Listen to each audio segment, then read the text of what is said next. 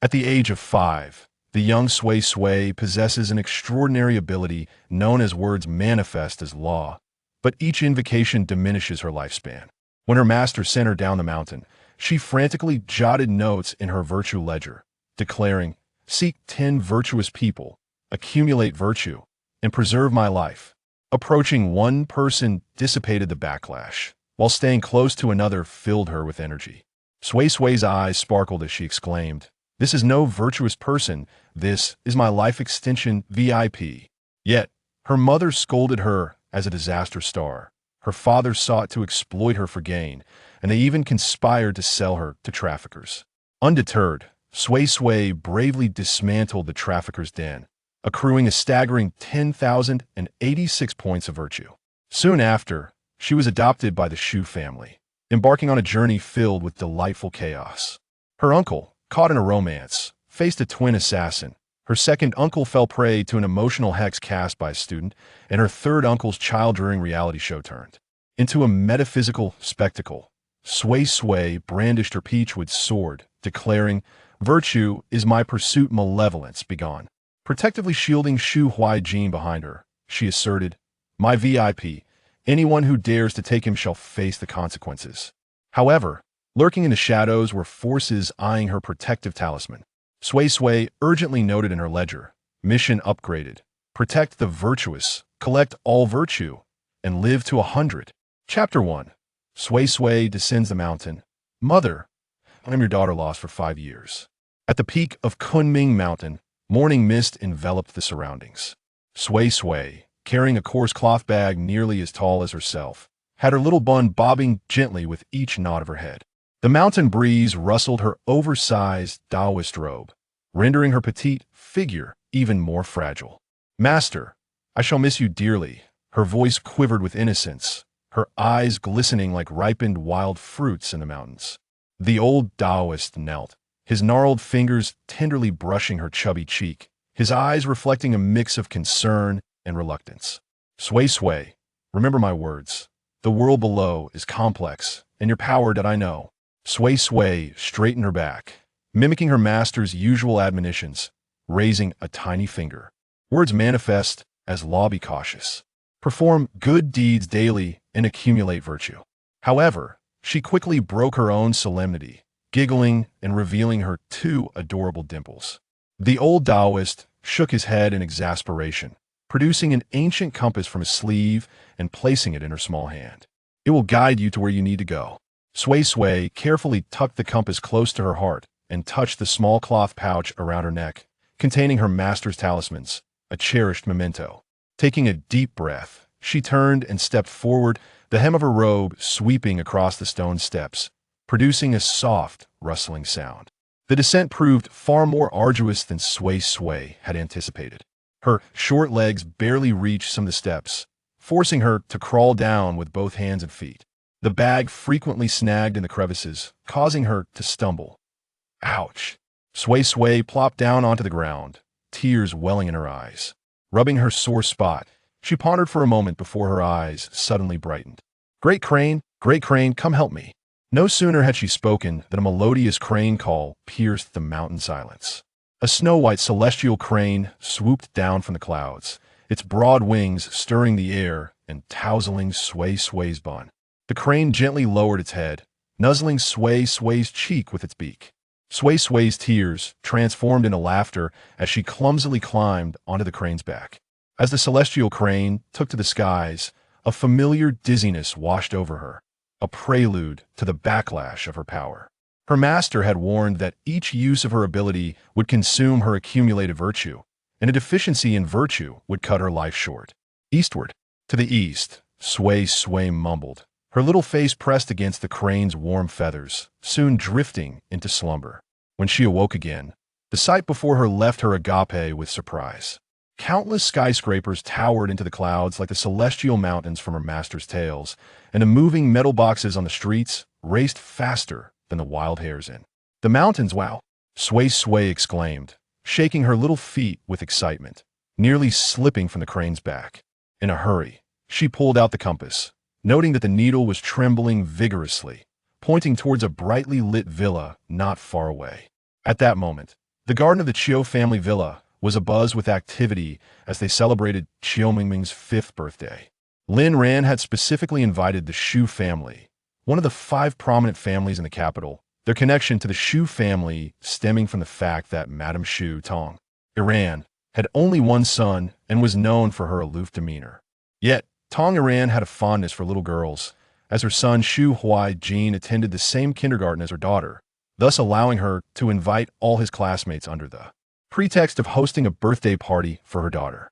The birthday celebration was adorned with colorful decorations, and a magnificent cake graced the open area. Crystal lights twinkled in the dusk, resembling a starry river, while the 3-tiered cake was embellished with exquisite sugar flowers. Chiu Mingming, clad in a poofy princess dress, wore a glimmering crown that sparkled under the lights. "Make a wish, darling," Lin Ran gently urged her daughter, her eyes filled with tenderness. Chiu Mingming closed her eyes, ready to speak, when suddenly, a clear crane call interrupted the night sky. All the guests looked up in astonishment, witnessing a gigantic white crane spiraling down, casting a vast shadow over the lawn. "Goodness, what is that? Is it a special effect performance? It looks like a child is on its back." Amidst the murmurs, the white crane gracefully descended. A little girl clad in an ill-fitting Taoist robe awkwardly slid down from the crane's back, her large bundle making her resemble a moving hill. Sui Sui patted the white crane in gratitude before taking out the compass for a careful comparison.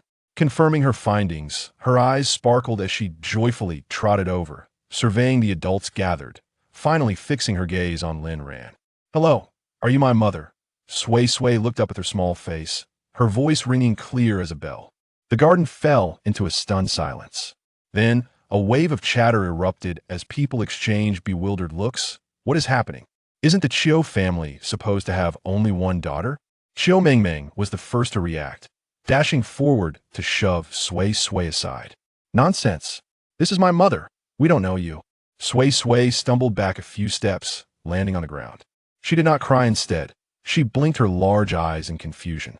"But the compass does not lie, and my feelings do not either," guests whispered among themselves, casting curious glances at the Chiu family.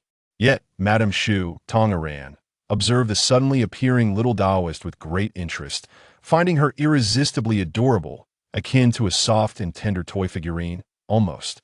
Yearning to kiss her.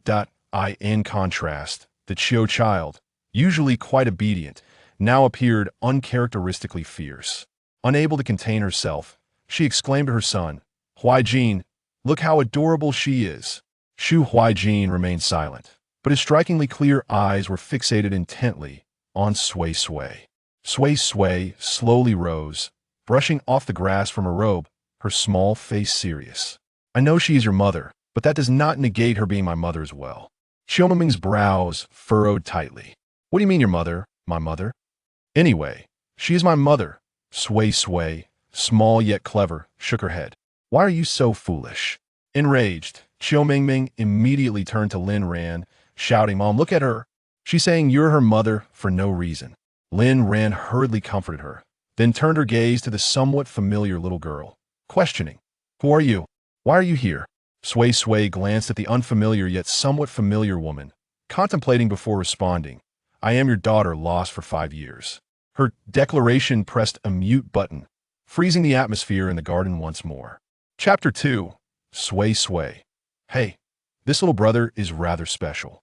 Lin Ran's complexion suddenly turned as pale as a ghost, as if a thought had struck her. Her eyes sharpened fiercely, and her voice became piercing. "Where did this wild child come from? Such a lack of upbringing." "I have a daughter, she's 5 years old this year, named Chiu Mingming." "And where did you spring from? So mysterious." Upon witnessing the woman's intense hostility, Sui Sui's previously cheerful mood plummeted. However, she did not feel particularly disheartened, for in her world, parents merely represented a symbol her master was the one who truly cherished her. Naturally optimistic and proactive, the mere thought of her master banished any sorrow over her parents' apparent neglect. Moreover, her descent from the mountain to seek her parents was at her master's behest, not her own desire. Were it not for her master's insistence, she would have preferred to remain on the mountain. With a shrug, she remarked, "All right, since you refuse to acknowledge my existence, then so be it. I have no desire for parents anyway. After saying this, she turned to leave. Tilting her bun, her eyes black and white were filled with confusion as she extended her short fingers, gesturing in front of Qiu Mengmeng. But she is 4 years old this year, why? Claim she is 5? Can't you adults even discern ages? The onlookers, initially bewildered, became even more perplexed. Among the guests, several doctors whispered to one another, noting that a child's bone age cannot be falsified. Birthdays can be fabricated, but growth and development are beyond deceit. Indeed, Qiu Mengmeng appeared more frail than the average 5-year-old. Yet, actual testing was necessary to ascertain the truth. A friend of Qiu Sinny could not help but poke at him. I say, Sinny, this girl bears a striking resemblance to your wife. Are you sure there's no relation? Qiu Sinny's expression darkened. This farce had utterly humiliated him. His friend's comment made him fixate on Sui Sui. With reddened eyes, he followed Sui Sui's gaze to Qiu Mengmeng, realizing for the first time that his daughter bore no resemblance to his wife. Simultaneously, when he turned his attention back to Sui Sui, he noticed a few similarities with his wife. This bizarre realization left him momentarily stunned, especially as his wife uncontrollably screamed, asserting that their daughter was only 5, not 4, and admonishing the child not to deceive. He found it increasingly absurd. His wife, typically cultured and graceful, how could she react so vehemently toward the child? Moreover, he was not the only one to sense something amiss. Several parents urged Lin Ran not to overreact. Children speak without filter, Mrs. Qiu. Do not take it too seriously. Indeed, it is merely a casual remark. Shouldn't you be more curious about how she calls you mother? And how she commands a great crane? Lin Ran forced a smile, suppressing her inner turmoil. This is simply due to the intrusion of an inexplicable person at Mengmeng's birthday party, hence my displeasure. I should not pay heed to her nonsense. I will have her removed immediately. Sui Sui grew irked. I am not speaking nonsense. You are my mother, and he is my father. She pointed at Qiu Sinny, then gestured towards Qiu Mengmeng. Her mother is you, but her father is not my father. Her little mouth articulated rapidly, and it took the crowd some time to comprehend her meaning. Tong Yuran's eyes widened in disbelief. The little girl implies that she is the true member of the Qiu family, and Qiu Mengmeng is the result of Mrs. Qiu's infidelity. My goodness, is attending a birthday party truly this exhilarating? The crowd reacted like startled rabbits, hopping about in astonishment. Only Lin Ran appeared as if struck by lightning, nearly fainting. She shrieked, "Someone, quickly expel this little wildling." At that moment, Qiu Sinny approached with a grim expression, stopping her. Wait, let her clarify. What do you mean by saying Qiu Mengmeng's mother is you, but her father is not me? Sui Sui peeked from behind him, her voice clear and sweet. Her father is him, I saw it. She pointed towards another man in a suit at the banquet, who happened to be Qiu Sinny's partner. Upon seeing Sui Sui finger directed at him, the man's face turned ashen, his grip on the wine glass nearly crushing it as he stammered, Sinny, don't listen to her nonsense. My relationship with your wife is purely platonic. Lin Ran quickly nodded. Yes, we have no relationship. You must not heed her claims. She glared fiercely at Sui Sui, wishing to see her thoroughly punished. Who knows where this wild child came from, creating chaos here, perhaps intentionally sowing discord between us. Sui Sui was displeased. She detested being labeled a wild child. She had love and care. I'm not a wild child, and I have not lied. Someone will soon call you to inform you that your daughter is not your daughter. The crowd could not help but whisper amongst themselves, finding the unfolding events utterly surreal. At that moment, Qiu Sinny's phone rang. It was a call from a private hospital. Upon answering, he inexplicably switched to speaker mode, and the caller stated that the family's health checks showed no issues, subtly mentioning that Qiu Mengmeng had an exceptionally rare blood type known as panda blood, which required attention. Yet, this brief statement caused Qiu Sinny's face to shift dramatically, leaving Lin Ran and his partner similarly pale. For both Lin Ran and Qiu Sinny had type B blood, making it impossible for them to have a child with such a blood type. Curiously, this rare blood type happened to belong to his partner. Most crucially, this private hospital was one he had just switched to this year, having previously utilized the one frequented by his partner. This year, on a whim, he had inexplicably changed. Unbeknownst to him, the truth had now been laid bare before them. Qiu Sinny, his face ashen, ended the call, while the others remained oblivious to the unfolding reality. only aware that the blood type seemed problematic. In the next moment, he slapped Lin Ran with great force. "You wretched woman! You dare to place a green hat upon me!" An oppressive silence enveloped the garden, followed promptly by shock among the guests. Good heavens, she truly had strayed. The scene spiraled into utter chaos. Xiao Mingming cried out in fright, while the partner attempted to escape but was cornered by other guests. Sui Sui stood at the epicenter of the storm, her small face suddenly drained of color as she felt a familiar dizziness. The price of using her words of power had arrived.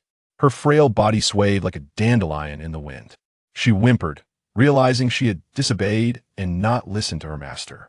Sui Sui looked up, her delicate face meeting Shu Huijin's contrasting eyes, his presence reminiscent of the spirit herbs on the mountain, pure and warm. Strangely, she no longer felt discomfort. A warm current spread from their point of contact throughout her body, miraculously alleviating her dizziness, restoring her vitality in an instant. Sui Sui thought, "This young man is truly extraordinary." Chapter 3. She only wanted her mother. What is wrong with that? Lin Ran staggered backward from the stinging slap, her meticulously styled curls clinging to her smeared makeup. Confronted by her husband's grotesque visage and the surrounding guests whispering and pointing, she covered her face with her hands, tears streaming down her cheeks, directing all her hatred towards Sui Sui. "You illegitimate child! Why don't you just die? Why do you even exist? Why must you ruin my life?" Lin Ran's voice sliced through the air like a poisoned dagger, creating a sharp rift above the garden. Her exquisite makeup had contorted, her eyes ablaze with mad fury, entirely devoid of her usual grace and composure. The guests collectively gasped, unable to fathom how Lin Ran could unleash such vicious words upon a child. Although Sui Sui's robe was somewhat faded from washing, it was tidy and clean, the evening glow casting a halo upon her. Her bun had become slightly disheveled due to the earlier chaos, strands of hair sticking to her sweaty forehead. In the face of Lin Ran's vitriol, she merely pressed her lips together, a flicker of hurt flashing in her stark black and white eyes, which quickly returned to their crystalline clarity. "I have told you I'm not an illegitimate child." Sui Sui's voice was soft yet remarkably resolute. "My master said I'm the most precious treasure in the world." Tong Iran stood nearby, unable to restrain herself from stepping forward. As a parent, she was acutely aware of the damage such verbal violence could inflict upon a child. Yet, to her astonishment, Sui Sui did not cry or wail. Instead, she took a deep breath, revealing a radiant smile. "It's all right." Sui Sui turned to the surrounding guests, her eyes crescent-shaped. "My master once said that those who insult others do so because of their own poor character. They are unwilling to accept their own shortcomings. Thus they vent their negative emotions onto those weaker than themselves.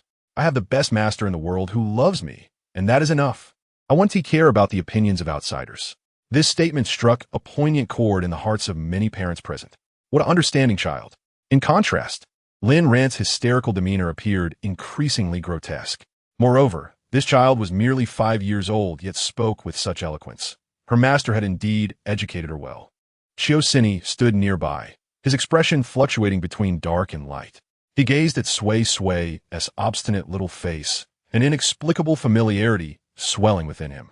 This child bore a resemblance to Lin Ran in her youth, yet she possessed an indescribable purity and resilience, akin to a stream untouched by the dust of the world. Yet, it was this very child who had shattered his once happy home. Chiosini did not blame Lin Ran for her infidelity. Instead, he resented the very existence of Sui Sui for ruining everything, a sentiment utterly devoid of reason. What a pitiful act. Lin Ran, incensed by Sui Sui's reaction, violently seized a champagne glass from the table and smashed it to the ground, glass shards scattering everywhere. "Is your wretched master the one who taught you to extort money? No upbringing. You are a little beast, and he is an old beast." Lin Ran's venomous words caused the attendees to frown in disapproval. "Do not insult my master." Sui Sui's eyes suddenly sparkled with an extraordinary brightness, as if ignited by 2 small flames. Her cherubic face brimmed with fury as she placed her hands on her hips, exuding formidable defiance. "You may dislike her, you may insult her, but you cannot insult the best master in the world. My master is the best person on earth. He teaches me to read and write, makes me osmanthus cakes, and holds me through the night when I am sick." Her voice trembled slightly, her small hands gripping the fabric of her clothing at her chest. What right do you have to insult him? Lin Ran staggered back slightly, taken aback by this sudden surge of intensity, but soon twisted her face into a cold smile. What? Did I strike a nerve? That kind of beggar. Enough. A child's innocent yet cutting voice rang out, and everyone turned to see Shu Huaijin, the only son of the Shu family, stepping protectively beside Sui Sui. Aunt Lin, do you not think you've gone too far? You were the one who strayed first. You were the one who abandoned her. Why do you so readily attribute all the blame to her? It is one thing to dislike her, but why unleash such vicious words upon her? Qiu Mingming is your daughter, and she is too. Why do you cherish Qiu Mingming as if she were a prized jewel, yet treat Sui Sui with such disdain? Shu Huaijin's cold, penetrating gaze fixed upon her, as if he could see into her very soul. Is it because you dislike her father? Is that why you also harbor animosity towards her? This statement jolted Qiu Sini, who had been seething with anger and blaming Sui Sui for his embarrassment. Indeed, this little brat speaks with reason.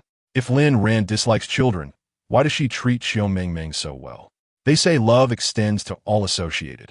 Is it because Qiu Mingming's biological father is his partner, Zhou Ming, that Lin Ran favors her more? Does this not imply that he cannot measure up to Zhou Ming? Qiu Sini exploded, losing control as he stepped forward to deliver another slap, leaving Lin Ran dazed. He gritted his teeth, veins bulging on his forehead. Enough. Do not bring me further disgrace. With so many people watching, how dare you attack a child? Divorce. I want a divorce, and for you to leave with nothing. Lin Ran clutched her face, her expression twisted. Divorce it is. I have long wished to part ways. With that, she shot a malevolent glare at Sui Sui, who was shielded by Shu Huaijin, and venomously exclaimed, No one wants you. You are just a discarded, illegitimate child. Ming Ming is my treasured jewel, while you shall forever remain discarded refuse. Lin Ran's voice pierced the air like a poisoned arrow, exploding in the garden. The guests collectively inhaled sharply, witnessing the once elegant noblewoman's twisted visage, now more grotesque than a demon. They watched as Lin Ran embraced the sobbing Qiu Mingming, her eyes red and puffy, gently soothing her with maternal affection. Meanwhile, Sui Sui stood quietly to the side, her silhouette lonely and pitiable, her small hand trembling slightly in Shu Huaijin's grasp. She tilted her face upwards, the evening glow casting fractured light in her clear eyes.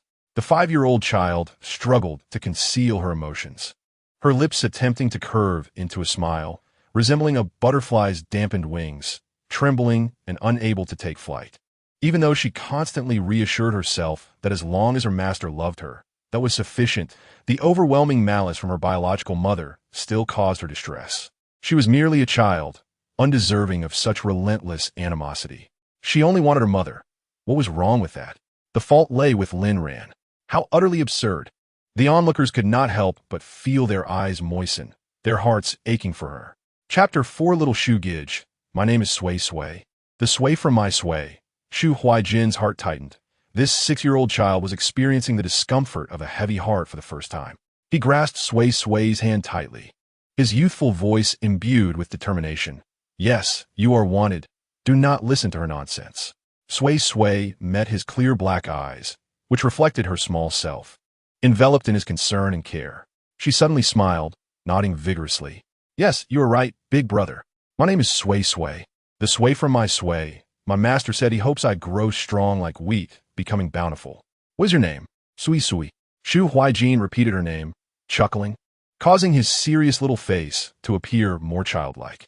It is a beautiful name, filled with hope like wheat. Your master loves you very much. Upon hearing this, Sui Sui's eyes sparkled with delight. Yes, yes, my master loves me.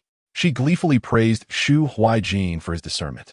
Unable to resist, Shu Huaijin reached out to gently tousle her fallen bun, his fingers weaving through her soft hair. I am Shu Huaijin. You can call me Little Shu Gij. I am 1 year older than you. Little Shu Gij. Sui Sui called out cheerfully. Shu Huaijin's eyes sparkled with delight as she spoke. Sui Sui. Sui Sui shook her head gently, allowing Shu Huaijin to clumsily retie her hair into a bun. Suddenly, a loud crash interrupted them as a cake tray smashed to the ground. Qiu Mingming stormed over like an angry little beast, her once pristine dress now in disarray. You're lying. Qiu Mingming's shrill voice pierced the twilight. Mama said you're a wild child. No one wants you, you were just trash. The guests were taken aback. This usually sweet and innocent little princess now bore a twisted expression akin to Lin Ran's. Lin Ran was also stunned, as she had intended to leave with her daughter Zhou Ming, but suddenly she saw that wild child and dashed over in a frenzy. Shu Huaiqin immediately stepped in front of her, displaying an unexpected maturity for a 6-year-old boy. Qiu Mingming, apologize. With swollen red eyes, Qiu Mingming eagerly pleaded, Brother Shu. She is a wild child. Don't play with her. Play with me instead, okay? She is unwanted. We shouldn't play with her. She believed that by saying this, Shu Huaiqin would abandon Sui Sui. Unbeknownst to her, her words only amplified the concerns about the Qiu family's upbringing. Sui Sui is not a wild child, nor is she an unwanted child. I want to allow you to speak of her that way. I'm not familiar with you, so do not call me Brother Shu. Shu Huaiqin's voice flowed like a clear mountain spring, dispelling the stagnant air in the garden. The 6-year-old boy opened his arms protectively in front of Sui Sui, and the cream smeared on his shirt sleeves made him appear less distant, yet the determination emanating from his obsidian eyes moved the adults present. Qiu Mingming's lips began to tremble. She glanced down at her soiled, puffy dress, which had once drawn envy from all the girls earlier that day, now resembling a rag.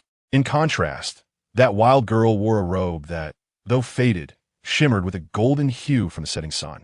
She is a wild child. She is a wild child. She is unwanted. Qiu Mingming erupted, her discontent pushing her to wish for Sui Sui's expulsion from her home. At that moment, Tong Yiran suddenly pushed through the crowd and rushed forward. Like a lioness protecting her cub, she stood between Sui Sui and Shu Huaiqin, her chest heaving. Who says this child is unwanted? Tong Yiran's voice was resolute as she bent down and embraced Sui Sui tightly. I want her. She turned to the stunned guests, her right hand unconsciously patting Sui Sui's back in a gesture meant to soothe an infant. We, the Shu family, want this child. An uproar ensued. The Shu family was one of the 5 great families of the capital, and, as the matriarch, Tong Yiran's declaration held as much weight as a sky-high bid at an auction. Lin Ran, feeling as though she had been stepped on, cried out sharply, Is Madame Shu out of her mind? This child has an unknown background. Silence. Tong Yiran's voice was as cold as ice, yet her gaze towards Sui Sui burned with intensity capable of melting steel. Lin Ran, you are unworthy of being a mother. Lin Ran's expression darkened as she glared at Sui Sui in Shu Huaiqin's arms. The clarity in those innocent eyes seemed to pierce through her very soul, igniting a frenzy of loathing within her. She despised Qiu Sini, and naturally, she held no affection for the daughter he had fathered. If it weren't for Qiu Sini's wealth, how could she have endured all this time? And now, this daughter, who should have perished, appeared before her, calling her mother and ruining her carefully constructed life. Why? Why did she have to show up? She should have died. She had already tossed her into the river. How could someone have saved her? The malice and disgust in Lin Ran's eyes were so thick and heavy that Sui Sui instinctively pressed her soft lips together. Is this what Master meant by having a shallow bond with one's parents? If they don't like Sui Sui, then Sui Sui doesn't like them either. Andy, Sui Sui is willing to go with you. The childish voice rang out as Sui Sui, without a shred of guilt, abandoned the mother who did not want her. Upon hearing this, Tong Yiran's smile had yet to fully form when Lin Ran's sharp voice cut through no. Her eyes brimmed with malice. This wretched girl has caused me so much misery. How could she live a good life with the Shu family? If anyone should, it should be my Ming. What qualifications does this wild child have? Sui Sui was abandoned at such a young age. I believe as her biological mother, you hold significant responsibility. Lin Ran's previously malicious demeanor froze, her face paling slightly as she dared not utter another word. If this were to be investigated, she might end up facing severe consequences. No, she needed to patch this hole. At the very least, she couldn't let Qiu Sini seize this opportunity. Meanwhile, Qiu Sini observed with a cold gaze, sneering softly. He would set aside Lin Ran's sordid affair with Zhou Ming for now, as he had plenty of time to address that. But Tong Yiran's newfound interest in his biological daughter sparked other ideas. After all, this was the Shu family. If he could forge a connection with them, his company would surely thrive. He must seize this opportunity to claim this seemingly inconsequential daughter.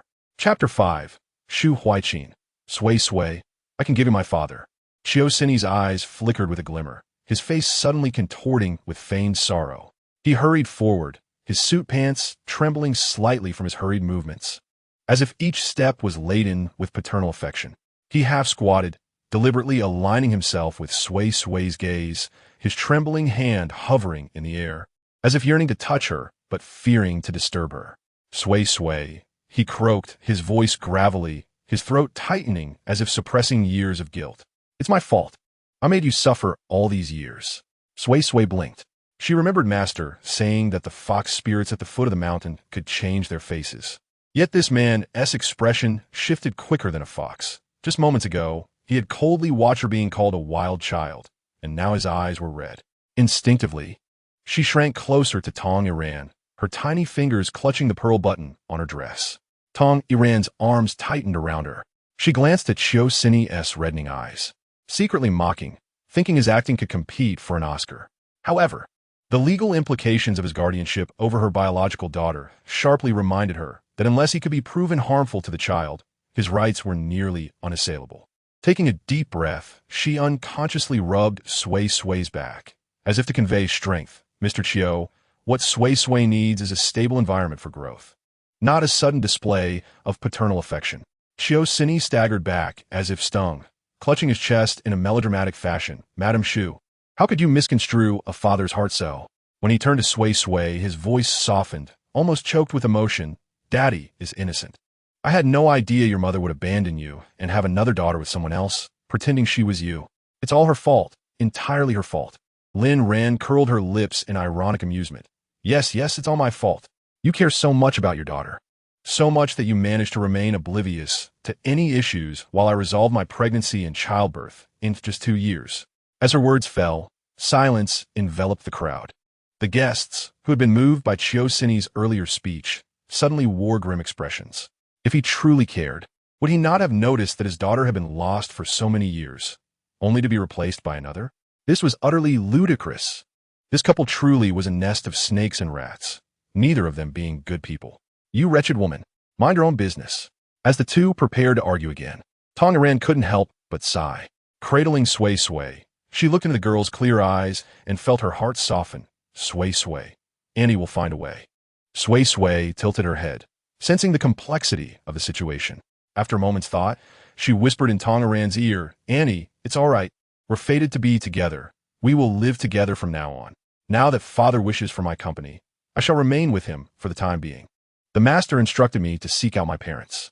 Although Sui Sui harbors a dislike for this father figure, she feels compelled to heed the master's words. The boy tilted his head back, his dark eyes shimmering with an astonishing brightness. Sui Sui, if you desire it, I can gift you my own father. Tong Iran could not help but chuckle at her son's antics. She longed to ruffle his hair, yet he evaded her touch. Alas, this unamusing child, how she preferred her sweet and soft daughter. Upon hearing Shuaijan's words, Suisui's expression shifted drastically. He immediately shook off Lin Ran and rushed forward, snatching Sui Sui from Tong Iran's embrace. His actions appeared urgent, yet he exerted just the right amount of force, exuding a fierce paternal love without causing Sui Sui any discomfort. No need, little Huai-Chin. Sui Sui already has a father, and that is me. If you cherish Sui Sui, then do visit her often. Sui Sui remained in his arms, her small face taut, neither struggling nor showing any inclination for affection. She simply stared at him silently, her clear eyes seemingly able to see through his facade. Suisui felt a shiver run down his spine under her gaze and quickly forced a more affectionate smile. Gently patting her back, Daddy will take good care of you from now on. Whatever you desire, Daddy will buy for you. Sui Sui blinked and suddenly spoke. Then can Daddy let me live with the master? Suisui's smile froze for a moment. The master? Which master? Given the girl's attire, could she have been raised by the mountain's Taoist priest after being lost? Yet he quickly adjusted his expression, feigning a sigh of regret. Sui Sui, I also wish for your master to come, but he is old and prefers the tranquility of the mountains, does he not? Daddy can take you to see him often. Sui Sui pursed her lips and fell silent. Tong Iran watched Suisui's performance with cold eyes, her heart filled with disdain. Internally, Suisui cursed while plastering a grateful expression on his face. Rest assured, Madam Shu, I will take excellent care of Sui Sui. Although the words were displeasing, They signified the Shu family's regard for the little girl, and Suisui felt a sense of pride. Lin Ran stood aside, her expression dark. She glared at Sui Sui, her eyes brimming with loathing and envy. Why should this illegitimate child receive the Shu family's attention? Why was her Meng Meng not worthy? Meng Meng was the true jewel of the family. Everyone was blind. She clenched her fists, her nails digging painfully into her palms. No, she could not allow this wretched girl to thrive. Shu Huaiqin stood beside his mother, his dark eyes fixed on Sui Sui in Suisuni's arms. Suddenly, he spoke. Sui Sui, I will come and play with you. Sui Sui beamed at him, yes. Little Shu Gij, I will wait for you. Suisuni's heart soared with joy, feeling increasingly that acquiring this little girl was a tremendous fortune. However, if only she were a boy, that would have been even more advantageous. Alas, she was but a girl. Still, if she grew up to marry into the Shu family, would that not be an extraordinary gain? Even if she could not marry. With Tong Yuan so fond of her, they could have her recognize the other as a godmother, elevating her status significantly. Then various resources would be readily available. Suisui was immensely pleased. Although this birthday party had been a source of embarrassment, with Sui Sui present, those people would still regard him as they always had. Chapter 6, Sui Sui. The communication talisman is far superior to little Shu Gij's children's watch. He indicated that he had family matters to attend to next, and the crowd understood his implication, though it was regrettable that they would miss out on the remaining gossip. However, today's tale was sufficient for them to relish. Before departing, Shu Huaiqin pondered for a moment, then removed his children's watch, saying, Sui Sui, this is for you. Sui Sui blinked her innocent eyes, curiously examining the watch. She had never encountered such items on a mountain. What is this? Shu Huaiqin knelt down to fasten the watch on his Suisui's wrist, patiently instructing her on its use. Sui Sui tilted her head, intrigued, as she poked the screen, her eyes sparkling. Can this really help me find little Shu Gij anytime? Yes, Shu Huaiqin nodded. As long as you press this button, you can call me. But right now, this watch contains my parents' phone numbers. Once I get a new children's watch, I will give you my number. Sui Sui blinked, understanding, but suddenly revealed a mischievous smile. She rummaged through her large bag and produced a stack of yellow paper talismans, presenting them to Shu Huaiqin. Then this is for you. Shu Huaiqin was taken aback. What is this? Communication talismans. Sui Sui proclaimed proudly, puffing out her small chest. They are much more convenient than your watch. Just tier 1, and you can talk directly to me. No need for charging or signals. Shu Huaiqin was speechless. Tong Yuan was equally astonished, gazing at the stack of yellow talismans, which bore intricate patterns drawn in cinnabar. At first glance, they resembled a child's doodles. But upon closer inspection, they exuded an inexplicable sense of mystery. Sui Sui's eyes twinkled as she smiled. I drew these. They work wonderfully. The master said, I have a talent for drawing talismans.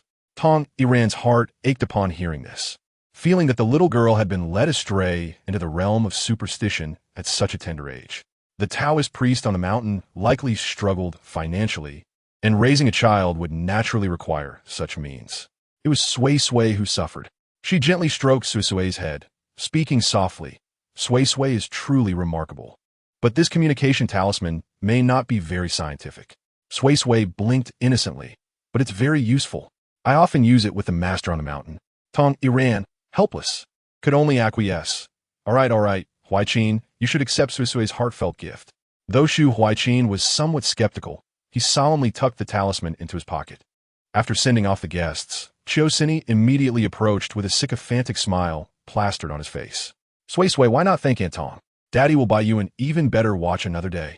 Sui Sui responded with a perfunctory not even granting him a glance. Suisui was not offended. Instead, he grew more enthusiastic as he addressed Tong Yuan. Madam Shu, I truly appreciate your help today. I will be sure to visit and express my gratitude another time. Tong Yuan replied coolly. No need. Sui Sui is a good child. We merely lend a helping hand. With that, she took Shu Huaiqin's hand and prepared to leave.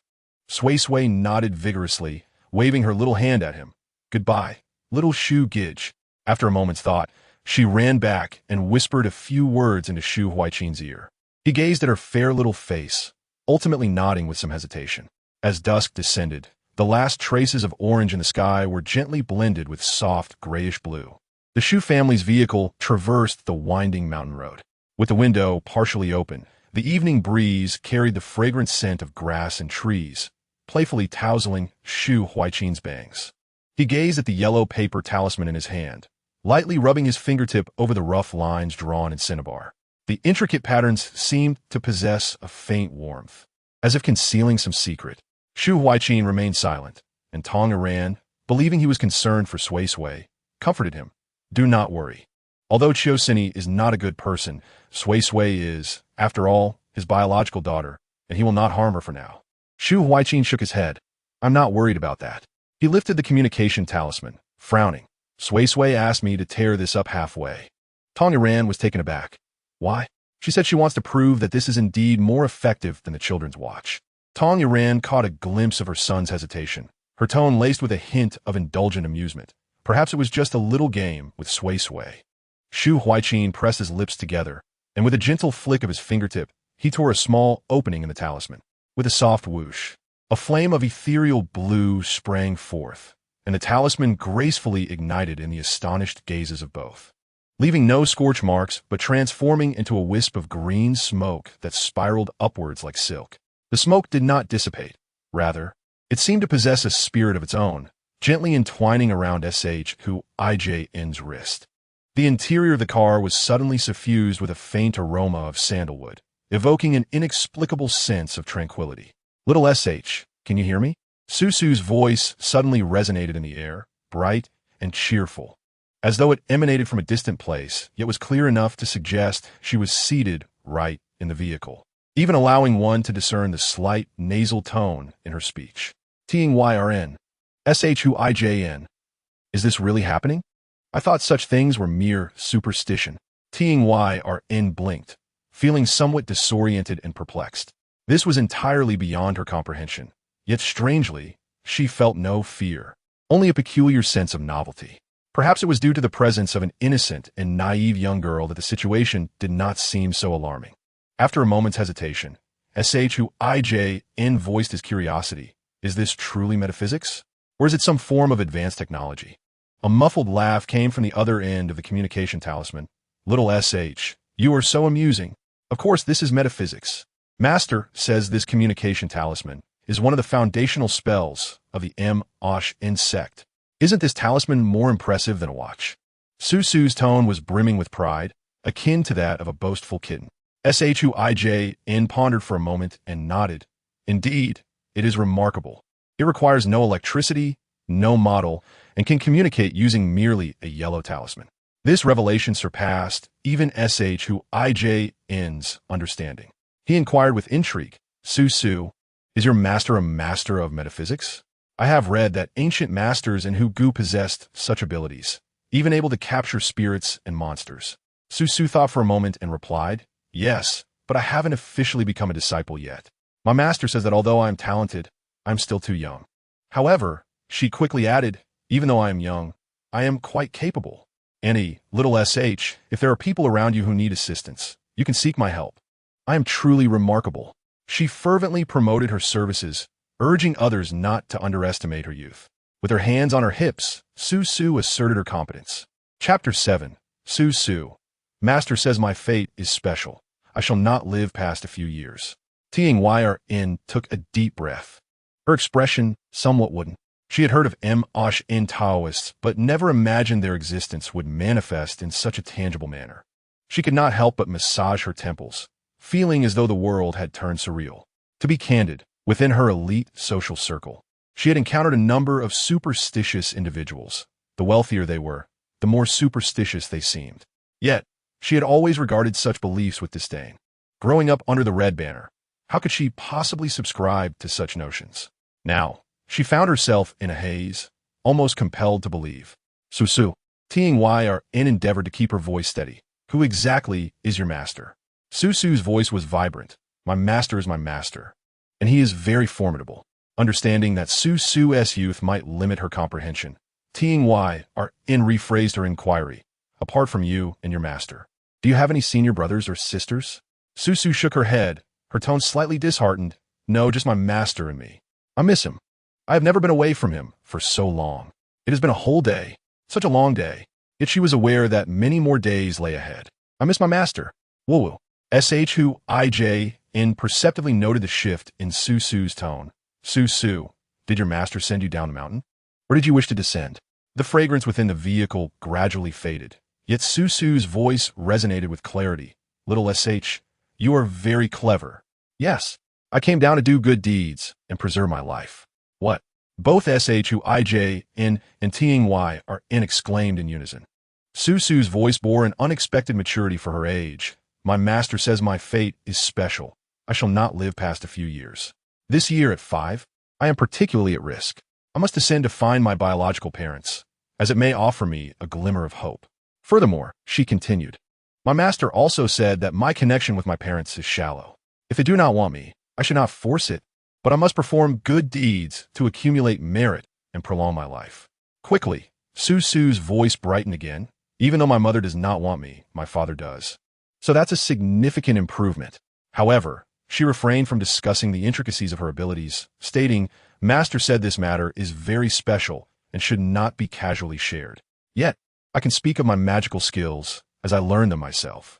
N's mouth opened in disbelief, finding the conversation utterly absurd.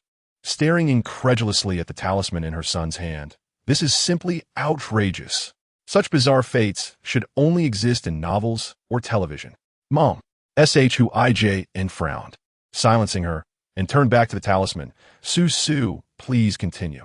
It may sound unbelievable. Suisu's voice was tinged with a hint of grievance, but it is true. Master says I do not have much time left, so I must descend the mountain. Shui recalled the purity reflected in Suisu's eyes, devoid of any impurities, and suddenly thought that perhaps this was not a mere fabrication. He gently asked, how do you plan to accumulate merit? By helping others avert disasters and alleviate difficulties. Suisu's voice immediately regained its cheerfulness, exorcising evil, invoking blessings, viewing feng shui, and calculating destinies. Any act that aids others counts.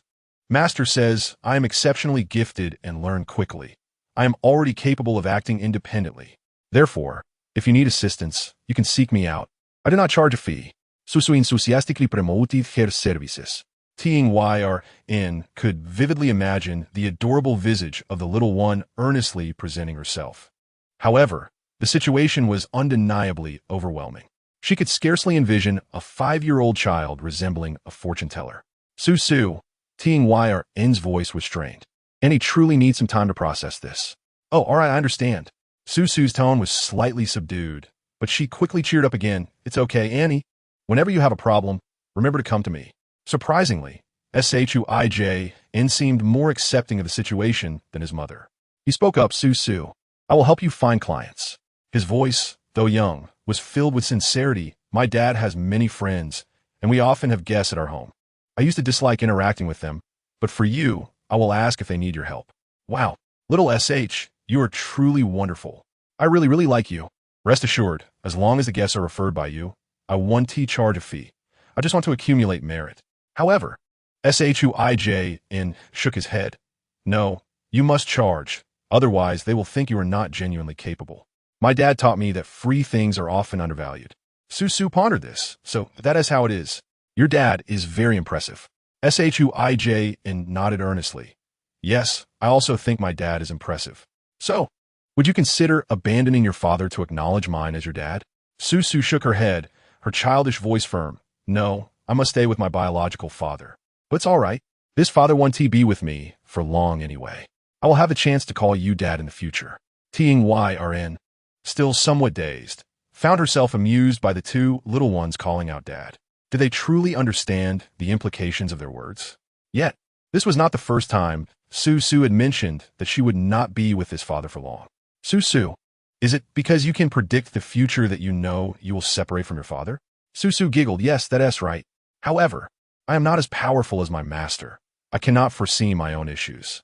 Master said that one can predict others, but not oneself, and that might be the reason. However, Suisui is able to perceive the flaws in her father. Thus, it is certain that she will not remain with him for long. Shu Huijin promptly responded, very well. Suisui, await my good news, as I shall await yours. Little brother Shu, do remember to come and play with me. In less than 3 seconds. The two could no longer hear Suisui's voice, indicating that she had departed. Witnessing this scene, Tong Iran murmured, "This little one truly possesses remarkable abilities that exceed my expectations." Shu Huijin quickly replied, "Then, mother, please assist Sui Sui." Tong Iran gently patted his head. This time, Shu Huijin did not shy away, but gazed at her with his deep, dark eyes filled with a plea. Tong Iran pressed her lips together and sighed. "Very well, I will heed your request, if Sui Sui is indeed that impressive." Without hesitation, Shu Huijin nodded. "Of course, Sui Sui is extraordinary, mother, did you not see?" Ting Y or N wished to express that this was not the same. What just transpired was merely a talisman. The true art of fortune-telling, face-reading, and feng shui is far more intricate than a mere piece of paper. Although she had not personally engaged with such practices, she was well aware that if it were so simple, there would not be so many individuals labeled as charlatans.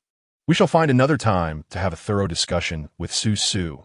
If this truly pertains to her life, we must offer our assistance.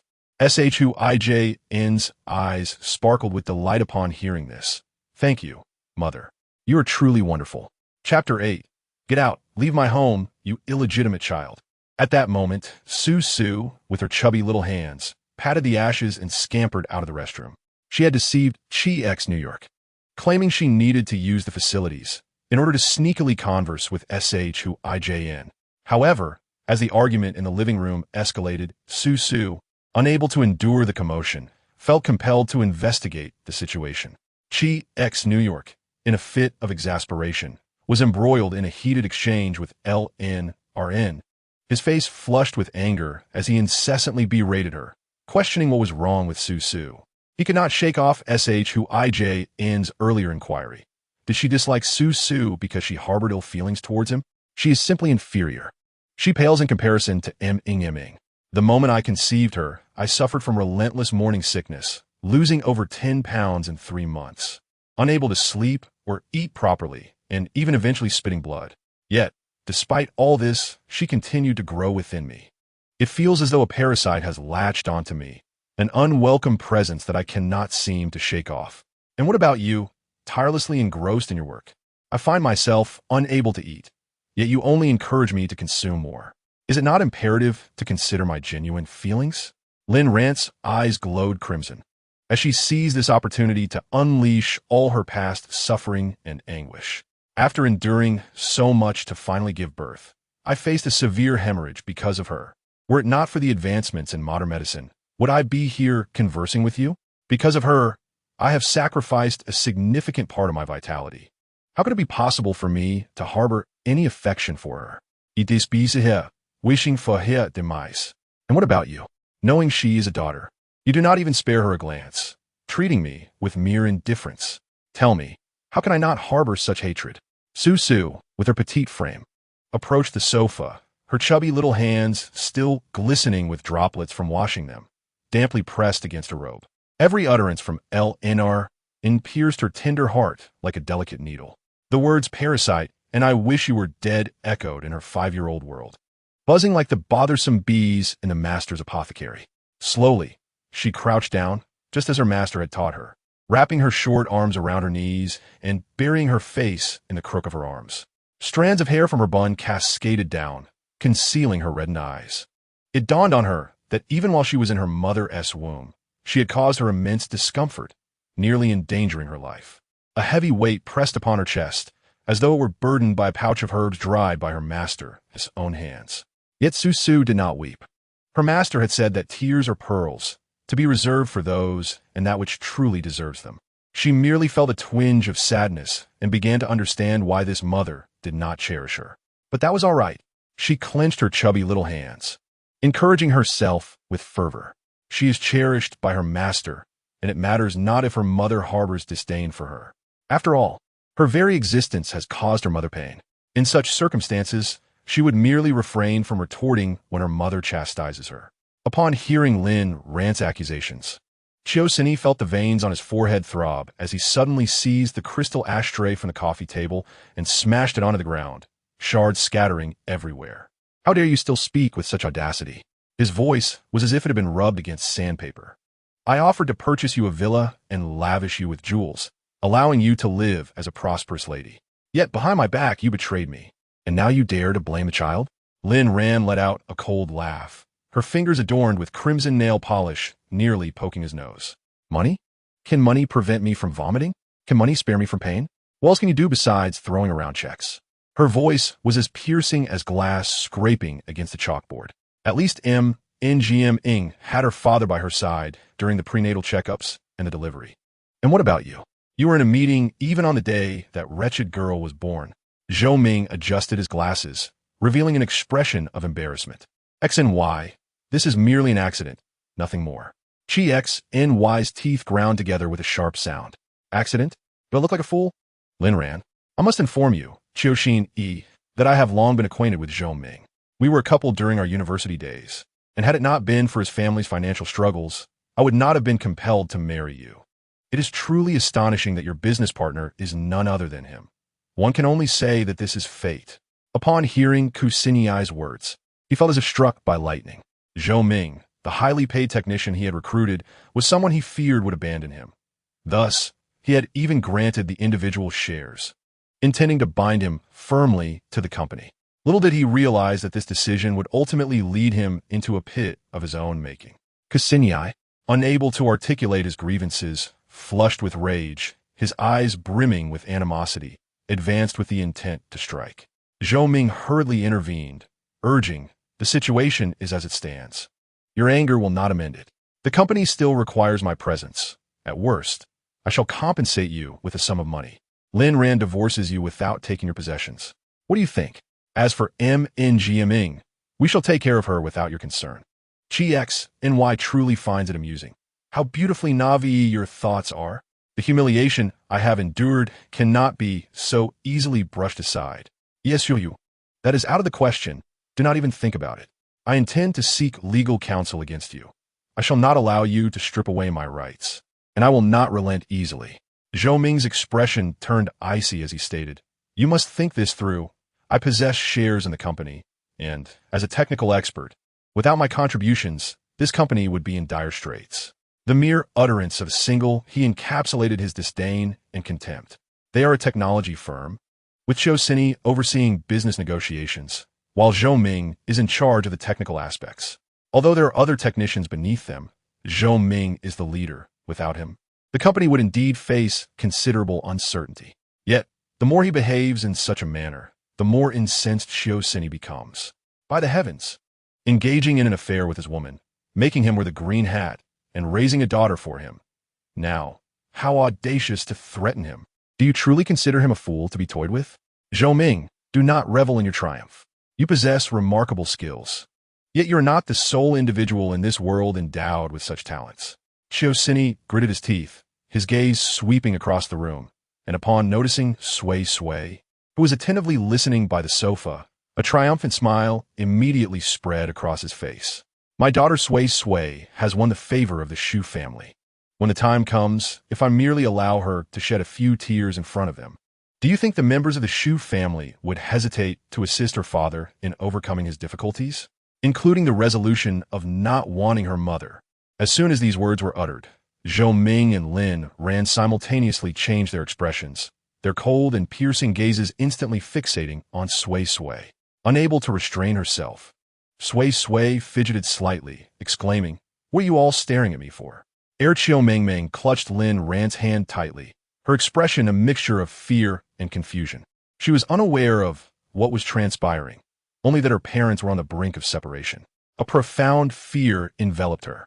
Why were her father and mother parting ways? Could it be due to the presence of that illegitimate child who appeared today, especially when father referred to that wild child as his daughter? No. She is undeniably his precious daughter. How could that wild child possibly be worthy? Upon reaching this conclusion, she stormed forward in a fit of rage, shouting vehemently, "Get out! Leave my home, you wretched spawn!" Sui Sui wondered, what madness has overtaken her this time? Chapter 9, Little Bastard. It would be best for your pretentious master to make an early appearance. In Xiaoming's eyes, two small flames flickered as she gazed at Sui Sui's fair little face. Suddenly, she recalled the words of her kindergarten teacher, stating that only wild children lack a father. Now, this illegitimate child actually dared to usurp her father. It is precisely because of her that my parents are destined to part ways. The blame rests solely upon her. The more she contemplated, the angrier she became. In a fit of fury, she charged forward once more, her chubby little hand clenched into a fist, forcefully thrusting it towards Sui Sui's chest. "Get out! This is my home." Xiao Mingming's sharp and piercing voice pierced through the air. Sui Sui, taken by surprise, stumbled backward, her back colliding with the antique shelf with a thud. A celadone vase wobbled twice before shattering into several pieces upon hitting the ground. "Mingming!" Lin Ran exclaimed in surprise and hurried forward, her gaze instantly freezing upon Sui Sui. "You little brat, do not bully Mingming." Sui Sui got up and met Lin Ran's eyes, filled with pure disdain, and pressed her lips together. Chiosini's forehead throbbed with veins. "Lin Ran, are you blind?" "It's obviously." "Dad, don't interfere." Suisui suddenly spoke up, her small hand clenched into a fist at her side. It was her first time interrupting an adult, her voice still carrying a hint of childish innocence, yet remarkably clear. As she gazed at Ng's advancing figure, memories of the small grappling techniques taught by her master surfaced in her mind. When Ng tugged at her hair, Suisui did not cry. She stepped back with her left foot, deftly twisting the opponent's wrist with her right hand, employing the technique her master had described for dealing with wild creatures. With a yelp, Ng released her grip and fell onto the cashmere carpet. That naughty girl had truly turned the tables. Lin Ran's high heels clicked sharply against the shattered porcelain, and she raised her hand, poised to strike Sui Sui across the face. Her crimson nails glistened under the light, resembling 5 streaks of blood. Indeed, she was the wild offspring nurtured within the confines of the temple. Sui Sui tilted her face upward, refusing to evade. "Mama." Sui Sui's voice was soft. "I shall not argue with you." She cast a glance downward at Xiao Mingming, who was stubbornly tugging at her pant leg. "But if she strikes me, I shall retaliate." Lin Ran's hand remained suspended in midair. The stark contrast of the little girl's eyes reminded her of the blinding surgical lights in the delivery room, and an overwhelming sense of terror, suffused with the scent of blood, surged forth. She swiftly scooped up Xiao Mingming, her nails nearly digging into her daughter's shoulder. "Zhou Ming, are you merely observing this little rascal bullying Mingming?"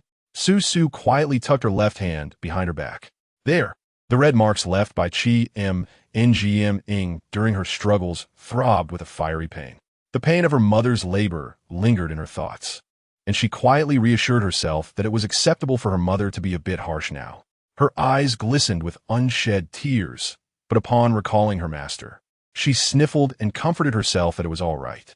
Suddenly, New York stepped forward, his voice sharp and chilling, as if laced with shards of glass. "Good. Very good." He gently lifted Sui Sui, the little girl's damp robe brushing against his tailored suit. "Did you see Zhou Ming? My daughter, even after spending 5 years in the temple, possesses more refinement than your daughter ever could. One understands the importance of refraining from contradicting one's parents. Yet one shall not allow oneself to be subjected to bullying." Zhou Ming's expression is somewhat contorted. Is this what one refers to as upbringing? His disdainful gaze swept over Sui Sui's delicate, fair visage, and he scoffed, "A mere mountain dweller who may not have even attended school dares to lecture me on refinement?" Cease the self-deception.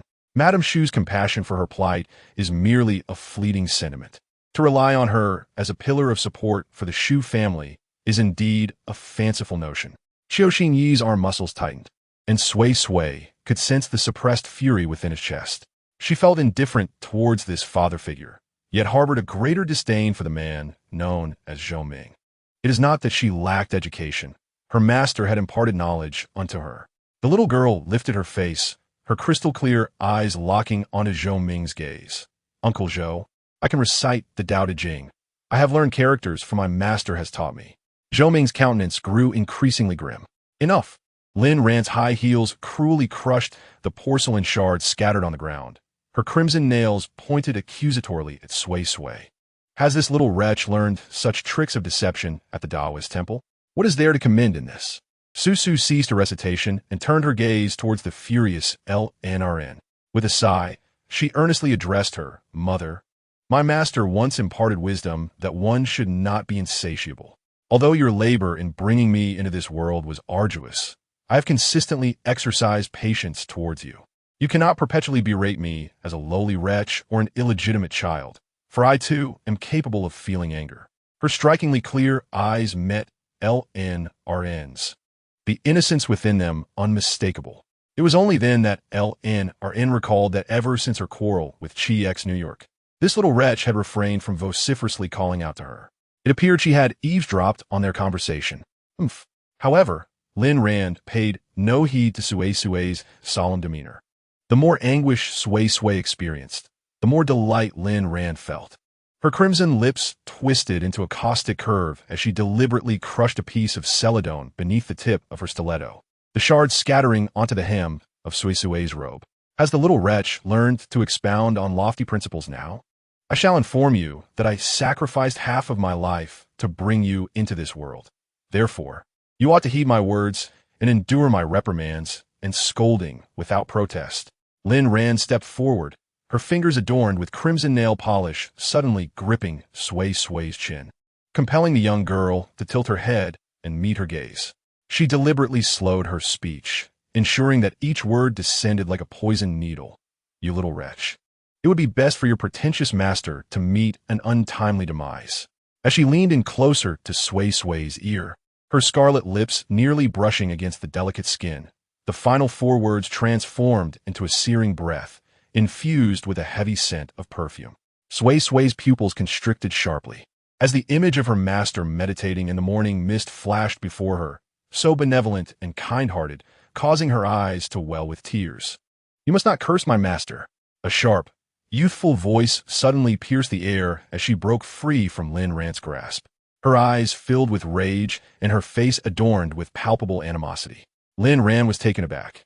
It was the first time he had witnessed such fury from this little wretch. Indeed, this master was truly her Achilles' heel. Thus, your master is on the verge of death, on the brink of demise. Malicious words burrowed into Suisui's mind, causing her to weep uncontrollably, tears cascading down like loose beads from a broken string, soaking her robe. She cried in despair, feeling as if the entire world had forsaken her. Her small frame trembled, akin to a leaf swaying in a tempest, on the verge of being swept away. Chapter 10. The Law Follows the Word. Lin Rand became mute. Shiosini gazed at his daughter, who was sobbing desperately for breath. Even though he felt little for her, a pang of sorrow pierced his heart at that moment. He looked at Lin Rand, his eyes filled with rage and disappointment. He had never anticipated that Lin Rand could be so merciless, so cruel, as to utter such words before his daughter. She is but 5 years old. Why utter such words in her presence? What compels one to provoke her? Does she harbor such intense disdain for him, to the extent that it manifests as profound animosity towards Sui Sui as well? Gazing at her tear-streaked visage, Lin Rand felt a significant weight lift from his heart, replaced by a profound sense of satisfaction and delight. Yet, this was not sufficient for her. She yearned to part her lips and continue her vitriolic tirade. Silence! Silence! Silence! I command you to be silent. Sui Sui suddenly erupted, akin to a volcanic explosion. She stood upright, her petite frame taut like a bowstring, emitting a piercing sound. Her gaze was filled with animosity towards Lin Rand, a depth of hatred that only a 5-year-old could possess, an intricately woven tapestry of emotions. While her mother might harbor disdain for her, why must she curse her master? No one, under any circumstances, is permitted to harm the Shifu. She resolutely forbids it. She will not allow her mother to inflict any harm upon the Shifu, for he is the finest master in the entire world. Lin Rand's mouth hung agape, her fingers adorned with vibrant crimson nail polish, still suspended in midair. Suddenly, she realized that her vocal cords felt as though they had been encased in cement, rendering her utterly incapable of producing even the faintest sound, no matter how hard she strained. Terror crept across her face, and the meticulously drawn eyeliner was stretched to its limits by her widened eyes, resembling 2 grotesque centipedes. Why could she not utter a single word? N resembled a mute, only able to emit sounds of distress. In a state of terror, she pointed to her throat, seeking assistance from Zhu Ming, with a look of bewilderment, stepped forward and inquired, "What is the matter? Surely, you're not intimidated by that girl, are you?" Her outburst just now was indeed quite astonishing. I am utterly speechless. I am utterly speechless. Lin Rand was overwhelmed with despair. Her attempts to articulate her thoughts emerged as mere incoherent cries, instilling in her a sense of urgency and fury, while her heart raced with profound trepidation. Desperately, she opened her mouth, and as her fingertips grazed her violently trembling Adam's apple, her nails left behind a series of crimson streaks, which appeared rather alarming. She hurriedly approached, grasping the collar of Zhou Ming's suit, her nails scraping against his silk tie, leaving delicate threads in their wake. It was only then that Zhou Ming became aware of the gravity of the situation, anxiously patting her back and inquiring, "What is it? Are you caught on something?" Suisui observed this peculiar scene and scoffed, "You deserve it. Your sharp tongue has brought this upon you, cursing others. The teachings of Buddhism assert that calamities arise from one's words. Your heart is excessively malevolent, and even the heavens can no longer tolerate it." Lin Ran, upon hearing his biting sarcasm, cast a fiery gaze in his direction, emitting a series of hissing sounds, the meaning of which remained elusive. Zhou Ming hurriedly supported her frail form, insisting, "Let's head to the hospital. I shall take you there."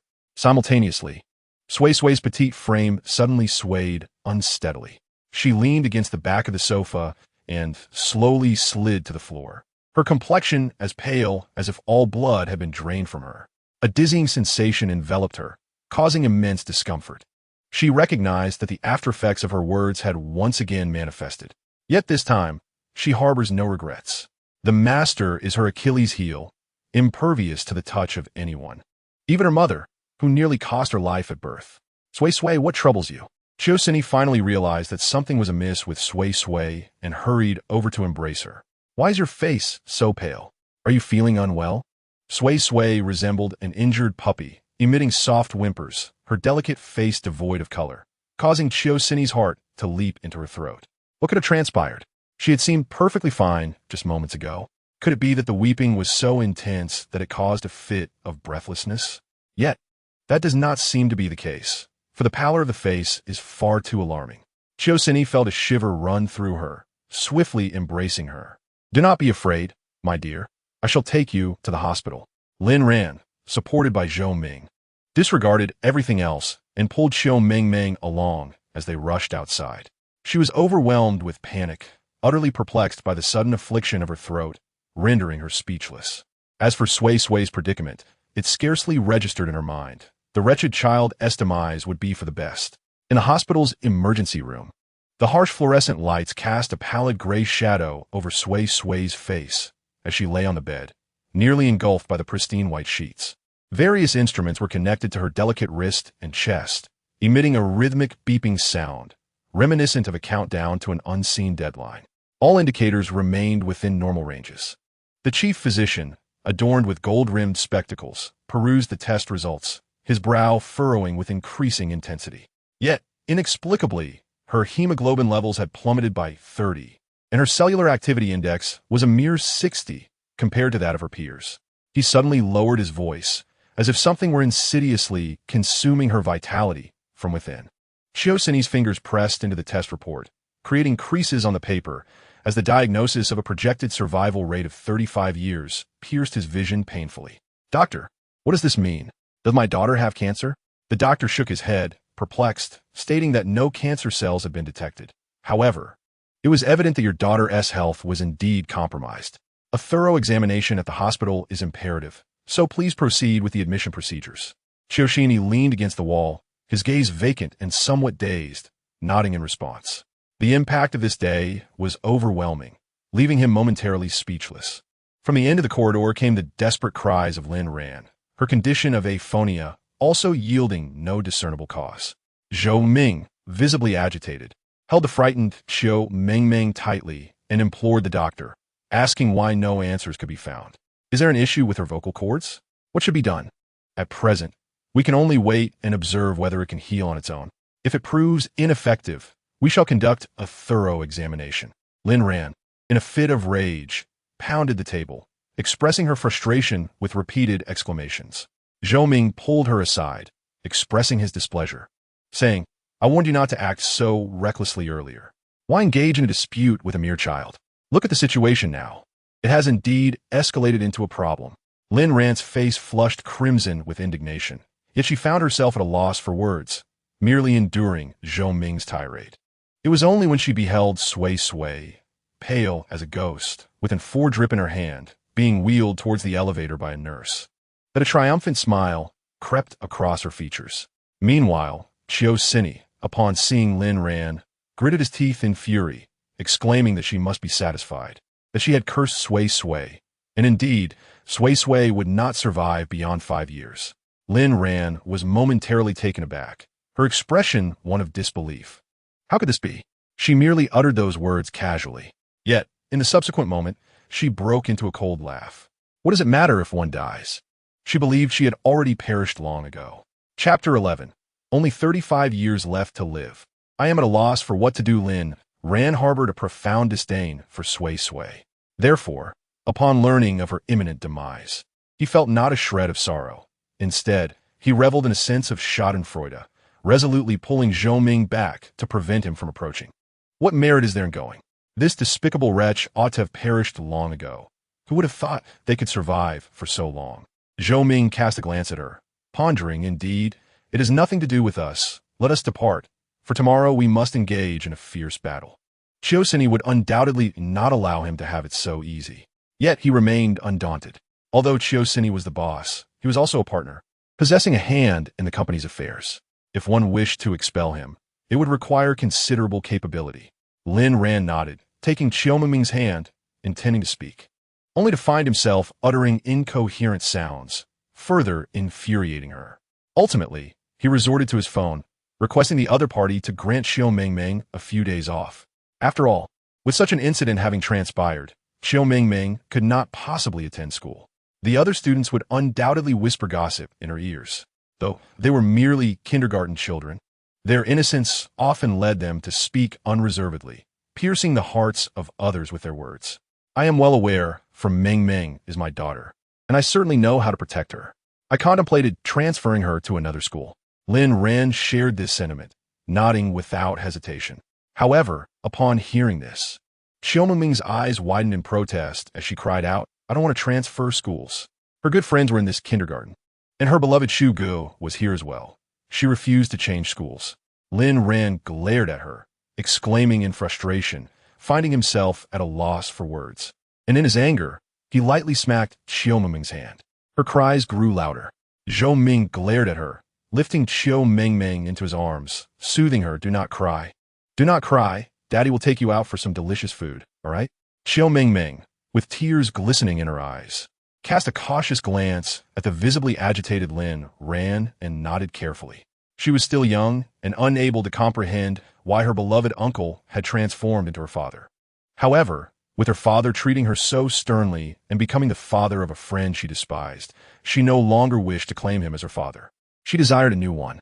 Meanwhile, Suisui was overwhelmed as he looked at Sui Sui lying on the hospital bed.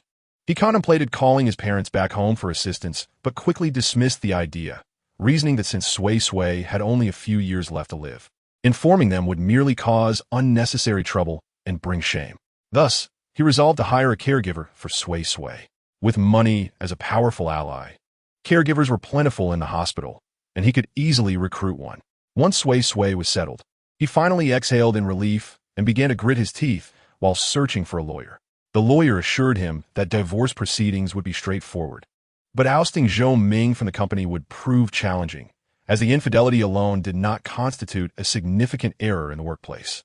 Suisui ground his teeth in frustration. Perched on a stool, his eyes sweeping around until they landed on Sui Sui, and a spark of realization ignited within him. How could he have forgotten? He still had a precious treasure in his midst. Given the gravity of the situation involving Sui Sui, how could he refrain from expressing a word to the Shujia family? If they were to learn of Suisui's misfortune and the grim prognosis of her survival for no more than 3 to 5 years, their disdain for Lin Ran and Zhou Ming, the two principal culprits, would undoubtedly be profound. At that moment, should he beseech with a sorrowful countenance, he would surely manage to expel Zhou Ming from the company. With this thought in mind, he was poised to make a call, only to realize that he did not possess Tong Yiran's phone number. However, Suisui's wrist bore a children's watch, a gift from Shu Huijin. Suisui chuckled lightly and, without hesitation, operated the children's watch to dial the number. Hello, Sui Sui. On the other end of the line, Tongaran was having dinner with Shu Huijin, as they were both quite hungry after the earlier commotion. "Are you looking for Xiao Shuge?" In but a fleeting moment, the anxious and despondent voice of Chiu Sini resonated. "Madam Shu, it is I, the father of Sui Sui. Sui Sui has been hospitalized." "What?" Tongaran was suddenly taken aback. What had transpired? Why was she hospitalized without any apparent reason? "Which hospital are you at? We will rush over immediately." Upon hearing the other party's anxious intent to hurry, Chiu Sini felt an increasing sense of satisfaction, though his voice remained laden with concern. He provided an address and sighed heavily, lamenting his shortcomings as a father. "Sui Sui's doctor has informed me that she has only a few years left to live." As his words hung in the air, Tong Iran's heart trembled, involuntarily recalling what Sui Sui had just said about descending the mountain to preserve her own life. Her gaze unconsciously met Shu Huijin's, whose small face was etched with worry. She had already set down her chopsticks, preparing to rise and head to the hospital. "We will arrive shortly. We can discuss further details of the hospital." After speaking, Tong Iran swiftly ushered Shu Huijin into the car.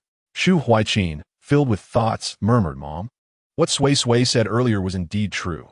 She really does not have much time left. We must help her." Tong Iran, equally burdened with concern, gently stroked Shu Huijin's head, waiting to hear what the doctor would say upon their arrival at the hospital. As they hurried through the sterile corridors, the acrid scent of disinfectant assaulted their senses, while the harsh glare of fluorescent lights cast a cold illumination, making Chiu Sini's figure appear particularly anxious. Without waiting for him to finish speaking, the petite figure of Shu Huijin dashed into the ward. On the hospital bed, Sui Sui lay still as a porcelain doll. Her pallid face nestled into the pillow, her breaths faint and shallow. An intravenous drip was inserted into the back of her hand, the clear liquid dripping slowly, seemingly counting down the fleeting moments of her life. Shu Huijin felt her eyes welling with tears as she cautiously approached the bedside, delicately taking the cold little hand in hers. "Sui Sui," she whispered softly, her fingertips tracing the faint blue veins on the back of the girl's hand. How could it be that just at Chiu's home, she had been full of life, yet now lay on the hospital bed like a broken doll, silent and still? "Suisui, awaken from your slumber. I shall seek assistance on your behalf. I will ensure your survival, so please do not succumb." Shuijin's voice trembled with emotion, her cherubic face marred by sorrow. Tyr stood at the threshold, observing her son's quaking shoulders, her heart heavy with unspoken anguish. Ny, standing nearby, rubbed his hands together, his tone laden with gravity. The physician expressed bewilderment. All indicators fall within normal parameters, yet cellular vitality languishes at a mere 60% of that typical for his peers, and it continues to decline. While it is not cancer, the cause remains elusive. He exhaled deeply, lamenting that there are only 35 years left to live, leaving me at a loss for what to do.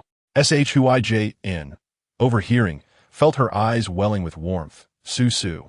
Tyr gazed upon the child's pallid visage, her heart aching with a dull, profound sorrow, realizing the grim reality before them. The child Suisui is indeed remarkable, yet burdened by fate. Chapter 12. Is that little brother Shu truly the great benefactor of the 10 generations? At that moment, Shuijin suddenly sensed a gentle movement of fingers within his palm. He abruptly lifted his gaze, meeting the slowly opening eyes of Sui Sui. Her dark orbs resembling water-soaked glass, clear yet fragile, imbued with a hint of mirth. "Little Shuhua, I dreamt you were calling me," she spoke faintly, her voice as delicate as a whispering breeze. The room fell into an immediate silence. Chiu Sini stared wide-eyed, and even Tong Iran held her breath. However, Shuijin smiled, tears finally cascading down, landing on their clasped hands. "Yes, it was me calling you. I will save you. I am certain I can," he declared. Sui Sui's eyes curved with a charming glimmer. "I know. It is because you little Shuhua are here that I have awakened." Her consciousness had been submerged in a murky darkness, as if ensnared by a heavy mist. Her limbs felt leaden. Even the act of breathing had become a struggle. Today, she had already invoked her ability twice. Each use drained her vitality. This time, the backlash was particularly intense, as though invisible hands were constricting her organs, and her blood felt as if tiny needles were coursing through it, rendering her incapable of even a groan. In the abyss of darkness, time lost its meaning, and she could not discern whether she was alive or had already plummeted into the depths of death, until that warm little hand grasped hers. Shuaijan's palm met her fingertips, and a peculiar warmth began to flow through her veins, akin to the gentle streams of spring, softly washing away her pain. The warmth was not scalding, yet it bore a certain pure strength, gradually dispelling the shadows enveloping her soul. It was little Shuhua. In the midst of chaos, she vaguely recognized this, instinctively yearning to seize that thread of life. His breath was clean and steady, reminiscent of the clearest winds in the mountains, drawing her irresistibly closer. "He is calling me." Shuaijan's voice pierced through the darkness like a beam of light, guiding her to break free from her bindings. She concentrated fiercely, and finally, her eyelashes fluttered, her eyes slowly opening. The first sight that met her was his reddened eyes, brimming with suppressed tears. "Little Shuhua, thank you," she uttered faintly, her voice barely audible, yet her lips curled into a slight smile. "Fool," he choked out, yet firmly gripped her hand, reiterating, "I will save you. I am certain I can." Sui Sui gazed at him, a gentle smile blooming in her eyes. She understood he spoke the truth, for at the moment his touch graced her. The vitality that had been extinguished within her began to miraculously revive. Apart from the previous instance, she once again experienced the marvel that was Shuaijan.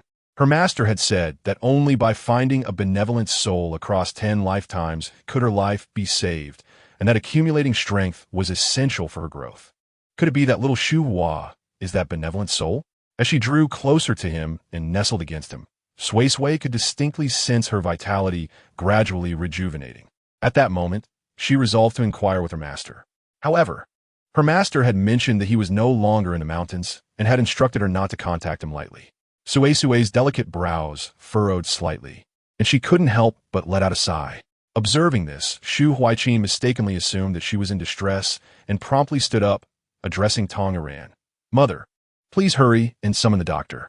Tong Iran immediately approached and pressed the bell above the hospital bed, then turned to Sui Sui with genuine concern. "Sui Sui, how are you feeling?" Suisui beamed at her with a sweet smile. "Annie, I feel much better, thanks to Xiao Sh Gij." Ting Y found it rather peculiar. What connection could there be with her son? Chiu Sini stood on the other side of the hospital bed, her expression resembling a toppled pallet of emotions, shock, calculation, and ultimately crystallizing into an exaggerated concern.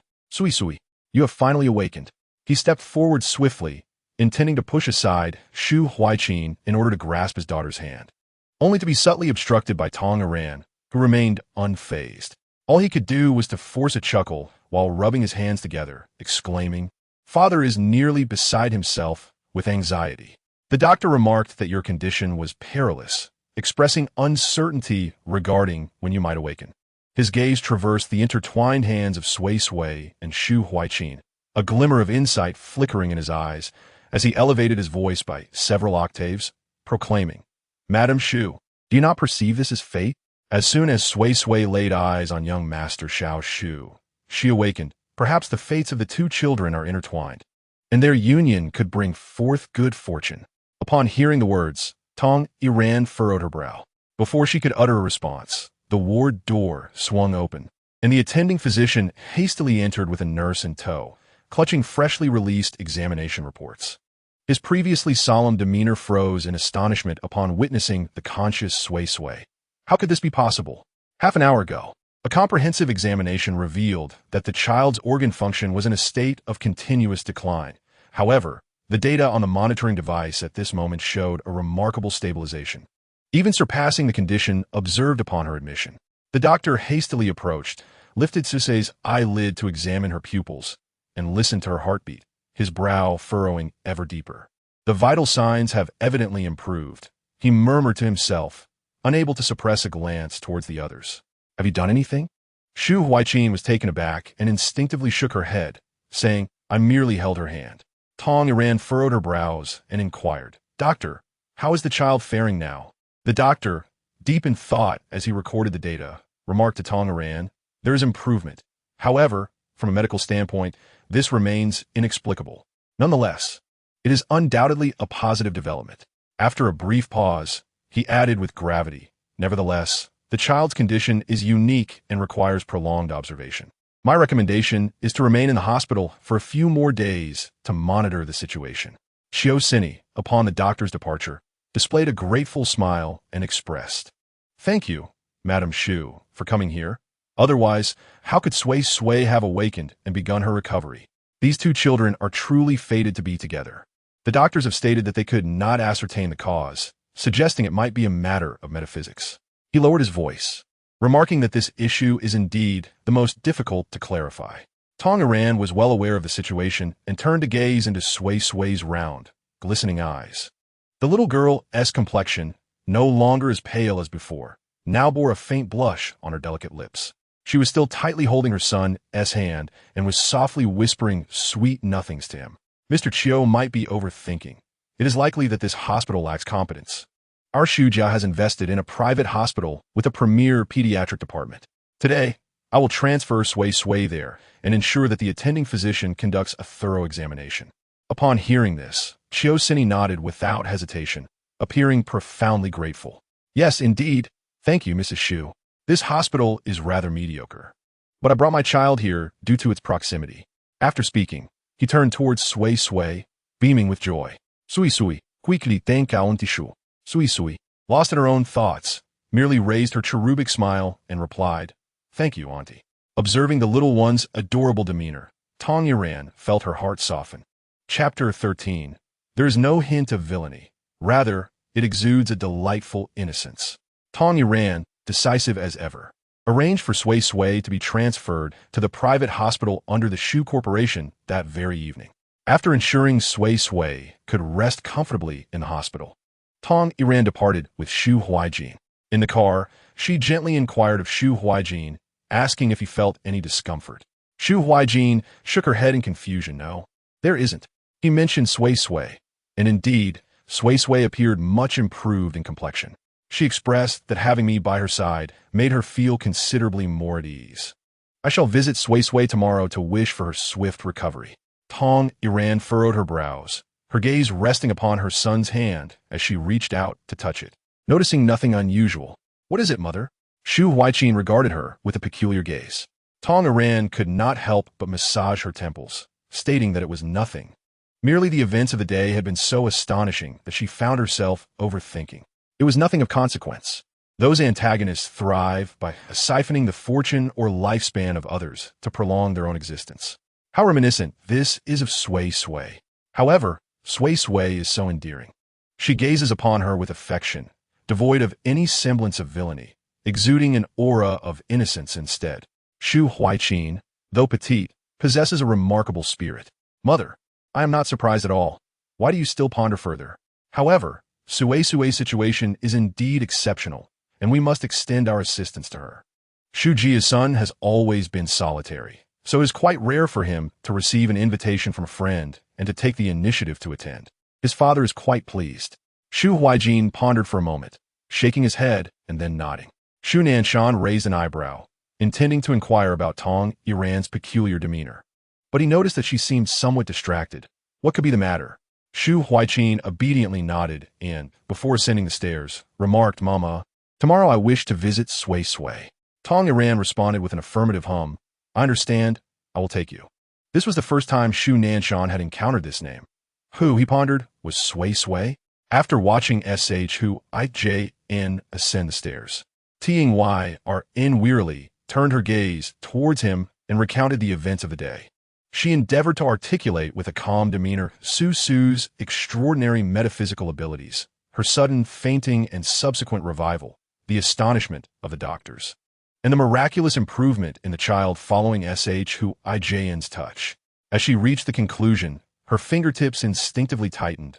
Logically, I should have immediately intervened to prevent Hu Ijn from further contact with her. Yet Sh's expression grew stern. "Are you certain that such a child possesses these capabilities?" Tong Iran nodded slightly. "I witnessed firsthand the remarkable power of her communication talisman." She turned around and grasped her husband's hand, expressing her fear that she might, like in a horror film, draw upon Huijin's vitality to sustain her own life. As I gazed into Sui Sui's eyes, she suddenly choked up, The first words that escaped the child's lips upon awakening were a heartfelt thank you, Huijin. The way she clutched his fingers resembled a small creature grasping a life-saving straw. After listening to his wife's account, Shunan Shan's expression turned grave. Yet he quickly regained his composure. He took Tong Yiran's hand and said calmly, "Do not panic. Since the matter is peculiar, we shall uncover the truth." He promptly dialed a number, reaching out to the renowned feng shui master. Zhang Xianling Master Zhang is a legitimate heir of the Xianmen tradition, well respected within the community, and he was responsible for the feng shui layout of the Shu family's ancestral home. "Master Zhang, would it be possible for you to accompany us to the hospital tomorrow? There is a child with a peculiar condition." On the other end of the line, Zhang Xianling pondered for a moment before responding. "Very well. I shall arrive tomorrow afternoon." Shu Nanshan hung up the phone, reassuring his wife. "Let Master Zhang examine the situation tomorrow. If there truly is an issue, we shall make a decision then." Tong Yiran felt slightly reassured, yet still harbored some concerns. What shall we do if Sui Sui genuinely requires the fortune of Huijin to survive? Shu Nanshan's gaze was profound. "First, let us heed Master Zhang's words. Should she pose no threat, our Shu family would not hesitate to lend a hand. However, if her intentions are dubious," his tone turned icy, "I shall not permit her to approach Huijin even by a single step. No one shall inflict harm upon our son." Yet, the examination report left the experts exchanging bewildered glances. All indicators fell within the normal range, even surpassing those of children of similar age and health. The attending physician adjusted his glasses, perplexed as he compared the reports from two hospitals. For the previous examination had clearly indicated multiple organ dysfunction. Tong Yiran took the report, her fingertips tightening slightly. What medicine could not elucidate may very well belong to the realm of metaphysics. When Master Zhang arrives in the afternoon, all will be revealed. She cast a glance towards the ward, where Sui Sui was nestled against Shu Huijin's shoulder, whispering secrets, the two children enveloped in laughter. Devoid of any trace of illness, Tong Yiran's brow furrowed in concern. Were it not for the fact that Sui Sui was drawing vitality from her son, she would be genuinely delighted that her child had found such a wonderful friend. As Sui Sui lifted her gaze, she met the complex expression of her beautiful aunt and inquired with innocence, "Annie, what's wrong? Are you unhappy?" Gazing at the innocent and endearing visage of the little milk dumpling, Tong Yiran found it truly difficult to believe that she could commit such acts. Unable to contain herself, she inquired, "Sui Sui, why is it that you awaken only when Xiao Shu Gugu arrives? Moreover, gradually one regained their health. Did you confide in your aunt, suggesting that perhaps you did something to Xiao Shu?" Shu Huijin was taken aback. Being an astute child, he immediately recalled his mother's peculiar behavior from the previous evening. Unable to restrain himself, he inquired, "Mother, what are you pondering? How could Sui Sui possibly do anything to me?" Upon hearing this, Sui Sui anxiously twisted her chubby little fingers, her pair of glistening, large eyes gazing pitifully at Tong Yiran as she pouted her lips and asked, "Annie, do you know?" Upon hearing her words, Ting Y felt a wave of dizziness wash over her. "Have you truly harmed my son?" Sui Sui widened her eyes in alarm, hastily shaking her head, insisting, "No, no, no. What on earth is Annie saying? Sui Sui is not a bad person." Chapter 14. Sui Sui merely sought a touch of warmth. Upon noticing the sudden change in Tong Yiran's expression, Sui Sui hurriedly climbed down from the sickbed, her small hands nervously grasping the hem of her garment, her voice delicate as a whisper. "Auntie, it is not as you think." She lifted her tear-filled eyes and timidly explained, "Actually, there is something I haven't mentioned. My master said that Sui Sui has a unique fate and cannot live past 5 years unless she finds a great benefactor of 10 lifetimes. A great benefactor of 10 lifetimes? Tong Yiran's heart jolted, instinctively glancing at Shu Huijin. Sui Sui nodded, her small face earnest. Master said that the aura of a great benefactor can nourish Sui Sui's vitality. But she tilted her head in confusion, uncertain of who the great benefactor was. Yet, whenever she was near her little brother Shu, her pain subsided, and her breathing became easier.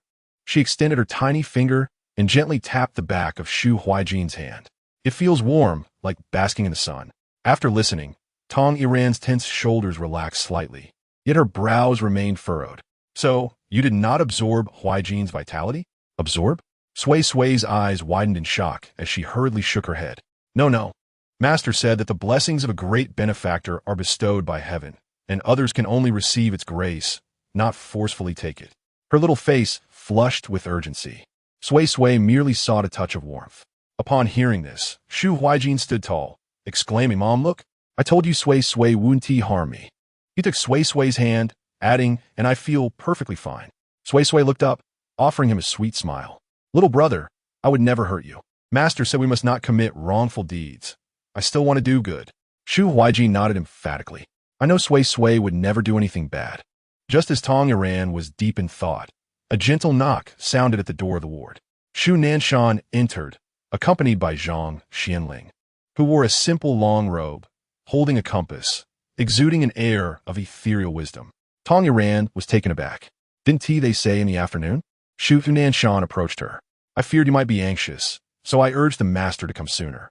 His gaze fell upon Sui Sui, who stared at him with wide, clear eyes, full of curiosity. Beside her, her own son was diligently introducing her. "Suisui, this is my dad." Sui Sui beamed a sweet smile, her voice soft. "Hello, uncle." Shu Nanshan responded with a gentle understanding why his wife felt troubled. Such a little bundle of joy was indeed hard to suspect of any wrongdoing. He turned to Zhang Xianling. "Master Zhang, I appreciate your assistance." Zhang Xianling nodded, his brow slightly furrowing as he began to calculate with his fingers. Moments later, he lowered his hands, his expression complex. "This child does indeed possess a unique fate, so unique that I cannot fully discern it." Tong Iran's heart tightened. "Master Zhang, will she pose any danger to Huijin?" Zhang Xianling shook his head. "No. Though her lifespan may be brief, her heart is pure, and she harbors no malicious intent." He paused before adding, "On the contrary, Huijin's fortune is exceptionally strong, and interacting with her will be greatly beneficial." Upon hearing this, Shu Huijin immediately grasped Sui Sui's hand, proudly declaring, "I told you I could help Sui Sui." Tong Iran sighed with relief, recalling Sui Sui's earlier words, and inquired, "Sui Sui mentioned my son might be the great benefactor of 10 lifetimes. Is that true?" Zhang Xianling was momentarily stunned, quickly asking for Shu Huijin's birth date and time. After a brief calculation, he marveled as he stroked his beard. Indeed, it is true. Though he had interacted with the Shu family, he could only ascertain that Shu Huijin possessed remarkable fortune. Matters such as being a great benefactor required a birth chart. Does this little girl grasp the intricacies of the metaphysical world? Sui Sui tilted her head, observing the elder with an aura of wisdom, sensing a similarity to her master. She smiled. "I understand too. Master says Sui Sui is very clever and learns quickly." "Oh." Zhang Xianling was intrigued. "Which master do you refer to? What's his name?" Suisui scrunched her nose. "Master just goes by master." Tong Iran, reassured by her son's well-being, smiled and explained, "She is still young and knows little. She only understands that her fate is unique, that she will not live long, and that her master sent her to seek the great benefactor, instructing her to accumulate virtue." At her words, Zhang Xuanling's eyes sparkled. He produced an ancient copper coin from his sleeve and tossed it gently towards Sui Sui. The coin traced an arc in the air, but just as it was about to land in Sui Sui's palm, it suddenly hovered, quivering slightly. "Little girl," Zhang Xianling chuckled while stroking his beard. "Do you recognize this?" Sui Sui blinked, extending her small finger to trace a circle beneath the coin, which began to spin slowly. "Grandpa's coin is so beautiful, even newer than Master S."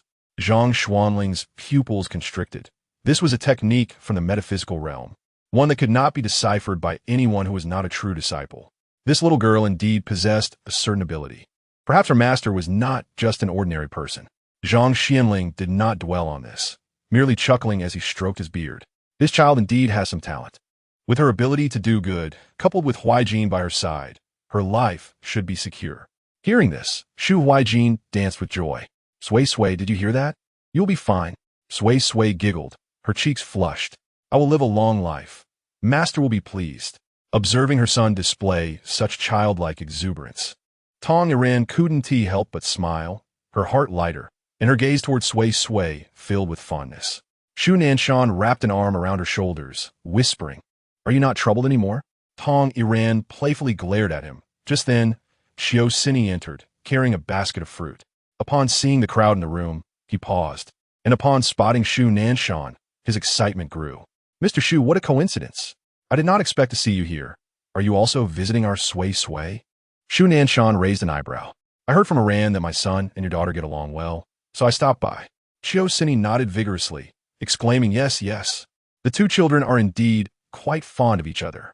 I always said Sui Sui is a treasure. Look, even Mr. Shu, who is usually aloof, came to the hospital. Suisui, brimming with enthusiasm, set the fruit basket aside and engaged Shu Nanshan in conversation. Tong Iran scoffed, rolling her eyes. Since entering, he hadn't even inquired about his daughter, only seeking to curry favor with those in power. With such a father, it was indeed a misfortune for Sui Sui. Chapter 15. Uncle, be careful not to drink coffee. Otherwise, you might attract undesirable romantic entanglements. Mr. Shu, I truly cannot thank you enough for your wife and son. Without their company for my daughter Sui Sui, I would not know what to do. As a father, I feel utterly inadequate.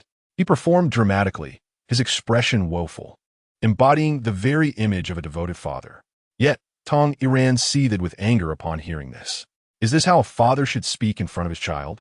Even though Sui Sui is different from ordinary children, she is still a child. No child wishes to hear that they will never grow up. Mr. Chiu, please be quiet.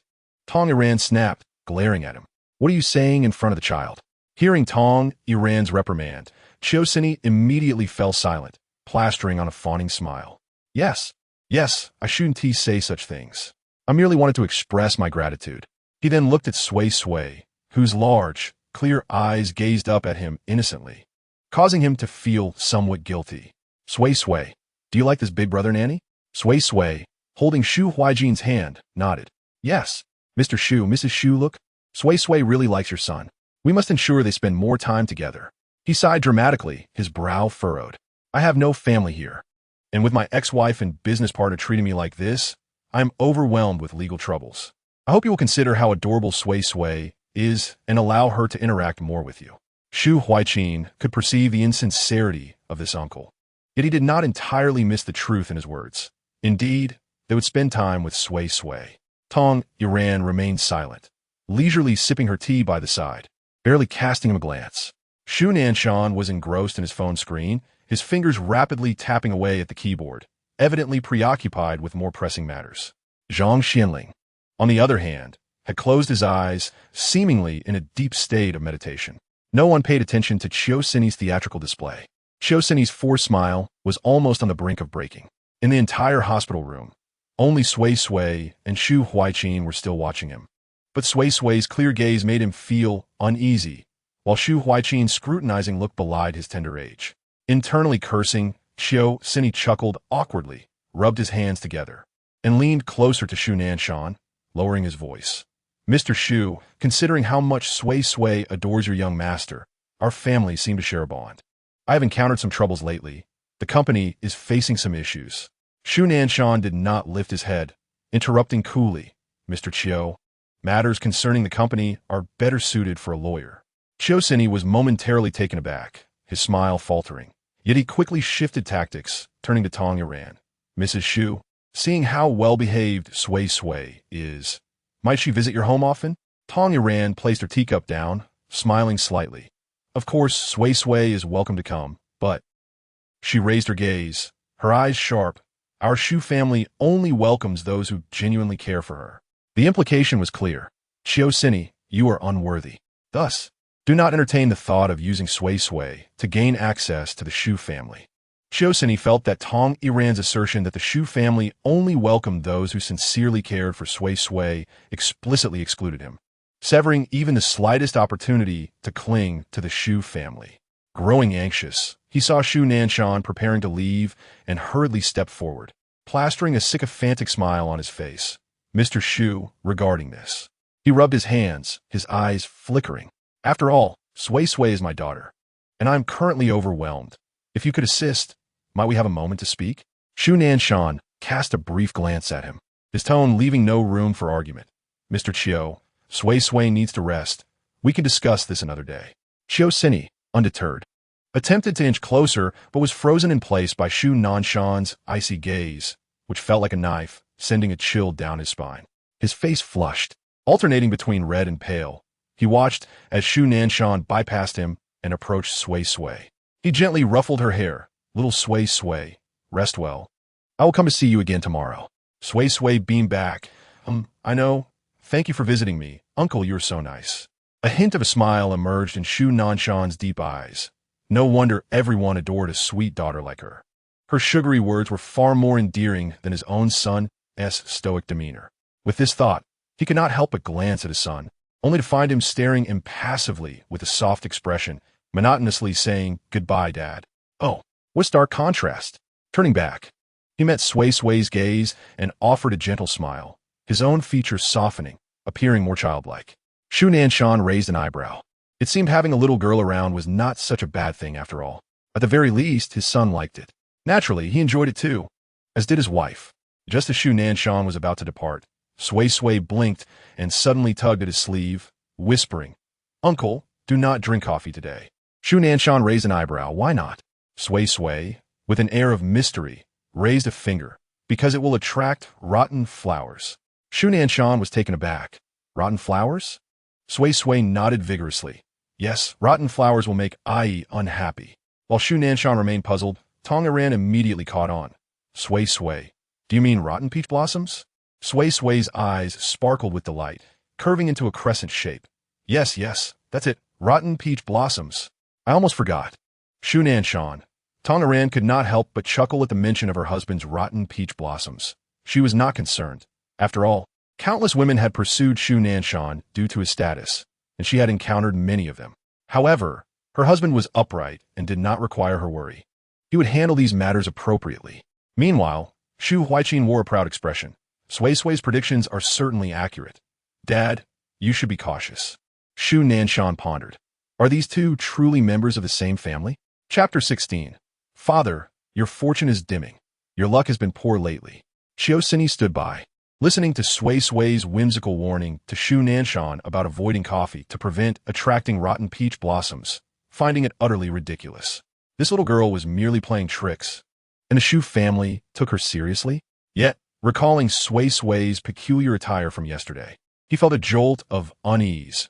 Had she truly been taken under the wing of some Taoist and learned a few tricks of deception? But who were Shu Nanshan and Tong Iran? Prominent figures in the business world, and they would believe such nonsense? Stealing a glance at the Shu family's reactions, he noted they were not mocking her. Rather, they appeared sincerely engaged. Tong Iran even complimented Sui Sui, praising her cleverness, while Shu Huaiqin beamed with pride as if Sui Sui were some kind of oracle. Could it be that the Shu family had lost their minds? The more Suisui pondered, the more absurd it seemed. Yet on the other hand, if Sui Sui possessed any real abilities, she could indeed be of greater use to him. However, he quickly concluded that the Shu family was merely entertaining a child. If he truly believed it, he would be as foolish as a pig. Moreover, Shu Nanshan had a genuine master by his side.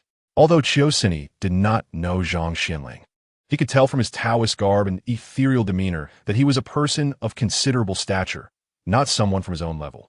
He observed Sui Sui being doted on and narrowed his eyes, preparing to seek other opportunities, determined not to be left without a connection to the Shu family. Upon exiting the hospital room, Shu Nanshan could not help but inquire of Zhang Xianling. Master Zhang, regarding the rotten peach blossoms Sui Sui just mentioned. Zhang Xianling stroked his beard and smiled. Mr. Shu, this little girl is remarkable. Although she is young, her aptitude for metaphysics is extraordinary. She can discern even the slightest shifts in fortune. Shu Nanshan frowned. So what she said is true? Zhang Xianling nodded. There's an 8 or 9 out of 10 chance. If Mr. Shu drinks coffee today, it may indeed attract unnecessary troubles. Shu Nanshan contemplated this, then smirked coldly. I understand. Shortly after Shu Nanshan's departure, Tong Iran and Shu Huaiqin also took their leave, primarily because Suisui was insufferably bothersome, akin to a fly, constantly seeking benefits, which exasperated Tong Iran. Suisui glowered at Tong Iran as she led Shu Huaiqin away, then turned and instantly donned a paternal mask. Sitting beside Sui Sui's bed, Sui Sui, he squeezed out a few tears. Daddy is having a hard time lately. Sui Sui hugged her knees, her bright eyes quietly observing him without responding. Suisui continued his performance. You see, your wicked mother deceived your father. And now my company is embroiled in a lawsuit because of that bad uncle from yesterday. You are in the hospital, and your father is overwhelmed. He leaned in closer, lowering his voice. When Uncle Shu visits you tomorrow, could you perhaps say a few good words for Daddy? Sui Sui tilted her head, innocently asking, what good words?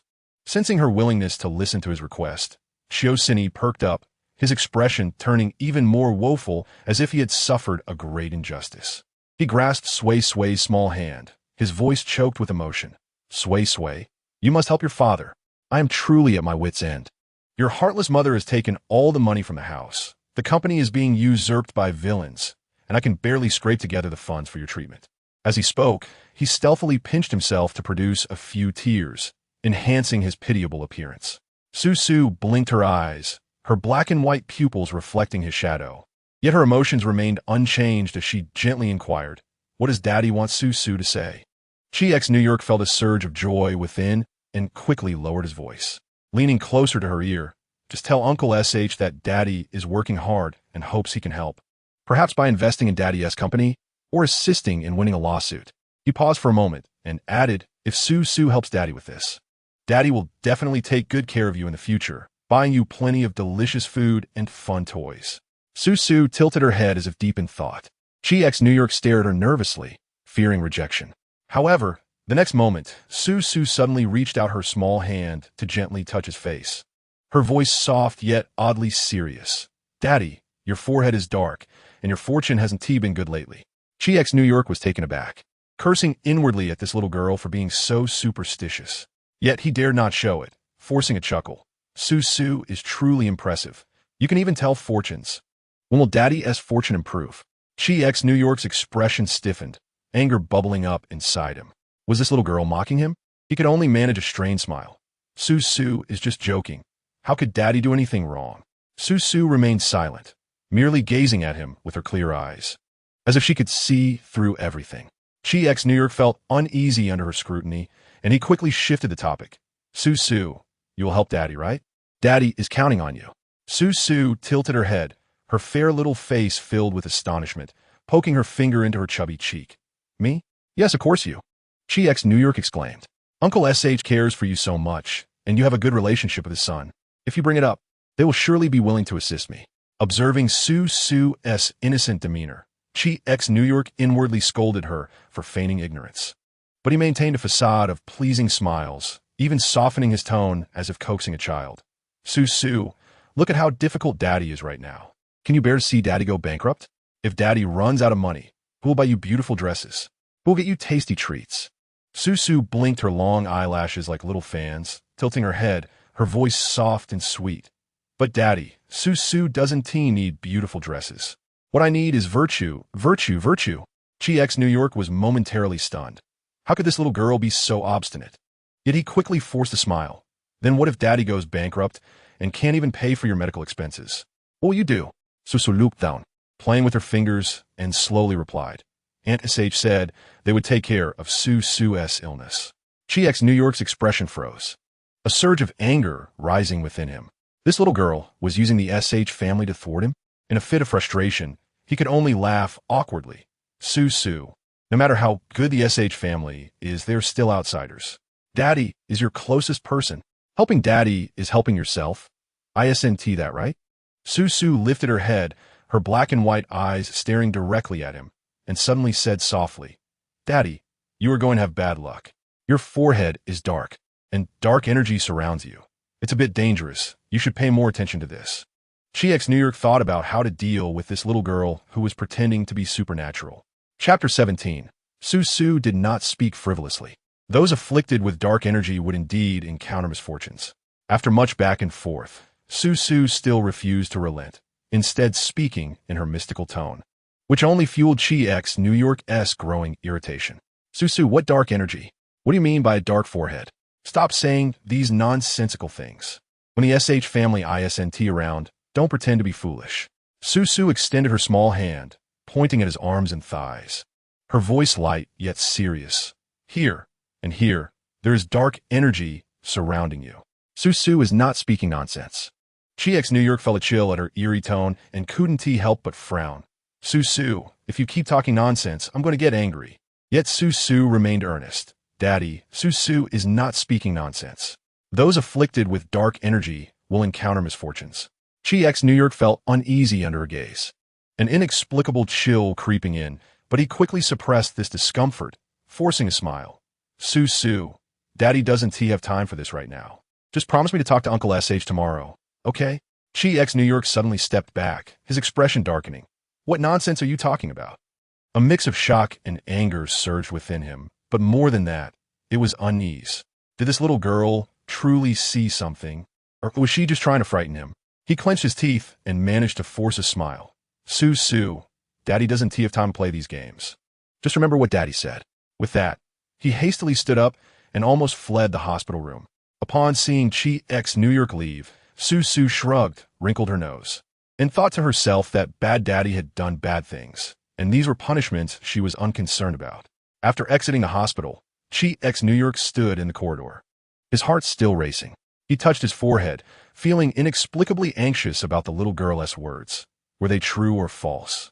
He bit down on his teeth, scolding himself for being so dull as to be frightened by a little girl.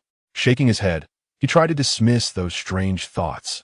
However, after leaving the hospital, his mind remained troubled by Sui Sui's words. As he drove, he cursed. Little girl, pretending to be mystical. Who are you trying to scare? Yet, for some unknown reason, he felt a faint heat in his forehead, as if something was burning him, compelling him to rub it, turning his forehead red. As soon as he drove into the underground parking lot of the company, he received an urgent call from his secretary. Mr. Chi, it's bad. Mr. ZHU has come with a group and is poaching our core staff in the conference room. What? Chi X New York slammed on the brakes, nearly crushing the steering wheel in anger. That scoundrel of HU Ming, who had betrayed him, brazenly taking his wife and child, now had the audacity to come to his company and poach his people. Where'd he get the guts? How would he show his face? He stormed into the elevator, plotting how to deal with ZHU Ming. However, as soon as the elevator doors opened, he heard HU Ming's nauseating laughter coming from the conference room. Everyone, don't worry, if you follow me, your benefits will double. Unlike some people who have been stingy for years and still haven't given you a raise. I have worked with you for so long. You know my character, right? The employees exchanged glances, whispering to one another. After all, they had witnessed the fierce battle between Chi X New York and ZHU Ming over the past few days. ZHU Ming's actions were indeed underhanded. Not only had he betrayed Chi X New York, but he also had Chi X New York raising his child, who would be outraged. However, it was true that Chi X New York was notoriously stingy, always promising big but acting like a boss, unlike ZHU Ming, who was more approachable and easy to talk to. Just then, Chi X New York kicked open the conference room door, his face dark and terrifying. HU Ming, are you looking for death? The room fell silent instantly. Several employees who had been hesitating immediately lowered their heads, not daring to meet his gaze. Chi X New York sneered. Cut the nonsense. Take your people and get out. ZHU Ming shrugged, feigning helplessness. X New York, don't be so angry. We are all just trying to make a living. These are your employees, but they're also mine. I'm not wrong for letting them choose who to follow. Am I? You scoundrel. Chi X New York was burning with rage, rushing forward to grab Shu Ming by the collar. You betrayed me, and now you dare come to poach my people? Are you so arrogant because you think I'm afraid of you? ZHU Ming was unyielding, pushing back. Chi X New York, if you are incapable of keeping a woman, who can you blame? Besides, I also have a stake in this company. Why shouldn't I be able to take my favorite people? Let me tell you, without my technology, you are nothing. You wouldn't even be able to run this company. Chi X New York glared at ZHU Ming's ugly face, infuriated, and shouted as he lunged forward to strike. Zhou Ming, of course, would not allow himself to be beaten without resistance. He quickly fought back. The two engaged in a fierce struggle, causing the employees in the conference room to retreat in fear. Suisui, relying on his physical advantage, delivered a punch to Zhou Ming's face, sending him staggering back and knocking over an aquarium on the desk. The glass shattered into countless pieces, scattering everywhere. The fish fell to the ground, flapping their tails helplessly. Just then, as Suisui prepared to pounce again, Zhou Ming, with quick reflexes, seized an ashtray and struck him forcefully on the forehead. Blood immediately trickled down his brow, staining half of his face. Dazed and disoriented, Suisui recalled Sui Sui's words.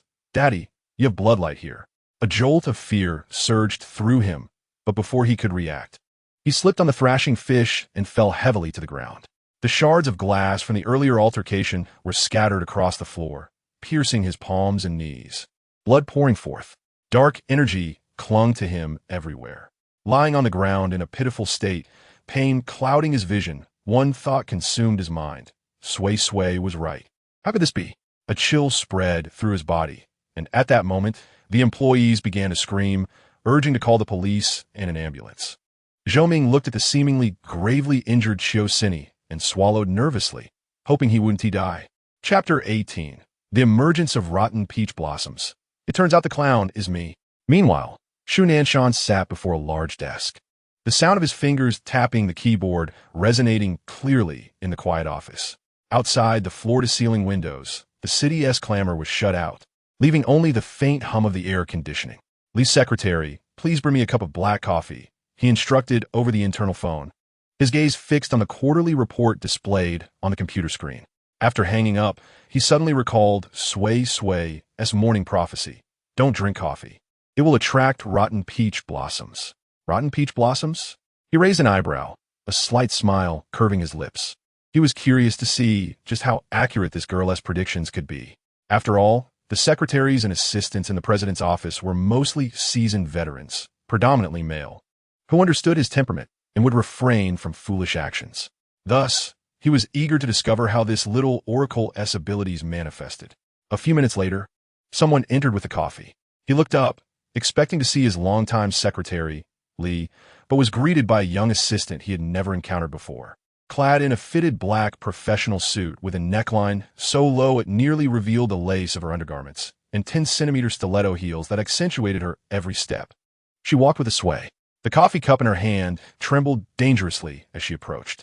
Shu Zong, your coffee, she said, her voice sweet yet uncomfortably elongated.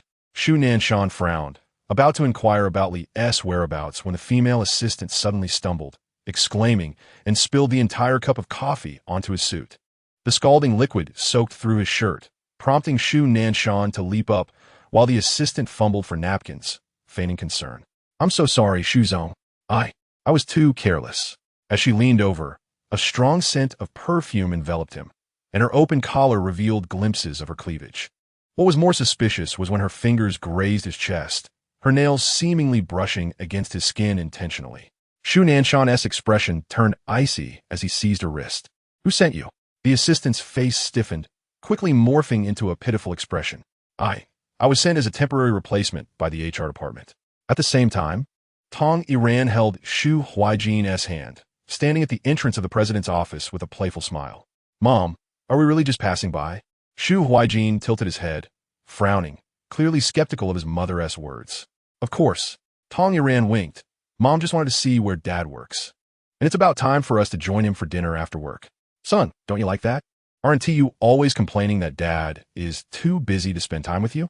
Shu Huijin pouted defiantly. I didn't say that. As the door swung open, Tong Iran's smile froze. There stood Shu Nanshan, his shirt half-soaked, collar wide open, with a voluptuous woman pressed against him, her fingers flirtatiously tracing his chest. The air felt as if it had come to a standstill.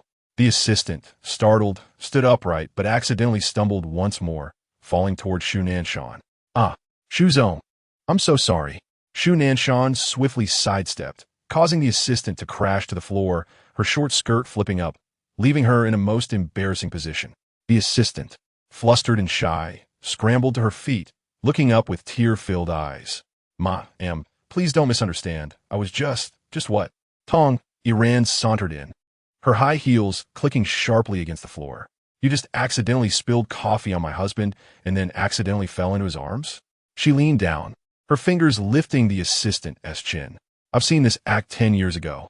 The assistant's face blanched. I truly didn't mean to. Shu Huijin quietly pulled out his phone, activating the recording function. Dad, do you need me to preserve evidence for you? The disheveled Shu Nanshan sighed. Tong Iran chuckled softly, ruffling her son's hair. Be a good boy and record it clearly, especially her ID badge. The assistant hurriedly covered her work ID with her hands, appearing extremely guilty. Tong Iran raised her eyes.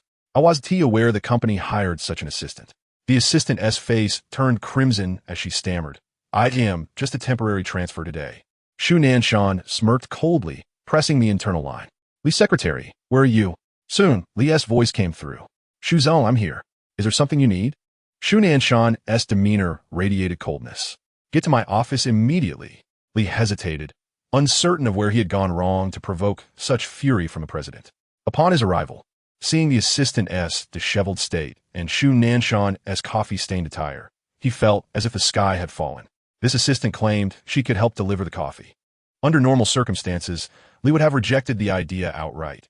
However, at that moment, suffering from intestinal cramps and with all other colleagues unavailable, he reluctantly allowed her to assist, cautioning her against any inappropriate behavior.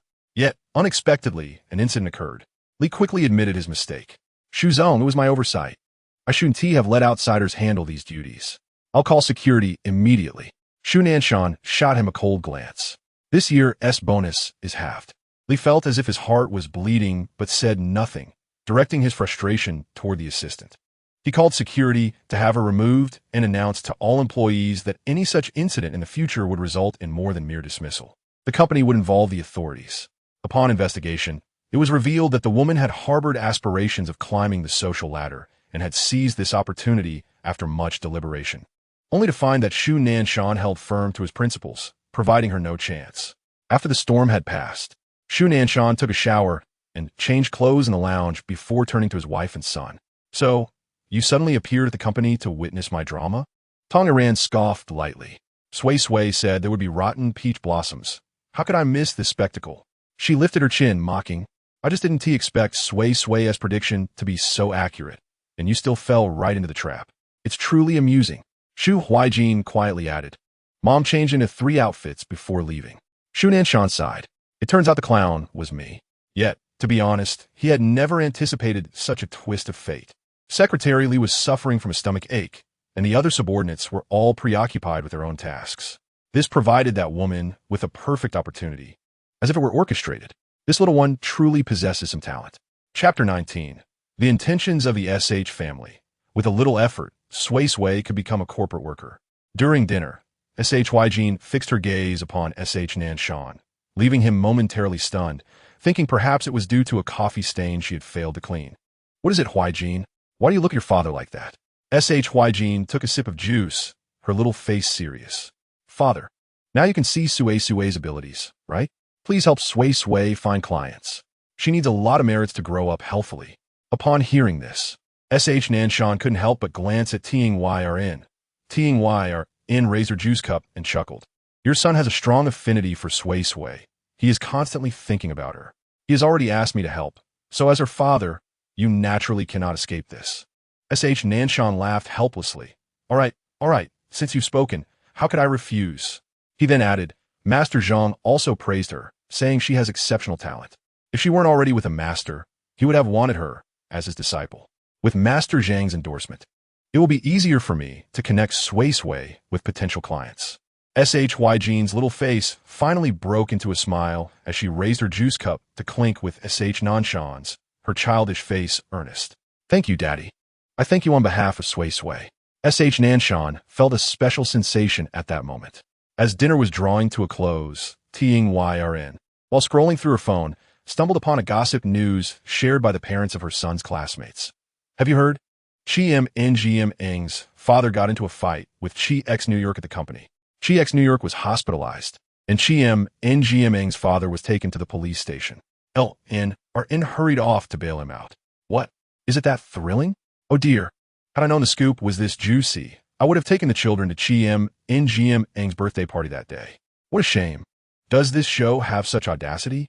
Cheating on someone and then boldly confronting Chi X New York? Who knows? I feel sorry for the real child of the Chi family. So young, abandoned by her mother, and stuck with such a father. I can only wonder how this child will fare in the future. What can she do? Being with Chi X New York will surely not be pleasant. I had never seen Chi X New York at the kindergarten before the scandal broke. It was always LN picking up the child. As everyone was engrossed in their gossip, they suddenly noticed Tying, usually quiet in the group, chiming in. Sui Sui is quite appealing to me. With the SH family assisting her, it doesn't matter if her father neglects her. Some parents who had witnessed Tying and SH Huijin's friendly demeanor towards Sui Sui were taken aback by the little girl's unexpected fortune. Being favored by the SH family. If she stays on the right path, a life of wealth and honor is surely in her future. However, the daughter of the Chi family being favored by the SH family seemed to indicate that Chi X New York was not held in high regard by them.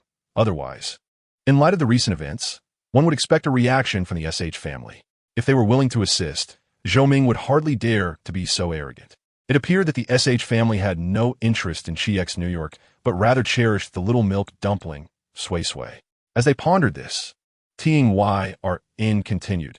If any of you encounter strange and unsolvable issues in life, feel free to reach out to me.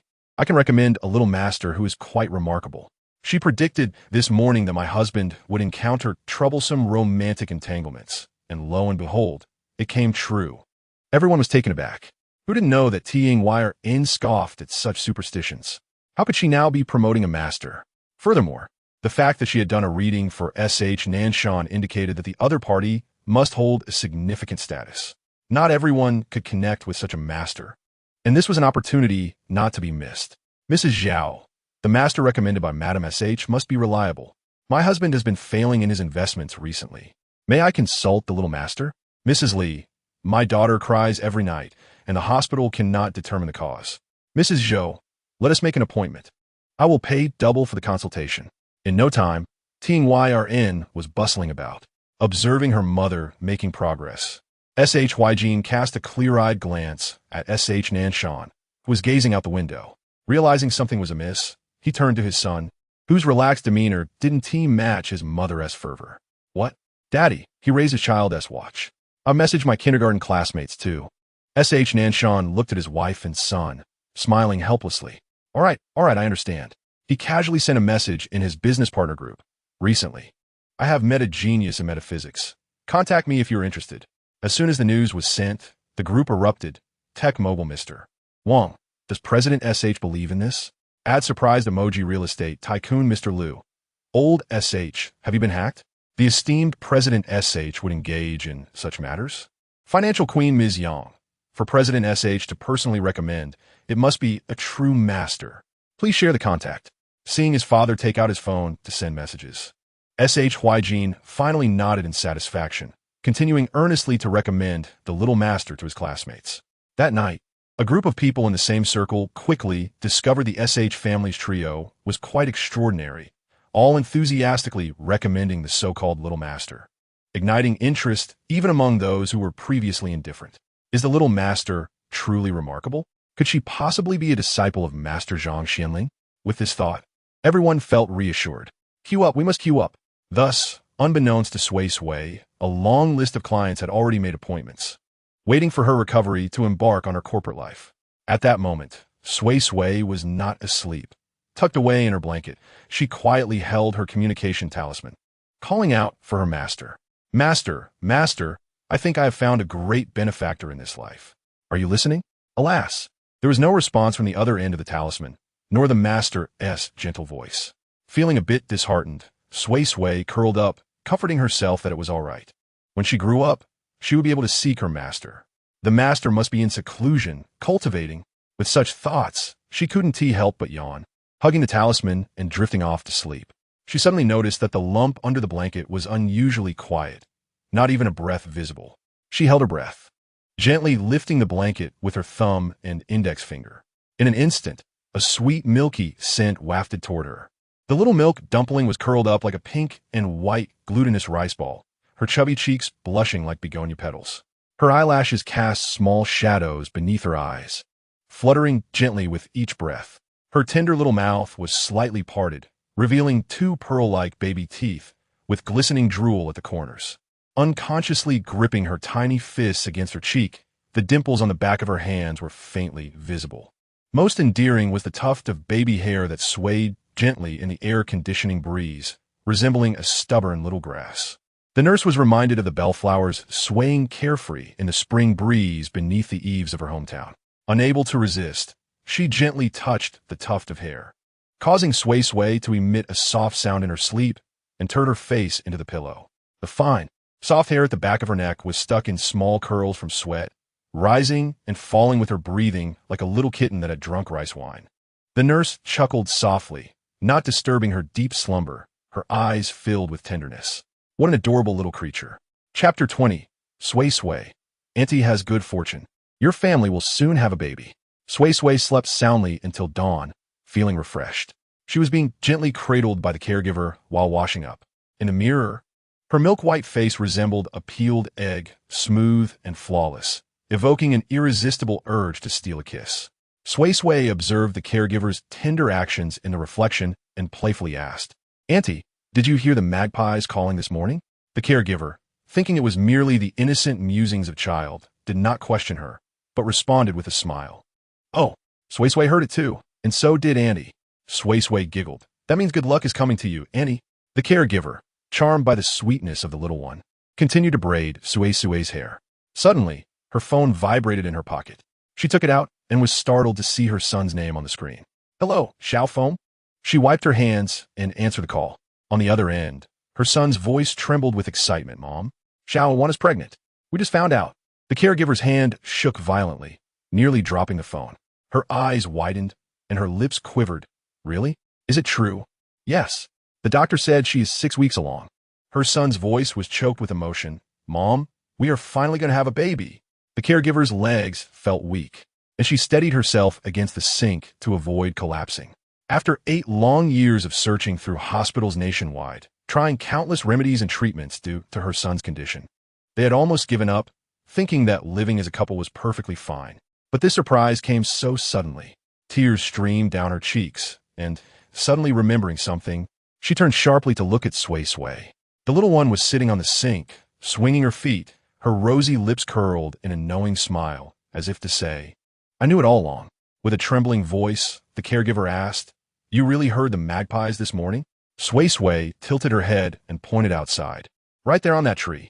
Sunlight streamed through the window, illuminating the lush branches where birds flitted about. The caregiver scooped Sui Sui into her arms, showering her cherubic face with kisses, her voice thick with emotion. "Sui Sui, you are our little lucky star. You are truly a little lucky star." The magpies called, bringing us good fortune. How else could it be? Sui Sui giggled at the affection, patting the caregiver's back. "Annie, don't cry, the baby will be healthy." This statement made the caregiver's tears flow even more. She took out her phone and shakily sent a voice message to her husband back home. "Old man, quickly stew that old hen of ours. Xiao 1 is pregnant." Just as the voice message was sent, the bathroom door swung open. Tong Iran appeared, holding Shu Huijin's hand, raising an eyebrow at the scene. The caregiver, both crying and laughing, explained everything. Tong Iran's gaze towards Sui Sui deepened, astonished by the little treasure once more. She felt a wave of relief regarding the appointments on her phone. Shu Huijin ran over, eager to lift Sui Sui down. Although they were only a year apart, Shu Huijin had inherited his tall father's stature of nearly 6 feet and had already surpassed his peers at just 6 years old. His normally expressionless face made him seem like a little adult. In contrast, Sui Sui was shorter, round and chubby, resembling an adorable little rice dumpling that made one want to pinch her cheeks. The caregiver worried that he might drop Sui Sui and quickly assisted him, ensuring Sui Sui landed safely. "Annie, good morning." "Xiao Shu, good morning." Sui Sui greeted sweetly, her cherubic face radiating joy, brightening everyone's day. Tong Iran held Suisui's tiny hand as they exited the bathroom, where breakfast was already laid out. Sui Sui's eyes sparkled, and she dashed over to invite Shu Huijin and Tong Iran to eat together. Tong Iran poured her a glass of milk. "Sui Sui, the doctor just told me that your health is basically fine, and you can be discharged." Sui Sui nodded her little head. "I feel fine too. With Xiao Shu here, I recover quickly." Shu Huijin puffed out his chest proudly. At that moment, the caregiver, seeing that her presence was no longer needed, quietly slipped away, her heart brimming with excitement to share the good news with relatives and friends. Noticing her departure, Tong Iran thoughtfully asked, "Sui Sui, can you tell Auntie, have you often been in the hospital before?" Sui Sui paused her chewing and, feeling a bit guilty, lowered her gaze, saying softly, "I've never been, my master watches over me, and I will get better." Tong Iran frowned. "Your master is so irresponsible? With such severity? How could I not take you to the hospital?" Sui Sui quickly looked up, hurriedly explaining, "No, my master isn't like that. It's just that my body is strange, and going to the hospital wouldn't help." Tong Iran opened her mouth, recalling how Sui Sui had previously been hospitalized without improvement until her son arrived. Her master probably understood this as well. Feeling somewhat guilty she said. I'm sorry, Sui Sui. Auntie misunderstood your master. Do you have a pattern to your episodes? Or is it that you want to get sick as long as Xiao Shu is by your side? Suisui thought for a moment, furrowing her little brow. Actually, I'm not very sure. She felt a bit guilty, as it depended on whether she used her ability. But with Xiao Shu around, even if she felt unwell, she would recover quickly. So Annie need not worry about me. Despite her words, Tong Iran remained concerned, knowing that matters of fortune-telling and accumulating merit needed to be addressed. Then Xiao Shu should spend more time with you. By the way, your father is hospitalized. Once we are discharged, we will go visit him. Suisui responded flatly, as if this revelation did not surprise her. Tong Iran couldn't help but ask, did you already know? Suisui took a bite of her milk bun, her big eyes blinking. Yes, I calculated it. I told Dad, but he didn't believe me. Tong Iran scoffed. Well, now he probably will. She cautioned, you mustn't tell him about your health issues or your abilities. If he asks, just play dumb. Who knows what he might do with that information? Suisui obediently nodded. Okay, Annie. In the hospital room, Suisui suddenly opened his eyes, the sharp scent of disinfectant filling his nostrils, and the glaring white light above made his vision blur. A sharp pain shot through his forehead as he instinctively raised his hand to touch it, only to find thick bandages. He gasped, memories flooding back, Zhou Ming hurling an ashtray, shards of glass everywhere, and Suisui's ominous words about bloodshed had indeed come true. His teeth chattered uncontrollably, and his fingers clutched the sheets tightly, crumpling the fabric in his grip. Outside, dark clouds loomed, and occasionally a flash of lightning illuminated the room, only to plunge it back into darkness. How could it be that the little girl truly possessed the ability to foresee the future? His teeth clattered, unsure if it was from pain or fear. Could it be that yesterday, Shu and the others weren't just playing with this little girl, but genuinely recognized her abilities? Yet she was only 5 years old. How could that be? Suisui shifted his body, inhaling sharply as the pain made him restless. If she truly had such powers, a glimmer of hope sparked in his eyes. He could win big with a 5-year-old prodigy. A low chuckle escaped his throat, raspy with laughter, envisioning how Zhou Ming and Lin Ran would react to this revelation. Chapter 21. Those ominous predictions you mentioned yesterday, did you calculate them? Suisui was lost in thought, staring at the ceiling when the hospital door suddenly swung open. 2 police officers entered, and Lin Ran appeared at the door, holding Qiu Ming's hand. The air instantly turned icy. You wretched woman, what are you doing here? Lin Ran's voice was as cold as ice as she pulled out her phone. A mechanical voice echoing, let us see if you're dead yet. Suisui sprang up, but the movement jarred his wounds, making him wince in pain. He cursed. Even if you died, I wouldn't. Her throat remained unresponsive. She could only rely on her phone, was it not? This was the consequence of her own misdeeds, destined to be mute for the rest of her life. Lin Ran's face contorted with anger. Indeed, it had been several days, and she still could not speak. She had visited the hospital multiple times, yet no cause could be determined, leaving her feeling exceedingly frustrated. To her dismay, the incident with Zhou Ming, which escalated into a fight, had led to his detention by the police. Lin Ran felt utterly disheartened. However, after consulting a lawyer, she learned from an employee that it was Suisui who had instigated the altercation first, which allowed Zhou Ming's actions to be regarded as self-defense, thus implicating Suisui as well. 2 officers stood beside the hospital bed. The younger one flipped open his notebook while the senior officer observed the exchange between Suisui and Lin Ran with a calm demeanor. After confirming that no useful information had been gathered, he spoke. Mr. Chiu, regarding yesterday's brawl, the surveillance footage indicates that you initiated the confrontation by grabbing Zhou Ming's collar. The officer's tone was composed, referencing the Public Security Administration punishment law, which stipulates that intentional harm inflicted upon others can result in detention of 5 to 10 days. Lin Ran scoffed and quickly typed on her phone, the mechanical voice coldly stating, he brought this upon himself. Zhou Ming was merely acting in self-defense. Suisui's forehead bulged with veins as he slammed his hand on the bed, shouting, nonsense. He brought people to undermine me and provoke me first. He pointed at Lin Ran, exclaiming, this vile woman had an affair with Zhou Ming while married and bore a child for me to raise. Why aren't you arresting her? At the mention of her name, Qiu Mingming shrank back behind Lin Ran, frightened by her father's rage. The 2 police officers exchanged glances, surprised by the unexpected twist in the case. The senior officer cleared his throat. This is a family matter. You may proceed through legal channels for divorce. We are here to address the brawl. Lin Ran's expression hardened as she continued typing, her mechanical voice dripping with scorn. Suisui, you best reconsider. Should you insist on pursuing Zhou Ming's culpability, your injury assessment will also be reevaluated. Do not forget, you were the one who struck first. If this escalates, you both could end up detained. Wouldn't it be wiser to reach an amicable resolution and let this matter rest for now? Suisui's face darkened. You dare threaten me? He roared, yet the force of his movements aggravated his injury, causing him to grimace in pain. Lin Ran regarded him with a blank expression, her eyes filled with disdain. Resolution? In your dreams. Suisui clenched his teeth. That bastard Zhou Ming broke my head and expects me to let him off the hook? Not a chance. Turning to the officers, he rasped, I will sue him for intentional harm. He assaulted me with an ashtray. This is attempted murder. The younger officer frowned. Mr. Chiu, the footage shows Zhou Ming retaliated only after you continued to attack him. The ashtray was merely an object picked up during the scuffle, making it difficult to classify as premeditated harm. Suisui trembled with rage, unable to counter this argument.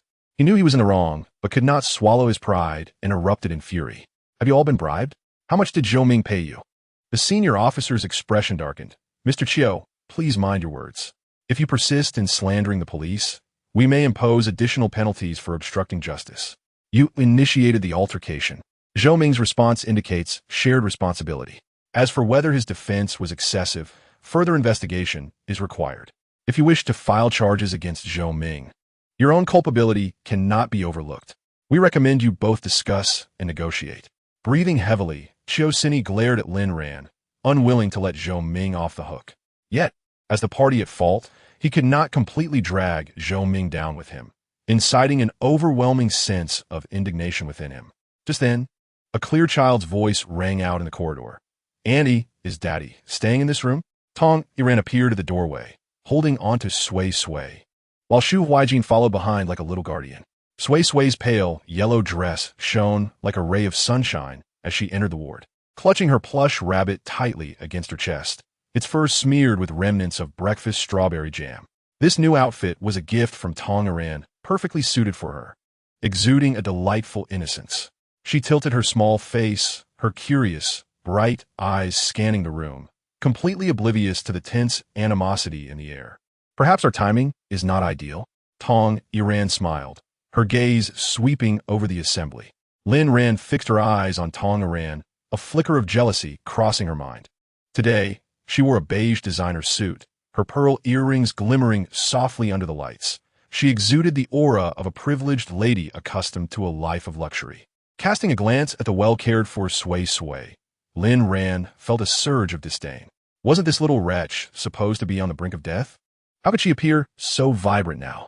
What extraordinary luck she had. Qiu Mingming glared unhappily at Sui Sui, who was holding hands with Shu Huijin. Why was that wretched girl out again? And why was she holding little Shu Gij's hand? How annoying. Mrs. Qiu, suppressing her anger, turned to Tong Yiran with a sycophantic smile. What a surprise to see you here.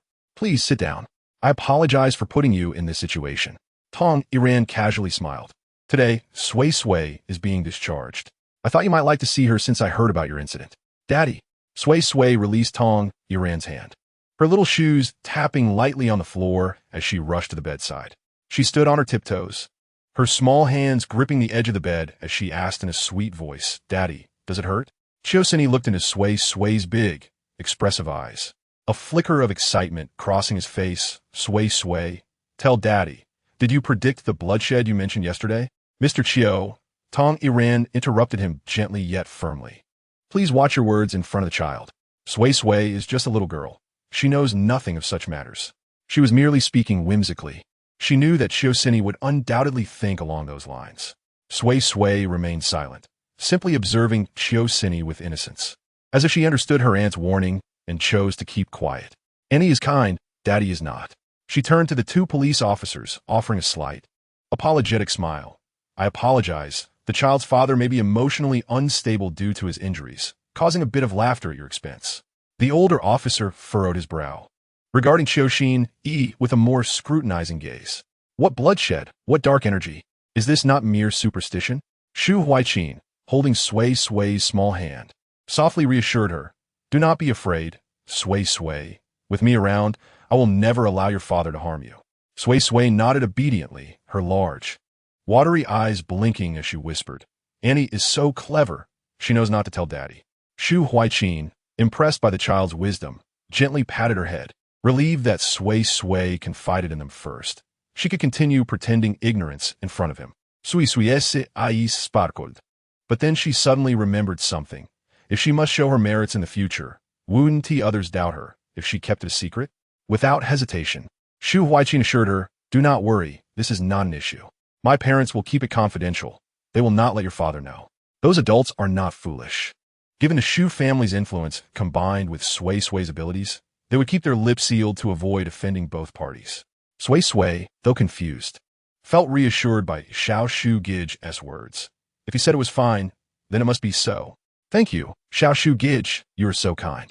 Sui Sui beamed like a little sun, prompting a gentle smile from Shu Huaiqin as well. Across from them, Qiu Mingming watched their interaction intently, feeling a surge of jealousy as she saw the boy she admired showing such concern for Sui Sui. She was on the verge of tears, tugging at Lin Ran's hand. Mommy, I dislike her. Why does she have to be here? Didn't you say she was going to die soon? Lin Ran, her expression darkening, lowered her head and patted her, tried to soothe her. Yes, she will die. The doctors say she won't survive for long. Just wait and see. The volume on her phone was not lowered, and the mechanical voice echoed through the room. The pearl earrings glinted as Tong Iran turned sharply, her lips maintaining their elegant curve while her eyes turned icy. Ms. Lin, to speak such words in front of a child, how dignified of you as a mother. She approached, slightly bending down, her fingertip gently resting on Sui Sui's shoulder. The reflection from her luxurious watch pierced Lin Ran's eyes. Sui Sui is in the care of a top private hospital funded by our Shu family. There is nothing wrong with her. That is why she can appear so lively in front of you. Your calculations are mistaken. Lin Ran's face turned pale as she tightened her grip on her phone. Shu Huaiqin, equally displeased, looked at Sui Sui's somewhat downcast face, marched over, and locked eyes with Lin Ran's contorted expression. His youthful voice rang clear, each word cutting deep. Aunt Lin, has your throat gone hoarse, or has your heart become mute? Losing Sui Sui was not enough. You still wish to harm her. No wonder you have become a mute. He then turned to the tearful Qiu Mingming, his handsome face filled with disdain. You are truly detestable. Sui Sui has never harmed you. Why do you always insult her and speak ill of her? You have no manners. No child would want to be your friend. Qiu Mingming, overwhelmed by his accusations, burst into tears. Mommy, mommy, mommy.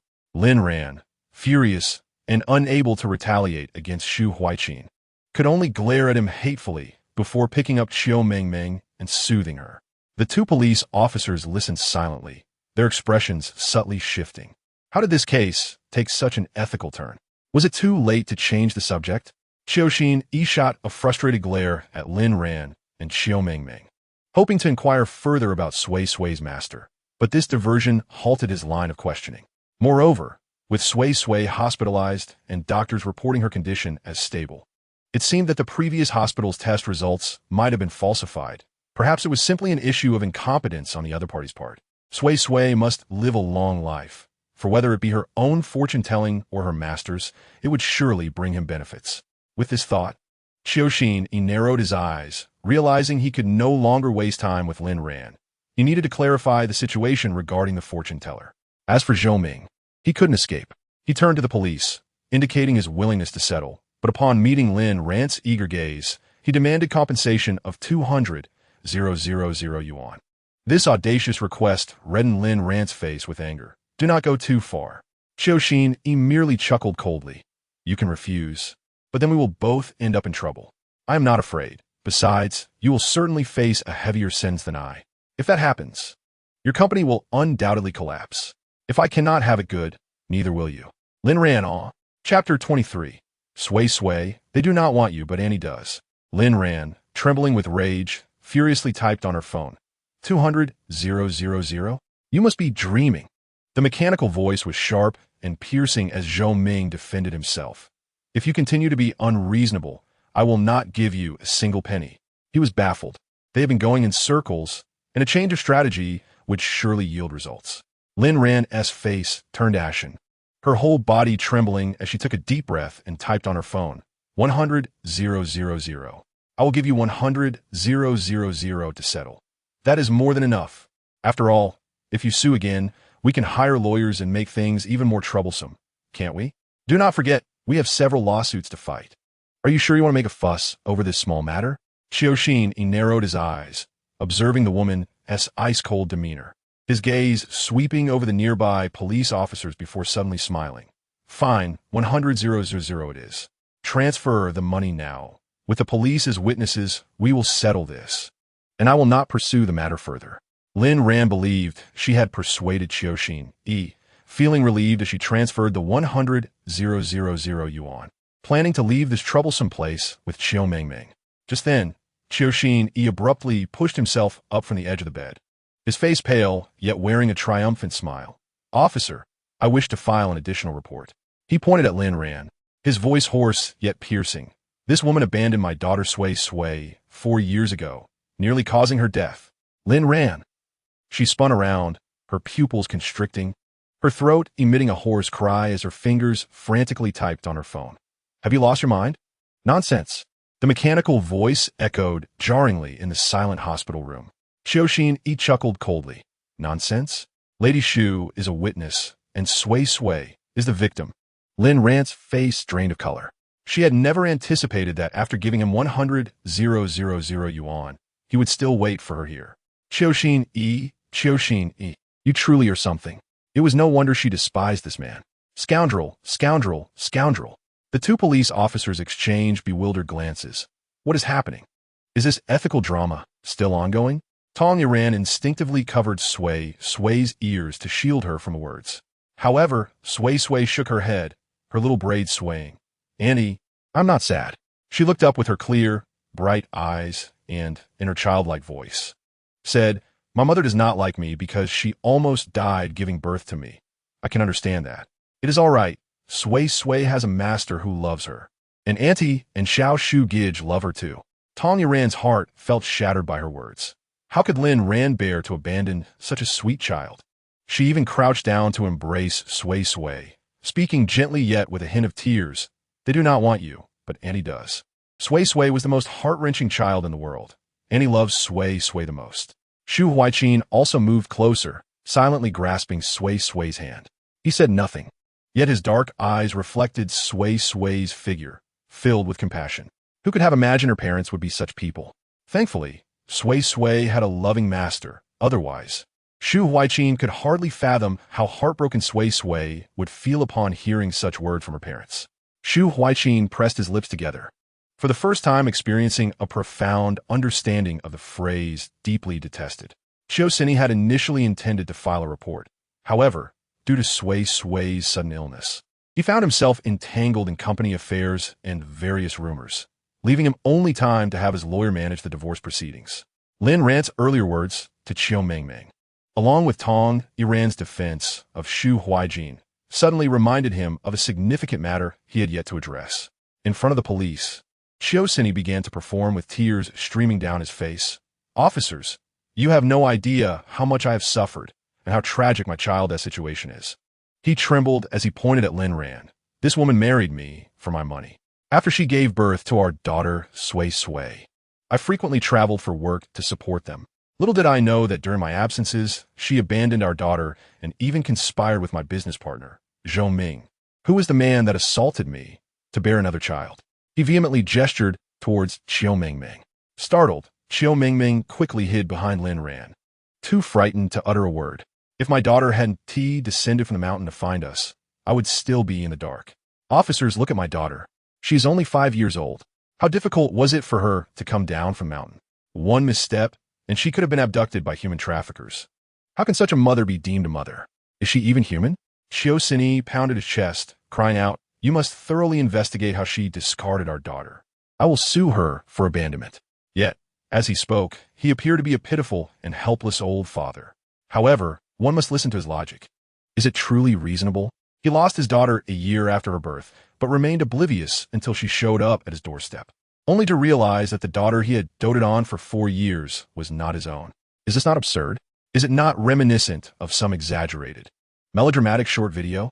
The young officer nearly lost his composure, suppressing a laugh, for while the father's negligence in caring for the child was unreasonable, it was equally absurd that he could remain unaware of his own daughter's appearance for an entire year. How could anyone be so indifferent as to not recognize their own child, particularly after their wife had an affair and bore another daughter? And this woman, too, is remarkable. She managed to conceal the truth for so long. Perhaps it is precisely because this man was so inattentive that such a fragile truth could endure. The most unfortunate of all is that child, burdened with such parents, destined to suffer greatly. In the hospital room, the air seemed to freeze, with every gaze fixed upon Lin Ran. Her complexion was ashen, lips trembling, fingers frantically tapping on her phone screen, the mechanical voice piercingly repeating, "It wasn't me. I didn't intentionally abandon her. She wandered off on her own." Tong Ran could not help but interject. She was only 1 year old at the time. How could she have wandered off? If you're going to lie, at least choose a better excuse. Lin Ran abruptly lifted her head, her eyes flickering with panic and anger, typing rapidly as the mechanical voice trembled with desperation. "I merely took her to the park for a stroll. Who knew someone would take her away? I do not like her, but I never intended to harm her. It's just her misfortune. On what grounds do you accuse me of abandonment? Do you have any evidence?" Her fingers flew across the screen, as if her speed could mask her guilt. Yet, the police's expressions grew cold, and Tong Ran scoffed. A mother whose child has been missing for 4 years, who neither reported it nor sought help, yet claims the child is unfortunate? You truly have the audacity to speak. Suisui sneered. What do you mean the child was taken? You clearly discarded her. For years have passed, and the fact that she is well now is a stroke of luck for her. The police would not overlook this, nor would the law. Lin Ran glared at Suisui with bloodshot eyes, her throat emitting a hoarse, discordant sound. It was an accident. I was simply terrified and did not know what to do. And you were always away on business, completely indifferent, ignoring everything, while I suffered from postpartum depression. What was I supposed to do? How could I not be afraid when the child went missing? Lin Ran trembled, her eyes darting anxiously, her mind in turmoil. Yet, she still schemed to evade punishment. The police furrowed their brows, urging her to calm down and asking why she had never sought Sui Sui in the past 4 years. Wiping her tears, she typed swiftly, "For years have passed, and I became pregnant with Meng Meng. How could I possibly seek out such trouble? Besides, I bled heavily during her birth and nearly died on the operating table. She is a harbinger of disaster. How could I dare to find her? You do not understand. You have not experienced this. Why should you judge me? And just because I did not report my child missing does not mean I did it intentionally. Why can't you show some compassion for a mother suffering from postpartum depression? I am mentally ill. I am schizophrenic. I am severely depressed. I am not guilty." Her words were heart-wrenching, and the mechanical voice betrayed a twisted hatred. Just listening to her, it truly seemed as if something was amiss within her heart. "I need a lawyer. I need a lawyer." Suisui, held in Tong Ran's warm and fragrant embrace, felt her heart steady as if floating in warm water. Though her small hand clutched the hem of the clothing tightly, her face bore an unusual calmness, untouched by Lin Ran's deep-seated animosity. Tong Ran, with a furrowed brow, instinctively covered Sui's ears. Suisui softly remarked, "Annie, I am not sad. My master has said that one should have a broad mind. My mother endured great hardship when giving birth to me, so it's all right if she resents me a little. After all, she does not like me, and I do not like her either. My master has said my parents and I have a shallow bond, so I have long been prepared for this." Tong Ran felt a pang in her heart, nearly moved to tears. The notion of having a shallow bond with one's parents is not a comforting sentiment. Suisui is just too understanding. She is only 5 years old. Why must these people inflict such harm upon her? Had they not crossed paths in the Chiu family, perhaps the child's slender thread of life would have been severed. Suddenly, she thought that perhaps her master's calculations were indeed correct. In seeking her parents, Suisui could find a glimmer of hope. Yet that hope does not lie with her parents, but rather with those who have crossed their paths. Otherwise, how could the benevolent person Suisui sought after through great hardship turn out to be her son? And how could her son so fortuitously cure Suisui of her peculiar ailments? This is the fate that binds them. With this realization, Tong Ran could not help but hold Suisui tighter, showering her delicate little face with kisses. "Suisui need not fear. Auntie and little Shu Gu are here. With us around, Suisui will be safe and sound, without a worry in the world. Sui Sui will live a long life. When the time comes, Sui Sui will introduce her master to Annie. 1. She. We can take Annie to the mountain to see how interesting the place where Sui Sui grew up is. Mentioning her master and the mountain instantly brightened Sui's demeanor. In a nostalgic tone, she exclaimed, "The mountain is so much fun. Even though it's just me and my master, there are many small animals on the mountain that grew up with me. They took me out to play, which was so delightful. In spring, the mountain is covered in flowers, with so many bees and butterflies. I dance with them. It's so amusing. I can even pick wild vegetables to eat. My master's chive dumplings are the best." As the little one spoke of this, her eyes sparkled, and she unconsciously swallowed, her greedy little expression causing Tong Iran to suppress a laugh. Simultaneously, a sense of relief washed over her heart. It was a comfort that Sui Sui was not fixated on sorrowful matters. Fortunately, she remained a child, her memories forever filled with joyous moments. She gently placed the child down and gestured for her son, Shuijin, to continue conversing with Sui Sui, encouraging her to focus on the mountain and her master. Shuijin nodded and pretended to be curious, asking Sui Sui what little creatures might be found on the mountain in autumn. Sui Sui eagerly recounted how she could roast sweet potatoes with her master during autumn, describing their delightful aroma and sweetness. The little squirrels would come close, begging for sweet potatoes, and sometimes she would assist them in finding nuts, which they would occasionally share with her. From her vivid descriptions, one could easily envision the lush trees, the tiny, plump child, and the squirrels with their bushy tails, all harmoniously coexisting in a heartwarming scene. Once she ensured that Sui Sui was in good spirits, Tong Iran rose and cast a cold glare at the frenzied Lin Ran, asserting that her words merely served as excuses. She turned to the officer for confirmation, failing to report a lost child and remaining indifferent for 4 years. Did that not constitute abandonment under the law? The older officer nodded, beginning to explain the legalities. Indeed, parents bear a statutory obligation to care for their minor children, and her inaction over 4 years following the child's disappearance amounted to a long-term refusal to fulfill that duty, qualifying as willful criminal behavior. As those words settled, Tong Iran wore a satisfied smile, and Suisui beamed with pride. Lin Ran's expression changed drastically, shaking her head vehemently, exclaiming that it was unintentional. How could it be considered abandonment? Chapter 25. The Cunning Sui Sui. Daddy, do I look like I learned well? However, the law does not equate unintentionality with innocence. Zhou Ming had not anticipated that while he exited the police station, Lin Ran would enter. He was even more astonished that Suisui, that despicable man, had indeed reported Lin Ran for abandonment. Zhou Ming felt exasperated, but suddenly contemplated that while Lin Ran had neglected her responsibilities, did not Suisui, as a father, also bear some culpability?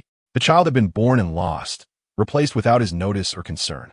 Even though his company was busy at that time, it was inconceivable that he was so occupied as to be absent for 1.5 years. It was his own unwillingness to shoulder the responsibilities of fatherhood that led him to delegate everything to Lin Ran. Consequently, after conversing with Lin Ran and their lawyer, he countered with charges of abandonment against Suisui. At that time, Suisui was preparing to leave the hospital, feeling quite pleased. Despite the pain from his injuries, the thought of Lin Ran, that despicable woman, being incarcerated brought him immense joy, envisioning her serving years in confinement. Furthermore, during his 2 days in the hospital, he had arranged for the nanny to care for Sui Sui, deliberately keeping her from growing too close to Tong Iran.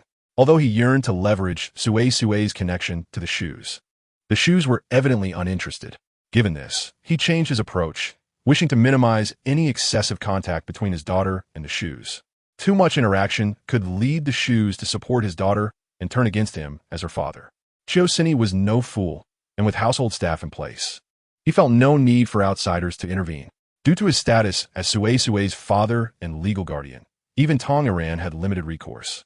However, given that Sui Sui, despite her youth, was a remarkably astute child, Tong Iran did not worry excessively, merely advising Sui Sui to reach out if Suisui ever intended to harm her.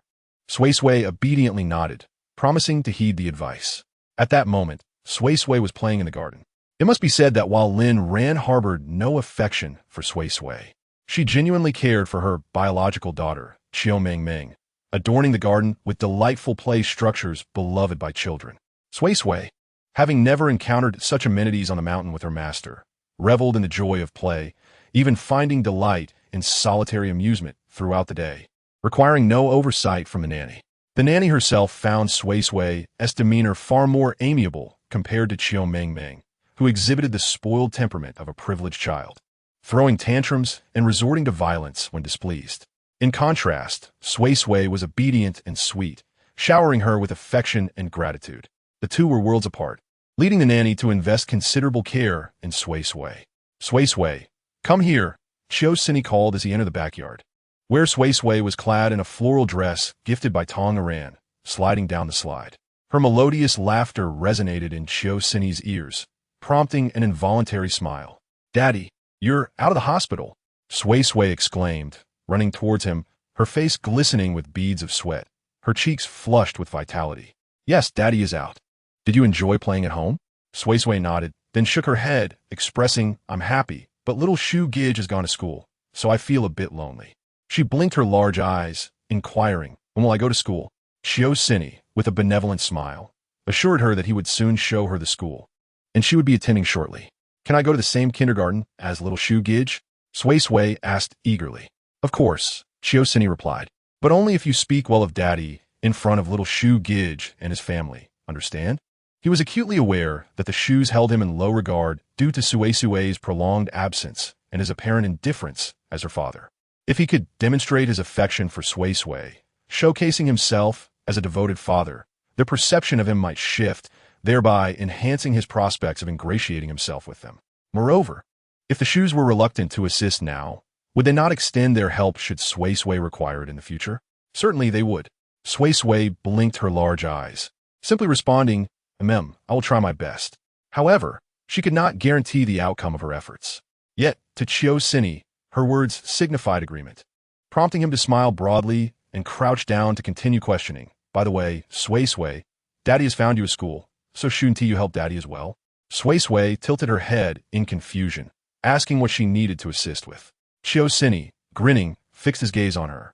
"It's about the blood and misfortune you mentioned earlier. How did you know?" "Daddy is very curious about your remarkable abilities.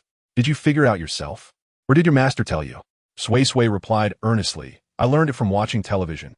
The fortune tellers on TV always say such things." As she spoke, she mimicked the gestures of a fortune teller, dramatically claiming, "I see darkness in your fortune.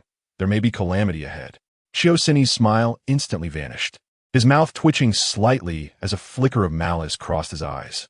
He had initially believed that Suisui possessed some esoteric skill to foresee his misfortune, perhaps even a special connection with her master that might elevate his status. But now, he realized, "You tricked me?" He ground out through clenched teeth, his voice low and menacing, his gaze fixed on Suisui as if attempting to discern whether she was deceiving him. Suisui blinked innocently, her expression devoid of guile, and added with a hint of pride, "No, Daddy, I really learned it quite well, didn't I?" Suisui felt a surge of rage, his chest heaving as he clenched and unclenched his fists, suppressing the urge to explode. However, with the nanny observing nearby, he had no choice but to stifle his fury, forcing a strained smile. "Yes, very much so. So much so that it makes me want to strangle you." Chapter 26. Fortunately, Father believed her. She truly is a clever little sprite. Suisui took a deep breath, striving to calm himself, but his heart was in turmoil. How could he have been outwitted by a 5-year-old child? He had been foolish enough to trust her words, believing she possessed some extraordinary ability. Initially, he had contemplated leveraging Suisui's skills to forge connections with the powerful, even hoping to turn his fortunes around, only to realize it was all a ruse. If this were to spread, where'd he hide his shame? The more he pondered, the angrier he became.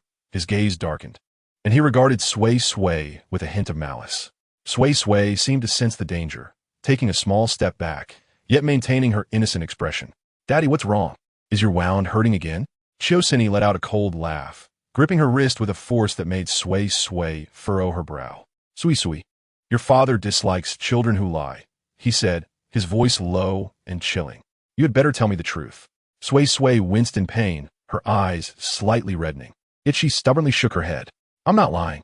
Her voice was soft, tinged with a quivering sense of grievance. "The fortune teller on television said so. I was just learning from them." Suisui stared intently into her eyes, searching for a glimmer of guilt or cunning, but all he found was pure confusion and hurt, as if she truly did not comprehend why he was so angry. Could it really be mere coincidence? At 5 years old, even the most intelligent child could not possibly concoct such an accurate prophecy of calamity. Having grown up on the mountain, her only companions were her master and the simplicity of rural life. Who could have taught her fortune-telling? Her reactions were so natural that if she were lying, it would be impossible for her to appear so flawless. The more he thought about it, the more frustration churned within him, not directed at Sui Sui, but at himself. How could he allow a mere child's words to instill such doubt and fear in him? If the business world were to learn of this, how could Suisui ever show his face again? Sui Sui. He gradually released his grip, his voice still icy but lacking the earlier severity. You're not to learn those nonsensical things from the television again, and you must never speak of calamity to others. Do you understand? Sui Sui rubbed her reddened wrist and obediently nodded. I understand, Daddy. She lowered her head, her long eyelashes casting shadows over her emotions, appearing both aggrieved and obedient. Observing her demeanor, Suisui's unnamed fury subsided somewhat, yet he still felt a lingering discomfort. He scoffed, turned, and walked into the house, leaving behind a warning. Remember, if I ever hear you speaking nonsense again. He paused, glancing back at her with a menacing gaze. Daddy will ensure you receive a proper lesson. Sui Sui stood rooted in place, exhaling softly after watching his figure disappear. She glanced down at her wrist, where several red marks remained. Yet the corner of her mouth discreetly curled into a subtle smile. Fortunately, Father believed her. She truly is a clever little sprite. Inside, Suisui sat on the sofa, his expression still grim. He lifted his teacup and gulped hastily, only to choke from his rush, his face turning crimson. Damn it. I can't even drink water without trouble. He slammed the cup onto the table, the sense of suffocation in his heart intensifying. At that moment, he received a call from the police. His brow arched, and a cold smile involuntarily crept onto his lips, thinking there might be progress on Lin Ran's case. Mr. Chiu, the voice on the other end interrupted him with a professional tone. Please come to the police station immediately. Your ex-wife, Ms. Lin Ran, has formally accused you of abandonment, and we require your cooperation for the investigation. He sprang to his feet, the leather sofa screeching in protest. What? She is accusing me of abandonment. The voice on the other end continued, yes. According to the evidence provided by Ms. Lin, during the 4 years that your daughter Sui Sui was missing, you neither reported it nor fulfilled your parental obligations. We need you to shut up. Suisui kicked the coffee table over, shattering glass everywhere. In the garden, Sui Sui jumped at the loud noise, turning to look toward the living room. Suisui's pupils constricted sharply. He opened his mouth, suddenly recalling something, and turned to see Sui Sui peering curiously through the floor-to-ceiling window, her wide eyes fixated on him. Very well, he suddenly chuckled softly, his voice dripping with a chilling gentleness. I will be there shortly, but officer, please convey to Lin Ran. He fixed his gaze on Sui Sui outside, enunciating each word carefully. If she wishes to play, I shall play with her to the end. After hanging up the phone, Suisui took a deep breath 3 times, yet his face remained ashen. He pushed open the sliding glass door and crouched down, beckoning to Sui Sui. Sui Sui, Daddy needs to step out for a while. You stay here with Annie. Sui Sui tilted her head at him. Okay, Daddy. Suisui stood, gave the nanny some instructions, and left, unable to conceal his anger. Sui Sui remained standing, watching her father's car disappear down the road, then turned to the nanny. Auntie, can Sui Sui go play outside? The nanny glanced at the sun, which was not too scorching, and nodded. All right, Annie will get ready, but it's Tuesday, and the kids around here are all at school, so there probably won't be many people. Sui Sui's eyes brightened. That's okay. I can play with Juan Juan. At this time, Juan Juan will be out. The nanny laughed. All right. Juan Juan is a big golden retriever raised by the neighbors. She is gentle and lovable. Sui Sui met her once and hasn't forgotten her since. Chapter 27 Golden Retriever Eats People. No, how could that be? June's weather had begun to heat up, with the sun blazing down around 3 or 4 in the afternoon, making it feel suffocating. Yet children are wondrous creatures. All they desire is to play, never minding the blazing sun. Sui Sui was one such child, pedaling her beloved little tricycle under the care of the nanny, who held an umbrella over her, her short legs working hard. The home of the golden retriever Juan Juan was just a 10-minute ride from the Chiu family villa, and they usually encountered each other around this time. However, today, Sui Sui had nearly reached Huan Huan's house but had yet to see her. Nonetheless, Sui Sui felt no annoyance. Rather, she was excited to meet Huan Huan at the entrance of her home, dressed in a pink princess dress. The little girl with her hair styled in a princess bun pedaled her tricycle joyfully, her little face beaming with excitement, her sweet smile never fading. Meanwhile, the Liu household was engulfed in chaos and unease. Grandma Liu gazed at the golden retriever Huan Huan, who sat at the door, its mouth and chest stained with blood, nearly gasping for breath. She swayed, supported by a concerned servant behind her. "Are you all right? Perhaps you should sit down? What are you thinking at a time like this?" Just then, a young man's voice, filled with irritation and helplessness, broke through. He stepped forward, his gaze falling on Huan Huan, who sat at the door, looking bewildered yet affectionate, still wagging its tail. The ferocity of dogs is hard to train. No matter how well you treat them, they remain beasts. I told you all long ago. How could you not believe me and insist on raising a dog? Moreover, dogs can eat people. There have been reports online about this. How could you let this dead dog be with Yao Yao? The speaker was Liu Bowen, Grandma Liu's grandson. His sister was merely 3 months old, a surprise child for his parents in their later years. Meanwhile, his parents were on vacation abroad, leaving the children in the care of their grandparents. This had terrified the entire family. They immediately reviewed the surveillance footage, only to discover that Yao Yao had been placed in a baby carrier and had been taken away by Huan Huan. Huan Huan traversed the surveillance blind spot, only to witness Yao Yao being taken away, oblivious to where the creature had carried the child. At that moment, Huan Huan's mouth was devoid of the infant carrier, and blood stained its jaws and chest. Initially, they harbored a glimmer of hope, suspecting that Huan Huan might have been stolen away to be fed dragon fruit by someone in the vicinity. After all, the neighbors in this area held a fondness for Huan Huan, frequently offering it food.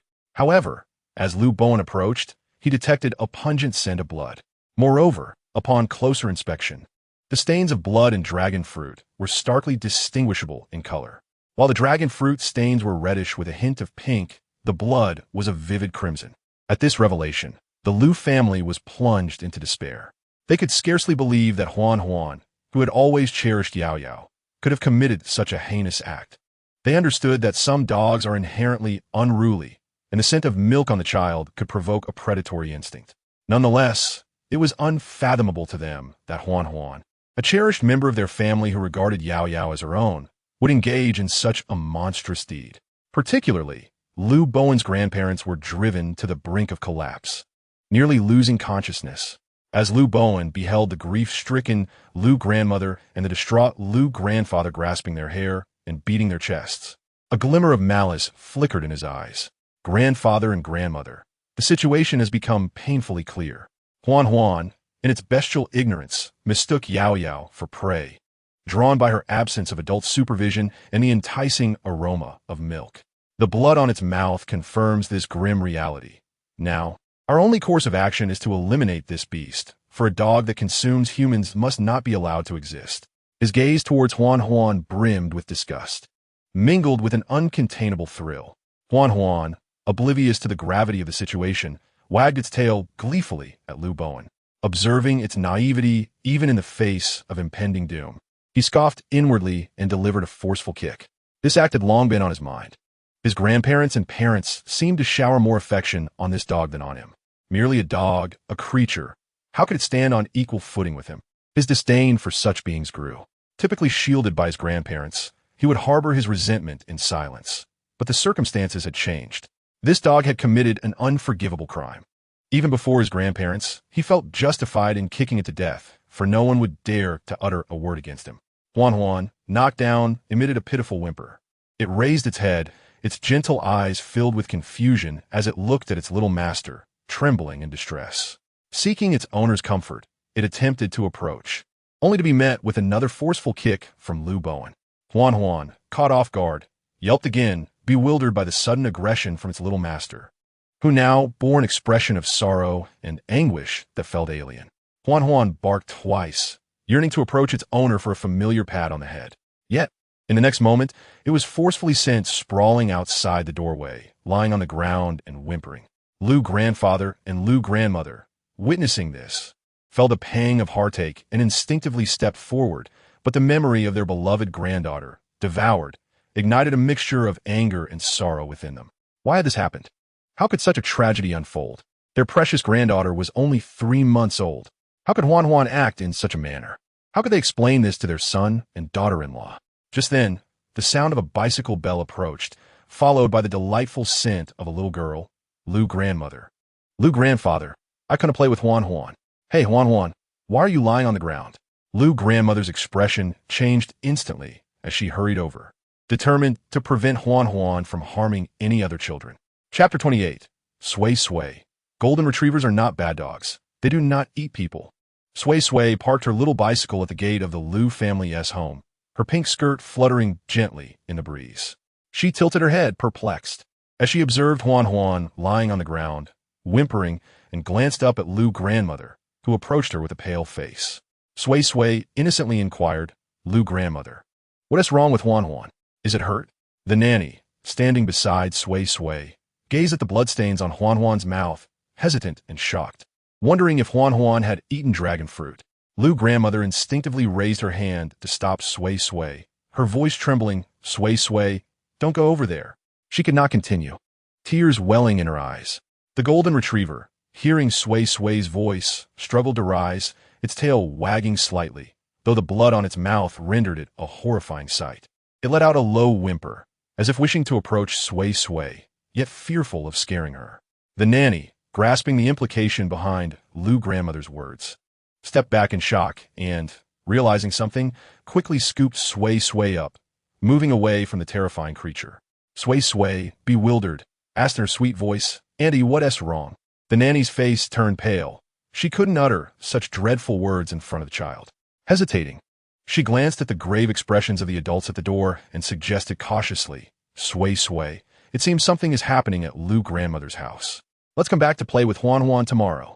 Sui Sui shook her head stubbornly, glancing at Huan Huan's pitiful state and then at the sorrowful yet helpless expressions of Lu grandfather and Lu grandmother. She rarely disobeyed, but insisted no. Sui Sui wants to get down. Just then, Sui Sui bent down, gently stroking Huan Huan's head. Huan Huan, one tea hurt me. It's the best. Sensing her affection, Huan Huan, driven by the pain of its master's betrayal, leaned towards Sui Sui, wagging its tail submissively, allowing her to pat its head and body. Sui Sui caught a whiff of the metallic scent of blood, tilting her head in confusion, and reached out to touch the bloodied fur. Upon witnessing this, the adults gasped in horror, fearing that the golden retriever might snap its jaws and injure the little girl. At that moment, Lu Bowen seized Sui Sui's arm, his tone dark and foreboding. What do you understand? This beast has just devoured a person. Get away from it.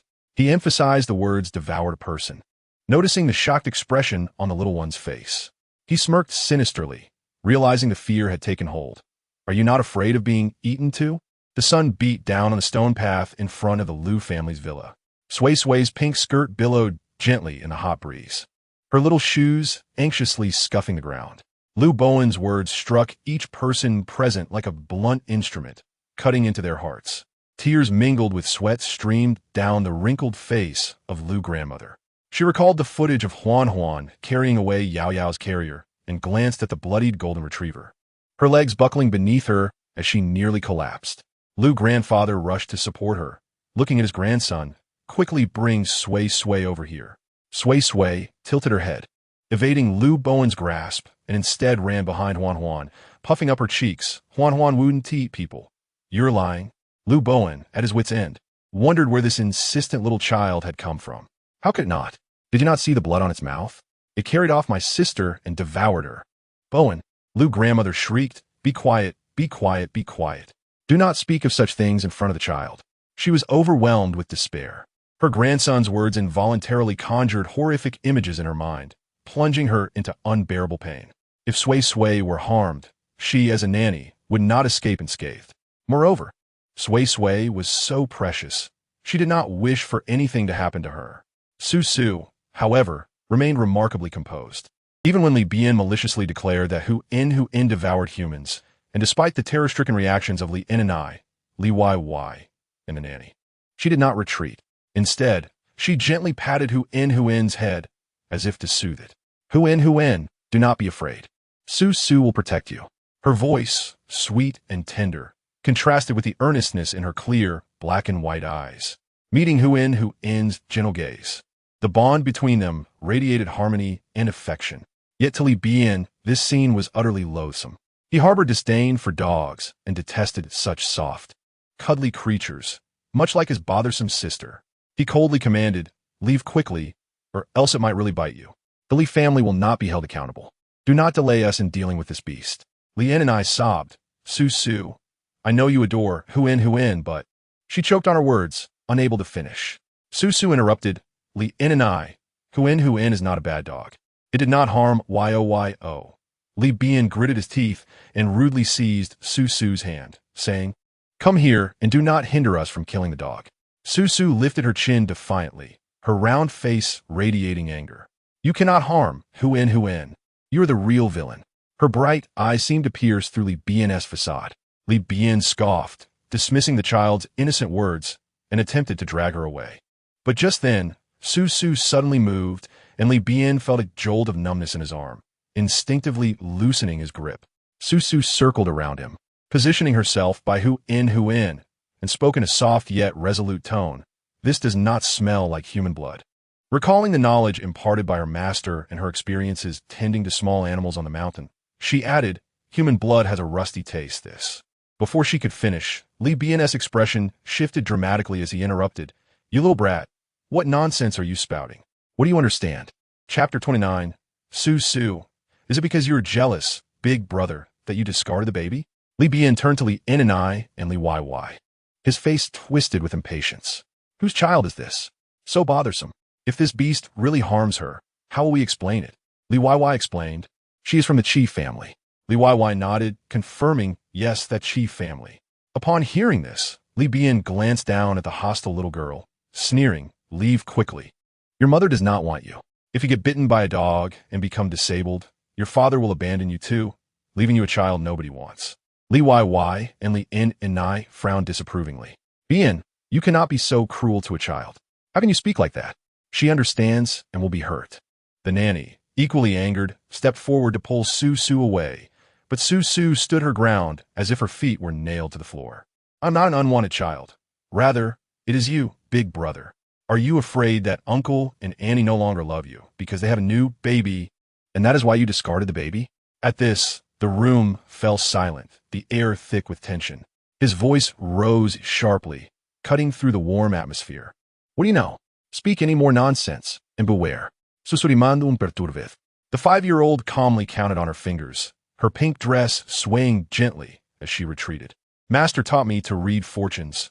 Big brother, you carry a dark aura between your brows, and your lips curve downward. That is a sign of jealousy." Li Bian's pupils constricted, cold sweat trickling down his back. How could she possibly know? It felt as though she had witnessed everything he had done. Forced to maintain composure, he scoffed, "What a charade. What nonsense can a little child possibly speak?" Yet the tremor in his voice betrayed his unease. He turned to Li YY, stating, "Grandfather, this is just superstitious nonsense." Li YY eyed Susu with uncertainty, while Li En and I ceased her sobbing, and the household staff stood dumbfounded. Could it be that she truly had a gift for divination? Although Li Bian did not particularly care for his sister, she was still his blood relative. How could he be so heartless? The elderly couple found it difficult to accept or even believe this reality. Moreover, Susu was merely a child, a 5-year-old. How could her words hold any truth? At that moment, Susu declared, "I will find evidence." She crouched down, gently parting the fur around Hu In's neck. "Look, there are feathers on Hu In's neck." She plucked a tiny white feather that shimmered in the sunlight. Yo is human. How could a person have chicken feathers? Everyone gazed closely, and indeed it seemed true. Li En and I trembled as she leaned in for a closer look, gasping suddenly, "It really is chicken feathers." The maid cried out, "Yesterday I bought 2 live chickens, intending to prepare soup for the elders. When I went to handle them, I noticed one was missing. I thought I had let it escape. Later, when Yo disappeared, I completely forgot to mention this."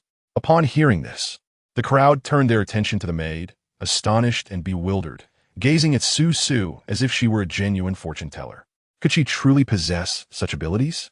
Susu puffed out her chest with pride, declaring, "That chicken was stolen by that wicked brother. He deliberately did this to make you believe that Hu In devoured Yo, inciting your hatred for Hu In. Outrageous. Li Bian erupted, his voice shaky. Sweat beaded on his forehead, and his veins throbbed as he barked. You believe the ramblings of a 5-year-old? He turned abruptly to the maid. Wang Auntie, are you in cahoots with this little girl? Wang Auntie, frightened, waved her hands insistently. Young master, I have no such collusion. The chickens truly. At that moment, Suisui lifted her face, saying, it is because the wicked brother knows where the surveillance cameras are that he could avoid detection. Although he does not like Hu In. Hu In is a good dog and still considers him its master. So he was able to command Hu In to bring Yo away. Hu In is very clever and understands these commands. Li Bian was drenched in cold sweat, and he shouted, enough. Do not speak further. You make it sound as if you can truly read fortunes. Be silent. Li Wai suddenly interrupted, his voice hoarse and grave. Suisui, please continue. Suisui blinked her large eyes, her pink butterfly hairpin shimmering in the sunlight. Grandfather. After Hu In took Yo, the wicked brother followed. When Hu In left, he took Yo to another place. I can lead you to find her. Li Wai's clouded eyes glistened with moisture, overwhelmed by the immense shock and revelation. He trembled, repeatedly asking, really? Suisui, can you truly find Yo? Lien and I rushed to her side, gripping Suisui's small shoulders tightly. Weeping, is what you say true? Can you help me find Yo? The nanny, flustered, paced anxiously, unable to comprehend how the situation had escalated. Suisui nodded affirmatively, climbed on her beloved little tricycle, raised her hands high, and sweetly declared, let's go find Yo. As the sun began to set, casting brilliant golden rays upon her, she appeared as if adorned in a layer of gold, mesmerizing those around her, almost as if by some unseen force. The group set forth on their journey to find Yo. Chapter 30. Finding the baby. Could Suisui truly be a little fortune teller? At dusk, the sunset painted the sky in vibrant hues of gold and crimson. Suisui rode her pink tricycle, leading the group down the shaded path behind the Li family villa. Hu In limped alongside, occasionally letting out soft whimpers. Li Wai, leaning on his cane, trembled, yet his steps remained resolute. Lu Nai was being supported by Wang Auntie, her tears long having blurred her vision, yet she remained fixated on the small pink figure ahead. Lu Bowen's complexion was as pale as a sheet, cold sweat continuously beading on his forehead, although he wished to refrain from following. The Autumn family's nanny was eyeing him like a hawk, preventing any escape. With no other option, he reluctantly pressed forward. Most troubling was how increasingly familiar this path felt, as if he had just traversed it not long ago. On this sweltering day, Lu Bowen's heart felt chillingly cold. He stared intensely at the diminutive figure of Sui Sui ahead, biting his lip until it bled. Everything was supposed to proceed according to his plan. Yet, an insufferable girl had unexpectedly appeared. How could she possibly possess such abilities? As he drew nearer to the destination, he found himself compelled to believe and began to doubt his very existence. Just behind that thicket, Sui Sui halted her bicycle, pointing excitedly at a dense clump of bushes nearby. Her small face radiated certainty. Lu Yi and Lu Nai exchanged glances, supporting each other as they moved closer. Lu Bowen, in a desperate struggle, pleaded with his grandparents not to trust her. After all, she was just a child. Sui Sui wrinkled her nose at Lu Bowen, accusing him of being a bad brother, still trying to argue. She hopped off her children's bicycle, her short legs moving swiftly as she dashed in front of the elderly couple, parting the bushes with a joyful tone. Here it is. Yao is here. Come quickly. Lu Yi and Lu Nai could not contain their trembling as they approached, the servant trailing closely behind. Even the nanny had lost interest in watching Lu Bowen, tiptoeing to join the others. There, nestled in the heart of the bushes, lay a pink infant carrier, obscured by foliage and easily overlooked had Sui Sui not revealed it. Inside, 3-month-old Yao lay quietly, her tiny face flushed and her chest rising and falling rhythmically. Beside the carrier sat half a bottle of mineral water and an empty milk bottle, with a few feathers scattered atop Yao. The scene was utterly clear, aligning perfectly with Sui Sui's claims. Huan squeezed in, seeing her little owner and emitting soft whimpers, her tail wagging vigorously. Yao! Lu Nai cried out in a heart-wrenching wail, stumbling toward the carrier. Her trembling hands gently caressed her granddaughter's cheek, but she found the child in an unusually deep slumber, unable to awaken her. Lu Ye's expression shifted drastically as he turned sharply to Lu Bowen, demanding, "What have you given Yao Yao?" Lu Bowen's legs buckled, collapsing to the ground. I merely." His eyes glazed over, lost in a daze. They had truly found her. What kind of person was this girl named Sui Sui, and why was she opposing him? Why? Lu Bowen's hands clenched uncontrollably, palms slick with mud and stone. He had meticulously planned everything. If only his grandparents believed that Huan Huan had harmed his sister, he could eliminate Huan Huan and secretly transfer his sister away to sell her, thereby ridding himself of two undesired burdens in one fell swoop. What a perfect plan. Moreover, Yao Yao was his biological sister. He could not bring himself to harm her, merely intending to dispose of the other. Just that, Sui Sui could have down, picking up the empty milk bottle from the ground and sniffing it, detecting a strange odor. She tilted her little face upward, her stark black and white eyes filled with reproach. "Bad brother, how could you give this to the baby?" The master said it could harm her brain. This statement struck like a heavy blow, nearly causing Lu Nai to faint, supported by the frantic servant. Lu Ye's eyes brimmed with tears as he struck Lu Bowen's back with his cane. "Beast. She is your own sister." No, not me. It wasn't me." Lu Bowen continued to instinctively protest, but faced with his grandfather's merciless cane, he could only awkwardly evade. The cane struck him painfully, forcing Lu Bowen to grimace, and amidst Lu Ye's heart-wrenching curses, he could no longer endure and seized the cane, meeting his grandfather's anguished gaze with one of anger and agitation. "Since she was born, where have I been as your grandson? And why should the family wealth be shared with her? My parents' love must also be divided with her. Why? Is it not enough for the Lu family to have me, the eldest grandson? Why must there be another wretched girl?" The last rays of the setting sun cast a distorted shadow on Lu Bowen's face, rendering it particularly grotesque. "One is sufficient. Why must there be a second child?" Lu Bowen's shriek startled the sparrows from the treetops, his words saturated with envy. "What kind of family is mine? My parents are already in their 40s or 50s, yet they still want to have children? Are they insane? I'm already this old. Why must I have a sister to compete for inheritance?" Lu Yi staggered back 2 steps, his murky eyes widening in disbelief. "Is this truly why you would harm your own sister?" The elder suddenly erupted into a violent cough. How could the Lu family produce such a beast? Lu Nai collapsed onto the ground, her face streaked with tears of disbelief. "Everything in this house is yours. Yao Yao is just a girl. When she marries, a little dowry will suffice. With so much wealth, how can you not spare anything for your sister? How selfish can you be? You must understand, all of this was earned through our hard work, and we can leave none of it to you." The final glimmer of sunlight stained the thicket a bloody hue. Hearing his grandmother's words, Lu Bowen suddenly burst into a frenzied laugh. The sound mingled with a chilling sharpness. "A dowry." He released the cane and staggered back a few steps, his hands flailing wildly. "Do you think I am foolish? What era are we in?" His voice escalated to a breaking pitch. Article 1127 of the Civil Code states that children inherit equally. Why should she not be entitled to share in the inheritance? Today's children are clever. Who knows if she would settle for just a little? That sister from the Chen family is currently demanding her rights from her brother, insisting on joining the company. His words were abruptly silenced by a resounding slap. Lu Yi raised a trembling hand, tears streaming down his face. "Beast." Yao Yao smiles so sweetly every time she sees you. What a misfortune for our family. What a misfortune. As Lu Bowen continued to resentfully accuse the elder Lu couple and his parents for favoring a second child, a clear and resonant child's voice interjected. "Bad brother, you cannot blame others for your own wrongdoing. It is your own fault.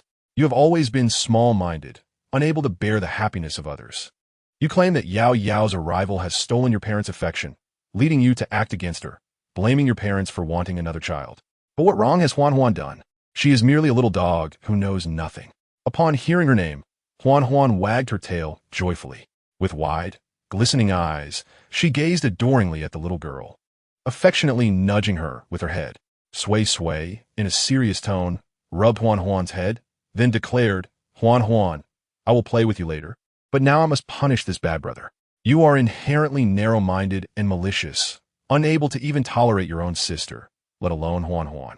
You are indeed a villain, an abject villain." With her hands on her hips, Sui Sui seemed ready to wield a magical wand like in a cartoon, casting a spell to vanquish Lu Bowen. Upon hearing Sui Sui's astute accusations, Lu Yi and Lu Nai Nai felt as if doused with cold water, their tear-streaked faces contorted in shock, realizing that their grandson's accusations were merely veils for his own selfishness. After all, if he truly harbored no ill will, why would he even consider harming Huan Huan? Huan is merely a dog, a pet that does not contest for possessions and cannot even speak. Yet, he cannot even accommodate a single dog. How pitiful for the Li family to have such a grandson. Grandmother Li trembled as she grasped her husband's hand, her voice hoarse. Old man, what kind of misfortune have we raised over these years? Grandfather Li sighed heavily, his once straight back seeming to stoop in an instant. He patted his partner's shoulder and, with trembling fingers, dialed their son and daughter-in-law's number. The sound of a glass shattering came from the other end, followed by Li father's hoarse shout, "What? Dad, please clarify. What happened to Yo?" In the background, the frantic voice of Li mother could be faintly heard. Observing the agitation of the elderly couple, Suisui tiptoed and tugged at grandmother Li's sleeve. Raising her small face earnestly, "Grandpa and Grandma, do not be sad. The bad brother will be educated. Huan will be fine too." She turned and squatted down, embracing Huan's fluffy head, rubbing against it, while the dog affectionately nudged her hand with its damp nose. Witnessing the emotional turmoil of the elders, Suisui reassured them, "Grandpa and Grandma, do not be sad. The bad brother will be educated. Huan will be fine too." She then turned to hug Huan again, eliciting a playful bark from the dog. Grandmother Li wiped her tears and held Suisui close. "Good child, today we owe it all to you. Otherwise, we would not know what to do." Grandfather Li, with reddened eyes, nodded and stroked Suisui's hair. "Our entire family must thank you dearly." Suisui blushed with delight, shyly kicking her toes. Huan is my good friend. It is only right to protect friends. If your friends are in trouble, they can also come to me, but you must not tell my dad." With a mischievous wink, she lightened the somewhat solemn atmosphere. "I can read fortunes, see faces, and even feng shui. I can do everything, including drawing talismans." Suisui resumed her little sales pitch with fervor. After the earlier incident, the adults present were utterly convinced of her abilities. Grandfather Li expressed his amazement. Where did Suisui learn all this? How remarkable! Having witnessed many so-called masters in his lifetime, none had ever captivated everyone like Suisui did with her very first act. Were it not for his own experience, he would have dismissed anyone claiming that a 5-year-old girl could locate his missing granddaughter Yo and recount all of his grandson's deeds accurately. Yet, the facts lay before him. It can only be said that many events in this world are beyond their imagination, but do indeed exist. Suisui giggled while holding Huan. "My master taught me. He said I have a talent. How remarkable! Therefore, Grandfather and Grandmother Li, you must remember to refer clients to me." Seeing the innocent and adorable expression on the little girl's face, the elderly couple could not help but smile and nod. "Of course, we will recommend you." The two aunts present laughed along, yet internally they were stirred by a tempest of emotions. Only Lu Bowen, resembling a grieving ghost, glared at Suisui with rage, loudly cursing her. What if he could do all that? They say fortune tellers have 3 shortcomings. It's no wonder your mother abandoned you, and your father treats you poorly. If your father truly cared for you, you would not say things that must not be revealed to him. You deserve to be an orphan. You perform these heartless deeds, so you're destined to be unloved.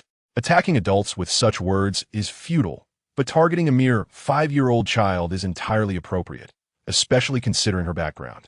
Lu Bowen's venomous curses pierced Suisui like daggers. Yet to everyone's surprise, she did not succumb to tears like an ordinary child. Instead, she slowly raised her head, a glimmer of disdain flashing in her clear eyes. How could Suisui, who remained unfazed by her mother's curses, allow these words to defeat her? "Bad brother, you are mistaken." She tilted her head, her tone surprisingly calm. "I'm not unloved. Huan likes me. Grandfather and Grandmother Li care for me. Annie likes me, and Brother SH also likes me, along with many friends." She gently patted Huan's head, which promptly barked in agreement. Suddenly, her little face turned serious, extending her chubby finger to point at Lu Bowen. "But what about you? You cannot even accommodate Huan and wish harm upon your sister. Who would truly love you? When your parents find out, they will surely be furious. You are finished." This statement struck Lu Bowen like a heavy blow. His face turned pale, his lips trembled, and he could utter no more venomous words. Chapter 32. Adults are truly strange. Why not speak directly when there is an issue? Upon hearing Lu Bowen's words, the original sorrow of grandfather and grandmotherly transformed into fury. Grandmotherly stepped forward and delivered a resounding slap to Lu Bowen. Beast! Her voice quivered with anger. How dare you speak ill of others? Suisui saved YOYO and who in. She is our family's benefactor.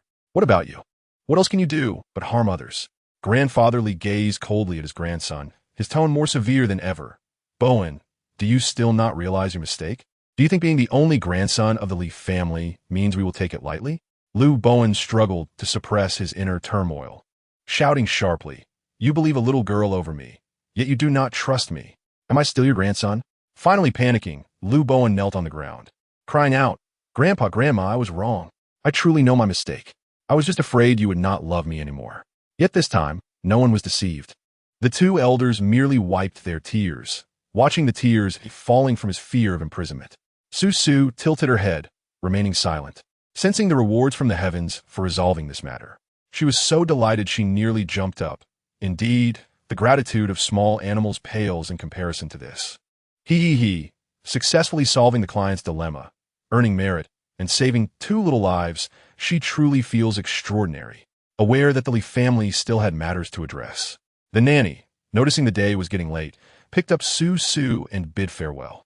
Suisui, ever innocent and joyful, exclaimed, Grandpa and Grandma Lee, do not forget to introduce clients to me. The two elders, initially engulfed in sorrow, could not help but laugh again at her playful interruption. Of course, we won't forget. On the way home, the nanny appeared distracted, her gaze towards Suisui laden with complexity. Suisui noticed and smiled sweetly. Annie, what is wrong? Do you want me to read your fortune? Suisui isn't charging Annie for her kindness. Since Suisui took the initiative, why wasn't Annie more forthcoming? In the kitchen, the nanny's hand suddenly froze while chopping vegetables, the sharp blade leaving a faint red mark on her fingertip. She stared blankly at the bead of blood, having already lost her focus for the 3rd time. Outside the kitchen window, Suisui was tiptoeing to water the roses, the setting sun elongating her shadow like a little mushroom in motion. Should she ask? The nanny wiped her hands on her apron and suddenly noticed Suisui had somehow perched on the windowsill, her nose pressed against the glass, making silly faces. Those obsidian-like eyes seemed to penetrate the heart, reminding her of the mystical black cat raised by the shaman in her hometown. Annie's worries have made the scallions weep. Suisui's voice came through the glass, muffled, as she drew a smiley face on the window. Would you like Suisui to help you eat your worries away? It's free. The nanny hesitated momentarily before finally saying, Let's eat first. Suisui must be hungry, and the steamed shrimp and egg is just ready. Suisui pondered for a moment, nodded, and obediently took her seat at the designated spot. Alongside the steamed shrimp and egg, there was also steamed broccoli and a bowl of rice. Originally, her dinner was meant to be more lavish, but the nanny seemed distracted tonight, forcing Suisui to make do. However, Suisui did not mind. For her, 2 dishes were already sufficient, and the generous portions prepared by the nanny ensured she could satisfy her hunger.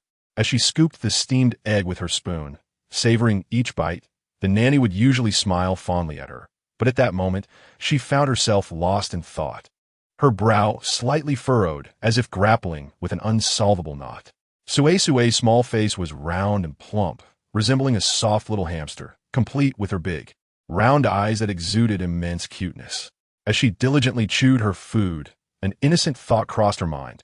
Auntie, don't you need Suisui to help you eat away your worries?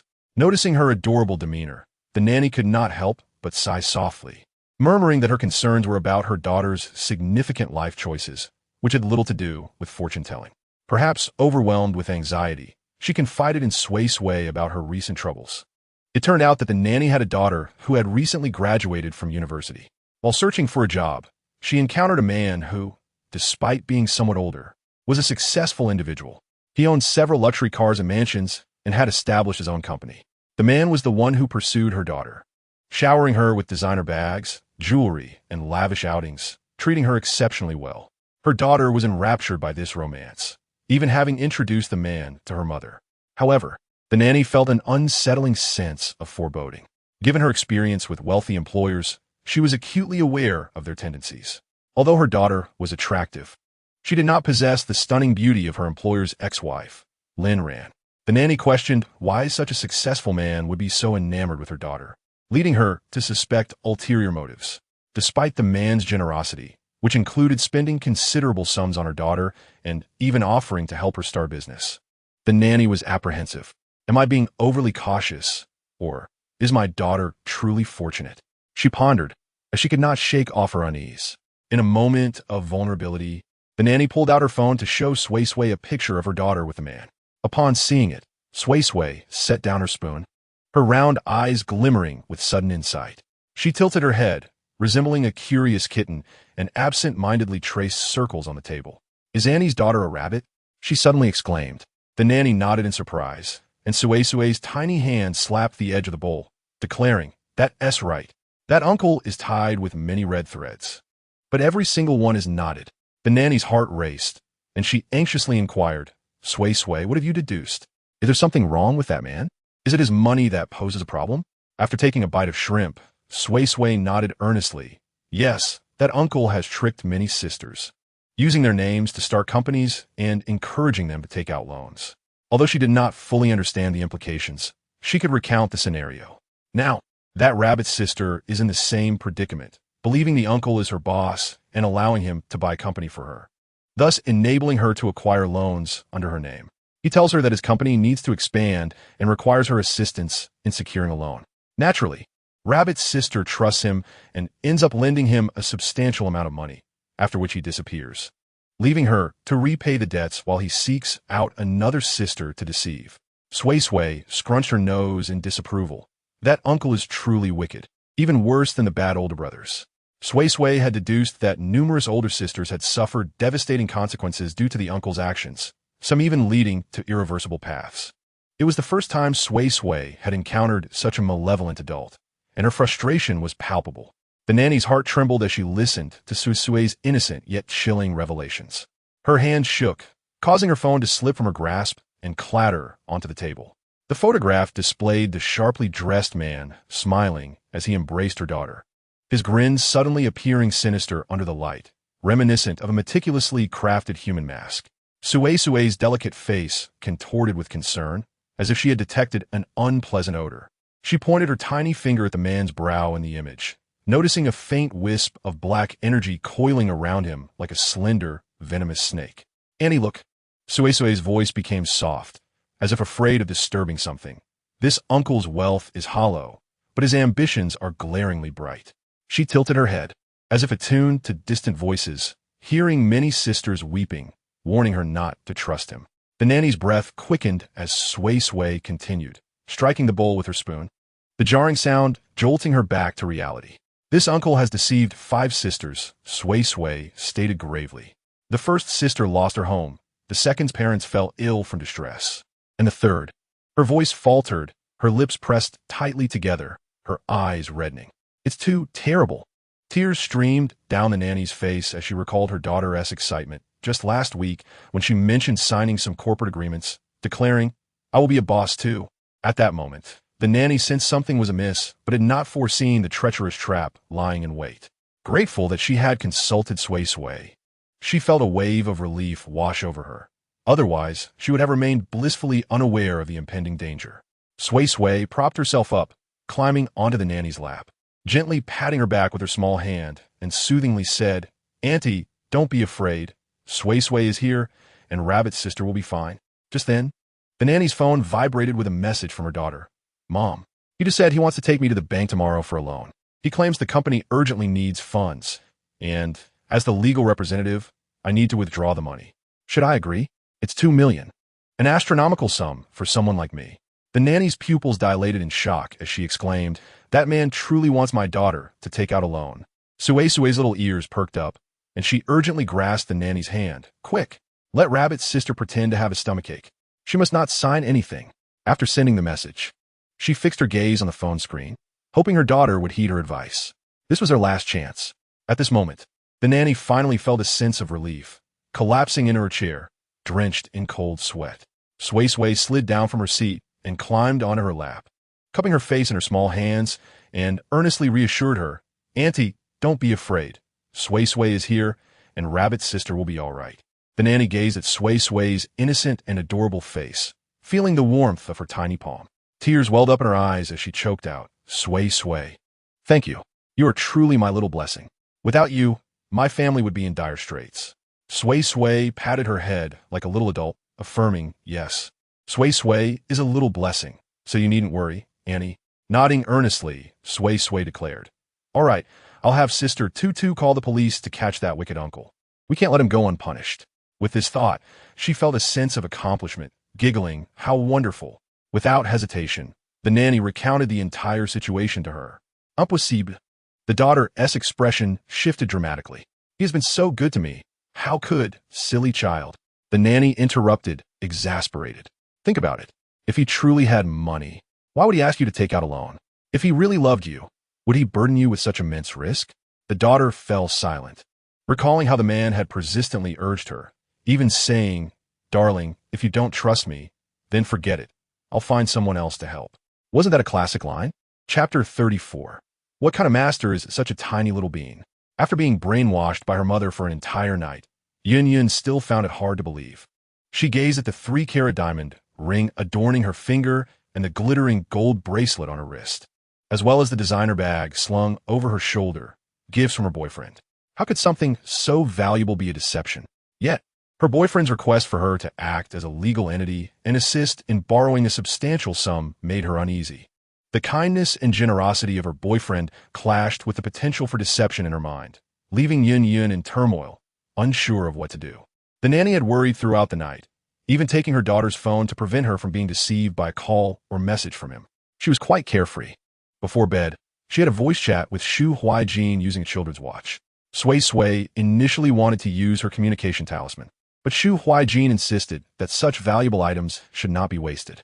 Although Sui Sui did not perceive her talisman as particularly special, Shu Huijin's remark resonated with her. If Chiu and he discovered their plans, all their efforts would be in vain. Thus, Sui Sui agreed to use the children's watch and happily shared with Shu Huijin that she had accomplished 2 significant good deeds that day, earning merit. Shu Huijin praised her, saying, Sui Sui, you are truly impressive.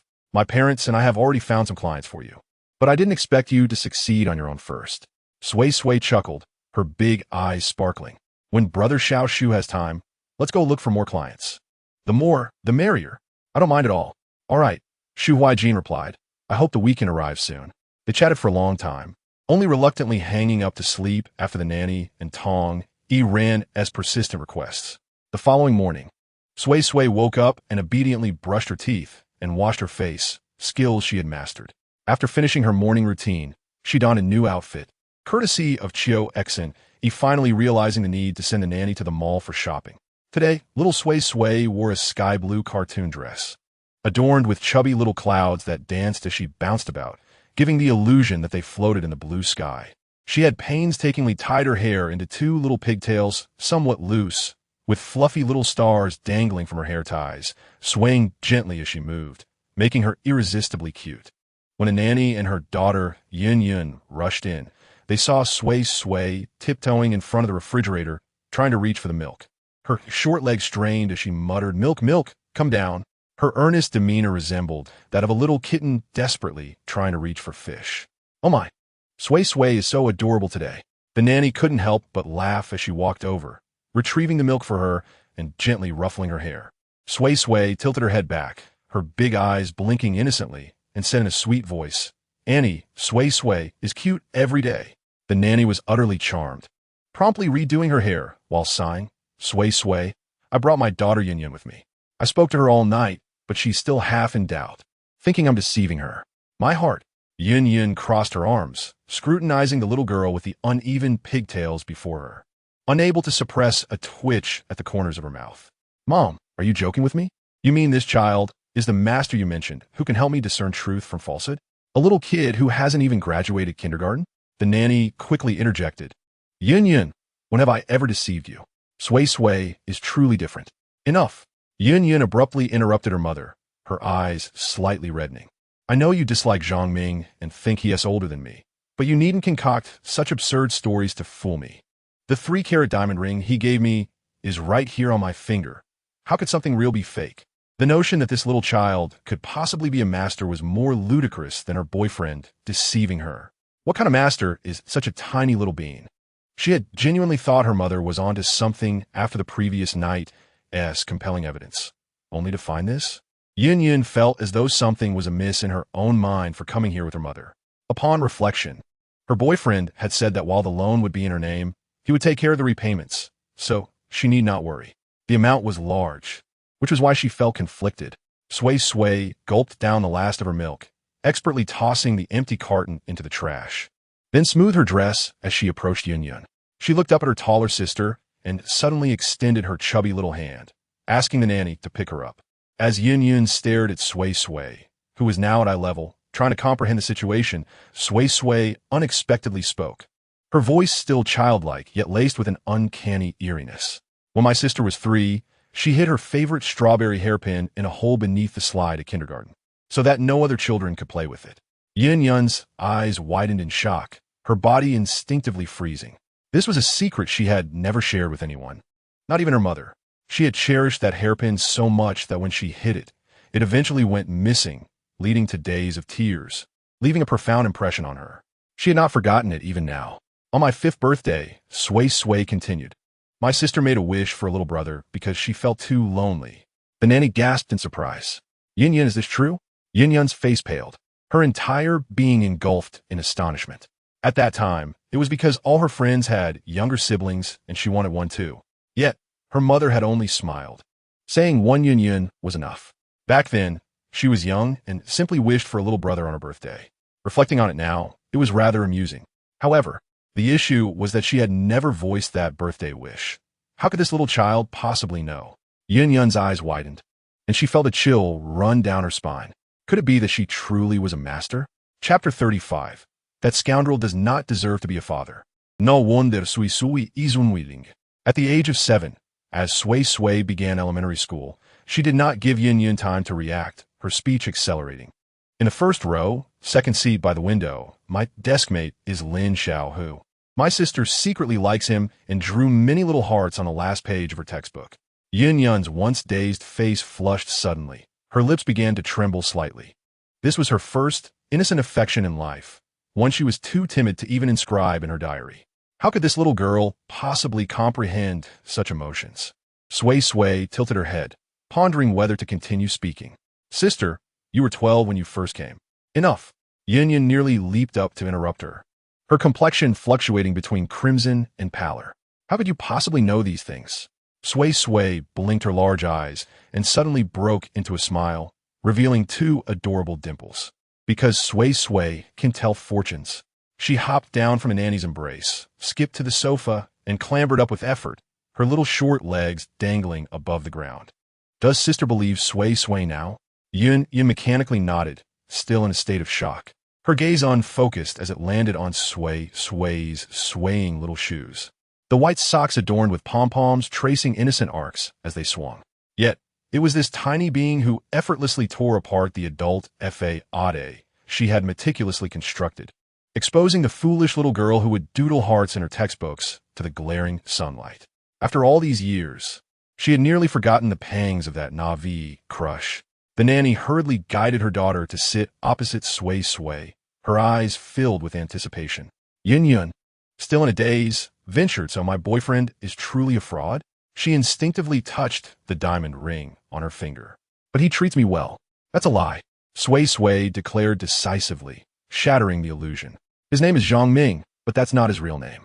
His ID is forged, and he has lowered his age by 5 years. Yun gasped in disbelief, blurting out this. This cannot be. He has girlfriends in several cities. Sui Sui continued, her voice innocent yet resolute, and he has made them all the legal representatives of his company, borrowing a significant amount of money. She lifted her gaze to meet Yun's eyes. Sister is not the first. The nanny gasped, gripping her daughter's hand tightly.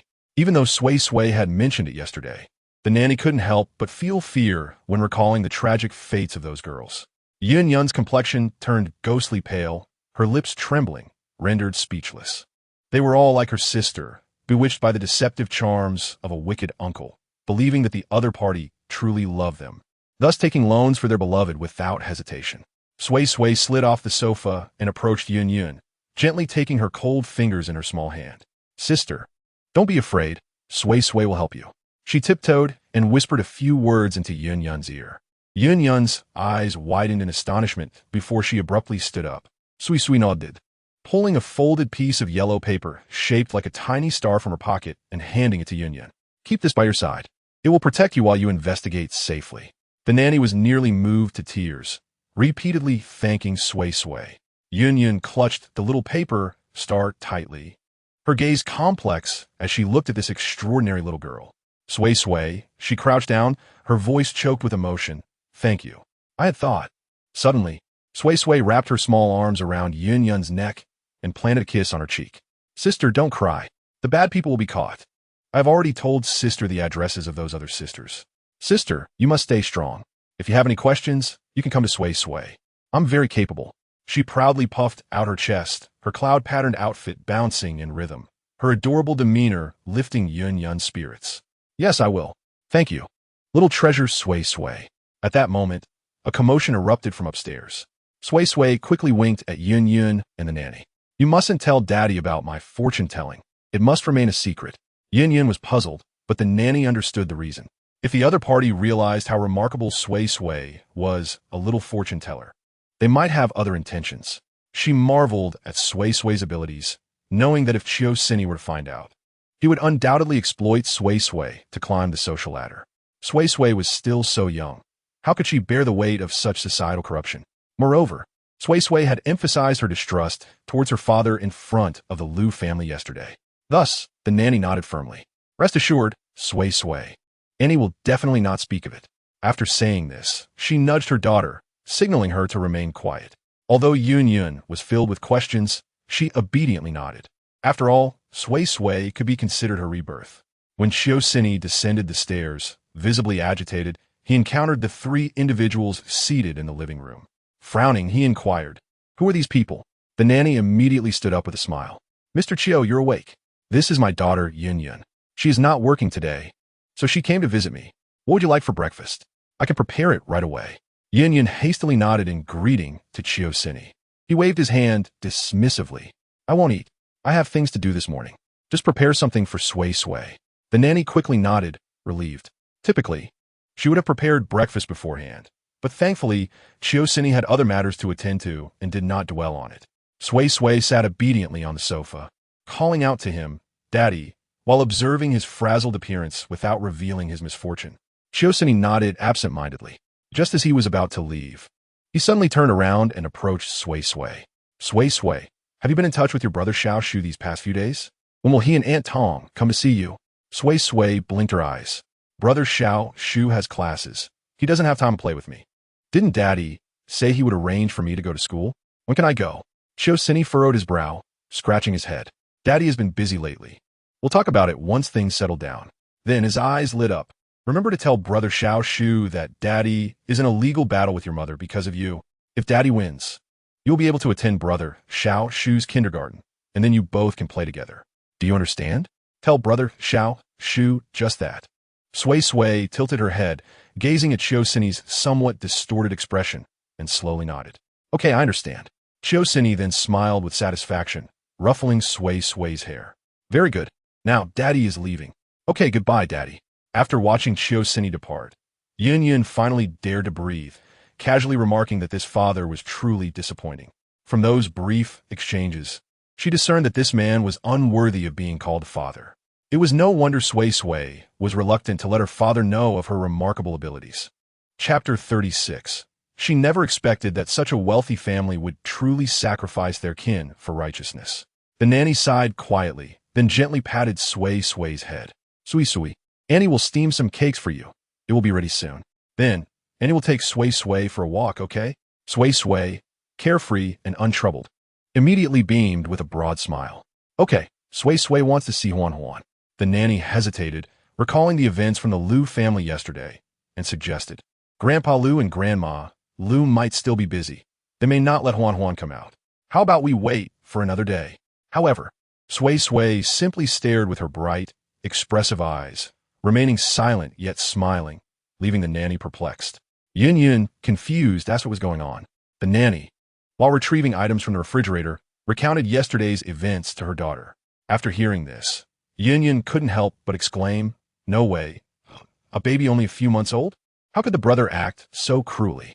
That's utterly insane." Although she too was an only child, if her mother were to have another child, while she might resist, she would never go so far as to harm the newborn. Moreover, such an elaborate scheme was devised. If only they had channeled their efforts elsewhere, it wouldn't have ended up like this. It was simply madness. And for such a tiny infant, when she eventually grew up, that man would be over 40. By then, the company would surely be his. And would he still worry about his sister with no societal experience taking his company? If at that time, the company were truly seized by his sister, it could only be said that the other party was utterly incompetent. Having joined the company over 20 years prior to his sister, yet having achieved nothing of significance, only reflects his unsuitability for management. Thus, stepping aside to make way for others is entirely reasonable. As Yun pondered this matter, she couldn't help but think he was quite the fool. With this incident weighing on her, she momentarily regained her composure, and her anxiety about nearly being deceived dissipated. With Suisui being so capable, how could she possibly fail with her assistance? Consequently, Yun found herself in a leisurely mood, staying behind to enjoy breakfast with Suisui. The nanny, relieved, expressed her immense gratitude for Suisui's help, resolving to treat her even better. After breakfast, which stretched past 9 o'clock, the sun was not yet too harsh, and with an overcast sky, the temperature was pleasant. Suisui chirped excitedly, urging the nanny to bring out her beloved little car, for she intended to drive off to play with Huan. The nanny, with no choice but to comply, took her over. When they reached the tightly closed gates of the Liu family, Suisui knew to retreat. Initially, Yun planned to leave, but upon hearing they were headed to the Liu household, her interest piqued. She was eager to discover the fate of that fool. Nevertheless, she had an inkling that the family would likely refrain from calling the police, given their status, and with only one son, nearly of age. While a daughter's life is indeed precious in the hearts of the people of Huagua, sons naturally hold a higher regard. Thus, Yun felt a twinge of discomfort.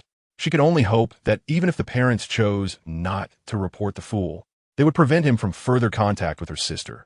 It had been luck the first time, but what if they were careless and allowed him to succeed again? The three chatted casually as they walked toward the Liu residence, and after a few steps, they encountered the Liu family, a family of 4 cradling a child, accompanied by a golden retriever, all looking pleasantly surprised at the sight of Suisui. Huan wagged her tail excitedly, rushing joyfully to Suisui's side. Suisui came to a sudden halt, her eyes sparkling like crescent moons, and with a gentle release, she hopped out of the car to nuzzle Huan's head, greeting her with a cheerful good morning. Seeing Suisui, Lu felt her eyes welling with tears. She stepped forward, trembling, as if she intended to kneel before Suisui. My little benefactor. At the time of her pregnancy, Lu had not desired the child, as she was already advanced in age. Had her son been quicker, she could have been a grandmother by now. But upon examination, the doctor revealed her health was robust, and there was an 80% chance she would bear a daughter. This stirred her heart for a soft, sweet daughter was what she had always yearned for, leading her to bring the child into the world.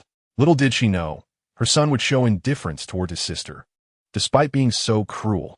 Had she given birth to a younger son who might compete for the family fortune, Lu could understand. As an only child accustomed to resources would naturally lean towards himself. Yet this was a daughter, and with a 20-year age gap, how could he possibly think she would contend for the Liu family's inheritance?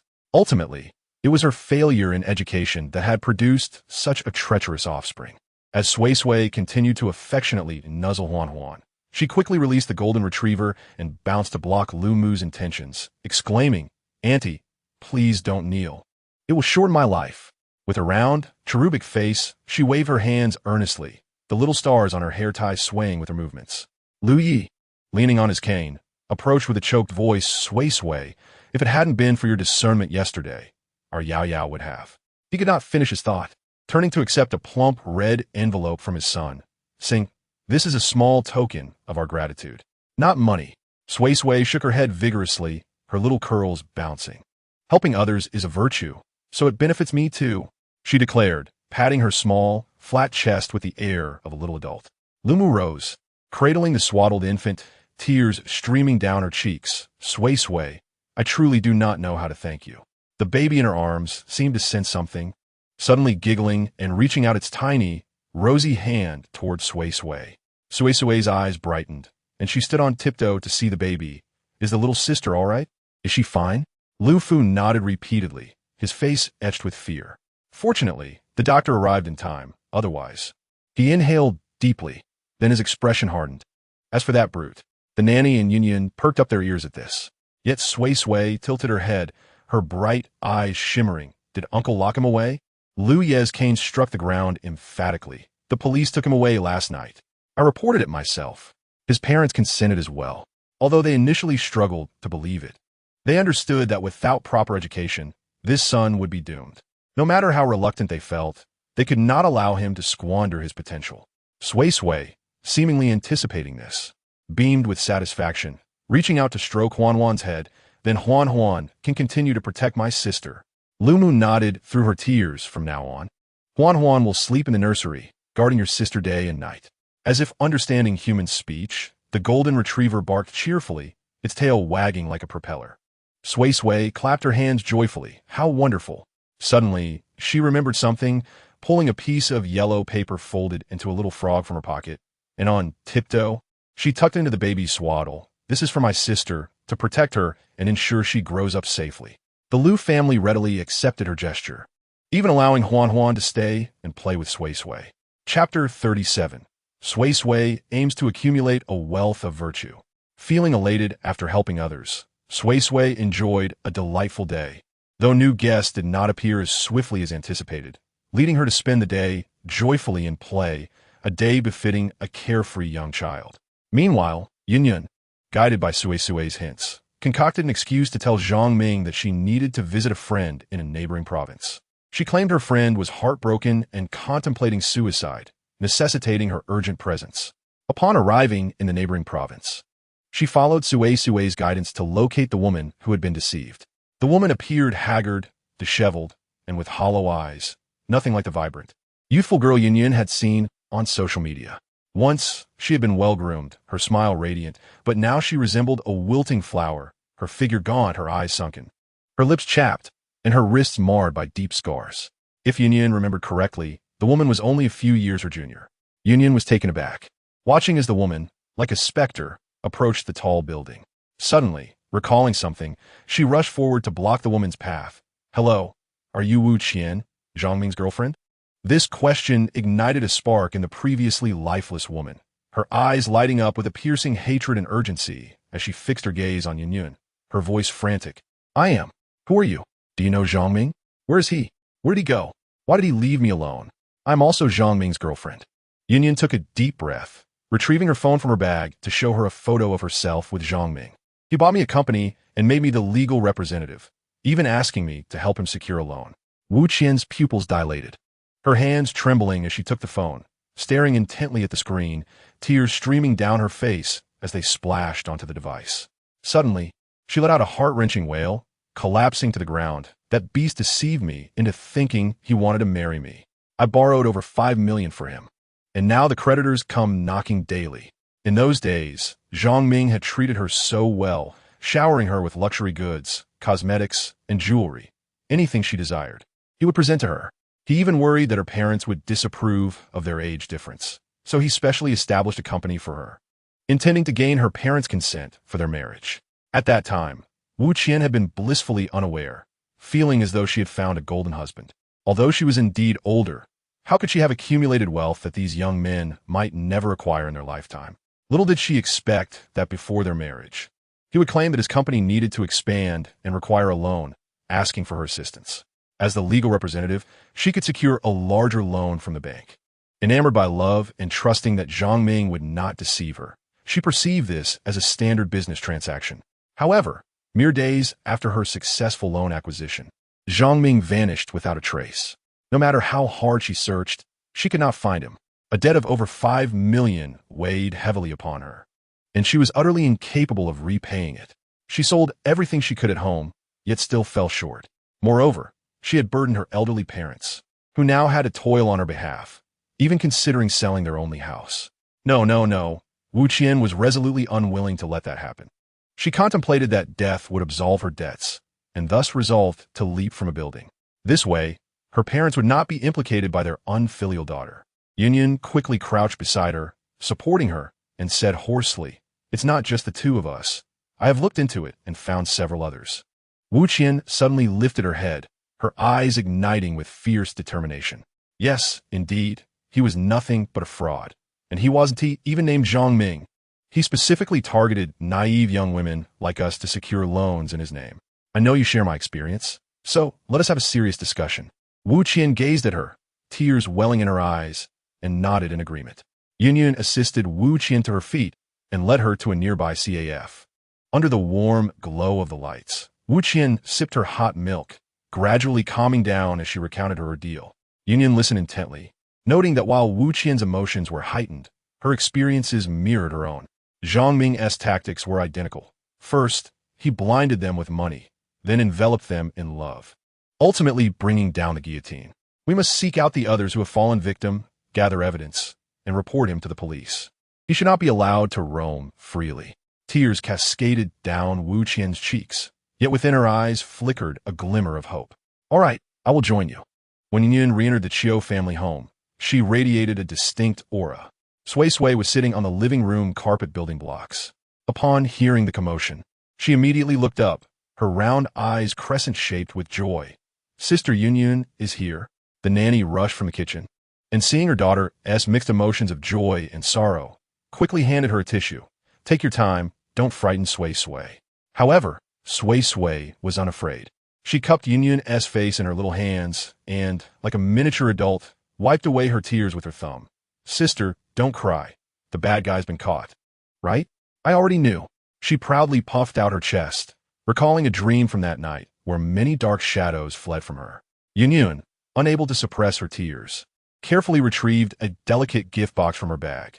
This is a present chosen by me and the other sisters for you. Inside the box lay a pure gold charm, inscribed with the words Ping and Shi Lu, a token of appreciation from the five of us. Sui Sui blinked her big eyes, gently touching the charm with her little finger, yet she did not take it. Sui Sui cannot accept this. She tilted her head in contemplation.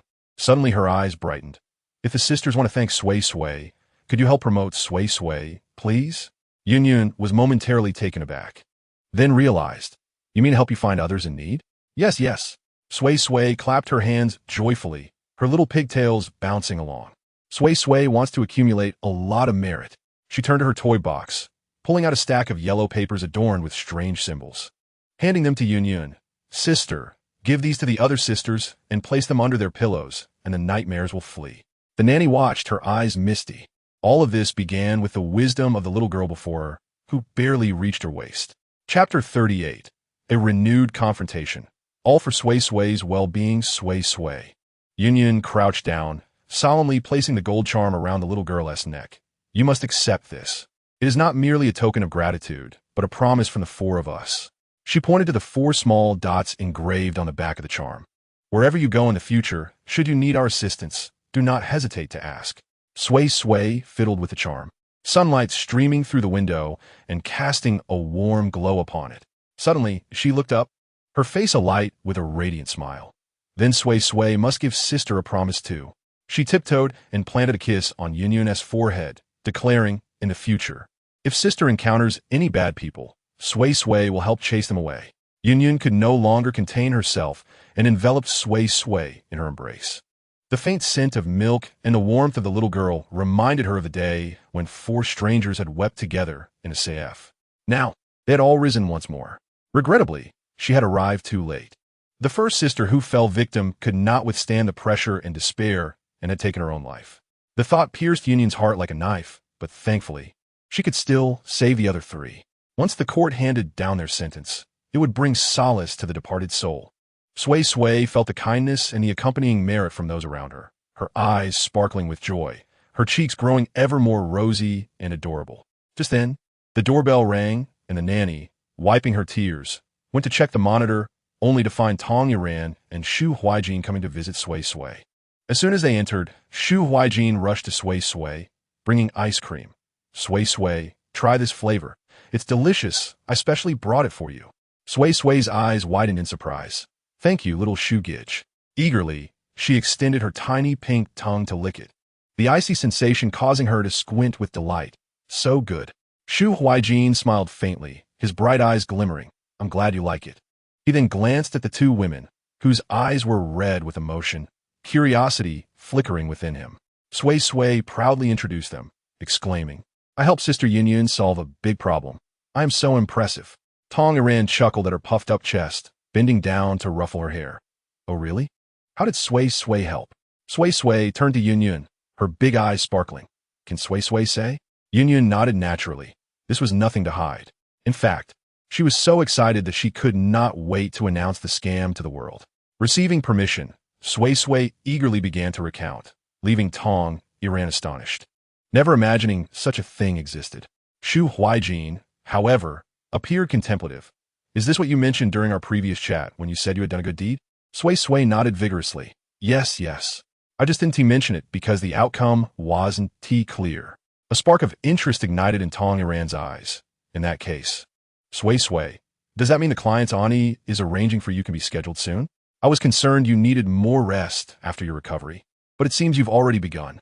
Sui Sui beamed. Of course, Sui Sui is as strong as an ox now. The group burst into laughter. Yun suddenly clapped her hands. I just thought of something. I can share my personal experience online. Self-media is currently trending, and these stories are sure to attract attention. I could also recommend Sui Sui, bringing her more clients. Yun's suggestion received Tong Iran's enthusiastic approval. That's a splendid idea, especially given the surge in scam incidents in recent years. Sui Sui looked up at Yun, clearly observing the change in her expression, covering her mouth in delight. Sister Yun will succeed. Yun joyfully pinched her little cheeks. Let us take Sui Sui's good wishes to heart. Without hesitation, she set out with determination, and the nanny felt immense pride, heading to the kitchen to prepare treats for Sui Sui. Lin Rant's side operated under the pretext of not admitting her abandonment, claiming instead that postpartum depression had impaired her judgment. With the intervention of her attorney, she successfully secured bail. In recent days, Suisui has been preoccupied with this matter, and ultimately, the opposing party triumphed, leaving him to furnish various pieces of evidence to substantiate his ignorance regarding the child's switch, attributing it solely to his work commitments. However, in comparison to Lin Ran, the true instigator, the police found his position as a father even more outrageous, which infuriated him. As Suisui opened the door, the gloom on his face seemed almost palpable. His coat hung casually over his arm, and his tie was loosely draped around his neck, exuding an air of exhaustion and irritation. Yet upon catching sight of Tong Iran seated in the living room, his bloodshot eyes suddenly brightened. He quickly adjusted his expression, hung his coat on the rack, and discreetly tidied his disheveled tie. Mrs. Shu, are you here to see Sui Sui again today? Tong Iran wiped the corner of Sui Sui's mouth, offering a distant smile. Yes, my son is resting today, so I brought him to visit Sui Sui. Suisui's gaze fell on Shu Huijin, who sat beside Sui Sui with a serious demeanor, and his smile widened. When Sui Sui, in a rare moment of leisure, called out Daddy, Suisui noticed the gold lock around her neck, his eyes sparkling with delight. This gold lock was a gift from Mrs. Shu, wasn't it? It appears quite small, but children's gold locks tend to be. Size is of little consequence. What matters is Tong Iran's sentiment, she replied with a light chuckle.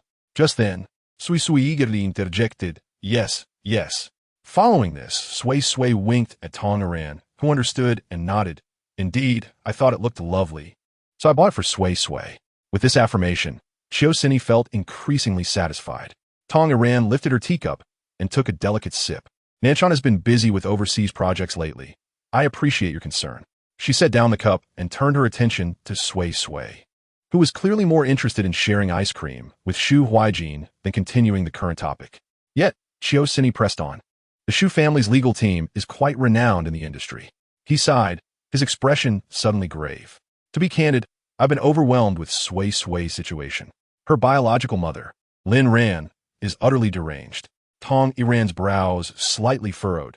She was acutely aware of Suisui's ulterior motives. The legal process is too slow. He leaned forward, lowering his voice.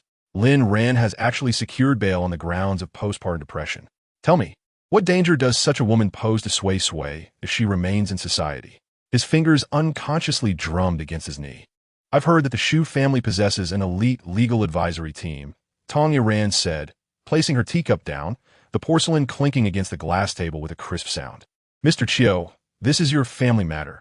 I fear it may not be appropriate for outsiders to interfere. No, you misunderstand. Chiu Sini quickly waved his hand. A smile plastered on his face. I'm merely concerned for Sui Sui's safety. Accelerating the case's proceedings would be the best protection for her. His gaze shifted to Sui Sui, adopting a benevolent, fatherly demeanor. All of this is for the child. Chapter 39. Just a scheme to control Sui Sui and deal with Lin Ran, a cunning man. Tong Iran elegantly crossed her legs, her fingertips gently caressing the rim of her teacup, a glint of sharpness flashing in her eyes. She regarded the seemingly virtuous man before her, inwardly mocking him. Suisui professed to be considering Sui Sui's well-being while his mind was consumed with how to leverage the Shu family's influence to eliminate Lin Ran. Mr. Chiu, Tong Iran's voice was soft yet laced with undeniable coldness. Isn't Sui Sui doing well at present? She gestured subtly towards the small child sharing ice cream with Shu Huijin. Moreover, the law has its own judgments. Why the rush? Chiu-Sini's smile faltered, his fingers instinctively tightening around the armrest of the sofa. He certainly detected the sarcasm in Tong Iran's words. This astute woman was clearly hinting that he should not attempt to wield others as weapons. Mrs. Shu. He lowered his voice, a flicker of malice crossing his gaze. You may not comprehend Lin Ran. That woman is a lunatic. She could abandon her own daughter. Who knows what she would do upon being released on bail? Upon hearing this, Tong Iran paused, her fingertip resting lightly on the teacup, a meaningful smile curving her lips. Mr. Chiu, you are overly concerned. We are in a society governed by law. I believe Lin Ran would not act so irrationally. Knowing that the police are investigating her, would she still engage in reckless behavior? That would be tantamount to courting disaster. Furthermore, assuming you are correct and the fault lies solely with Lin Ran, you need not fear. The law is just and fair. A fine sheen of sweat broke out on Chiu-Sini's forehead as he adjusted his posture, the taut muscles in his tailored trousers subtly evident. Suddenly, he turned towards Sui Sui, plastering an exaggeratedly affectionate smile on his face. Sui Sui, come here to Daddy. Sui Sui looked up, her mouth still smeared with vanilla ice cream, her big, expressive eyes blinking but remaining still. Shu Huijin subtly shifted closer to her, the two children exchanging a knowing glance. Sui Sui, Chiu-Sini's voice softened further, akin to a wolf coaxing Little Red Riding Hood. Don't you like Aunt Tong very much? Would you help Daddy by saying a few words to Aunt Tong? He deliberately slowed his speech, each word coated in sweetness, asking her to convince Aunt Tong to help him so that the wicked mother could never harm Sui Sui again. Tong Iran felt a wave of frustration and disgust. She never anticipated that Chiu-Sini would resort to using a child as a pawn. However, Sui Sui did not disappoint her. She simply shook her head. No, the teacher said that I should handle my own matters. This has nothing to do with Aunt Tong. Daddy should work hard on his own. Chiu-Sini's smile instantly froze, a glint of malice flashing in his eyes. His hand, resting on his knee, tightened unconsciously, the luxurious fabric of his trousers crumpling under the pressure. Suisui. His tone dropped dangerously low. How does Daddy usually teach you? You must listen to adults. He emphasized the word adults, casting a pointed look at Tong Iran. The air in the living room seemed to freeze. The nanny paused at the kitchen entrance, the fruit platter in her hands slightly trembling. This nanny, who had been with the Chiu family for several years, had begun to disapprove of Chiu-Sini's behavior. Shu Huijin quietly grasped Sui Sui's small hand, providing comfort, and whispered, Sui Sui, don't be afraid. Sui Sui, undeterred, lifted her small face, her bright eyes sparkling. Daddy is very busy. He hasn't taught Sui Sui. I learn and play by myself at home, and Annie always accompanies me. Chiu-Sini's facial muscles twitched involuntarily, his carefully maintained elite facade contorting into something almost grotesque. The veins at his temples bulged, resembling writhing worms visible beneath his pale skin. Good, very good. His voice emerged from clenched teeth, imbued with a chilling calmness. I provide for you, buy you designer clothes, and hire the best nannies, yet you refuse to even help Daddy with a few words? His fingers unconsciously dug into the leather sofa's armrest, the expensive material creaking under the strain. She stood up, interrupting their exchange. Mr. Chiu, Sui Sui is still a child. What does she understand? As for the matter you mentioned, I will have my husband keep an eye on it, but it will only be observation. Ultimately, it is still your responsibility. After all, she is your wife, isn't she? We outsiders can only lend a small hand. Suisuni's expression instantly thawed like snow melting in spring, the tension in his features relaxing, even the veins at his temples subsiding. He released his grip on the sofa, adjusted his slightly disheveled suit cuffs, and donned once more the polished smile characteristic of a business elite. Mrs. Shu is right. I've been too hasty. His tone shifted to one of gentleness, as if the menacing figure from moments ago had never existed. He even thoughtfully pulled out a tissue, bending down to wipe the ice cream smudge from Suisui's mouth. The father had been overly concerned for Suisui earlier, speaking somewhat harshly. Suisui gazed at this man, whose demeanor shifted like the weather, puffing her cheeks without uttering a word. She had long been aware of her father's character and felt no surprise at all. Noticing her lack of response, Suisui paused briefly in his actions before his smile grew warmer. As he turned to Tong Iran, the corners of his eyes crinkled with just the right amount of fine lines. With Madame Shu keeping an eye, I feel much more at ease. Tong Iran, with a polite yet strained smile, replied, we're merely outsiders, able to lend a small hand, so Mr. Chiu shouldn't focus too heavily on us. Of course. It is only natural. This is ultimately my affair. The fact that you are concerned brings me great joy. It is all for the sake of the child.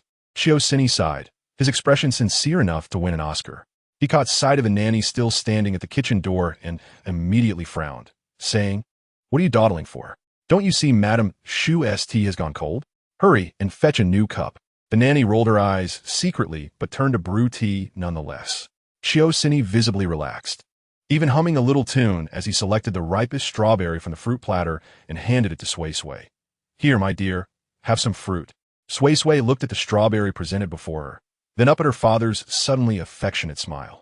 After a moment of hesitation, she accepted the strawberry but did not eat it. Instead, she quietly tucked it into Shu Huaiqin's hand. Tong Iran observed everything, her red lips barely perceptibly tightening. She stood up, smoothing her skirt. It's about time. I promised Suisui a trip to the amusement park a few days ago. Shu Huaiqin squeezed Suisui's small hand and winked at her. Suisui understood that Aunt Tong was trying to separate her from her father. She immediately nodded, saying, yes. Daddy is too busy to take me, and he promised me. In a good mood, Suisui responded, all right, you go have fun with Aunt Tong, and remember to be obedient. Okay. In the car, Tong Iran's fingers gripped the steering wheel a bit tightly, her gaze occasionally flickering to the rearview mirror. Suisui was sitting in the back seat, swinging her short legs and humming a tuneless nursery rhyme, while Shu Huaiqin sat quietly beside her, cradling a fairy tale book. Suisui, your father's behavior is becoming increasingly erratic. You must be careful, all right? If he exhibits any crazy behavior, you must call Annie. Tong Iran's voice was laced with concern. Annie will have someone watching your home. Suisui lifted her head, her bright, expressive eyes blinking. Auntie, you don't need to worry so much. She puffed out her small chest, her soft little face brimming with pride. I'm a little master.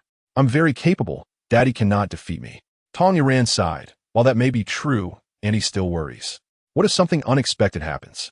You're still a child. Shu Huaiqin closed the fairy tale book and suggested, Mom, how about I stay at Chiu's house with Suisui? This way, I can protect her. Furthermore, Uncle Chiu will surely not bully Suisui if he sees me around. You'll have to treat her kindly. Tong Iran's fingers tapped lightly on the steering wheel, the sunlight filtering through the car window, casting dappled shadows on her delicate profile. She glanced at the two children in the back seat, her brow slightly furrowed. Huaiqin, that proposal is not feasible. Her tone was gentle yet resolute. The Chiu household is far too dangerous at present. Huaiqin is the sole heir of the Shu family. I cannot allow my son to be placed in such peril. Both Suisui and Lin Ran were unhinged, though they would only flatter the Shu family.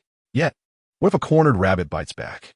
Turning to Suisui, her tone unconsciously softened. Suisui, Annie knows you are capable, but the world of adults is quite complicated. Suddenly, Suisui bounced up from her seat, her little face nearly pressed against the front seat.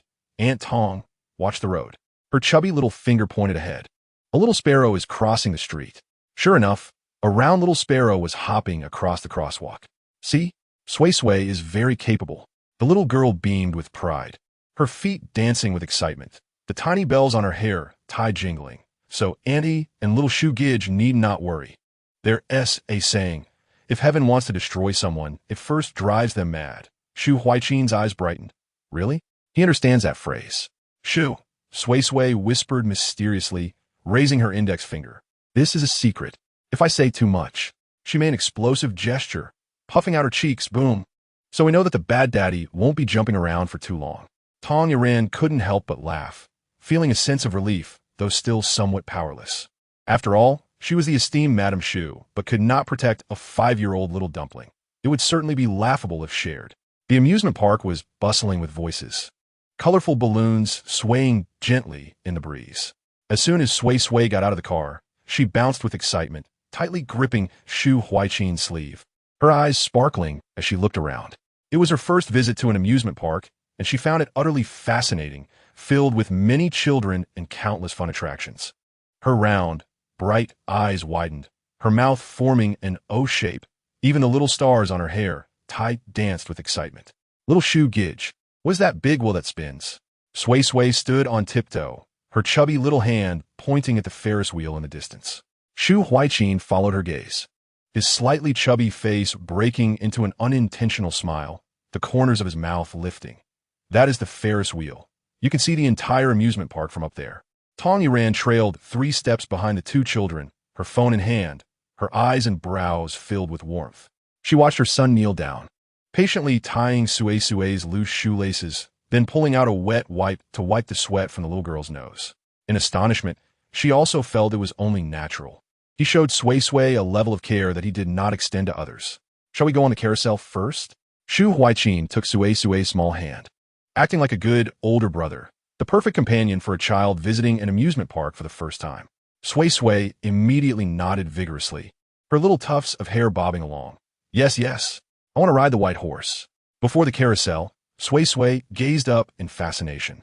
The colorful lights reflected on her rosy cheeks, and her awestruck exclamations mingled with the music.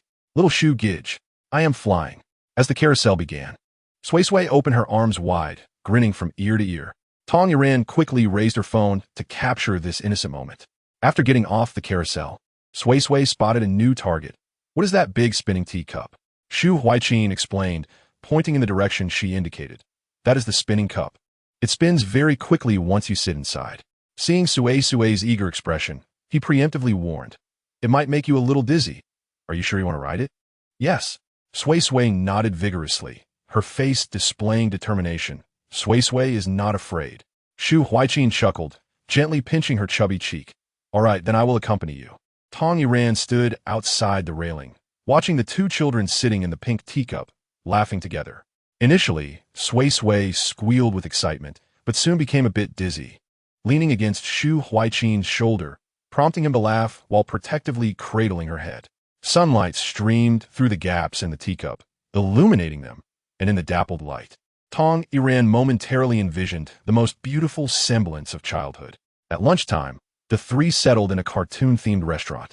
Suisui was full of curiosity about the singing toys on the table, poking and prodding at everything. Shu Huaiqin helped her open the children's meal, inserted a straw into the juice box, and reminded her, drink slowly, don't choke. Little Shu Gidge, what is that tall tower that drops suddenly? Suisui asked, her mouth full of fries. Shu Huaiqin smiled as she wiped the corner of her mouth, removing the remnants of ketchup. That is the drop tower. We must wait until Suisui grows to this height before she can enjoy it. He gestured above his head, indicating a height that seemed nearly unattainable. Nevertheless, Suisui remained undeterred, for she knew that one day she would grow. With her dear brother, Xiao Shu, by her side, and gradually accumulating merit, she would surely blossom. Chapter 41. The roller coaster incident. Suisui's prophetic words and daring rescue. The honey-colored sunlight streamed through the stained glass of the dining hall, casting a kaleidoscope of colors upon Sui's cherubic face.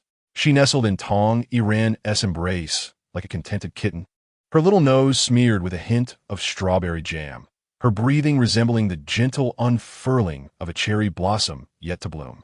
The silk hem of her dress was unwittingly crumpled into delicate waves, while the pearl necklace glimmered softly between her chubby fingers.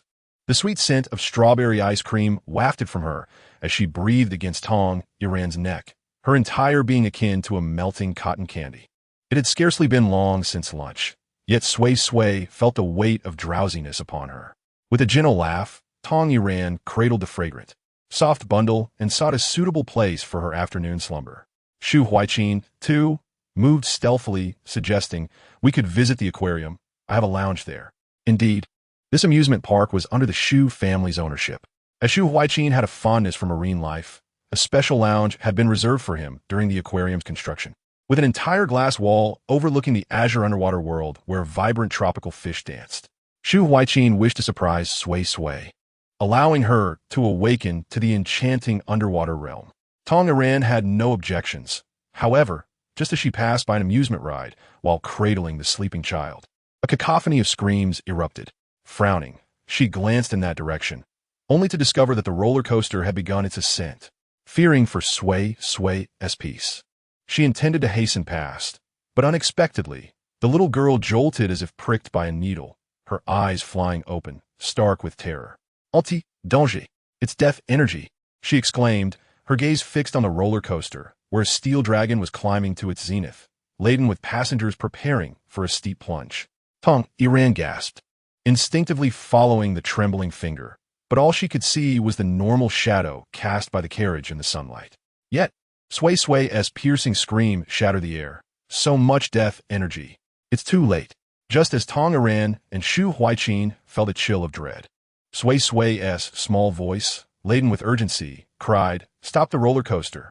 It was a desperate shout, as if she had summoned all her strength, but ultimately, she slumped in Tong Yiran's embrace, utterly spent. At that moment, the roller coaster emitted a grating metallic sound as it abruptly halted before its descent.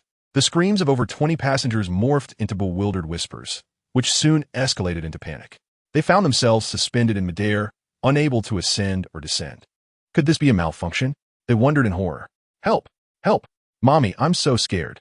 Tong Yiran stared in shock at the paused roller coaster, her heart a tempest of fear as Sui Sui's earlier cries echoed in her mind, revealing the imminent danger. Sui Sui's complexion turned ashen, blood trickling from her nose, her body swaying precariously. The image of Sui Sui in a hospital bed flashed through Shu Huaiqin's mind, recalling her words about his beneficial presence. He was a great benefactor, destined to ensure Sui Sui's safety. Without hesitation, he reached out. "Mom, quickly give Sui Sui to me. She's in trouble because of the roller coaster. I'll hold her. You go handle the situation." Tong Yiran, observing her son's tense expression, gently placed the unconscious Sui Sui into his arms. Shu Huaiqin stumbled slightly, but swiftly adjusted his grip to securely hold the girl, who was only a year younger yet of similar weight. Under the sunlight, the silhouettes of the two children exuded an oddly harmonious essence. One stood tall like a pine, while the other drooped like a willow branch. "Hold on tight, Huaiqin," Tong Yiran murmured, her face grave as she stroked her son's head before transitioning into the decisive mode of the young mistress of the Shu family, racing towards the roller coaster. Upon learning of the unfolding crisis, she felt a wave of trepidation wash over her. She promptly announced that the amusement park would waive today as entrance fees as a form of apology, additionally offering 3 complimentary tickets as compensation. Although the visitors were frightened, they accepted the recompense with a semblance of relief. Only a few remained dissatisfied, believing their lives had been jeopardized and questioning their future visits. The manager, understanding their concerns, offered to exchange in used tickets for cash, which ultimately satisfied the majority. 10 minutes later, the maintenance team arrived, climbing onto the tracks for a thorough inspection. "Oh my, one of the securing bolts is loose," a technician exclaimed. If this had continued to operate, it could have derailed. The revelation sent shivers down Tong Yiran's spine. Although she had anticipated the outcome, hearing it articulated left her feeling faint. A carriage filled with over 20 people, should an accident occur, not only would the amusement park face closure, but countless lives would be at stake, affecting the Shu family's stock as well. More importantly, she could not bear to witness the tragic aftermath of casualties. "Shut down all amusement rides for a complete inspection immediately," Tong Yiran commanded, her voice taut. She instructed the public relations department to prepare a statement, offering triple compensation to all visitors. She deemed it prudent to conduct thorough checks on all attractions rather than risk a repeat of such an incident. The amusement park manager nodded vigorously, rushing to relay the message while wiping the cold sweat from his brow. Sui Sui had awakened, leaning weakly against Shu Huaiqin's shoulder, her small hand clutching his clothing tightly. Her nosebleed had ceased, albeit leaving a stain on his shirt.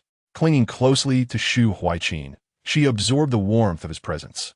This was the most powerful instance of her prophetic abilities.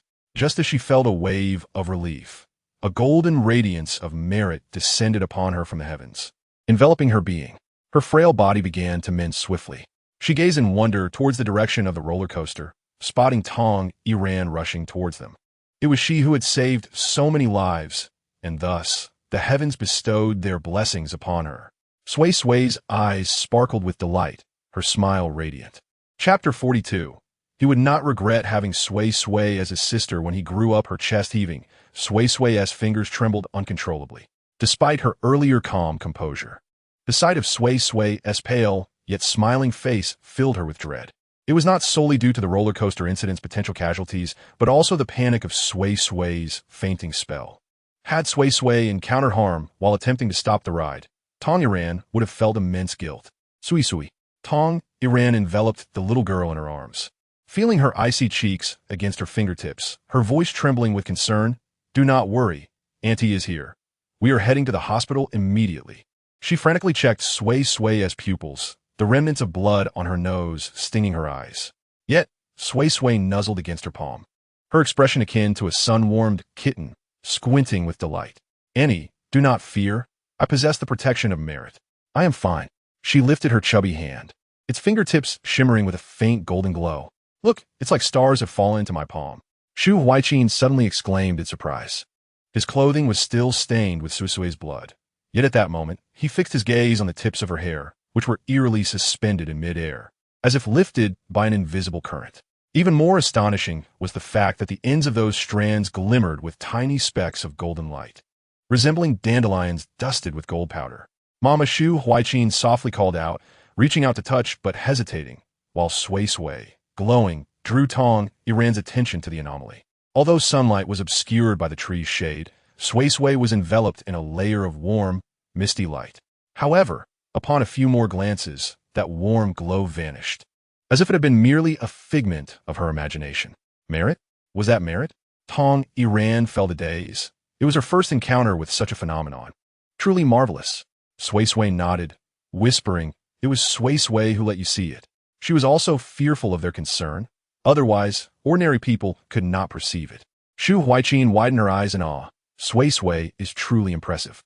Sui Sui puffed out her little chest with pride. "Of course. So Auntie need not worry, with merit present. Sui Sui will be safe."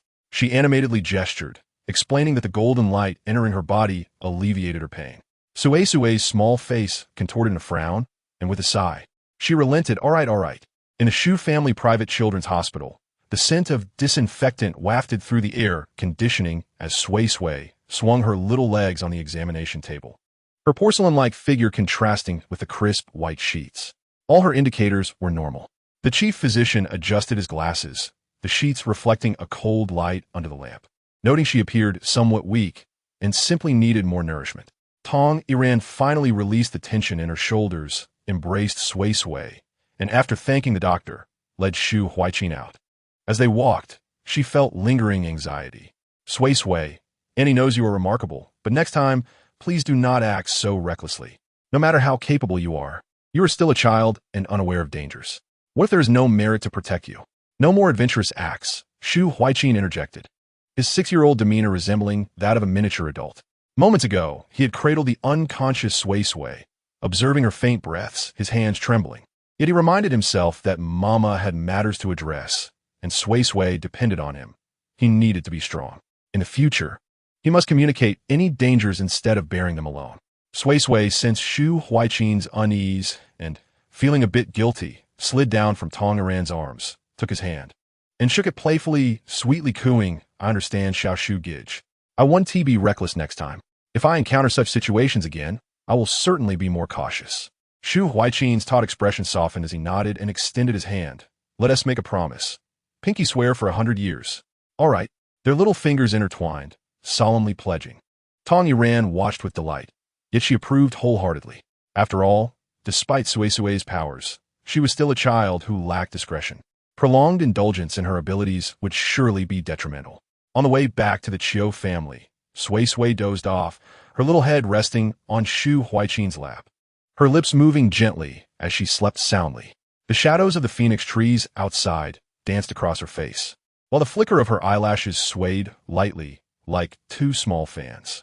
Inside the car, Tong Yuran pressed the answer button on her Bluetooth headset, and Shu Nanshan's deep voice immediately resonated. The amusement park incident is trending. The background was filled with the ringing of phones, indicating the public relations department was bustling. While at the hospital, Tong Yuran had informed Shu Nanshan of the events that transpired. I understand. As long as there are no casualties, proper public relations will suffice. This time, we must truly thank Sui Sui, Shu Nanshan replied. Indeed, how is the little one? Regarding this matter, I want to let Suisui know, lest he concoct some devious scheme. As for Suisui's reward, we can address that later. Shu Nanshan chuckled. Of course, no problem. The little girl is adorable. I would love to raise her as my daughter. Hearing this, Shu Huaiqin turned his head, excitement gleaming in his eyes. Daddy, daddy. Suisui said her bad daddy won't be with her for long, and then she can call you daddy and live with me. Shu Nanshan raised an eyebrow at his son's words, teasingly responding, I fear that when you grow up, you might regret allowing Suisui to be my daughter. Shu Huaiqin looked perplexed, his innocent face reflecting confusion. Tong Yuran teased him. Is this how you behave as a father? Enough of that. I need to drive. All right. After hanging up, Shu Huaiqin pressed Tong Yuran. Mama, why would I regret it when I grow up? Tong Yuran laughed. Your father is just joking. Don't take his words to heart. Shu Huaiqin pouted, finding adults quite annoying for always deceiving him. He would never regret having Suisui as his sister. He cherished her. Chapter 43. Confining Suisui, tearing the mask off. Suisui is truly a master. Observing the little darling resembling a left-behind child, Tong Yuran couldn't help but sigh. When will Suisui finally face justice? She gently patted Suisui's head, meeting her bright, round eyes, and thoughtfully remarked, Suisui, Annie will find a way to have you live with the Shu family. Suisui tilted her head, her eyes crescent-shaped, showing no doubt in Tong Yuran's intentions. Shu Nanshan shifted his gaze from the computer screen to Tong Yuran, noticing her furrowed brow. He stood, approached, and wrapped an arm around her shoulder, saying, All right, you have the final say. After all, it was they who upset you. It's just a small matter. With Shu's command, Suisui, who had been waiting for Lin Ran to enter, suddenly discovered that his company was being investigated by the tax bureau. Most people running businesses often think of evading taxes, and Suisui was no exception. Thus, tax issues were the most scrutinized. Already overwhelmed with divorce proceedings and conflicts with Zhou Ming, Suisui found himself in a dire predicament. He initially suspected Zhou Ming's involvement, believing it was his doing since he mostly managed the company. However, upon seeing that Zhou Ming was also under investigation, and after Zhou Ming stormed into his office, pointing fingers and hurling insults, Suisui finally realized it was not his doing. Someone was targeting him. But who? He couldn't pinpoint it at that moment. Days later, when he was summoned by the police regarding abandonment charges, he strongly suspected it had something to do with the Shu family. Surely, the Shus were scheming against him and Lin Ran, aiming to gain custody of Suisui. The thought made Suisui grind his teeth in frustration. It was merely a little girl. Why go to such lengths? What mattered most was that they were willing to expend so much effort over her. What made her so special? There had to be more to this. However, he couldn't deduce the reason at that moment. After spending days in the station, and through his lawyer's negotiations, he paid a hefty bail and was barely released. As he stepped out of the police station, the overcast sky weighed heavily on his chest. He loosened his tie, his eyes swirling with resentment and calculation. Upon returning to the Chiu family, he found the nanny feeding Suisui fruit. The little darling sat in a childish chair, her rosy cheeks smeared with peach juice. Her bright eyes glanced at Suisui, seemingly unfazed by his arrival. Suisui scoffed, waving the nanny away. The nanny hesitated, casting a glance at Suisui before slowly departing. Her ears perked up, alert to the situation. Suisui bent down, feigning affection as he pinched Suisui's cheek. Suisui, have you missed Daddy while I've been away? Suisui licked her lips and replied in her sweet, childish voice. I'm okay. Suisui patiently continued. Daddy has encountered some troubles lately, but you must remember, I am your only family. So you really must help Daddy. Suisui pursed her lips in silence, a sigh escaping her youthful lips. She had heard such words countless times before. When would this misguided father learn to manage his own affairs? Suisui persisted in his coaxing. Tell the Shu family that if they continue to target me, even if I end up in prison, your grandparents can still fight for custody, and it won't be their place to intervene. However, if they agree to help, I'll let you acknowledge them as your godparents. How about that? Suisui tilted her head, a glint of mischief dancing in her dark eyes.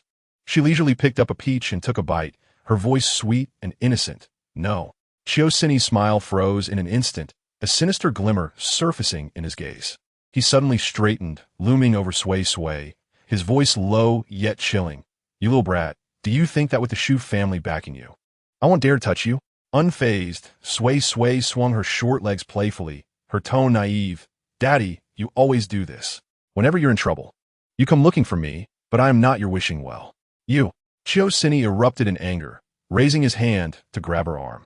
It seemed that she was testing his patience. I will show you who your father really is. The nanny, ever vigilant, sensed the escalating tension and rushed out just as she saw Suisui's fierce hand reaching towards Suisui, her heart racing. Mr. Chiu, please, don't. Just as she was about to intervene, Suisui suddenly raised her small hand, her fingertips drawing a gentle arc. In an instant, Suisui's movements froze. His body seemingly pinned in place by an invisible force, his arms suspended in midair, even his fingertips unable to twitch. His pupils dilated in terror as he gasped. What have you done? Suisui hopped off her chair and strolled towards him, lifting her small face to smile sweetly. Daddy, you always get angry, which isn't good for your health. The nanny stood frozen, astonished by the scene unfolding before her, soon releasing a breath of relief as she remembered that Suisui was indeed a little master. She nodded silently.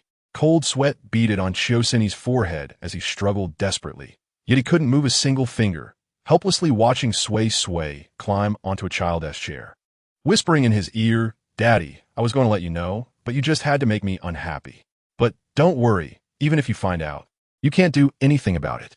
Her words, light as feathers, plunged Suisui into an icy abyss. Because you're about to go in, he. Suisui blinked innocently, adding, and Grandpa and Grandma won't take care of Suisui. They favor boys over girls, and once you're inside, they will only see Suisui as a jinx and one want her. Suisui's pupils trembled violently, his back soaked in cold sweat.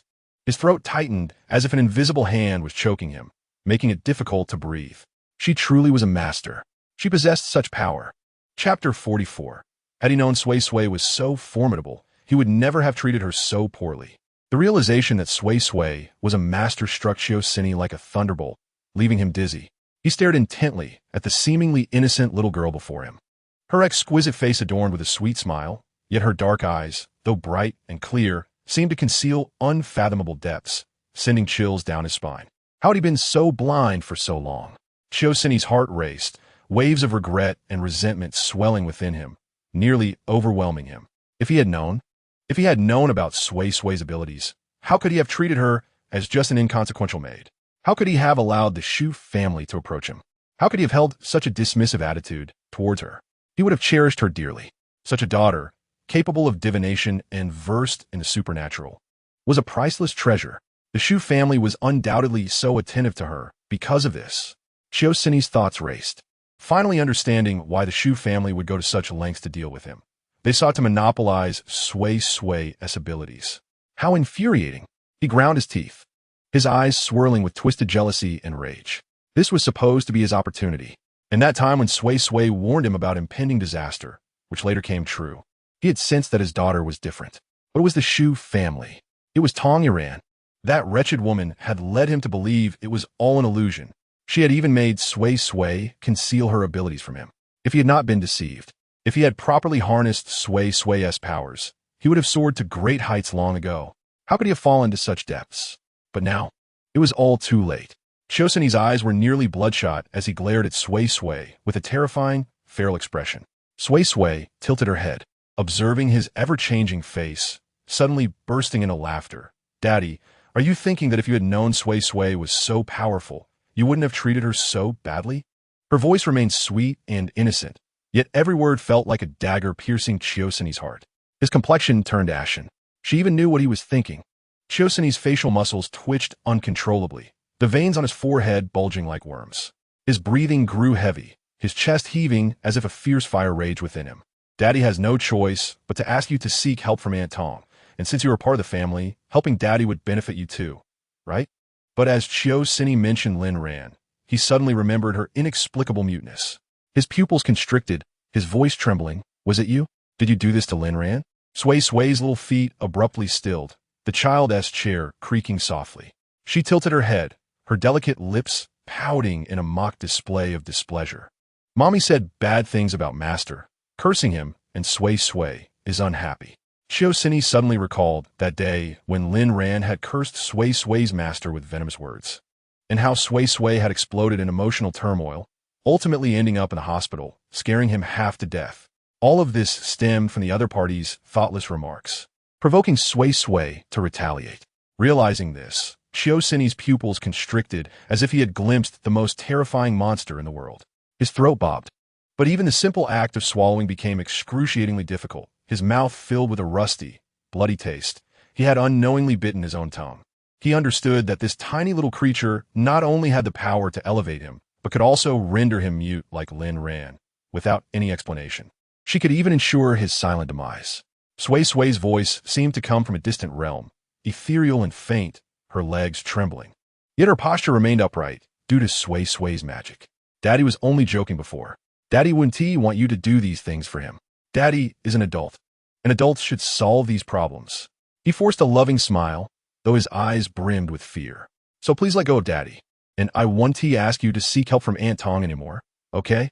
His lips twisted into a strained semblance of a smile, distorted by the involuntary spasms of his facial muscles. Sunlight streamed through the floor-to-ceiling window, illuminating his pallid face, the fine beads of sweat glistening like crystals ensnared in a spider's web. Sui Sui tilted her small head, her big, shiny eyes fixed on Suisui for a few moments before bursting into laughter. She extended her chubby little hand and gently snapped her fingers in the air. A crisp sound echoed through the air, and Suisui felt an instantaneous lightness envelop him as the invisible restraints vanished. He staggered backward, colliding heavily with the sofa and landing abruptly on the floor.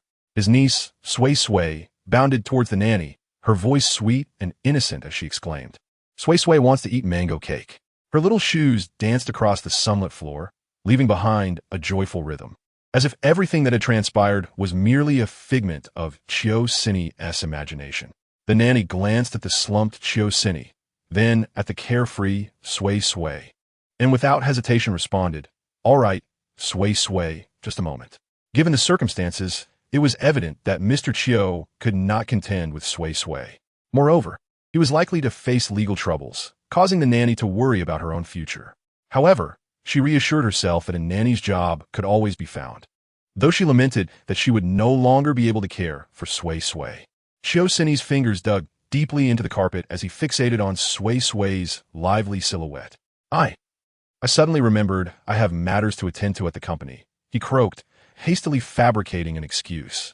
All he knew was that from this day forth, this bothersome, ill-fated father would no longer buzz in her ear like a persistent fly. Had he known it would come to this, he would have frightened him long ago. No, that wouldn't he do. It would only give him the chance to grovel for forgiveness, complicating matters further. Now was the perfect time, especially since he was on the verge of being incarcerated.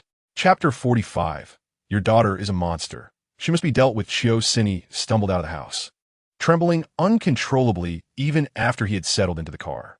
His fingers left 5 damp imprints on the steering wheel as he gazed at the villa receding in the rearview mirror, suddenly pounding his fist on the horn. That wretched girl. He cursed through gritted teeth, his molars grinding ominously. I raise you, and you'd be better off as a dog. How dare you treat me this way? The reflection in the car window revealed his contorted face, veins throbbing angrily at his temples. Suddenly recalling something, he frantically pulled out his phone and scrolled through his contact for an extended period before finally halting at a number he had long since blacklisted. Lin Ran. However, Lin Ran was left speechless, unable to respond. Suisui could only unblacklist her from his contacts and send her a message, not even glancing at the screen before switching off his phone. When his message chimed like a death knell, she felt exasperated. In the next moment, a line of text appeared that made her sit upright, which she had initially planned to ignore or even blacklist. Don't you want to know why you can't speak? It's all related to that wretched girl Sui Sui. Let us meet to discuss. Lin Ran narrowed her eyes, contemplating whether Suisui had ulterior motives. But what could he possibly be scheming? According to Zhou Ming, it seemed he had offended some significant figure, leading to scrutiny from the tax authorities and being interrogated for several days due to abandonment charges. She had been pleased to learn of his troubles, but now that Sui Sui was involved, she wondered if it was genuinely connected to her or if Suisui was merely fabricating an excuse to meet her and then beg for mercy. After all, he was in dire straits himself. The company was on the verge of collapse, with a mass exodus of employees. Continuing to entangle herself with him could lead to ruin. It was wiser to reach an amicable resolution. She sought out Zhou Ming, showing him the message Suisui had sent and soliciting his opinion. Zhou Ming shared her sentiments, believing that Suisui was likely seeking a way out. Although being betrayed was a deep-seated grievance, nothing outweighed the impending bankruptcy. Without money, life would be a nightmare. Everything else could be compromised for financial stability. They agreed to meet, with Suisui selecting a secluded tea house on the outskirts of the city for their rendezvous. In the afternoon, rain poured heavily outside, with water cascading down the glass like twisted serpents.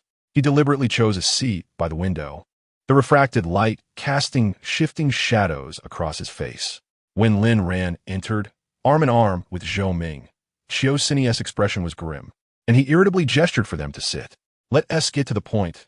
What matters warranted your invitation, Mr. Chiu? Zhou Ming inquired with a smirk, adjusting his glasses. Feeling unsettled, Suisui was not inclined to allow them any comfort. You two seem quite affectionate, he remarked with a twisted smile, his voice strained and dripping with malice. I wonder what sounds a mute can make in bed? Lin Ran's expression soured instantly, her fingers gripping the hem of her skirt beneath the table. Zhou Ming's demeanor darkened immediately. Suisui, if you summoned us just to spout nonsense, of course not. Suisui leaned forward, his eyes glinting with menace. I am here to reveal the truth behind why Lin Ran has suddenly lost her voice. The air in the private room seemed to thicken. The sound of rain outside faded, leaving only the weighty breaths of the three individuals. What do you mean? Lin Ran typed on her phone, the electronic voice piercing the tense silence. Didn't you come to discuss reconciliation? She assumed that Suisui's earlier claim about her inability to speak was merely an excuse related to Sui Sui. He scrutinized the couple across from him, noting Lin Ran's distressed countenance and Zhou Ming's watchful gaze, a chilling smile curling at his lips. Reconciliation? Suisui scoffed. Do you think Suisui would bow to you? Lin Ran's fingers hovered above her phone screen as the synthesized voice shattered the brief silence. Then what exactly do you wish to convey? Suisui's derisive laughter echoed. I want to inform you that your daughter is indeed a monster. She has been taken in by some so-called master and possesses esoteric abilities. Thus, after you cursed her master to death, she silenced you with her powers, leaving you unable to speak even now. However, perhaps due to her youth, her skills are still lacking, which is why she fainted after silencing you. It appears to be a case of overreaching one's capabilities, much like what is often portrayed in dramas. Lin Ran's fingers trembled above her phone screen as she exchanged a glance with Zhou Ming, one filled with pity and wariness. Esoteric abilities?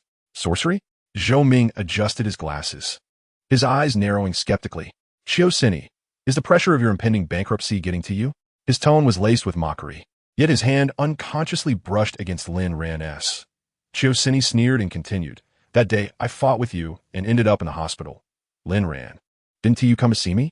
You must have noticed I intended to ask Sui Sui about her claims of my impending doom.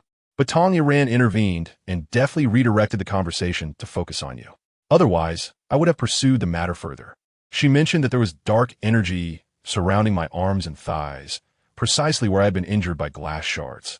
If that wasn't enough, today she used sorcery to immobilize me and threaten me, making everything crystal clear. Suisui enunciated each word with precision, revealing that she was indeed proficient in sorcery, and quite capable, which is why the Shu family sought to acquire her from me. Both Lin Ran and Zhou Ming gasped in shock. Lin Ran was aware of the incident in the hospital, but at the time, she hadn't paid it much mind. Reflecting on it now, it became evident that Toddler Ran had indeed shown a keen interest in Sui Sui, the so-called wretched girl. Even her disruptive appearance at Meng Meng's birthday celebration, revealing the truth that Meng Meng was not Suisui's daughter, seemed exceedingly bizarre. Chapter 46. Go find Sui Sui and have her lift the curse. You are her mother. She should help you. Lin Ran's fingers quivered slightly, causing her phone to clatter onto the tea table. Her pupils constricted to the size of pinpricks as she fixated on Suisui, speechless, while Zhou Ming, feeling a sense of suffocation, tugged at his collar. Among the three, Zhou Ming had had the least contact with Sui Sui and felt the least attachment, yet he found Suisui's grim demeanor and statements both eerie and absurd. Are you certain it is not merely your own illusion? Zhou Ming, regaining his composure, still found the notion that a 5-year-old child could be a master of metaphysics rather absurd. Even the elderly fortune-tellers with their gray beards beneath the bridge might not possess such capabilities. His fingers gently tapped the rim of his teacup, producing a clear and crisp sound. Adjusting his gold-rimmed glasses, his gaze behind the lenses was one of scrutiny. Xiaozong, do you possess any substantial evidence for these claims? What mystical prowess could a 5-year-old possibly have? His voice carried a distinct skepticism as he reiterated, could it be that you have been under considerable stress lately, leading to some delusions? However, Lin Ran suddenly seized Zhou Ming's arm, her nails nearly digging into his flesh. She typed rapidly on her phone. No, what he said is true. That day in hospital, Tong Iran indeed interrupted the conversation about calamities. Her fingers trembled with excitement. The synthetic voice from the device sounded particularly jarring in the private room. After all, being unable to speak had undoubtedly impacted her immensely. She had longed to remedy this affliction. Now that she suspected it might be the fault of that wretched girl, Sui Sui, her hatred for her intensified. That ungrateful child, she was her own daughter. How dare she treat her this way? Truly a wolf in sheep's clothing. Seeing this, Suisui smiled with a hint of insincerity. That wretched girl is indeed peculiar, and it is naturally impossible for her to have any tangible evidence. Yet look at Lin Ran. As the victim, she undoubtedly has her own feelings regarding this. I feel the same way. Suddenly, he seemed to recall something, snickering. If you do not believe me, perhaps you should inquire with that girl to see if it aligns with my assertions. Lin Ran's expression darkened. She typed frantically, I'm going to find that wretched girl. She must lift this curse. Zhou Ming interrupted abruptly. Wait, even if Sui Sui possesses some extraordinary ability, acting recklessly could be perilous. He turned to Lin Ran, adding, moreover, how can you be certain she will be willing to assist you? A glint of malice flashed in Lin Ran's eyes as she typed. I am her mother. How dare she disregard my wishes? Suisui scoffed. Do you think she is still that obedient little girl you could scold at will? She now has the Shujiao backing her. Even I, his voice trailed off, evidently recalling some unpleasant experiences. Before long, Lin Ran abruptly stood up, her chair scraping noisily against the floor. Her chest heaved violently, and her fingers furiously tapped on her phone screen. I'm going to find her right now. That wretched girl dares to harm me. I will make her understand who is the mother. Zhou Ming hurriedly grabbed her wrist. Calm down. She has the Shujia supporting her. This is not a matter to be taken lightly. Lin Ran's throat emitted a harsh sound, her teeth grinding audibly, the blood vessels in her eyes barely visible. In such moments, her loathing for Sui Sui intensified. If not for her, she would not have become a mute. I am her mother. What does it matter if she has the Shujia behind her? Lin Ran sneered. I nearly lost my life giving birth to her. She owes me a debt of gratitude. Perhaps it was due to Lin Ran's curse-laden tirades against Sui Sui, coupled with Sui Sui's silence. That led Lin Ran to believe she could still summon Sui Sui at will. Zhou Ming gripped Lin Ran's wrist tightly, his eyes behind the gold-rimmed glasses flickering with anxiety. Have you lost your mind? The Shujia currently treats her like their most precious possession. He lowered his voice. We must consider our actions carefully. Suisui is currently entangled in troubles that the Shujia instigated. If they approach Sui Sui, wouldn't it only serve to alert the Shujia? Consider carefully. Lin Ran's phone emitted a jarring electronic sound, the screen displaying blood-red text. Do you not know how painful it is to live every day like a mute? Her nails dug into Zhou Ming's hand, leaving behind 4 bloody scratches, her throat producing a series of guttural sounds. At that moment, Suisui leisurely sipped his tea and interjected. In fact, Sui Sui is still at the Chiu residence. He twirled his teacup. The Shujia has not reached such a shameless extent. What do you mean? Zhou Ming squinted. Suisui revealed a serpent-like smile. What I mean is currently, the only ones at home are the nanny and Sui Sui. He deliberately slowed his speech. If a mother longing for her daughter were to suddenly appear and plead nicely, Lin Ran leaned forward abruptly, her phone screen casting a pale glow on her ashen face. She will help me lift the curse? Who knows? Suisui shrugged, a strange light gleaming in his eyes. But a mother and daughter share a bond. You mentioned that you nearly lost your life giving birth to her. She ought to treat you well and make amends. A frenzied glint flickered in Lin Rant's eyes. Exactly. I am that wretched girl's biological mother. She stood at the moral high ground. For that ungrateful child to perpetrate such harm against her mother was utterly unforgivable. Lin Ran eagerly nodded, snatched her bag, and rushed out. Zhou Ming cast his gaze downward, choosing not to say anything more. He quickly caught up with Lin Ran, urging her to maintain her composure as they got into the car, reminding her that Xiao Xinyi's intentions were certainly not for her benefit. She must not act impulsively. Lin Ran gritted her teeth, typing furiously on her phone. What do you mean? You do not want to accompany me? Zhou Ming, exasperated, retorted. You know your daughter possesses such abilities. Yet you are willingly walking into danger. Are you not concerned about your own well-being? Lin Ran, however, would not listen. If you will not go, then I shall go on my own. Zhou Ming weighed his options and ultimately stopped the car, allowing Lin Ran to hail a taxi to the Chiu residence. Lin Ran was seething with rage, muttering wretched repeatedly. Chapter 47. Had I known it would come to this, I should have ensured you perished in the womb. She fixed her gaze on the dwindling distance displayed on the navigation, only to suddenly notice that the driver was casting her a peculiar look through the rearview mirror. What are you looking at? She instinctively shouted, but only a hoarse sound escaped her lips. This realization only fueled her fury further. As she pounded the phone with urgency, drive faster. As the car halted before the Chiu villa, Lin Ran paid the fare and dashed into the courtyard. The stone path, slick from the rain, caused her to stumble nearly to the ground, intensifying her anger. Her meticulously styled curls were drenched, clinging to her pallid face, and the mirror at the entrance reflected her ghastly visage, her lipstick smeared at the corners of her mouth, resembling a bloodthirsty demon. Sui Sui, come out this instant. Inside the living room, the nanny was engaged in play with Sui Sui, building blocks together. Upon hearing the commotion, the nanny furrowed her brow and instinctively stood up, only to see Lin Rant's disheveled and malicious expression. Without a moment's hesitation, she shielded Sui Sui behind her. Miss Lin, what brings you here? Lin Ran rushed toward them, roughly shoving the nanny aside, causing her to stagger precariously. Sui Sui hurried to assist her, concern evident in her voice. Auntie, are you all right? The nanny steadied herself, smiling gently at Sui Sui. Don't worry, Sui Sui, Auntie is fine. Witnessing this, Lin Rant's fury ignited further. She forcefully yanked the small child toward her, prompting the nanny to instinctively reach out to intervene. Miss Lin, Sui Sui is still just a child. What are you doing?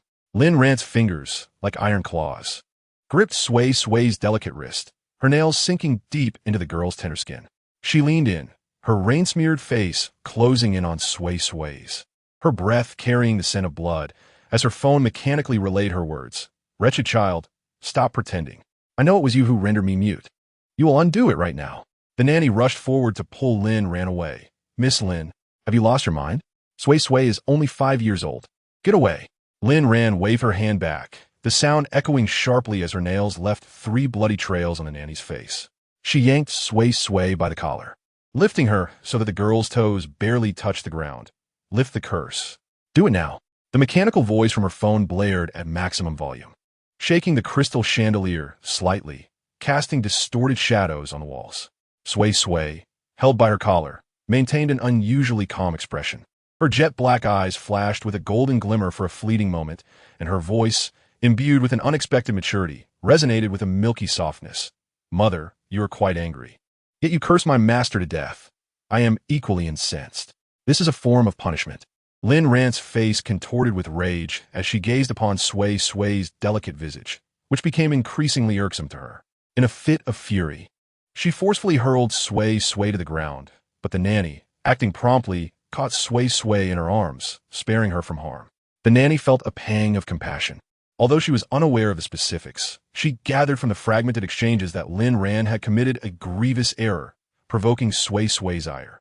Therefore, it was evident that Sui Sui's reaction was justified.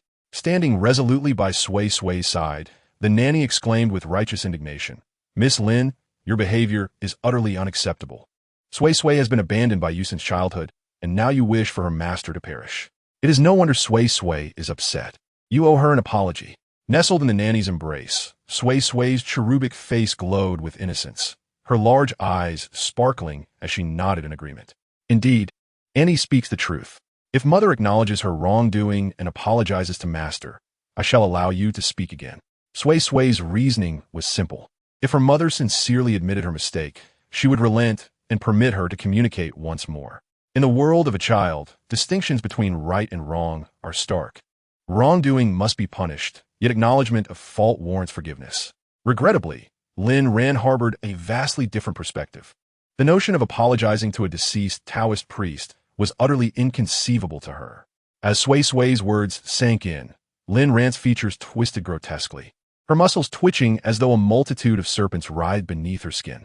In a fit of rage, she seized a crystal ashtray from the coffee table and hurled it toward Sui Sui, who was cradled by the nanny. The ashtray narrowly missed its target, crashing to the ground instead.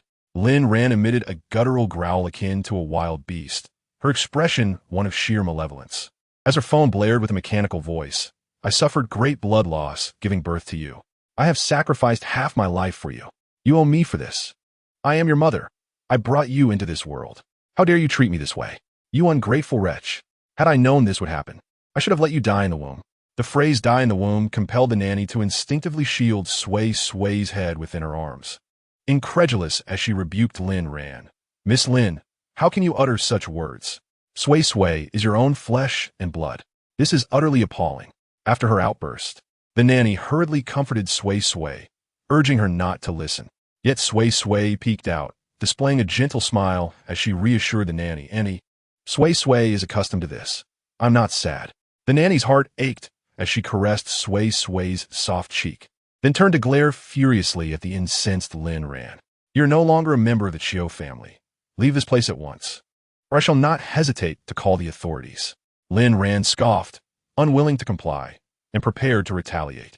Sui Sui's striking black and white eyes focused intently on her, causing Lin Ran's hand to freeze midair. Startled, she widened her eyes in realization, abruptly sealing her lips and resorting to heavy breathing through her nose. Her body trembled, pupils constricting, as panic overshadowed her fury, making her acutely aware that her daughter was not someone she could easily manipulate. Upon noticing Lin Ran's immobility, the nanny, initially taken aback, regained her composure, having already witnessed a similar episode that morning. She praised Sui Sui for her impressive display of control. Gently placing Sui Sui on the ground, she forcibly expelled Lin Ran from the Chiu residence, locking the door behind her before allowing Sui Sui to lift her enchantment. With a simple snap of her fingers, Lin Ran was once more able to move. Chapter 48. The conspiracy re-emerges. Rain began to fall again, unbeknownst to Lin Ran, cascading from her hair and pooling at her feet. She stood outside the wrought iron gates of the Chiu villa, trembling not from the cold, but from a tempest of anger and fear. Gasping for breath, she fixated on the door behind her, her sanity slowly eroding. Open the door. Lin Ran pounded the iron gate with all her might, leaving damp imprints on the frigid metal. She opened her mouth to scream, but only hoarse rasping emerged, akin to a deflating bellows. This sense of helplessness drove her to madness. She kicked the door violently, the iron bars reverberating with a dull thud. Suisui, cradled in the nanny's arms, listened to the commotion outside. They stood unprotected from the rain, yet the droplets seemed to consciously avoid them. The nanny could not help but exclaim in disbelief. Mother, Sui Sui's voice emerged through the curtain of rain, sweet yet strikingly clear. You suffered greatly when you bore me. So Sui Sui has always endured. Lin Ran paused, the rain trickling down her contorted features. Trembling, she retrieved her phone, her fingers frantically tapping the screen. As a mechanical female voice erupted from the speaker, stop your feigned sympathy. You wretch, you transformed me into this, and still dare to speak of endurance? Sui Sui's tiny hand pressed against the door, leaving a faint, indecipherable imprint. She tilted her head, her expression a blend of innocence and cruelty. Mother was also very angry when she cursed Master to death. She paused, reiterating, as long as Mother apologizes, Sui Sui will allow her to speak again. Master is very important to Sui Sui. No one can speak ill of him. This declaration ignited Lin Ran's fury anew. She violently smashed her phone against the ground, the expensive device shattering into countless pieces upon the cobbled path. In a frenzy, she clawed at the iron door, her nails screeching against the metal. The sounds escaping her throat grew increasingly frantic reminiscent of a trapped beast. The nanny regarded the door with disdain. Raising her voice, "Miss Lin, do not overstep your bounds. You are the one who erred, and Sui Sui has already granted you a chance. Why do you not seize it? If you were not Sui Sui's biological mother, do you think you would still be standing here?" Her words carried an air of audacity, fueled by her righteous anger. Such a person was wholly unworthy of the title of mother. Sui Sui obediently nodded, peering through the door as she observed Lin Ran's frantic and wrathful demeanor, a flicker of sorrow crossing her large, expressive eyes, though it quickly vanished. A distraught Lin Ran staggered to the roadside, each step feeling as though she were treading upon clouds. She needed to locate Xiao Xiani. They must unite to confront that insufferable child, Sui Sui. A taxi approached slowly, and Lin Ran raised her hand to hail it. The driver hesitated, taken aback by her disheveled appearance. Yet upon meeting her fierce glare, he reluctantly opened the door. Where to?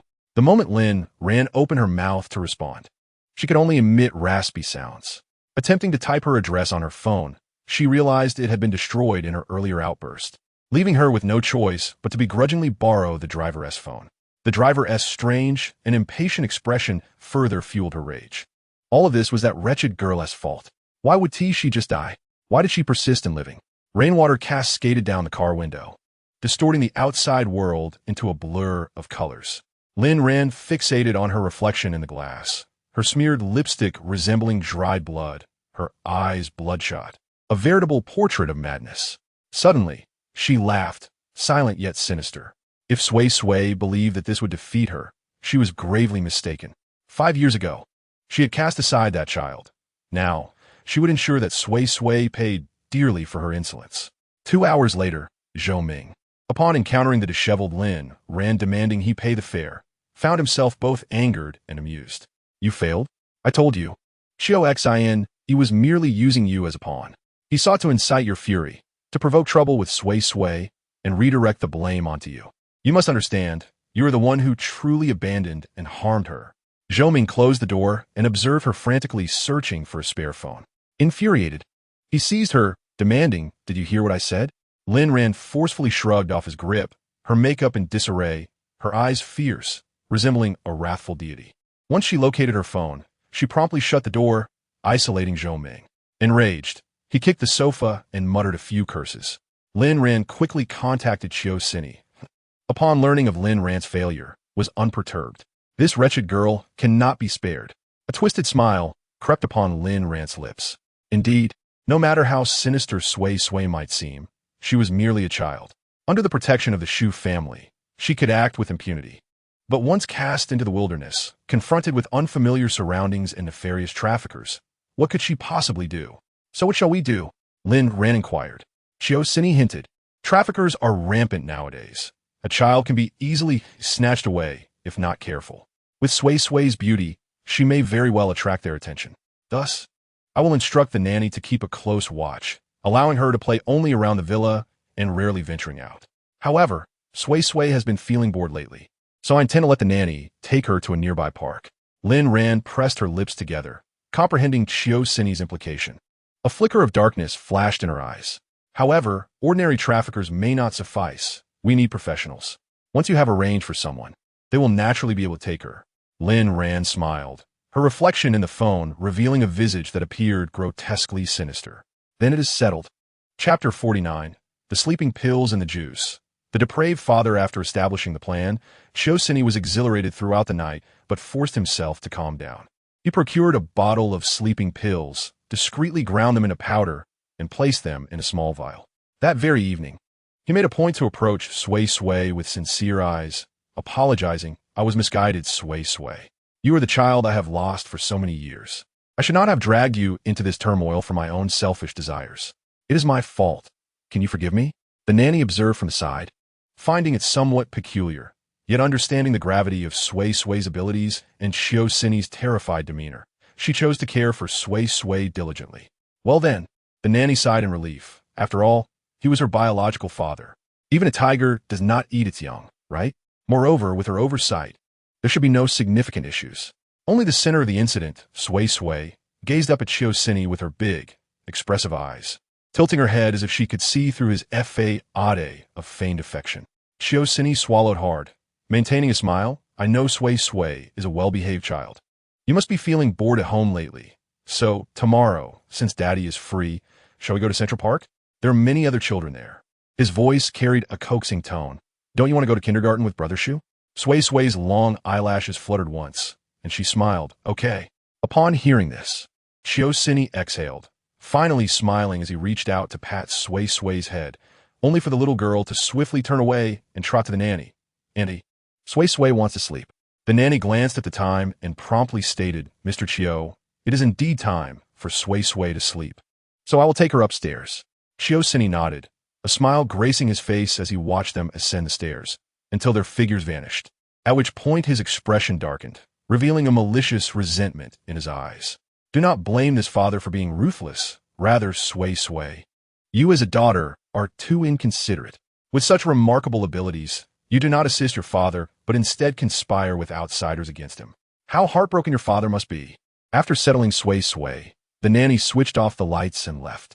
However, instead of drifting off to sleep as usual, Sui Sui suddenly opened her big eyes in the darkness, activating her children's smartwatch to call Shu Huijin. At that moment, Shu Huijin had just gotten into bed, preparing to sleep, and a look of surprise lit up his face upon receiving Sui Sui's call. Hello, Sui Sui, are you still awake? Sui Sui turned over, her sweet voice mumbling softly. The two chatted for over an hour before Sui Sui finally ended the call, drifting into a focused slumber. Meanwhile, Shu Huijin, left to ponder her words, tossed and turned, unable to sleep, his brows knitted together, his cherubic face etched with worry. The next day, Suisui stood by the kitchen's floor-to-ceiling window, sunlight streaming through the glass, casting fragmented rays upon his chiseled features. He languidly stirred the orange juice in his glass, the ice clinking melodiously. Externally, it appeared to be a perfect image of a loving father preparing a drink, were it not for the small vial containing white powder in his other hand. Sui Sui, come and drink your juice, he called towards the living room, his voice dripping with tenderness. Sui Sui sat on the carpet, building blocks, sunlight filtering through the sheer curtains, casting a fluffy halo around her. Dressed in a light blue dress adorned with ruffles, with tiny pearls at the neckline, her skin glowed like a freshly shelled egg. The skirt spread out on the carpet like an inverted lily of the valley, revealing her little legs clad in white lace socks. One sock playfully slipping down to expose her delicate ankle. This outfit was styled by the nanny's daughter, Yun Yun, following the latest fashion trends, making Sui Sui look particularly adorable. Her round, almond-shaped eyes, clearly defined in black and white, held a naive yet focused expression, akin to a fawn encountering humans for the first time. In this moment, her eyes sparkled with moisture, her eyelashes twinkling with every blink. However, when her excessively dark eyes turned towards Suisui, he involuntarily stiffened, feeling as though her gaze was eerily terrifying, reminiscent of a horror film. Thank you, Daddy, Sui Sui said, scampering toward him, her skirt fluttering like petals. She stood before Suisui, hands outstretched to receive the cup, her fingertips hesitating ever so slightly upon touching the glass. Suisui fixed his gaze upon her movements, urging, drink up, and then we can go to the park. Sui Sui raised the cup to her lips, her eyes unwaveringly fixed on Suisui. Under her scrutiny, Suisui felt an inexplicable flutter in his heart, as if he were the one being assessed. He forced a smile, but was unaware that the muscles in his mouth had twisted into a grimace. As the orange juice touched her lips, Sui Sui detected a subtle bitterness masked by the sweetness, yet her keen taste buds could not be deceived. She envisioned the tiny drug molecules swirling within the liquid, akin to a school of greedy fish poised to invade her bloodstream. Sui Sui halted her actions, pouting. Is it delicious? Why have you stopped drinking? Suisui inquired, a hint of tension lacing his voice. Sui Sui cradled the juice, took another sip, and then looked up with an innocent smile. That's enough. I will drink the rest at the park. I'm not thirsty anymore. Suisui pressed his lips together, glancing at the cup, wondering if the effects of the drug would be potent enough, given that she had only taken a small amount. However, Sui Sui was but a child. With half a bottle of sleeping pills administered, even a sip was likely to have an impact. In reality, the effects arrived quicker than Suisui anticipated. Within 10 minutes, Sui Sui's movements began to slow, her eyelids drooping. When the nanny approached to take her out, the little girl was already slumped against the sofa, appearing quite fatigued. Sui Sui seems very sleepy, the nanny remarked, gently touching Sui Sui's forehead, her brow furrowed with concern. Suisui immediately interjected. She probably didn't sleep well last night. Let her rest in the car for a while. Once we arrive at the park, she can breathe in the fresh air. Without a hint of doubt, he picked up Sui Sui, feeling the light weight in his arms. A twisted sense of satisfaction surged within him. Chapter 50. Oh no, Sui Sui has been abducted. The nanny opened her mouth, wanting to say something. But recalling Sui Sui's habitual afternoon nap, she hesitated no longer and ultimately followed Suisui towards the garage. The afternoon sun in Central Park was splendid, casting dappled shadows through the trees as people flocked in and out, many adults bringing children to enjoy the lively atmosphere. Suisui had already scouted the area, so upon parking, he headed straight toward a bench near the west exit, a spot that offered both a broad view and relative concealment. He instructed the nanny to sit with the sleeping Sui Sui while he stood nearby, frequently checking his phone. Mr. Chio, Sui Sui is sleeping too soundly. I can't wake her no matter how I try, the nanny said anxiously, gently tapping Sui Sui's cheek, but the little girl remained unresponsive. Logically, after such a long drive, Sui Sui should have awakened by now. Furthermore, the bumpy journey from the car to this spot should have roused her senses. She had also gone to bed at her usual time last night. Why was she so drowsy today? The nanny felt something was amiss, worrying that Sui Sui might be unwell. After hearing her concerns, Suisui glanced at the messages on his phone, his furrowed brow easing as he casually remarked, "Perhaps she played too hard this morning, which is why she's so sleepy this afternoon. The heat can also make children want to sleep more. I'll go buy a bottle of water. Just wait here." He left in a hurry, his figure quickly disappearing behind the trees. The nanny watched him depart, a frown forming on her brow. Looking down at Sui Sui in her arms, her previously worried expression softened, her heart melting like cotton candy. The little one was curled up in the most comfortable position, resembling a sleepy kitten nestled in her embrace. Sui Sui's rosy cheeks squished into a little mound of soft flesh, gently rising and falling with her breaths, the fine, downy hair shimmering with a golden glow. Occasionally, her tiny mouth would make soft, smacking sounds, revealing two pearly little incisors, with a glimmer of drool at the corner of her mouth, as if savoring a delicacy in her dreams. Her thick, curled eyelashes, like tiny fans, cast faint shadows beneath her eyes, fluttering softly now and then, reminiscent of a butterfly's wings. Her chubby little hand unconsciously clutched the nanny's clothing, fingers spread like a delicate flower, with four adorable little dimples on the back of her hand. As sunlight filtered through the trees, dappling her form, Sui Sui wrinkled her tiny nose in her dreams, emitting a soft, sleepy murmur as her head burrowed deeper into the nanny's embrace. At some point, her little braid had come undone, the soft strands resting against her rosy cheeks, swaying gently with her breaths like willows dancing in the spring breeze. The nanny could not resist gently brushing aside the mischievous strands with her fingertips, feeling the skin softer than petals. It seemed Sui Sui sensed this tender touch, revealing a sweet smile in her dreams, her little dimples appearing as if the surrounding sunlight had grown warmer. "This little darling," the nanny murmured softly, her tone brimming with affection. Could it be that she truly went to steal something last night? Little did she realize that Suisui had not headed toward the convenience store. She was even more oblivious to the fact that, not far away in the bushes, a man wearing a cap and another in a mask were watching them intently. She held Sui Sui quietly, waiting for Suisui's return, occasionally glancing at the scenery, then at Sui Sui's sleeping face, unaware of anything amiss.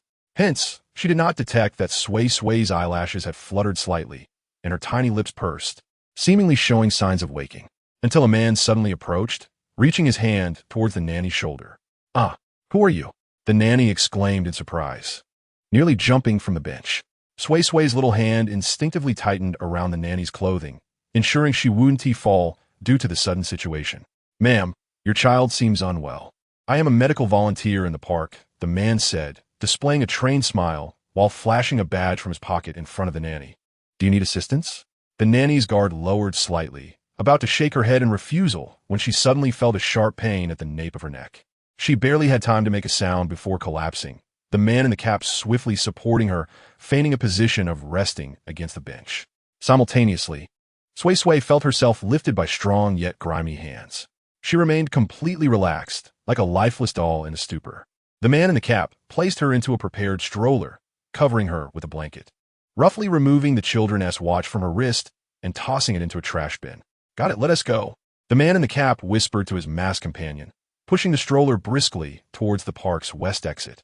The masked man followed closely, glancing around to ensure there were no issues before hastily catching up. Beneath the blanket, Suisui quietly opened her eyes. Her pupils dilated in the darkness. The scenery outside the stroller flashed by. She could see herself being pushed out of the park, avoiding surveillance, occasionally encountering people, yet none noticed anything amiss. The two men moved quickly and soon reached the outside, pushing the stroller into an inconspicuous van.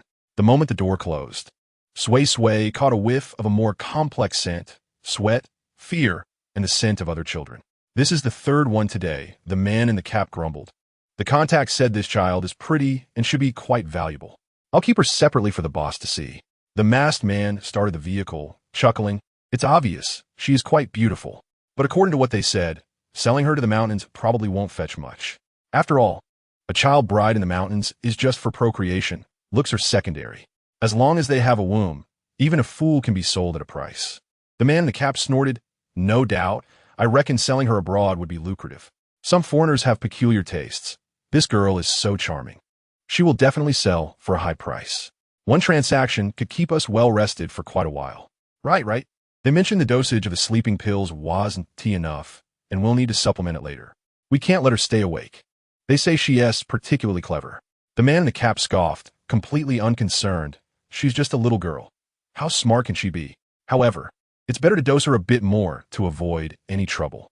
The last thing you want is a child crying." Thus, they usually drug the food, except for particularly well-behaved ones. Suisui listened quietly, sensing two faint breaths nearby. She cautiously opened her eyes to find, besides herself, another child of similar age bound hand and foot, tape over their mouth, eyes filled with tears. Even more frightening, in the corner of the van curled a small boy who appeared only 3 or 4 years old, his face pale, breathing weakly, as if he were ill. Suisui's art tightened. Chapter 51. How could her father be so heartless as to sell her to human traffickers? Suisui, adept ati discerning faces, was already acutely aware that Suisini's sudden overtures were suspicious, including that juice. Thus, she cleverly played along, eager to see what Suisini intended. After all, if she did not play along, how could Suisini, like a grasshopper in autumn, leap away quickly? Yet, she never anticipated that her father would be so ruthless as to sell her to traffickers. Moreover, there were so many other children being abducted. Aside from them, there must be even more. Suisui pursed her lips, her beautiful big eyes flashing with determination. She was resolved to rescue these children. The van jolted along the rugged road for nearly 2 hours. Suisui discerned through the sounds that they had driven from the city to the outskirts and were now traversing a gravel path.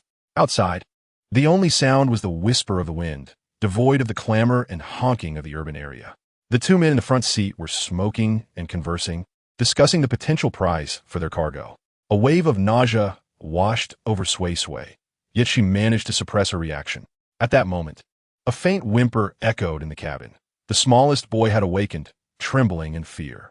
"Shut up," the man in the cap threatened viciously, raising his hand as if to strike. Suisui knew she could not afford to wait any longer. She gently opened her eyes and met the terrified gaze of the little boy. Then, she performed an action that astonished both children. She placed her index finger to her lips, blinked, and offered a reassuring smile. Remarkably, as Suisui's gaze met theirs, they suddenly felt an inexplicable calm wash over them, as if caressed by invisible hands. The girl, of similar age to her, even ceased her tears, gazing at Suisui with confusion. Suisui signaled for the children to remain silent, then slightly turned her head to glance at the two men in the front.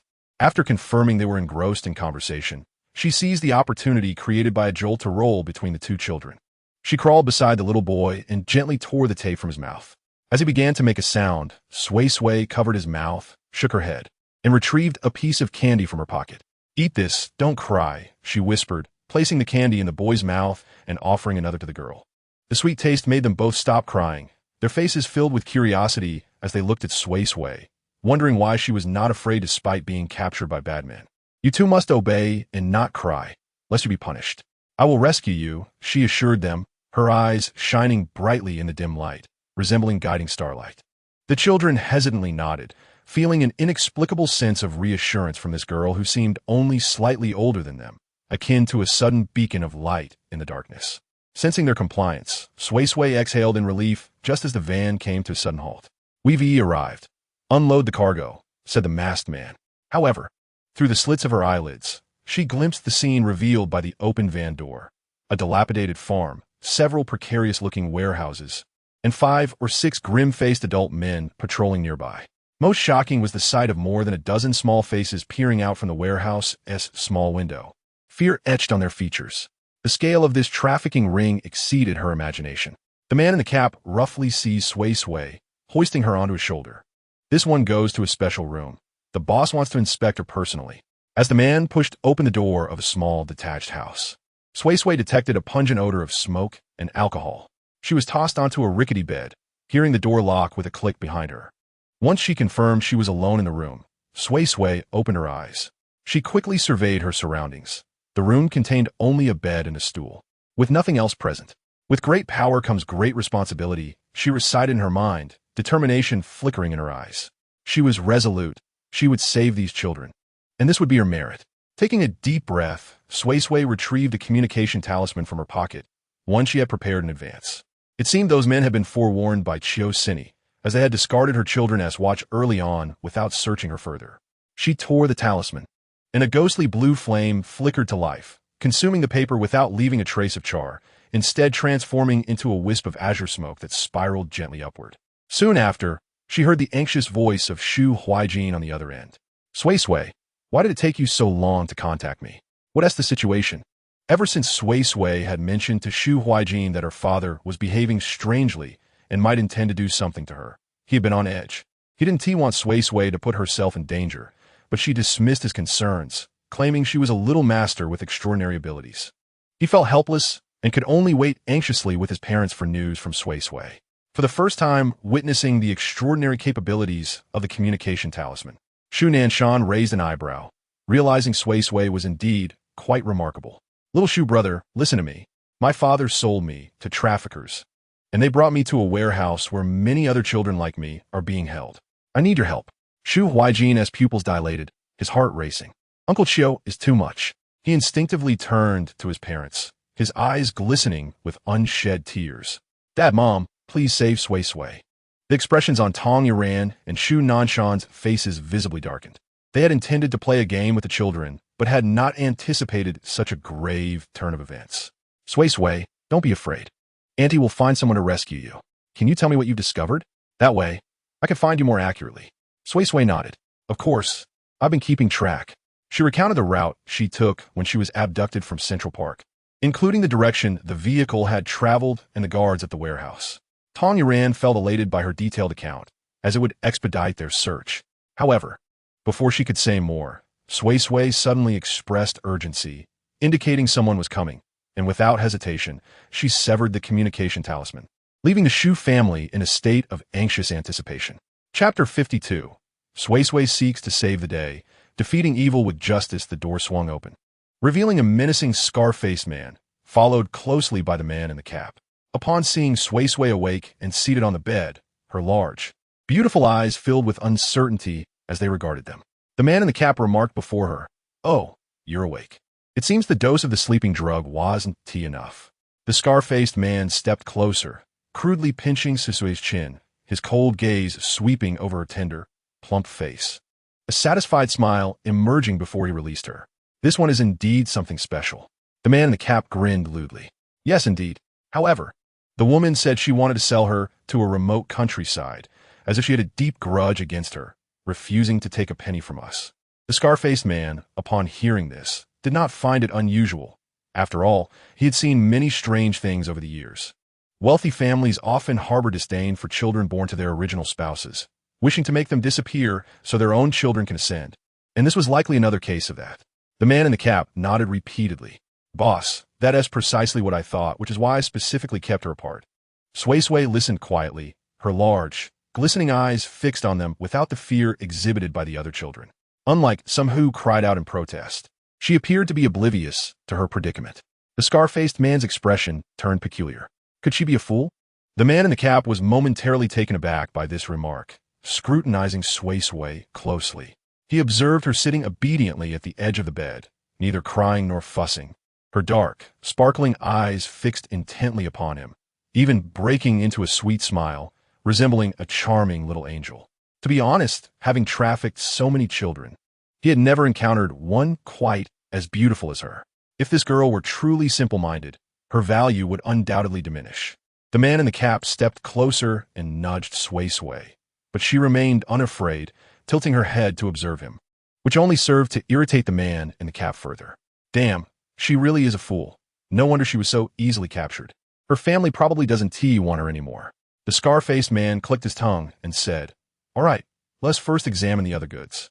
Although he may be a fool, he possesses an appealing appearance and likely has peculiar tastes. After all, it is a no-risk venture. Any outcome is a profit." The wooden door was slammed shut.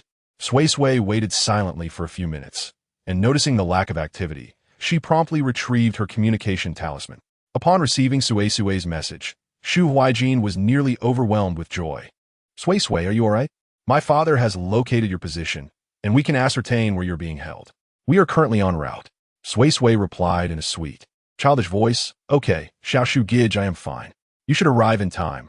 They are not in a hurry to move us yet." Shu Huijin, filled with anxiety, cautioned, "Sui Sui, stay cautious and do not act impulsively. I know you are capable, but there are many adults, and they may possess firearms." Sui Sui, slightly confused, wondered, firearms? At that moment, a girl's piercing cries erupted from outside. "Let me go! Let me go!" Sui Sui hurried to the door, peering through the narrow crack, and saw a girl, no older than 14 or 15, being dragged out of the warehouse by a man, her clothes being torn. The men surrounding her displayed repulsive smiles that made Sui Sui feel nauseated. Growing displeased, Sui Sui exclaimed, "Xiao Shu Gij, hurry! I must go and seek justice." "What?" Shu Huijin could faintly hear the cries from his end, and his anxiety heightened. "Sui Sui, seeking justice is commendable, but you must prioritize your safety." Sui Sui nodded confidently. "Do not worry, Xiao Shu Gij, I am formidable." This time, she did not sever the communication talisman, allowing Shu Huijin to listen and feel reassured. Subsequently, Sui Sui flipped her little hand, channeling a wisp of spiritual energy, and gently pressed it against the wooden door's latch. "Mystical door, open, spiritual lock, release." She whispered an incantation, and the wooden door creaked open on its own. Outside, several men were gathered around the crying girl, one of whom had already ripped her collar apart, grinning maliciously as he leaned closer. Standing at the door, Sui Sui's small figure appeared particularly distinct under the sunlight. "Let her go," she called out in a clear voice. Not loud, yet it resonated like thunder in the ears of the traffickers. The man in the duckbill cap was taken aback. "Impossible, boss, I personally locked it." The two exchanged bewildered glances, both feeling a sense of strangeness. The man in the duckbill cap could not resist taking a few steps forward. "Little fool. How did you get out?" Sui Sui glanced at the girl, who was covering herself in fear, and huffed, "I am not a fool. You are the fools. Release that sister." The man in the duckbill cap chuckled derisively. "Oh, look, she has learned to be a hero and save the damsel." The other traffickers laughed heartily, dismissing her entirely. Unperturbed, Sui Sui placed her little hands behind her back, quietly forming a spell while maintaining her innocent demeanor. It is wrong to bully others. They did not comprehend how this little fool had escaped, but they did not pay it much mind, as she was merely a 5-year-old child. What was there to fear? Just as the scar-faced man was about to reach Sui Sui, she suddenly raised her small hand and snapped her fingers, as if performing a magic trick. "Freeze!" The scar-faced man's body abruptly stiffened, as if bound by invisible chains, his eyes darting in panic. He was filled with dread, a tumultuous storm brewing within him. "What have you done to me? Why can I not move?" His gaze toward Sui Sui was rife with fear and suspicion. Sui Sui grinned, imitating a character from an animation, and gestured theatrically at her chest. "I am the messenger of justice, here to vanquish you." The traffickers were rendered speechless, and even the previously terrified girl raised her head, looking at Sui Sui in shock. "What is this? A messenger of justice? Has this child watched too many cartoons? She is too old to believe in such tales." Chapter 53. This is not a fool at all. She is clearly a little scourge. The man in the duckbill cap, observing the immobilized, scar-faced man, turned pale, suddenly recalling something, and smacked his thigh in realization. "Oh no. That woman specifically instructed us to continuously administer drugs, claiming she was exceptionally clever." His voice trembled, cold sweat beading on his forehead as he finally understood he had been duped. This is not a fool. She is clearly a little scourge. Earlier, he had assumed she was merely laughing at them, likely pretending to be foolish. Damn it. Though the scar-faced man could not move, his eyes were bloodshot, and he squeezed out an order through gritted teeth. What are you all doing? Capture her. His subordinates hesitated, stunned by Suisui's display of power. Seeing their inaction, the scar-faced man erupted in anger. You bunch of idiots. With so many of you, are you afraid you cannot catch her? Move now. 4 or 5 burly men lunged at her, but Suisui pouted and muttered, it's such a hassle to freeze them one by one. Suddenly, she took a deep breath, closed her eyes tightly, and declared, all the traffickers in this warehouse, freeze. Do not let them move. In the next instant, all the advancing traffickers froze in place. Some with legs raised in a comical pose, others with grotesque expressions frozen on their faces, as if the entire warehouse had been paused. The bullied girl stared wide-eyed, forgetting to cry. On the other end of the communication talisman, Shu Huijin could hear the commotion, but saw no movement, his heart racing. Tong Yuran leaned closer to him, hands tightly clasped, and after a while, without further sounds, she whispered, is everything all right? Shu Huijin did not wish to disturb Sui Sui. He merely looked up in confusion at his mother, seemingly so. The world fell silent, and Sui Sui cautiously opened her eyes, observing the various expressions of fear, astonishment, and anxiety directed at her, each unique. She touched her chest and was pleasantly surprised to find that this time, using her power of command did not invoke the usual dizziness. She skipped over to the scar-faced man and, unceremoniously, kicked him with her little leg. That is for pinching my chin. Then she dashed over to the man in the duckbill cap and similarly kicked him. That's for calling me a fool. The crowd displayed terror, trembling uncontrollably. Who exactly was this little child? How could she be so formidable? The scar-faced man, seasoned and well-traveled, felt a sinking sensation in his heart, suspecting this little girl might be a disciple of a prominent figure in the Shinmen, for how else could she possess such skills? He ground his teeth and interrogated the man in the duckbill cap. Whose child is this? Have you investigated? The man in the duckbill cap trembled all over, and no, I have not. That woman only said there was a child we were to handle and sell, claiming she was very pretty and could fetch a high price. Coincidentally, we were collecting goods today and took a peek. She truly is remarkable, so we decided to take her. The scar-faced man erupted in furious curses. Fools! Fools! On the other end of the communication talisman, Tong Yuran had overheard their conversation, her expression turning icy. She had initially thought this was a conspiracy devised by Chiu Sini, but unexpectedly, it involved Lin Ran as well. Well done, they are indeed a couple. Despite their estrangement, they still united for Sui Sui. This time, they would surely face the consequences and have no chance of escape. The bullied girl stared blankly at the unfolding scene, tears still clinging to her face. But then she saw Sui Sui approach her, reaching out to gently pat her shoulder. Sister, do not be afraid. They cannot move now. The girl trembled as she asked, are you a deity? Sui Sui tilted her head, pondered for a moment, and cheerfully replied, no, I am Sui Sui. She turned to face the immobilized traffickers, her expression stern and fierce. They have done wrong, and they shall face retribution. Then, she helped the girl up and said, there are other children in the warehouse. Let's go rescue them. The young maiden, in a daze, was being led by Sui Sui. As they passed a man who had once bullied her, she instinctively recoiled. Yet upon witnessing the man, who could only gaze at them with a pair of terrified eyes, Sui Sui unceremoniously kicked him with her short legs. The man, unable to evade, could only endure. The girl, emboldened by the moment, mimicked Sui Sui's actions and delivered a kick of her own. The man remained still, forced to accept the blows. With newfound courage, she raised her hand and slapped him across the face. The man grimaced in pain, but remained immobile. The girl felt a surge of excitement, her eyes sparkling with fervor as she impulsively approached a nearby warehouse, where she seized a bloodied, filthy stick, marked by the evidence of assaults on abducted children. One strike would not suffice. She was determined to continue. Sui Sui, meanwhile, frolicked deeper into the warehouse, humming a tuneless melody. In the dim corner, a group of around 10 children huddled together, the youngest no more than 3 or 4 years old, and the oldest about 12 or 13. Their clothes were tattered, faces bruised, and their eyes filled with terror. Sui Sui blinked her large eyes and waved her small hand, reassuring, little friends, do not be afraid. The bad man is immobilized. Standing tall, she proclaimed, I am Sui Sui, here to rescue you. A timid girl with horn braids asked, is it really true? Sui Sui nodded vigorously, producing a few candies from her pocket and offering them. Eat some candy. And you want to be scared. She then approached the trafficker who was guarding the children and unceremoniously pushed him to the ground. The trafficker let out a piercing scream, cursing incessantly, completely unaware of the events unfolding outside, only realizing that he was suddenly incapable of moving. This fear was akin to encountering a ghost. See? They cannot move. You are free now, Sui Sui exclaimed, stepping onto the trafficker's face. The trafficker, filled with frustration and terror, continued to curse, but Sui Sui, displeased, pressed down harder, eliciting desperate cries from him. Sui Sui giggled, looking at the group of children. See? Isn't this fun? Come join the game. As Sui Sui showcased her fearlessness against the menacing traffickers, even striking them, the children's courage began to swell. A tall, thin boy clenched his fists and growled. They hurt my sister. The children exchanged glances, some hesitating. Sui Sui clapped her hands, encouraging, they can't move now, go ahead and strike. She then jumped on the trafficker, causing him to wail. See, isn't it fun?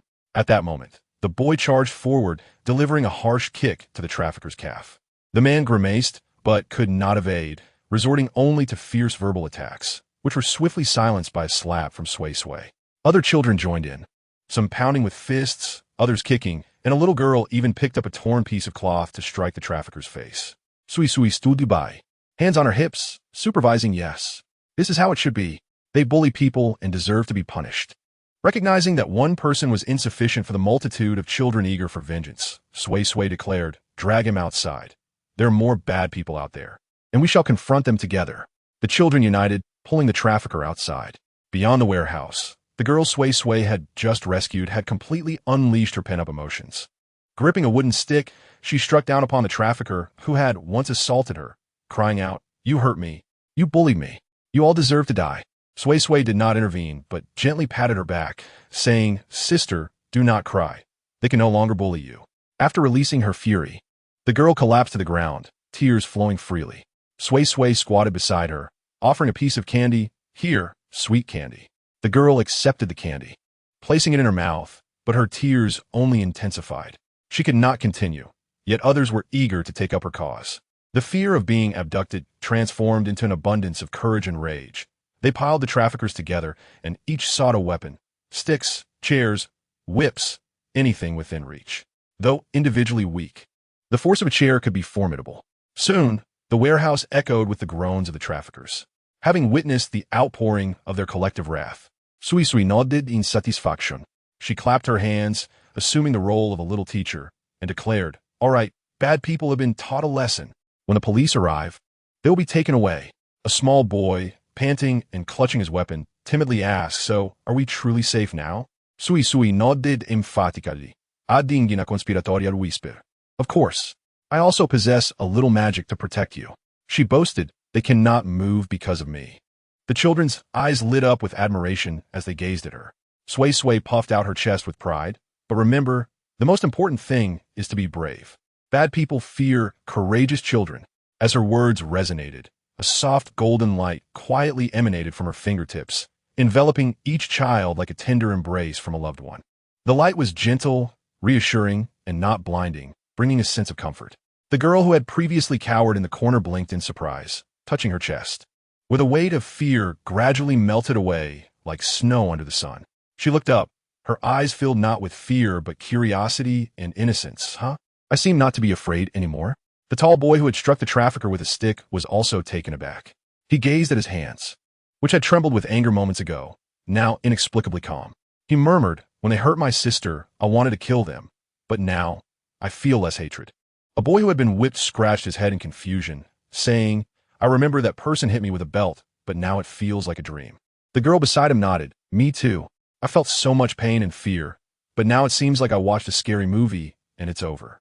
The girl wiped her tears and suddenly stood up, bowing deeply to Sui Sui. "Thank you for not only saving us, but," pointing her heart, she choked, "for removing the stones from here." The children gathered around, some holding Sui Sui's hands, others tugging at her clothes, asking in unison, "Are you a fairy? Will we see you again?" Sui Sui, feeling overwhelmed by their questions, could only strike a fierce pose. "I am Sui Sui, not a fairy." Yet, her lips betrayed her, as they curled into a smile. Although she felt her merits might have diminished, a sense of joy enveloped her. Her eyes crinkled into crescents as she almost forgot that in saving them, she had achieved something significant.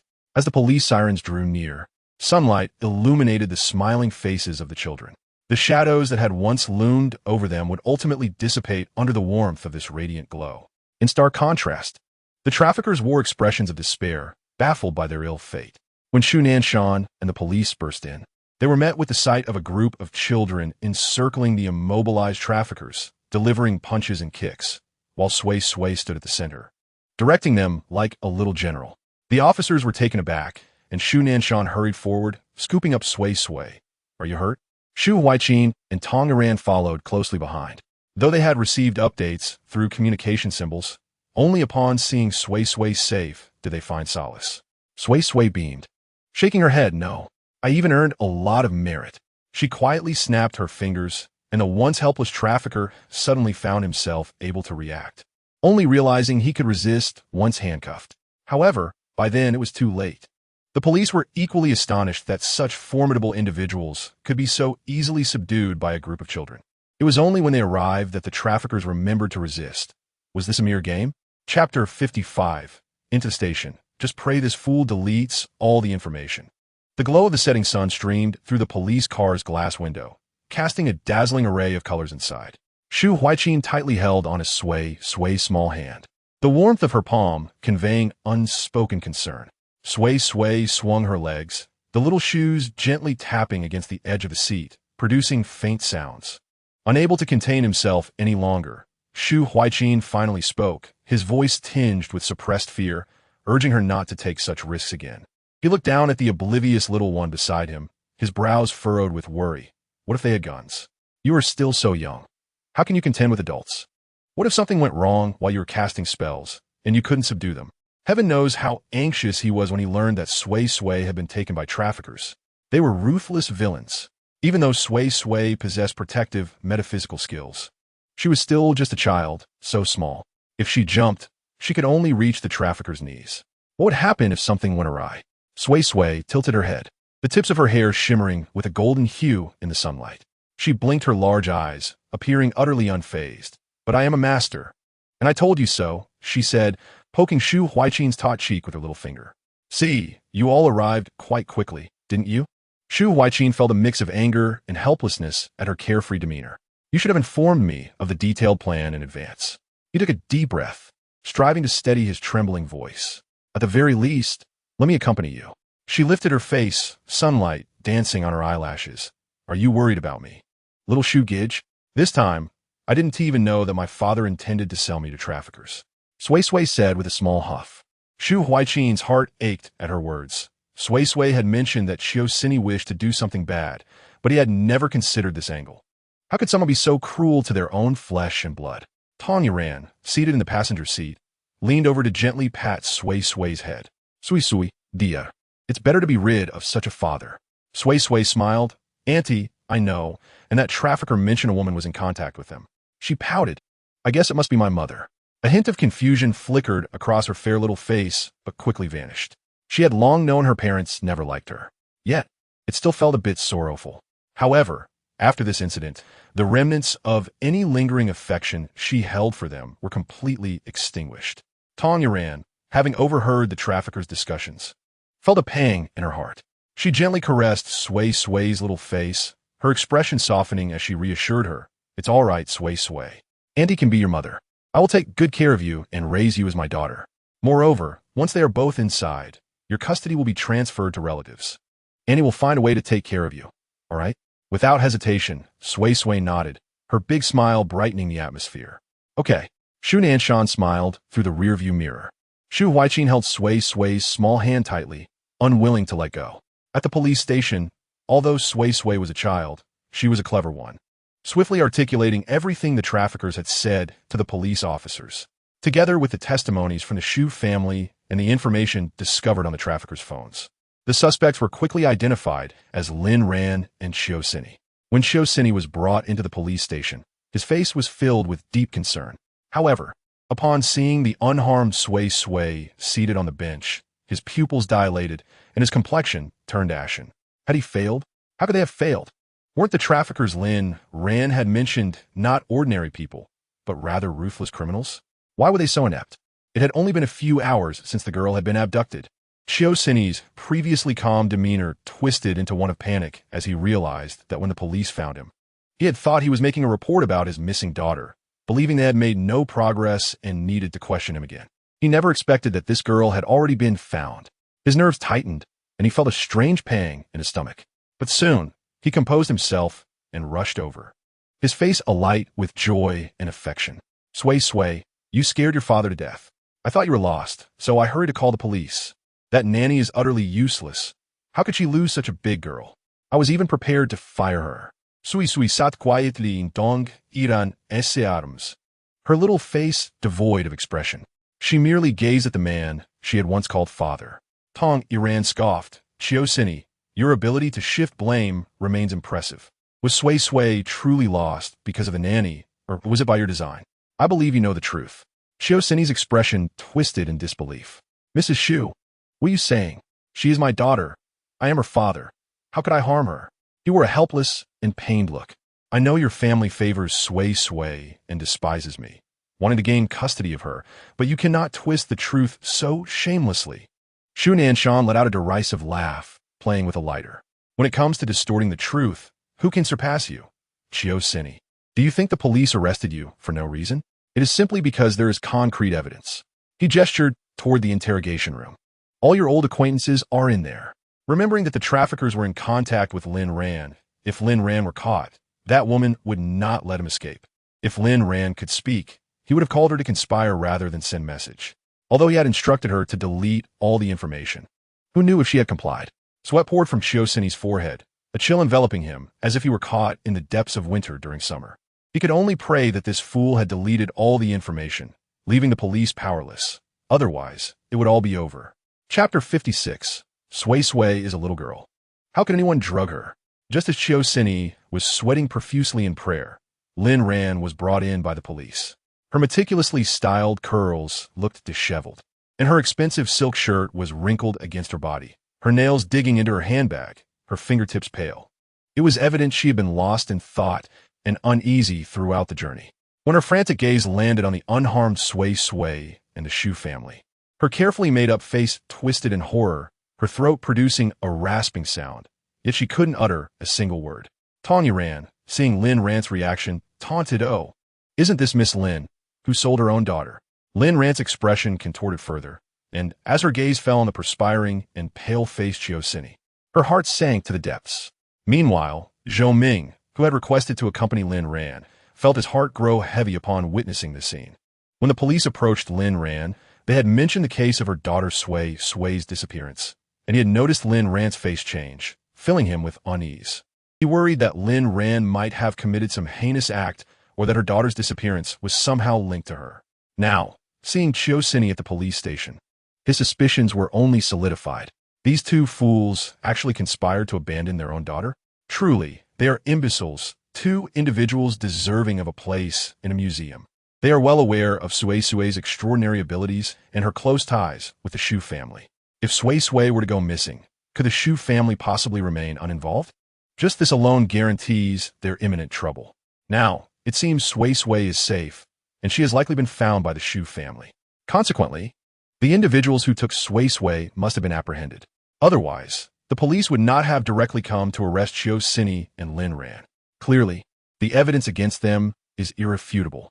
Zhou Ming adjusted his glasses, having resigned himself to not aiding Lin Ran.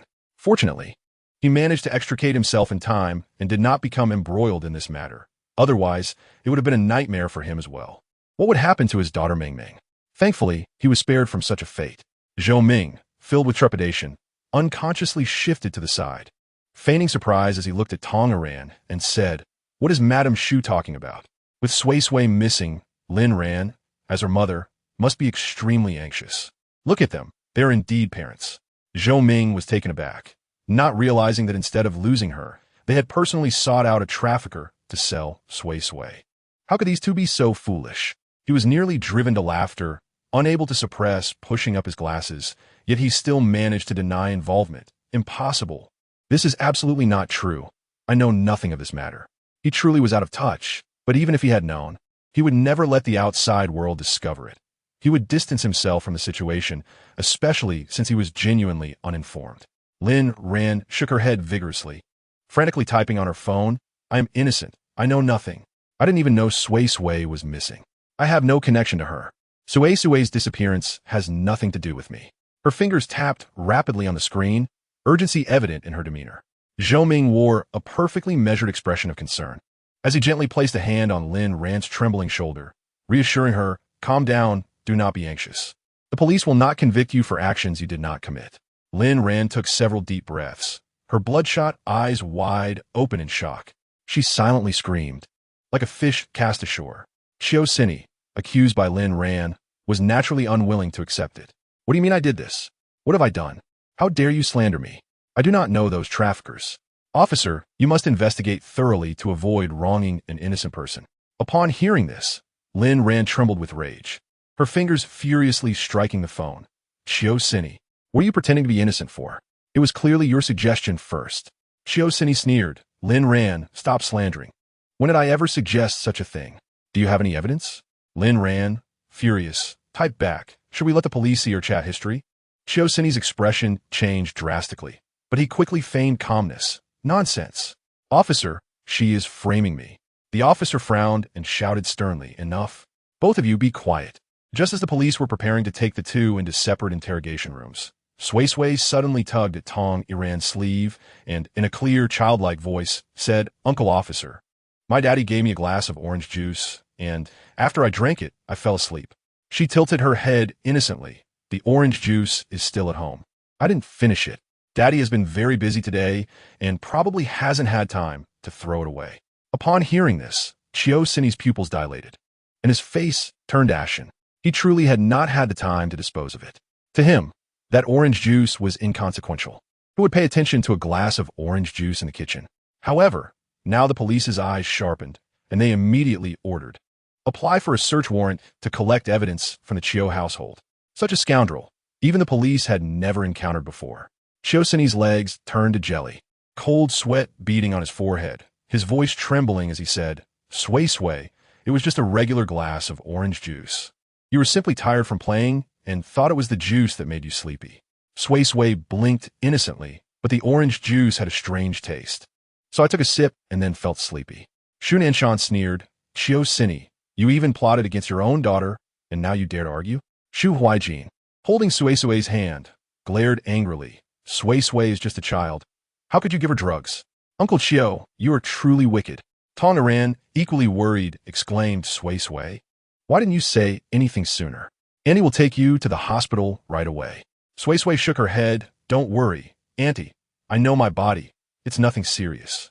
Tong Iran sighed, feeling that this child had truly suffered greatly, burdened with such parents, which was heart-wrenching. Chapter 57. Regretful tears, kneeling and pleading. Suisui, Daddy was wrong. Knowing that the police had obtained the orange juice and found sleeping pills within, Suisui crumpled to the ground, his shirt drenched in sweat. Trembling, he looked at Suisui and began to play the emotional card. Suisui, Daddy was just confused. Please forgive me, okay? His voice was laced with a sob. Daddy knows he was wrong. He did not intend for this. It was your mother's fault. She wanted you dead. Daddy was momentarily bewitched. Lin Ran, listening from the side, erupted in fury, screaming hysterically, her breath coming in ragged gasps. Her expression was terrifying, her fingers shaking as she typed, Suisui, you scoundrel. You are the one who incited me.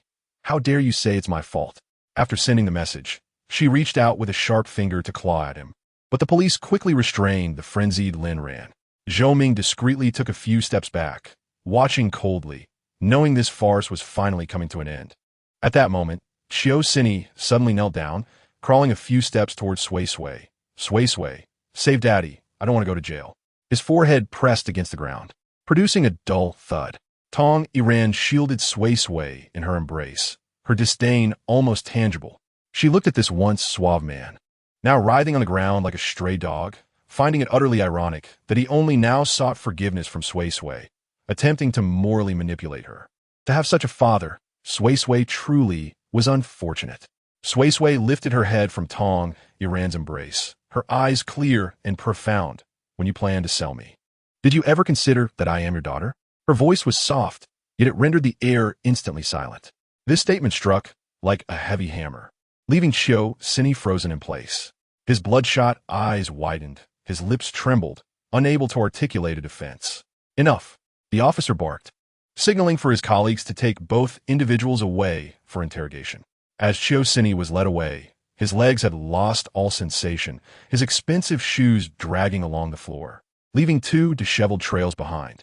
Zhou Ming stood there impassively, adjusting his glasses, the reflected light exuding an air of cold detachment. Lin Ran. I will take good care of Ming Ming, do not worry. This statement caused Lin Ran's pupils to constrict, her entire being seeming to deflate as despair washed over her. She realized that Zhou Ming intended to sever ties with her. How absurd. She had fallen to such a state. Shu Huijin covered Suisui's eyes, not wanting her to witness this final spectacle. Suisui did not pull away from Shu Huijin's hand, but softly said, Brother Shu, I really won't have a daddy or mommy anymore. Shu Huijin held her hand tightly. No, Suisui, you will have family who loves you even more. After a long moment, Suisui's lips curled slightly upward as she responded softly. Meanwhile, on the other side, upon hearing from the traffickers that Suisui was a little monster capable of immobilizing them, the police were left speechless, questioning the absurdity of such a lie. Yet from the little girl's mouth, they heard the grateful chirps that Suisui was a little fairy who had defeated the bad guys, leaving the police with expressions more complex than ever. A gathering of two groups convened, ultimately leading to the intervention of a young female police officer. She gently placed a warm cup of milk before Suisui, the soft glow of the lights casting a tender illumination upon the table. Leaning slightly forward, her voice was particularly gentle as she inquired, Suisui, could you share with Andy what transpired this afternoon? The uncles mentioned that you have the ability to immobilize people. Suisui cradled the cup with both hands, the warmth radiating to her fingertips. With a blink of her large eyes, her thick eyelashes casting delicate shadows in the light, she replied, I simply told them not to move. Her tone was innocent, akin to discussing the weather or playing a game of statues. Due to Suisui being a minor, the police interview was not conducted in an interrogation room, and members of the Shu family accompanied her. Upon hearing the police's questions, Shu Nanshan and Tong Iran exchanged knowing glances, fully aware that such a scenario was inevitable. They remained silent, as Suisui's abilities were evident to all, and it was not a matter of the occult. Reporting it to the authorities was not detrimental. At the very least, it made those behind the traffickers aware that Suisui had the protection of the Shu family and, more importantly, that she was remarkably capable. The male police officer paused in his note-taking, exchanging a glance with the female officer. He endeavored to maintain a steady tone as he asked, did those wrongdoers truly remain completely motionless? Yes, Suisui exclaimed, swinging her little legs, her shoes gently tapping against the chair leg. But it was a bit tiring to immobilize so many. Fortunately, I had done many good deeds beforehand, so I had some merit to assist me. The two officers exchanged incredulous looks, disbelief evident in their eyes. The female officer cleared her throat, her eyes sparkling as if a thought had struck her. Suisui, did those abducted children say you are a little fairy? Suisui giggled, a hint of bashfulness evident as she waved her hand. I'm not a little fairy, I'm just Suisui. The officer pondered. Those children were all very obedient and unafraid, patiently waiting for their loved ones to come for them. They didn't cry or fuss. Did you have a hand in that? This was exceedingly unusual. Even without prior experience with abducted children, one would know that those who had been rescued would not typically exhibit such innocence. Moreover, every child mentioned Suisui, referring to her as a deity, a fairy, expressing their joy and trust in her. With her crescent-shaped eyes, Suisui affirmed, yes, this way they won't be afraid. The officers' expressions gradually softened, despite their lingering doubts. The evidence before them was undeniable. The male officer closed his notebook, softly stating, regardless of everything, thank you for saving those children. Tong Iran added, after Suisui was abandoned by her mother, she was rescued by an old Taoist priest, which is why she possesses some extraordinary abilities. The police present contemplated this. Was this truly not a case of superstitious belief? Yet, with the evidence laid bare, they could not refute it. After all, the little ones had committed no crimes. Rather, they had aided the police in apprehending a group of traffickers, Achieving a significant feat, Shu Nanshan smiled. I hope the police can keep this confidential. After all, it would not be in the child's best interest to attract too much attention, especially at such a tender age. It's sufficient for your department to be aware. The police nodded in agreement, understanding that no matter the reason, Sui Sui must remain shielded from public scrutiny. As dusk enveloped the scene, the sycamore trees at the police station rustled softly in the evening breeze. Sui Sui waved her hand, obediently bidding farewell to the police officers, when suddenly, a heart-wrenching cry halted her steps. Nyunyo, my Nyunyo. A woman clad in faded overalls stumbled into the conference room, tightly clutching a tear-streaked little girl in her arms. The woman's knees hit the ground heavily, oblivious to the pain, as her calloused hands repeatedly caressed the child's face, as if confirming that this was not a mere illusion. Simultaneously, parents of other rescued children began to arrive, transforming the police station into a veritable sea of tears. An elderly man with graying hair trembled as he retrieved an old mobile phone, incoherently shouting into the receiver. We found her. The child is found. Tears glistened on the deep lines of his face. Nearby, a young couple stood, the wife weeping as she cradled her unconscious son, while the husband suddenly turned to the officers, bowing 3 times in gratitude. The officers rushed to intervene, but their movements could not match his urgency. Blood trickled from his forehead into his eyes, yet he smiled like a child. Sui Sui instinctively tightened her grip on Tong Iran's clothing.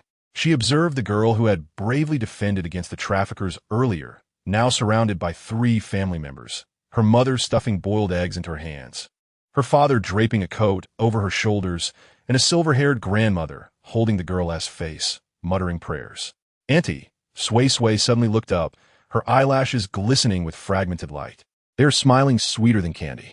Tong Iran gently caressed Sui Sui's small face, declaring that Sui Sui had accomplished a significant good deed and that she was prepared to reward her with candy.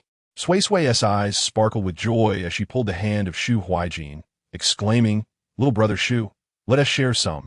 As Shu Huijin nodded, he watched Sui Sui retrieve a piece of candy from her pocket and place it in his palm, her smile sweeter than the treat itself.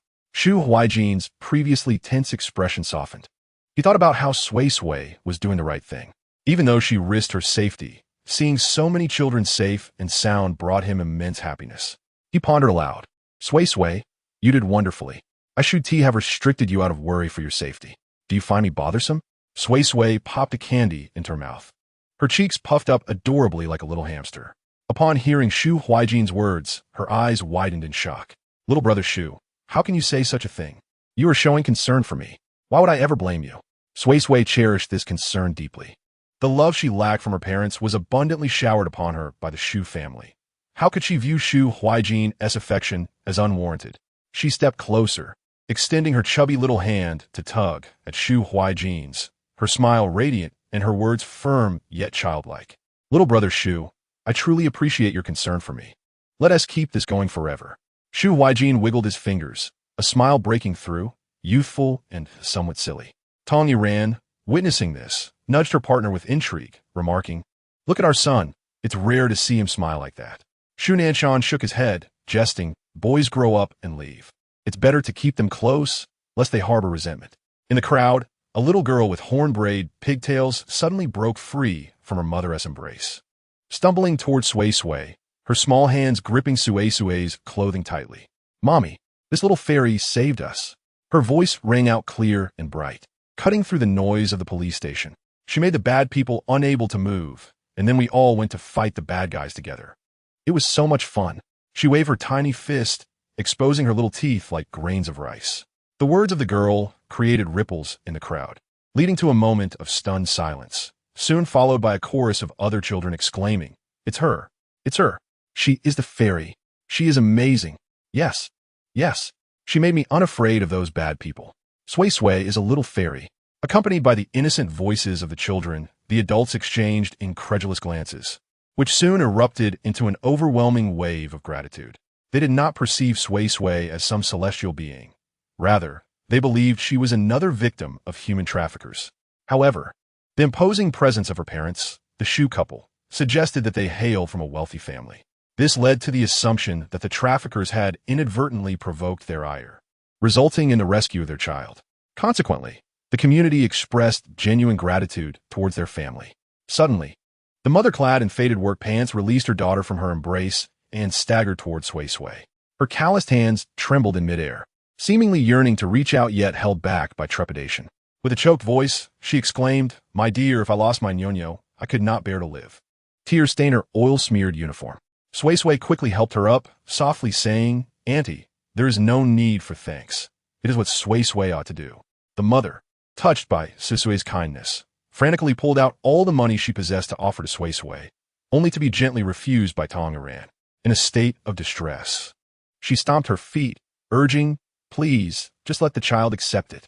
She used Sui Sui's hand to rise, crouching down to carefully smooth out Sui Sui's slightly disheveled collar. "Our family is poor, but this gesture..." Sui Sui shook her head, her eyes as clear as crystal. "No, Auntie, Sui Sui has already obtained what she desired. Doing good deeds will bring good fortune. So, Annie should also strive to do more good." The mother paused for a moment, then nodded vigorously, promising, I will. Other parents gathered around, eager to express their gratitude.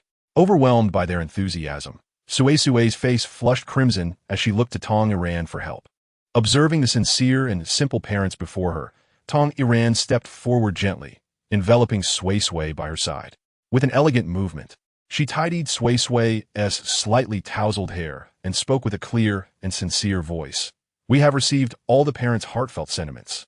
Her gaze swept over each tear-streaked face. And she continued, "The best way to express your gratitude is to extend a helping hand to others in need, just as Sui Sui has done. Starting today, we must commit ourselves to performing good deeds." Chapter 59. The cruelty of a tiger does not consume its young. After bidding farewell to the group, Sui Sui, in high spirits, took Shu Huijin's hand and merrily exited the police station. She blinked her eyes, her long eyelashes casting delicate shadows in the evening breeze. Just as she instinctively nodded, a sudden thought crossed her mind, causing her to purse her lips in hesitation. Tong Iran, taken aback, patiently inquired, "What is it? Is there something important you need to retrieve?" Without hesitation, Tong Iran nodded, realizing that this matter indeed required her attention. Instantly, Sui Sui's face lit up with joy as she tugged at Shu Huijin's hand, dashing towards the car. As the car came to a stop before the Chiu family villa, Sui Sui leaped out like a bird escaping its cage, her eagerness palpable. The streetlights illuminated her dress, casting a long shadow behind her. She bounded up the steps with quickened pace, her small hand pressing the doorbell in a flurry. Inside, a flurry of footsteps echoed, and the door swung open to reveal the nanny, her eyes swollen like ripe peaches. Upon recognizing Sui Sui at the threshold, she froze as if struck by lightning. "Sui Sui?" Her voice trembled, barely audible, and her legs gave way, nearly collapsing to the ground. She wept uncontrollably, overwhelmed by a wave of relief. Who could have imagined that in broad daylight, the traffickers would dare to inject her and render her unconscious, abducting the child? Heaven knows the despair she felt when Mr. Chiu, with a face full of anxiety, shook her awake, inquiring about Suisui's whereabouts. She had not even visited the hospital or checked her own condition, but had followed Mr. Chiu to report the incident, searching frantically, yet finding nothing. The nanny was filled with guilt and regret, but Mr. Chiu reassured her it was not her fault. The traffickers had been too brazen. Yet, the more he soothed her, the more unsettled she felt. She even called her daughter Yunyun, hoping she could join the search. Yunyun, aware of Suisui's disappearance, was frantic and enlisted friends to help, yet there were no leads. Sui Sui wrapped her small arms around the nanny's neck, kissing her cheek. "Auntie, don't cry. Sui Sui is safe." The child's gentle voice provided solace. The Shu family stood quietly on the porch, observing the nanny embrace Sui Sui, filled with joy and tears. It was evident she cared deeply for Sui Sui, explaining why Sui Sui thought of her fondly. "Come inside." The nanny finally acknowledged the guests, hastily wiping her face with her sleeve as she carried Sui Sui indoors. Unbeknownst to her, the others had caught her mention of Chiu Sini, their expressions shifting. She murmured, "I must call Mr. Chiu to inform him. He is undoubtedly anxious." Upon entering the living room, the nanny smiled and urged the three to sit, though her grip on Sui Sui remained firm. Tong Iran seated herself beside Sui Sui and gently began, "Auntie, the situation may not be as you think." The nanny finally noticed their unusual expressions and furrowed her brow. "What do you mean?" Sui Sui was not abducted by strangers, Shu Nanshan interjected. his voice resonating like a stone cast into calm waters. It was her father, Suisui, in collusion with Lin Ran, who sold her to traffickers. The living room fell into a chilling silence. The nanny's expression froze, her eyes blinking slowly as if struggling to comprehend this revelation. What? Her voice barely rose above a whisper. The color drained from her face as disbelief morphed into horror. She released Sui Sui from her embrace and slowly stood, her body swaying like reeds in the wind. "No, it cannot be," she muttered. "Mr. Chiao, how could he?" Suddenly, as if struck by lightning, she turned sharply towards Sui Sui. "Yesterday," her voice rose in pitch, Mr. Chiao suddenly said he wanted to take Sui Sui out to play. "I found it odd he was so carefree, but now I understand." Her breaths became rapid, her chest heaving. "Beast!" The nanny's anguished roar echoed, her face flushed with rage, tears mingling with fury. "Suisui, you despicable creature. Sui Sui is his own daughter." She pounded her chest in despair, utterly shocked by the grim truth. Even a tiger does not consume its young. To think she had once believed Mr. Chiao, as Suisui's father, was affectionate and simply wanted to spend time with her. She never imagined his heart harbored such malice. "Auntie, please don't be angry. Sui Sui is safe and has helped the police apprehend the bad guys, aiding many other children," Sui Sui said, pulling at the nanny's hand, her smile innocent and pure. The nanny gazed at her, tears streaming down her cheeks, as she pulled Sui Sui into a tight embrace. Thank goodness Sui Sui was a little master. Otherwise, the outcome could have been unimaginable. Chapter 60. Sui Sui, would you like to stay with Annie at the Shu family home? The nanny wiped her tears, her expression sorrowful as she looked at Sui Sui. While the couple deserved their fate, what would become of Sui Sui? Lin Ran had a strained relationship with her family, reportedly due to her parents forcing her to marry Mr. Chiao, leading to a prolonged estrangement. As for the Chiao family, it was even more complicated. Suisui was an only child, devoid of siblings. The nanny had taken this job because Lin Ran disliked her mother-in-law caring for her during childbirth, leading to considerable conflict. In her years of service, she had never seen the elder couple visit, indicating a significant rift. Only occasionally did she overhear them arguing, realizing that they disapproved of Lin Ran for bearing only a daughter, which further strained their already fraught relationship. This was the root of their disputes. When the nanny learned of the situation, she felt that the matter could not continue in this manner, as Lin Ran's marriage was bound to collapse eventually. In fact, it indeed fell apart, though the manner of its demise was unexpected. Even more unforeseen was the impact this would have on Sui Sui. At that moment, Sui Sui and Shu Huaijin were sitting hand in hand in the center of the living room, engrossed in playing with building blocks, right under the watchful eyes of their caregivers. The nanny sighed repeatedly, unable to restrain herself from confiding in Tong Ran about the predicament. Although she did not know the two children personally, Chiao Xin had treated them like esteemed guests, indicating they must be influential figures who might assist Sui Sui. "Miss Tong, Mr. Shu, I realize that it is somewhat inappropriate for me to broach this subject, but I am truly at my wit's end." The nanny, with reddened eyes, clutched her apron, hesitating to speak. Tong Ran, sensing her intent, smiled gently and said, "I understand what you wish to express. You are concerned about Sui Sui's custody and who will care for her in the future, correct?" The nanny nodded vigorously, affirming, "Yes, precisely that." Seeing the smile on Tong Ran's face, she felt a sense of relief, knowing that her request might not be rejected.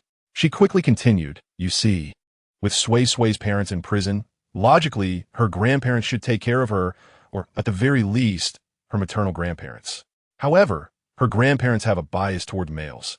When Meng Meng was alive, they never cared for her and even encouraged Mr. Chiao to divorce Miss Lin to seek another woman to bear a son.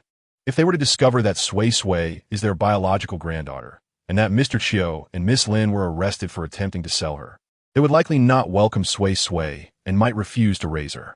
Moreover, given Mr. Chiao's substantial wealth, even if they took Sui Sui in for monetary reasons, they would not treat her kindly." The nanny was genuinely worried, as both sets of grandparents were unsupportive. When Miss Lin suffered significant blood loss during childbirth, her maternal grandparents did not even come to see her, reportedly due to severe conflicts at the time of the wedding. If they were to adopt Sui Sui for financial gain, her life would undoubtedly be difficult. Shone and Tong Ran understood the nanny's concerns. Both families were dismissive of Sui Sui, and if they were motivated by money, any care provided would be far from affectionate. It was indeed a considerable burden for a nanny to contemplate such matters for a child. Tong Ran smiled and reassured her, I comprehend your concerns. While blood relatives do possess the priority for custody, if they voluntarily relinquish that right, we should be able to find a way to adopt Sui Sui. The nanny's eyes brightened with gratitude. Thank you so much. But how will we go about it? Tong Ran replied, You need not worry about that. We will devise a plan. Money can indeed open many doors. However, this matter would also require discussion with Sui Sui. Crouching down to meet the gaze of the two children amidst the scattered blocks, Tong Ran gently tousled Sui Sui's hair. Her voice as soft as a summer breeze. Sui Sui, Annie and Uncle wish to ask if you would like to live with us in the future. We will care for you as family. She continued, Of course, if you prefer to live with your grandparents or maternal grandparents, that is also acceptable. Auntie will often bring Xiao Shu Ge to visit you. Shu Huijin, feeling anxious, tightened his grip on the blocks, staring intently at Sui Sui. Suddenly, he interjected, Speaking quickly, my family has a huge garden, and I can play with you every day. With wide, sparkling eyes, Sui Sui added, Can I take the nanny with me? She is so nice to me. I want to be with her. Upon seeing the adults' stunned expressions, Sui Sui, assuming they were concerned about burdens, started counting on her fingers like a little adult, exclaiming, I can tell fortunes, and I already have clients. I didn't charge before because I thought it unnecessary, but now, to support my family, I will. I can take care of Annie. Tong Ran and Shu Ninshan exchanged glances, feeling both heartbroken at the child's precociousness and deeply moved by her sincerity. The nanny was already in tears, crouching down to embrace Sui Sui. Silly child. You need not take care of me. I am capable of looking after myself. However, Sui Sui stubbornly shook her head, insisting, You make my braids and cook for me. You're my family. The nanny had treated her with exceptional kindness, and Sui Sui could not bear the thought of her leaving. The nanny gazed at Sui Sui, her heart melting at the child's thoughtfulness. Shun and Shan suddenly chuckled, crouching down to meet Sui Sui's eye level. All right, we agree to your wish. But the matters of earning money will be left to the adults. You should focus on being a happy little girl, okay? Shu Huijin immediately raised his hand in agreement. I will share half of my pocket money with you. Sui Sui, come live with me. I want to play with you. Tong Ran gently added, Of course, Annie can come along. Sui Sui is still young and will naturally need someone to care for her. The Shu family was well off. Adding another nanny was trivial. Moreover, since it was Sui Sui's first time in a new environment, she would surely require a familiar face beside her for comfort. Thus, even if Sui Sui did not suggest it, Tong Ran would consider taking the nanny along. Chapter 61. The shameless Lin family attempts to snatch away Sui Sui. The farce surrounding the Chiu family had long since spread throughout the circle. From a shocking revelation of Lin Rant's affair with Chiu Xian's business partner, Zhou Ming, which left Chiu Xian the subject of ridicule, to the subsequent physical altercation between Chiu Xian and Zhou Ming at the company, which resulted in injuries that landed Chiu Xian in a hospital. The scandal was the talk of the town. Absurd, right? One could simply stroll through the park and find themselves embroiled in such chaos, with the nanny even being rendered unconscious by a needle. The audacity of human traffickers was simply beyond comprehension. However, before they could revel in this drama for long, they were struck by a thunderous revelation. The disappearance of the little girl Sui Sui was not merely due to the rampant actions of traffickers, but rather the insanity of her biological parents, Chiu Xian and Lin Ran, who conspired together to engage with traffickers to sell their child into obscurity. Who could hear such a tale without feeling bewildered? Who could not find it utterly unfathomable, even if the child had been absent from their lives for many years? And the emotional bond was not as profound. She was still their flesh and blood. How could they resort to such drastic measures? Selling her into the mountains, was that not akin to condemning her to a life of servitude? What kind of future could that possibly hold? Moreover, Lin Ran was the first to abandon her own daughter, and while one might understand her disdain, it was unfathomable that she would go so far as to actually undertake such an act if given the chance. But what of Chiu Xian? He was Sui Sui's biological father. How could he join Lin Ran in such a heartless endeavor? Furthermore, were they not embroiled in a legal battle? How had they become entangled once more? In any case, gossip within the circle swirled around this affair, inevitably reaching the ears of the Lin family.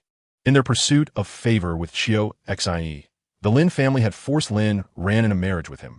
demanding an exorbitant betrothal price that had drawn criticism from Chiu Xian's parents. Later, during Lin Ran's pregnancy, her mother repeatedly advised her to secure her husband's heart, warning her against any chance of infidelity. Lin Ran, already uncomfortable during her pregnancy, found her mother's words increasingly distressing, leading to numerous heated arguments.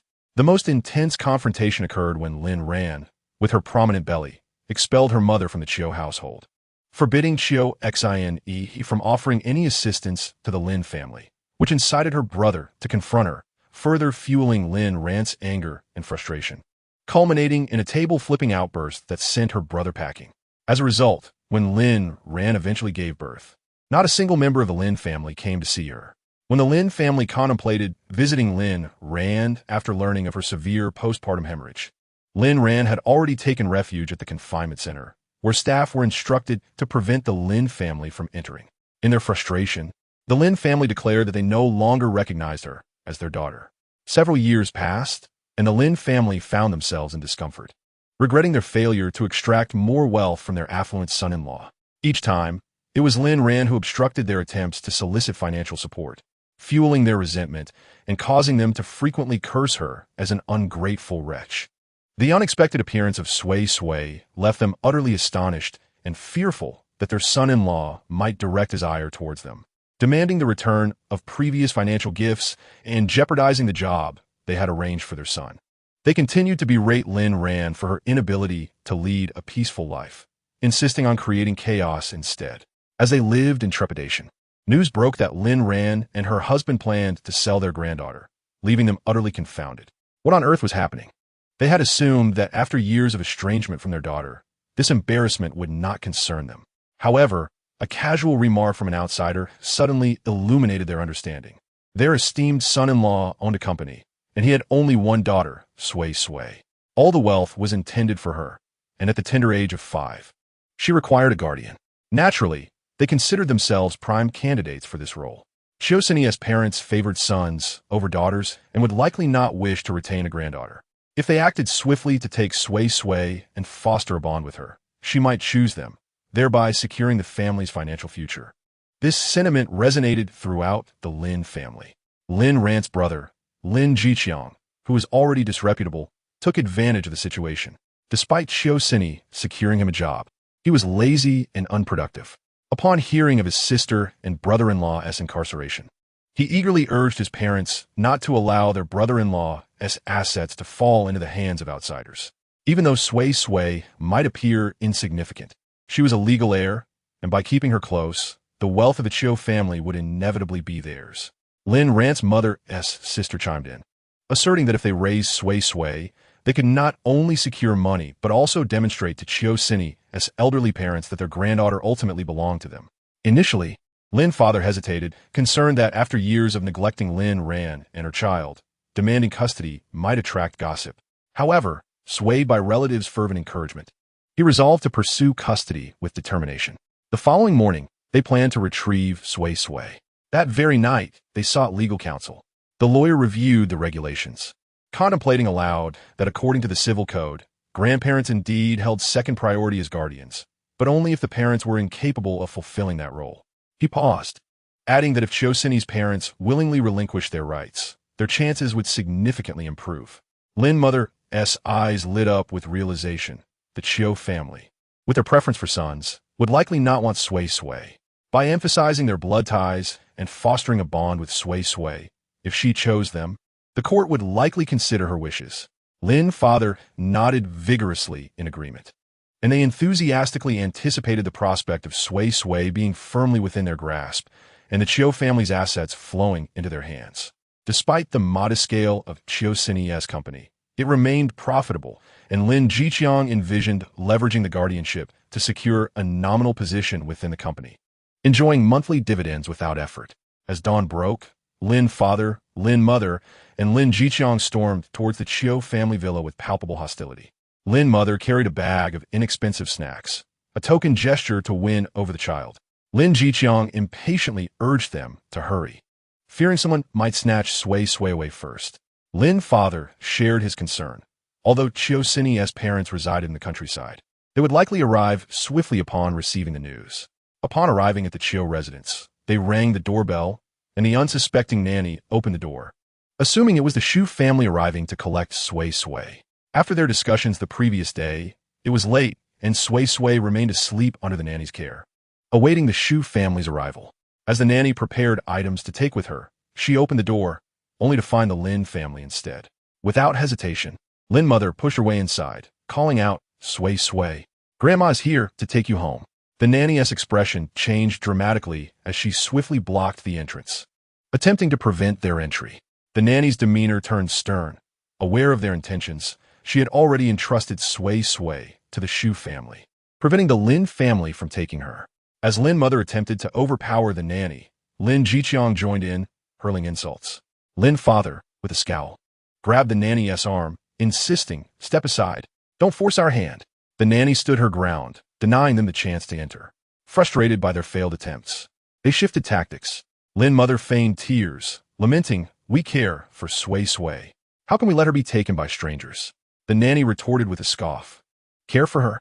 You don't even know what she likes to eat or her clothing size." Lin Jiqiang, humiliated, pointed an accusatory finger at the nanny, threatening her livelihood. Meanwhile, Sui Sui, awakened by the ruckus, rubbed her eyes and listened to the commotion. She recognized the unfamiliar voice of a woman shouting, "You're just a nanny. You have no say here. If you continue, don't blame us for being harsh." A loud thud followed, indicative of someone being shoved to the ground. Alarmed, Sui Sui jumped out of bed and rushed to the balcony, witnessing the standoff at the door. Seeing the nanny surrounded by 3 strangers, including a harsh-looking elderly woman and 2 intimidating men, Sui Sui's heart raced as she realized they were her mother's relatives. Recognizing that the nanny was in peril, Sui Sui swiftly descended from the balcony and dashed to stand defiantly in front of the nanny, arms outstretched like a feisty little cat, declaring, "Don't bully Auntie." Her voice, still laced with sleep, rang with unwavering conviction. The sudden appearance of the little girl took everyone aback, but as they recognized her, their expressions softened into false kindness. The nanny, with a vigilant demeanor, lifted Sui Sui into her arms, disregarding her own injuries. "Sui Sui, how did you come down? Did my voice wake you?" Sui Sui nodded, her large eyes, reminiscent of purple grapes, fixed on her as she reached out to touch her face, saying, "Auntie, do not be afraid. Sui Sui will protect you." Lin Jiqiang stepped forward, forcing a smile, and said, "Uncle will take you to the amusement park, all right?" His gaze upon Sui Sui was akin to that of a greedy child eyeing a treasure. Sui Sui felt a strong aversion, furrowing her brows with a frosty expression, declaring, "I will not go with you. I do not like you." Lin Mu and Lin Jiqiang exchanged glances, their expressions stiffening, a flicker of anger rising within them as they silently cursed the girl for her unlikable demeanor, reminiscent of her mother. Seeing the situation, Lin Fu's expression darkened as he stepped forward, roughly attempting to pry the child from the nanny's grasp. Hand over the child. He was indifferent to the child's feelings. They merely sought possession. Just as Lin Fu's hand was about to touch Sui Sui, an ethereal energy coalesced at her fingertips, forming an invisible barrier that forcefully repelled him. Lin Fu stumbled back in astonishment, exclaiming, "This girl is uncanny." Sui Sui's small face remained stern, her voice childlike yet chilling. "If you touch me again, I will make you unfortunate for the entire day." Chapter 63. Both are daughters, yet Sui Sui is cast aside like rubbish. Lin Fu and Lin Mu exchanged bewildered glances. The pain from earlier still fresh in their minds, yet they dared not approach the child again. It was indeed uncanny. They pondered. This girl was rather strange. They could not even touch her. Lin Jiqiang, however, was skeptical of such superstitions and moved forward to seize Sui Sui. The nanny quickly understood that Sui Sui was using her powers to punish them. What kind of nonsense is this? Lin Jiqiang clutched his wrist, grimacing in pain. His once arrogant demeanor twisted in agony. It felt as if his hand had been sliced, the pain unbearable, causing him to retreat. Casting uncertain glances at his seemingly soft and easily bullied niece. Was this girl charged with electricity? Lin Jiqiang stammered. All bravado evaporated. Lin Mu, trembling, said, "I told you it was uncanny. When I touched her, it felt like being pricked by needles." Sui Sui blinked her large eyes innocently, tilting her head. "Uncle, do you still want to take me away?" As she spoke, she stepped out of the nanny's embrace, taking a small step forward. Lin Jiqiang instinctively recoiled, nearly tripping over his own feet. Then, feeling embarrassed, he rationalized that she was merely a little girl and could not possibly be that peculiar. Perhaps this was just static electricity? Who said there could be no static in summer? Sui Sui represented a future free of financial worries for him, and he needed to secure her. He spat on the ground and approached again to grasp her. The result, of course, was another bout of pain that left him grimacing, questioning his existence, even experiencing tingling in his fingers and stiffness in his palm. Cold sweat broke out on his back as his face contorted in horror. Pointing at Sui Sui, "You do not come near." Lin Fu and Lin Mu gasped, their hearts racing. The nanny could no longer suppress her laughter. She knelt down, gently adjusting Sui Sui's collar, ostentatiously proclaiming, "Sui Sui is so well-behaved, she knows how to protect herself." This was clearly aimed at the Lin family. However, the relentless pain in Lin Jiqiang's hand forced him to believe in the supernatural. He lowered his voice to his wife and son. "Let us retreat. This child is definitely problematic." Lin Jiqiang, still unconvinced, pulled out his phone, shaking his head defiantly. "I refuse to believe I cannot find someone to deal with her." But just as he pressed the button, the phone suddenly went black, unresponsive no matter how he tried to restart it. Sui Sui discreetly concealed her tiny hand behind her back, quietly forming a gesture, her lips curving into adorable dimples. The nanny observed this with a hidden smile, realizing that an entertaining spectacle was about to unfold. Although Sui Sui was young, she had rescued many children from the hands of traffickers, including herself, and thus should not feel anxious. She ought to stand back and enjoy the show, allowing them to underestimate her as a mere child, unaware that they had encountered a formidable opponent. Indeed, Lin Jiqiang's phone not only failed to power on but began to overheat, prompting him to yelp and toss it away. The phone rolled twice on the ground before inexplicably rebooting, displaying a message: "Bad deeds will be met with retribution." The Lin family was utterly petrified, with Lin Mu collapsing onto the ground. They finally comprehended that they had encountered something far beyond their control. This was no ordinary child to be trifled with. She was indeed a little deity. Could it be that the Taoist was genuinely skilled and had even taught this wretched child? As the family stood in uncertainty, the sound of an approaching car engine reverberated outside. Lin Jiqiang nervously turned to look, irritated. Is another scavenger arriving? Lin Fu's face darkened, suspecting it was the parents of Suisui. However, when Shu Nanshan and Tong Aran entered with a lawyer in tow, Lin Fu's expression shifted dramatically. Though unfamiliar with the Shu family, their commanding presence and the well-dressed lawyer team behind them made it apparent that these individuals were not to be trifled with.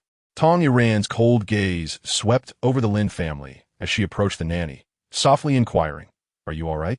The nanny shook her head. Relieved to see a pillar of support, they wanted to forcibly take Sui Sui away, but thankfully she is clever. Shu Huijin emerged from behind his mother, indignant. "Do not bully Sui Sui." He hurried to Sui Sui's side, bravely standing in her defense. Sui Sui's eyes sparkled as she softly called out, "Little Shu Gidge." Shu Nanshan turned to Lin Fu, his tone calm, yet authoritative. According to Article 27 of the Civil Code, in cases where parents lose their guardianship capacity, the allocation of guardianship must consider both the ward's wishes and the actual conditions of upbringing. Sui Sui has clearly expressed her desire to live with us. This is her choice. At this juncture, the lawyer presented a document. This is the statement of relinquishment of custody signed by Suisuni's parents, along with the court's temporary guardianship permit. If you have objections, you may seek resolution through legal means. Shu Nanshan had wisely confirmed Sui Sui's willingness to live with him the previous day and had promptly arranged for these documents. Suisui, understanding his place, recognized that he could not contend with a family as powerful as the Shus. Thus, he readily acquiesced to whatever Shu Nanshan proposed, allowing him to care for Sui Sui while keeping the Lin family and Qiu family at arm's length. Simultaneously, he planned to draft a will, allocating part of his assets to his parents while placing the rest under Sui Sui's name. He understood that he would face numerous charges, resulting in a long sentence. Instead of leaving his parents with nothing, it was wiser to bequeath everything to Sui Sui. Upon his release, he hoped that his past generosity would prompt the Shu family to treat him favorably, even if Sui Sui refused to forgive him. Resolving matters with Suisui would naturally simplify things with Lin Ran, as Qiu Mengmeng was her Achilles heel, provided the other party complied with Shu Nanshan's directives. Suisui's partnership with Zhou Ming and their company would be safeguarded. In fact, With Sui Sui's partial ownership, the Shu family would offer protection, ensuring Zhou Ming would continue to earn a living to support Xiao Mingming. Otherwise, Zhou Ming would inevitably become preoccupied with work, neglecting Xiao Mingming, even remarrying, resulting in a new stepmother for her. Lin Ran might not share a maternal bond with Sui Sui, but she genuinely cared for Xiao Mingming. To safeguard Xiao Mingming, she agreed to Shu Nanshan's proposal. Observing this, Shu Nanshan found it profoundly ironic. Both were daughters, yet Sui Sui was cast aside like refuse. However, it mattered not, as she would be cherished by the Shu family. They are merely providing temporary guardianship and will not allow Suisui to enter their household registration. This is also for the sake of their son's future. He is indeed preparing for unforeseen circumstances. Chi-X New York has settled matters with LNRN, and naturally, Chi-X New York's parents will be easy to deal with. They have never had much affection for their granddaughter, and they would feel the same even if she were someone else. With sufficient financial compensation, they would willingly relinquish their guardianship rights. Chapter 64. Little Brother SH. Let me perform a magic trick for you. They are all in misfortune. In the face of this situation, the LN family wore grim expressions. Although Suisui, this peculiar girl, is rather strange, she represents their future wealth and prosperity. How could they so easily give her up? LNM threw a tantrum, exclaiming, "What documents? Who knows if they are real?" LNZH Chi-Ying, lacking awareness, jumped in anger, shouting, "Stop trying to scare us with those worthless pieces of paper. Who knows if you forged them?" The lawyer smiled faintly, remarking, "You may question their authenticity, but please be aware that slander carries legal consequences." Hearing this, the LN family stood at the villa entrance with ashen faces, resembling three-cornered beasts. LNM's shrewd eyes darted around, and suddenly, she collapsed to the ground, pounding her thighs and wailing, "This is outrageous. The wealthy are stealing our child." LNZH Chi-Ying, seeing this, quickly cooperated by pulling out his phone to record. "Everyone, come look. The rich bully us and even want to take our child."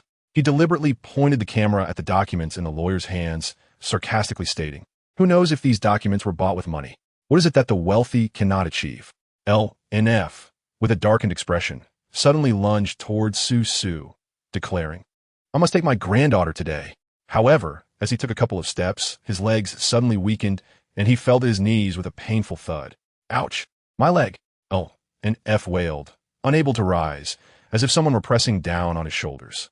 Frustrated and angry, he glared at Suisui, convinced she had something to do with it. Suisui stood beside the nanny, her small hands quietly forming a gesture, her face filled with seriousness.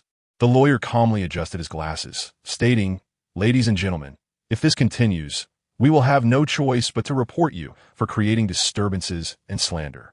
He signaled to his assistant to display the body camera, which had recorded everything. And in Miss Willing abruptly ceased. LNZH Chi-Ying's hand holding the phone froze. They then noticed the security guards patrolling the villa area approaching, their walkie-talkies crackling with static. "Very well." LNF gritted his teeth as he was helped to his feet. "We shall see." He shot a fierce glare at Suisui, warning her not to think she was impressive just because someone was supporting her. Yet, Suisui suddenly smiled sweetly, saying, "Grandpa, your zipper is undone." LNF looked down and indeed found his pants unzipped, his face instantly turning red. Onlookers, including security guards and passing residents, couldn't help but laugh. Ultimately, the LN family climbed into their car, looking defeated. Suisui tiptoed and waved goodbye to the departing vehicle, softly saying, "Goodbye. Remember to do good deeds, or else you will continue to have bad luck."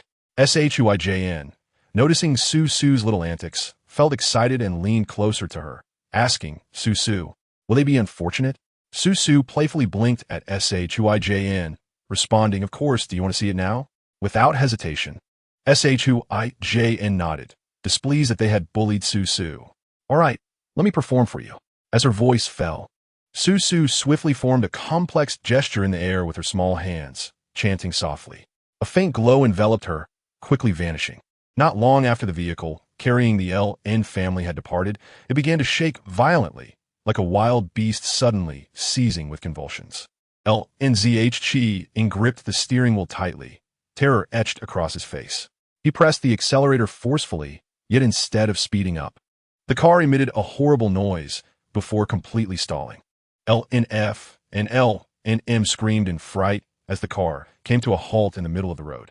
L and F circled the vehicle several times, continuously cursing. L and M stood beside him, her sour expression filled with fury. As they were in a panic, the sky suddenly darkened and torrential raindrops began to pour down. The L and family was caught off guard by the sudden downpour, frantically searching for shelter, but there was nothing but the empty road around them. Meanwhile, Suisui stood under the eaves, smiling as she watched them jump around in the rain. L and F stomped his feet in frustration, the rain streaming down his face and soaking his clothes. With no other choice, L and F and L and M could only retreat into the car to escape the rain. At that moment, a speeding car rushed past them, splashing muddy water all over them. Instantly, L and F and L and M turned into muddy figures, looking utterly disheveled. Yesterday, a heavy rain had already filled the puddles, and now, with the rain washing over, the vehicle's speed only worsened their plight. They angrily waved their arms at the car, but had long since vanished into the downpour. The rain seemed to exist solely for their misfortune. Shortly after they were covered in mud, it ceased. The three of them, looking bedraggled, glanced at the figures standing by the Chi family villa, their teeth clenched in anger. L N Z Chi Ing wiped the rain from his face, gritting his teeth and saying, "Dad, we were so unlucky just now. Could it be that wretched girl is behind this?" L and F pondered this possibility, wondering if this series of events could merely be coincidence. L and M gasped, eyes wide. Can that wretched girl control the rain? Even a Master Wound Tea have such power. The three of them were filled with suspicion, yet ultimately attributed the misfortunes to Suisui. If that wretched girl truly possessed such abilities, they could not let her go so easily. A shared greed glimmered in their eyes. If they could capture her, the wealth of the Chi family would be nothing, easily attainable. Shuijn stood beside Suisui, watching the three miserable figures, unable to suppress his laughter. He thought Suisui was like a little angel, always finding ways to protect herself and punish the wicked. "Suisui, you are amazing," Shuijn exclaimed excitedly. Suisui proudly puffed out her little chest. Of course, the SH couple laughed along, while the lawyer behind them looked utterly bewildered and shocked. Chapter 65. The Affluent SH Family. How many wealthy individuals exist in the world, and why can't they? With this little episode behind them, the nanny, having packed the belongings, locked the door, and got into another vehicle. Suisui, on the other hand, shared a car with Shuijn and the others. The car soon arrived at the SH residence. Suisui pressed her small face against the car window, her pupils widening as the scenery outside gradually unfolded. The car drove into a private tree-lined avenue stretching over 100 meters, flanked by perfectly trimmed national sycamores. Sunlight filtering through the treetops cast mottled golden halos on the ground. The three-story main house was adorned with white Carrara marble exterior walls, massive Roman columns supporting the arch porch, and a roof laid with custom-made glazed tiles shimmering with a honey-like golden sheen in the morning light. In the central fountain pool, 12 bronze angel statues held water pitchers, and the water curtain traced rainbows in the air, while 6 pure white swans glided gracefully, their feathers as pristine as fresh snow. As the car came to a stop, 2 rows of uniformed servants awaited at the entrance. An elderly gentleman with meticulously combed silver hair slightly bowed. A warm smile on his face. "Welcome, Miss Suisui. I am the butler here, and you may call me ZHB." Young girls dressed in navy blue dresses and crisp white aprons held towels and flowers. Other servants stood respectfully at a distance, nodding in greeting. Suisui's petite hand clutched the hem of her skirt, her eyes wide with wonder at the breathtaking beauty surrounding her. Having previously thought the Chi family villa was splendid, she was now astounded by the grandeur of Oshgg's home. Her gaze darted about, her mouth agape in a delightful expression that made Shuijn chuckle. He approached her, took her hand, and asked, "Suisui, do you like it here?" Without hesitation, she nodded vigorously, her chubby face quivering with excitement. "I love it. It's so beautiful. Come, let me show you your room. It's right next to mine," he said as he led her inside. Upon entering, a 6-meter-high crystal chandelier hung from above, its thousands of diamond crystals refracting dazzling light. Suisui gazed upwards, mesmerized. So shiny and beautiful. The little girl was enchanted by the glittering elements around her, nearly forgetting to move. Shuijn, grinning, said, "I have a gift for you too." The white marble floor gleamed brilliantly, and Suisui cautiously lowered her gaze, afraid to leave footprints on its pristine surface. At that moment, a maid knelt down, gently presenting her with slippers embroidered with daisies, perfectly sized. Suisui noticed that all the servants moved with the grace of cats. Even the teacups and saucers made no sound when served. "Wow, the aunties here are amazing," she exclaimed, trying on the slippers, which felt wonderfully comfortable. She whispered to Shuijin, "How did she know my shoe size?" Shuijin replied matter-of-factly, "This is the SH family. They naturally know everything about you to take good care of you." Bathed in the sunlight, streaming through the floor-to-ceiling windows, Suisui felt as though she were caught in a dream. Could this truly be the fairy tale world depicted in cartoons? "Suisui, let us hurry to the second floor," Shuijin urged, eager to show her the surprise he had prepared. SHN, and the others nodded, with Tying advising Shuijin to take care of Suisui. It was heartwarming to see their son so joyful, revealing a childlike innocence. Typically composed and reserved like his father, Shuijin rarely exhibited a childlike demeanor. A smile flickered across SHN's handsome face as he remarked, "This is why Haven T directly adopted Suisui." Tying understood the implication, having heard him mention it before. The nanny, AY, struggled to conceal her astonishment, not wanting to embarrass Suisui. She had worked as a nanny in several wealthy households, but they were all of a lesser caliber than the Chi family villa. She had considered herself fortunate to have worked in such an affluent environment. Yet, she could hardly fathom the opulence of the SH family. The estate was larger than Central Park, and had it not been for Suisui, she might never have encountered such luxury. Observing the demeanor of the servants, Zhang felt a sense of inferiority creeping in, as if she were inadequate in every way. Noticing her tension, Tying smiled reassuringly. There's no need to be nervous. Just take good care of Suisui. Your salary and benefits will be the same as the other servants here. Afterward, the steward would escort her to her living quarters to familiarize herself with the surroundings. Zhang nodded appreciatively, thanking Madame SH. Zhongbi stepped forward to guide Zhang out the door. Being a trusted individual of the master and mistress, he personally took her to the servants' quarters, explaining the SH family's situation along the way. The servants' quarters were a two-story building located to the northeast of the main residence, with each suite equipped with an en-suite bathroom. The first floor featured a staff cafeteria and a recreation room. Moreover, they did not walk, but rather took a vehicle. Zhang, thinking she was being overly cautious, eagerly followed Zhongbi while absorbing the surrounding environment. Just as they exited the main gate, Zhongbi waved, and a vehicle resembling a sightseeing car pulled up before them. He gestured for her to join him. Zhang was bewildered. Was it necessary to take a car for such a short distance? Were the servants' quarters far away? Zhongbi, still smiling, explained. The servants' quarters are a bit of a distance from a main residence. It would be inconvenient for you to carry your luggage, so it's better to take the car. Zhang swallowed hard and murmured in acknowledgement. Once seated beside Zhongbi, he pointed out various scenic spots along the way, explaining their significance. The servants' quarters were situated northeast of the main residence, while three small villas with gardens to the west were designated for receiving distinguished guests, each equipped with servants and private chefs. A temperature-controlled glass greenhouse nurtured rare orchids and tropical plants, with gardeners on duty around the clock. Aside from the central fountain of the main residence, artificial streams meandered around, connecting koi and lotus ponds via wooden bridges. Since the mistress adored roses, there was even a rose maze tended by a dedicated caretaker, featuring over 200 varieties of roses. As Zhang listened intently, she couldn't help but feel envy towards the wealthy. Why couldn't she be among them?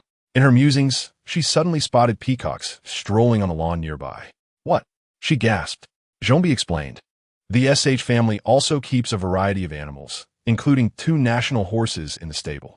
Indeed, they are the epitome of wealth.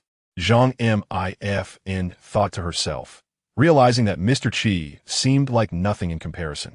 Chapter 66, Suisui's Princess Room.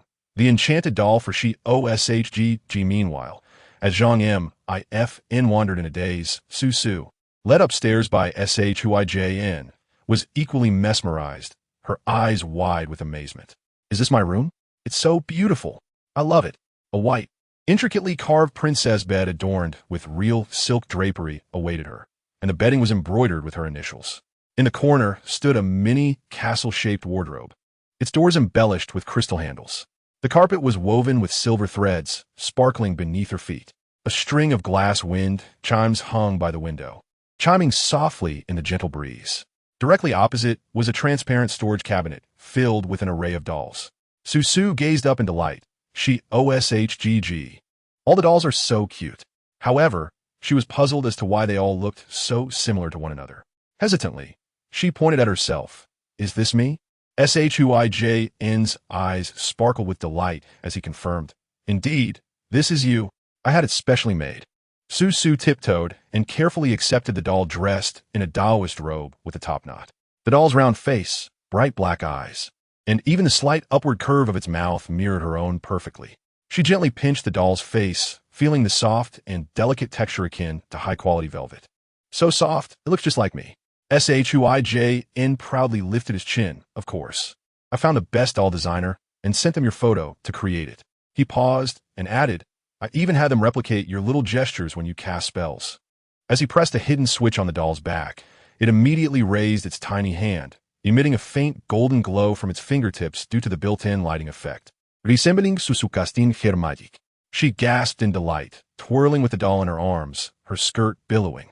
Suddenly, she noticed the other dolls in the cabinet, pointing at the neatly arranged dozen or so identical dolls, each wearing different dresses, including Hanfu, Lolita, and even Little Witch costumes. Suijn's ears turned slightly red as he shyly admitted, since I didn't know what style you liked, I ordered one of each.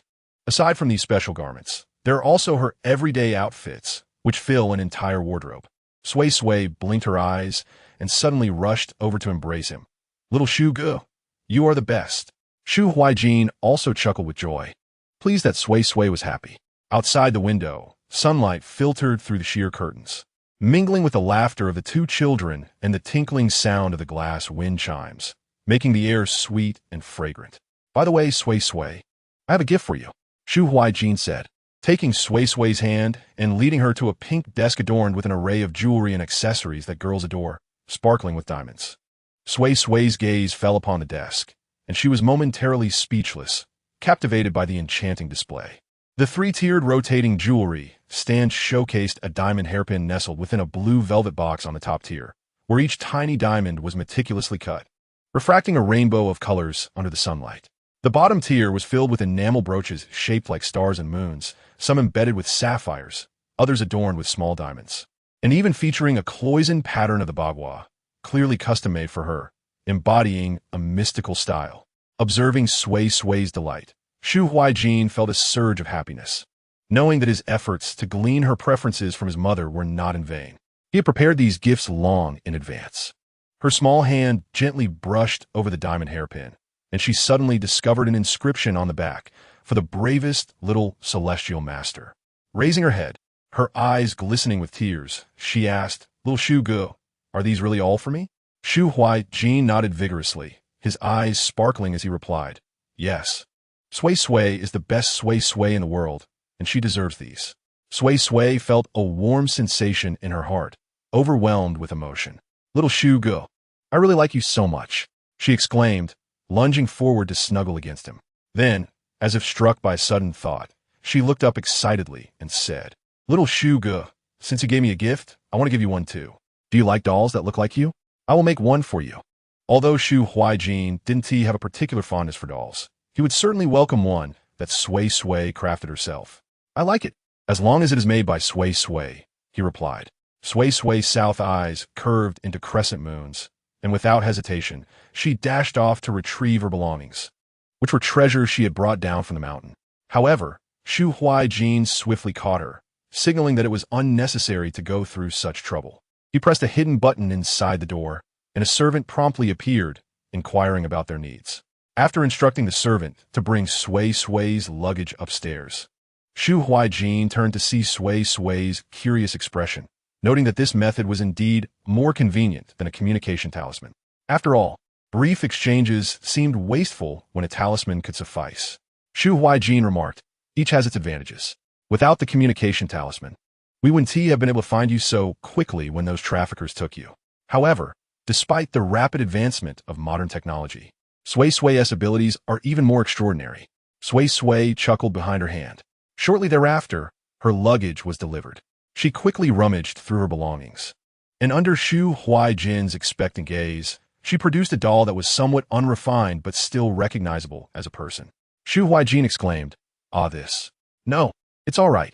I like it, especially since it was made by Sui Sui and is unique." In the final step, Sui Sui cast a spell on the doll, and with a flash of golden light that quickly dissipated, the doll seemed to become extraordinary. "Little Shuge, here you go. This doll can talk and dance too." Sui Sui beamed with pride. "Give it a try." Shu Huijin looked bewildered. "Huh, is this Sui Sui's competitive spirit at play?" Chapter 67. Little Shuge. This magical doll can speak and protect you.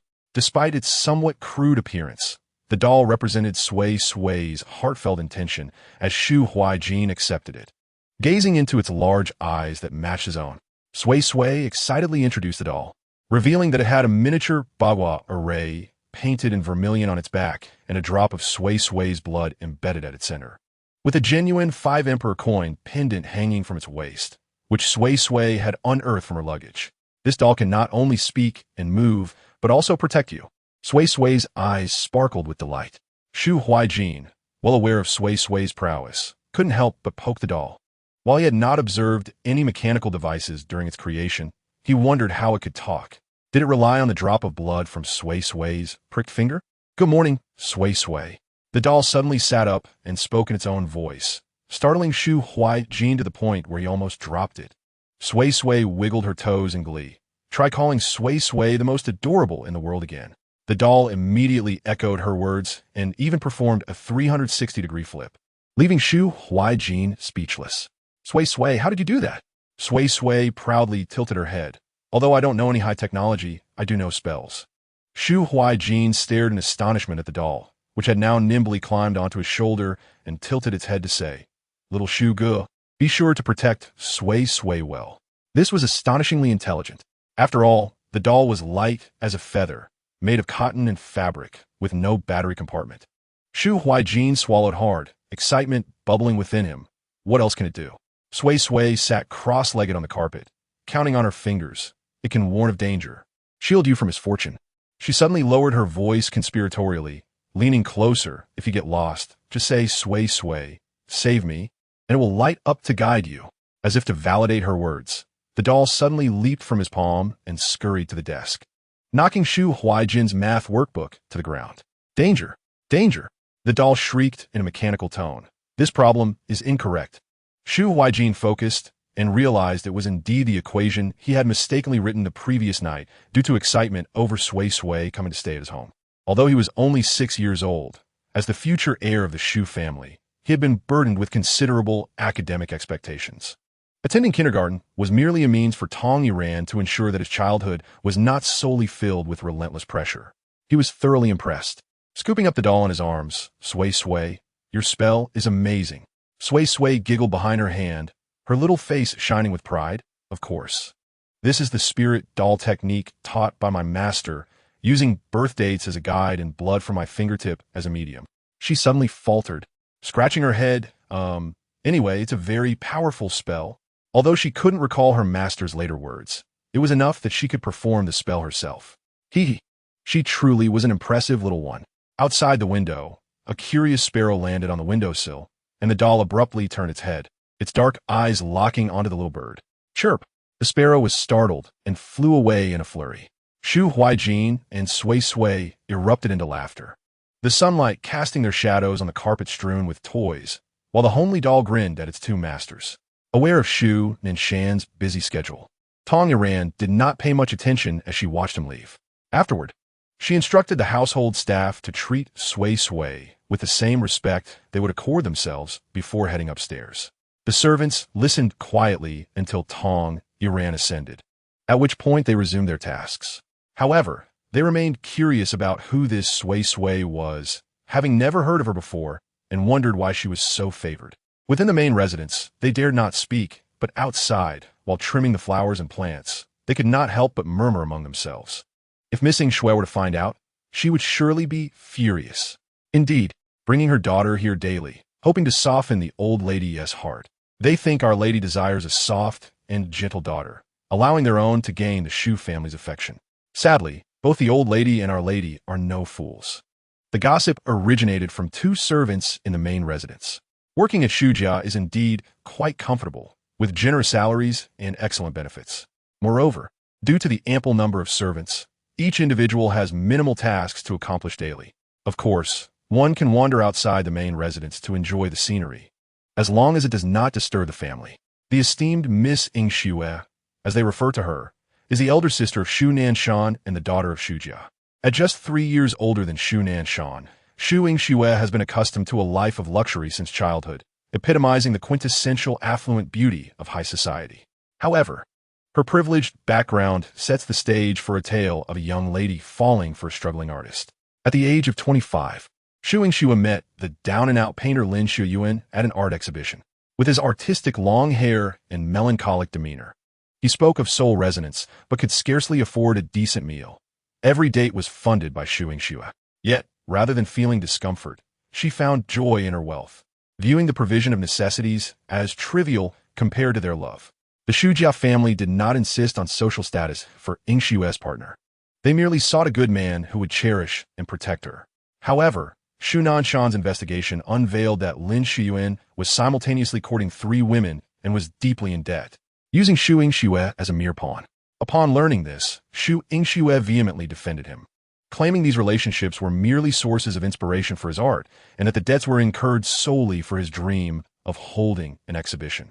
Furthermore, she argued that the amount owed was insignificant to the Shujia family, who could easily cover it. Shu Ing Shue's parents were heartbroken by her naivete. If he had any real shortcomings, the family could have supported her, but his character was flawed. Even when they attempted to intervene, she reacted with hysteria, threatening to sever ties with them. Chapter 68 reflects on the terrifying nature of love blindness. Lin Shuyuan, a master in romantic pursuits, easily manipulated someone as naive as Shu Ing Shue. Each night, he recited his original love poems to her, but signed them with names such as to the muse or for the goddess of inspiration.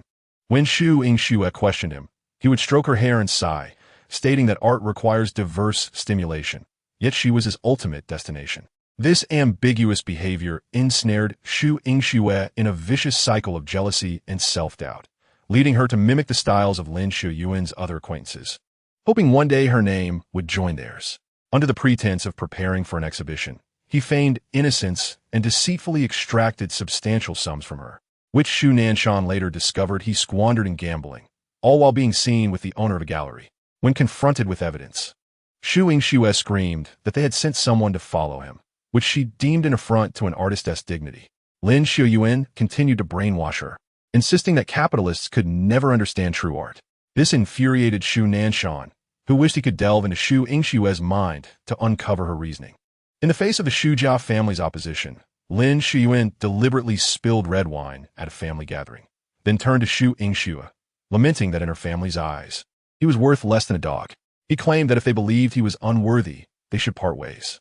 This barrage of emotional manipulation left Shu Ing Shue utterly captivated, feeling akin to Juliet from Shakespeare's works. In her fervor for love, she staunchly defended Lin Shuyuan, even going so far as to confront her family, declaring that if they refused to accept him, she would renounce her ties to them. Shu Ing Shue's parents and Shu Nanshan were astounded, never anticipating that she would forsake her family for a man. In their fury, they confined her at home, seeking an opportunity to separate her from Lin Shuyuan.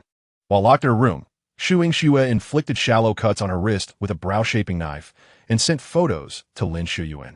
When the servants broke in, she was bloodied but smiled at Shu Nanshan, saying she would cut an artery next time. In a moment of despair, Shu Nanshan slapped her, overwhelmed with disappointment. Meanwhile, Shu Ing Shue's parents, exhausted and defeated, resigned themselves to her choices, pretending she did not exist.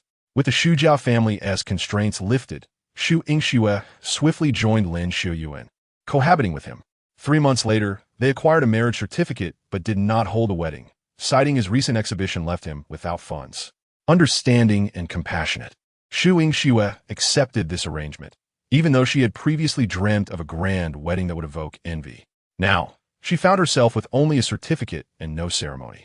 Despite feeling a sense of loss, she believed that as long as she was with Lin Shuyuan, nothing else mattered. Yet, as she was no longer recognized as a member of the Shujia family, her card was frozen and trivial disputes arose over daily life, she began to unravel.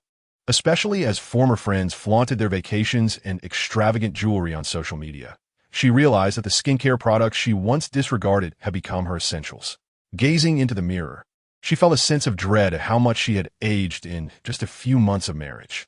At this critical juncture, she discovered she was pregnant. Elated, she rushed to share the news with Lin Shuyuan, only to witness him embracing another woman in the gallery. This scene shattered her composure, and in a fit of rage, she charged at the woman, only to stumble and fall, resulting in a miscarriage. Awakening in despair, she found Lin Shuyuan filled with regret, as this was his first child. He knelt before her, apologizing and asserting that he had no relationship with the woman who had forced herself upon him. After the incident, he claimed to have sent her away and promised they would have more children. Shone, observing his sister's frail condition in the hospital, felt a wave of disgust wash over him. He even contemplated that if he were to marry and have children, he must avoid having a daughter. Upon learning of Shu Yingshue's attitude, their parents relinquished hope, realizing that some children come into this world not to repay kindness but to exact vengeance. They decided to let her be, feeling they could no longer intervene. However, Lin Shuyuan's love did not endure. Soon, he reverted to his old ways. Before long, he resumed his previous behavior. Yet, Shu Yingxue, deeply entrenched in love, believed his infidelity was a reflection of her inadequacy. As her finances dwindled, Lin Shuyuan grew increasingly impatient with her. Fortunately, when she became pregnant again, his demeanor softened. Carrying the child for 10 months, burdened by financial struggles and the constant worry of his infidelities, she ultimately delivered prematurely, giving birth to a fragile daughter. Upon discovering it was a girl, Lin Shuyuan's expression soured, abandoning her to fend for herself in the hospital. Shu Yingxue, exhausted and overwhelmed, managed to complete her confinement period and returned home with her daughter, leading a pitiful existence. With her finances depleted, the 300,000 she once regarded as a trifling amount now felt astronomical. The two individuals erupted into a fierce argument, leaving Shu Yingxue with no choice but to seek assistance from her family, the Shu family. Witnessing her dire state, her parents could hardly bear to stand by. They readily offered a sum of 3 million to sever Lin Shuyuan's ties with Shu Yingxue. However, to their astonishment, it was Shu Yingxue who refused the offer. This left her parents truly disheartened. They provided the money and insisted that the couple leave. From that point onward, whenever Shu Yingxue returned seeking help due to Lin Shuyuan's debts, the Shu family would not even open the door to her. Chapter 69. Was that man's charm truly so profound? Although the Shu family chose to ignore Shu Yingxue, Lin Shuyuan perceived that the Shu family still held some affection for their daughter, as evidenced by their willingness to part with money. Consequently, he became even more invested in Shu Yingxue, viewing her as a veritable cash cow. Yet, after suffering losses in gambling, he compelled Shu Yingxue to approach the Su family for help. Steeling herself, she went, but the Shu family resolutely turned her away, leaving her to plead in vain. With no signs of compassion, this infuriated Lin Shuyuan, who struck Shu Yingxue in anger, chastising her for her ineptitude. Still, the Shu family remained indifferent, making it seem as if Shu Yingxue had truly been forsaken. With tears nearly exhausted, Shu Yingxue found herself unemployed, devoid of savings, and burdened with debts incurred for Lin Shuyuan. He disregarded her plight, leaving her unable to afford even a meal. Reluctantly, she reached out to former friends, hoping for financial assistance. Those so-called friends seized the opportunity to mock her. In the past, they had flattered her due to her status as the eldest daughter of the Shu family, but now, it was glaringly apparent that the Shu family had lost all hope in her, leaving no reason for them to continue their adulation. They hurled cruel words at her, pushing her to the brink of despair. In truth, these acquaintances were baffled by the hold Lin Shuyuan had over Shu Yingxue, questioning how she could be so infatuated with him. With her esteemed lineage, countless admirable suitors had pursued her. How could she have fallen for such a worthless man? The confusion was palpable. The turning point for the Shu family's attention towards Shu Yingxue came when her daughter, Lin Miao Miao, fell gravely ill at the age of 3 and required hospitalization. In that moment of desperation, Suisui found herself kneeling at the Shu family's doorstep, begging for help. Her parents, moved by the plight of their granddaughter, ultimately relented. Despite their disappointment in their daughter, they recognized the innocence of their grandchild. Thus, Lin Miao Miao was saved. Observing the frail state of the little girl, who was diagnosed with malnutrition, the Shu family was incensed, chastising Suisui for failing as a mother. Did she not consider the consequences of her unwavering devotion to Lin Shuiyuan? As Suisui gazed at Shu Huaijin, who was of the same age as Lin Miao Miao, she noted how robust and healthy he appeared, his cherubic face a testament to being well cared for. In contrast, her own daughter was emaciated, her face devoid of flesh, stirring profound sorrow within Suisui as she cried out in regret. Tong Yuan, witnessing this scene, felt a pang of sympathy for the child, whose parents had failed her. Thus, through Lin Miao Miao, Suisui gradually regained access to the Shu family, although they forbade her from staying overnight and offered no financial support. They showered their affection solely on Lin Miao Miao. Nevertheless, life became slightly more bearable for Suisui, as at least she no longer had to worry about hunger. Was that man's allure truly so compelling? The servants could not comprehend it and viewed Suisui as a cautionary tale, teaching their children to avoid becoming love-struck. If the offspring of the wealthy could fall into such depths of despair, how much more vulnerable were the children of ordinary families? While the Shu family could still offer Suisui a safety net, such families lacked the means to do so. Perhaps emboldened by the affection Lin Miao Miao received, Suisui began to act out again, even attempting to bring Lin Shuiyuan before her family, seeking their support for an art exhibition. They viewed Lin Miao Miao as the deserving child, lamenting that with such parents, the child stood to be ruined. Following this incident, Suisui seemed to have learned her lesson, bringing Lin Miao Miao along to win the favor of the Shu family, hoping to persuade them to allow her to reside there. She plotted this scheme, believing the Shu family was oblivious. In reality, her parents and brother were acutely aware of her intentions. They had refrained from acting on this knowledge, understanding that any concession would only deepen Suisui's entanglement and embolden Lin Shuiyuan further. They had contemplated taking drastic action against Lin Shuiyuan, even executing it on occasion. After disputes post-marriage, Shu Nanshan had sent someone to beat Lin Shuiyuan severely. Yet, Suisui had tended to him for weeks, unconditionally. Henceforth, they ceased any futile endeavors, recognizing that only if Suisui truly grasped her situation would their efforts bear fruit. Even if they resolved her issues with Lin Shuiyuan, it might lead to her resentment towards them. Why engage in such fruitless endeavors? It was Suisui herself who was gradually eroding their affection. The Shu family servants were also aware of Suisui's machinations, which is why they remarked that the sudden arrival of a girl named Sui Sui might unsettle her. After all, the elderly matriarch's biological granddaughter did not reside with the Shu family. How could they allow an unknown child to stay? Chapter 70. The Amazing Little Shu.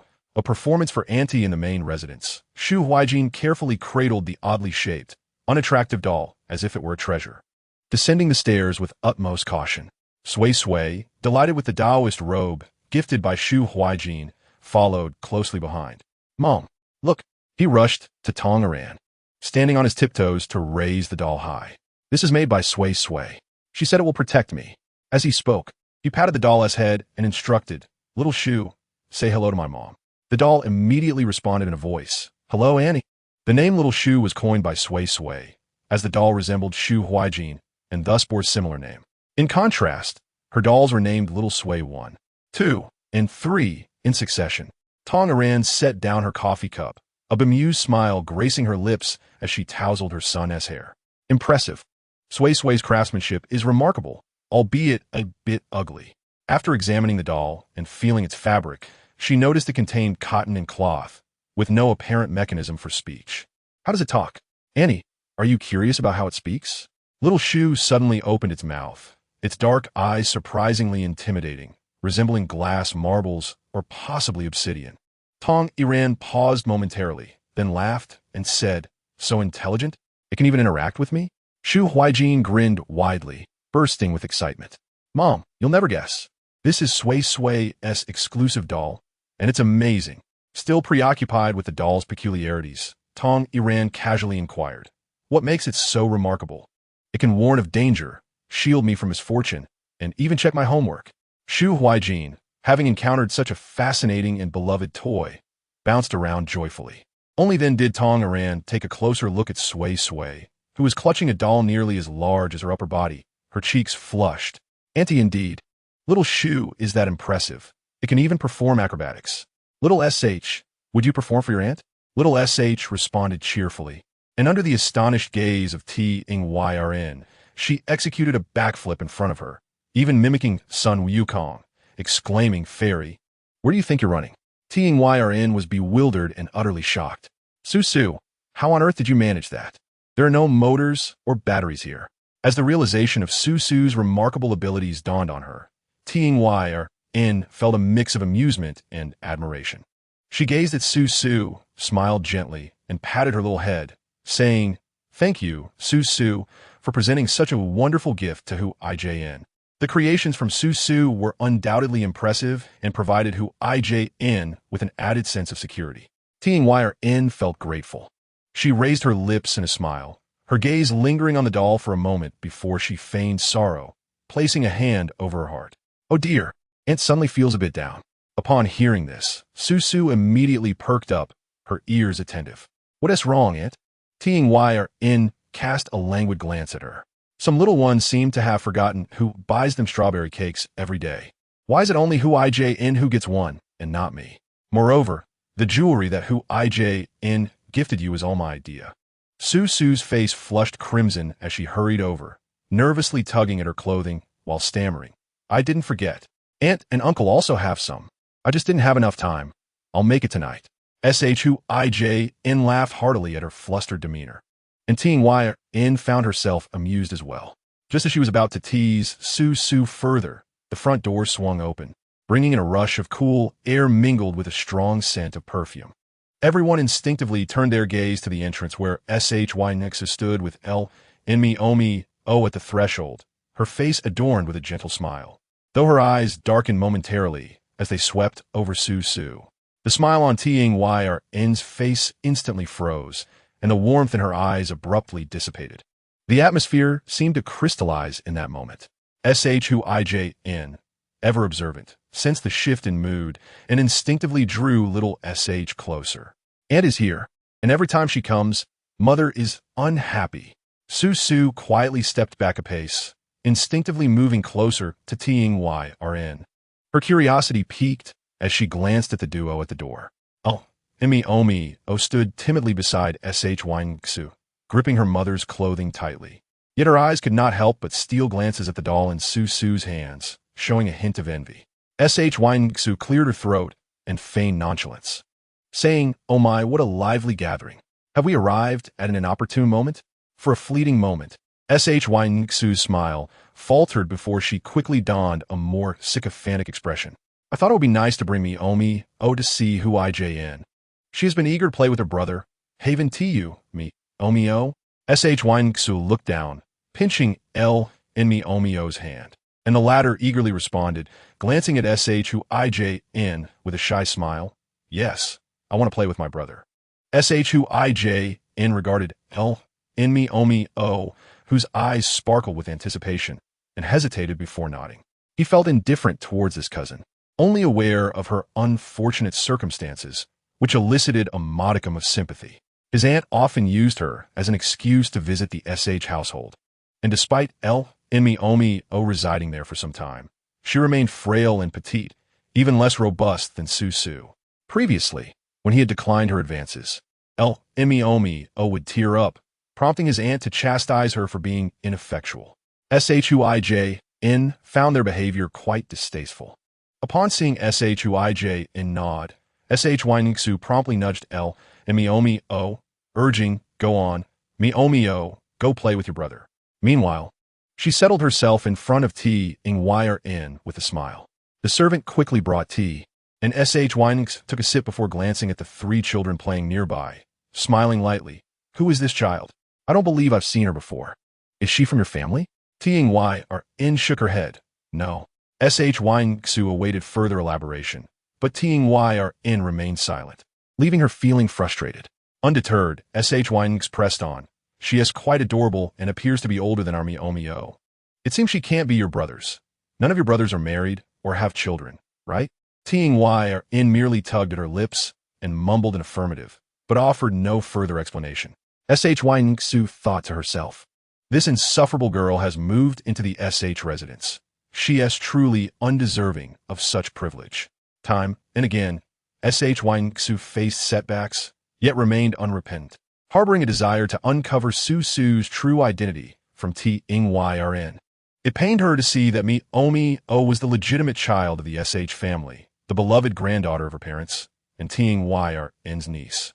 Yet they refused to care for Mio or allow her to stay in the SH household. She understood that due to her husband's circumstances, her parents and brother held some reservations towards her, which extended to Mio as well. However, even if their feelings were lukewarm, Mio was still family, sharing their bloodline. How could they neglect their own kin in favor of an irrelevant child? Even if the SH family was wealthy, they should not squander their resources in such a manner. Was it not sheer folly to learn from a bribed servant that the SH family intended to adopt a child long-term, especially one who was a girl, and that this decision was made by Tyrn and her brother? It had nothing to do with her parents. Upon hearing this, Shy's dissatisfaction reached a boiling point.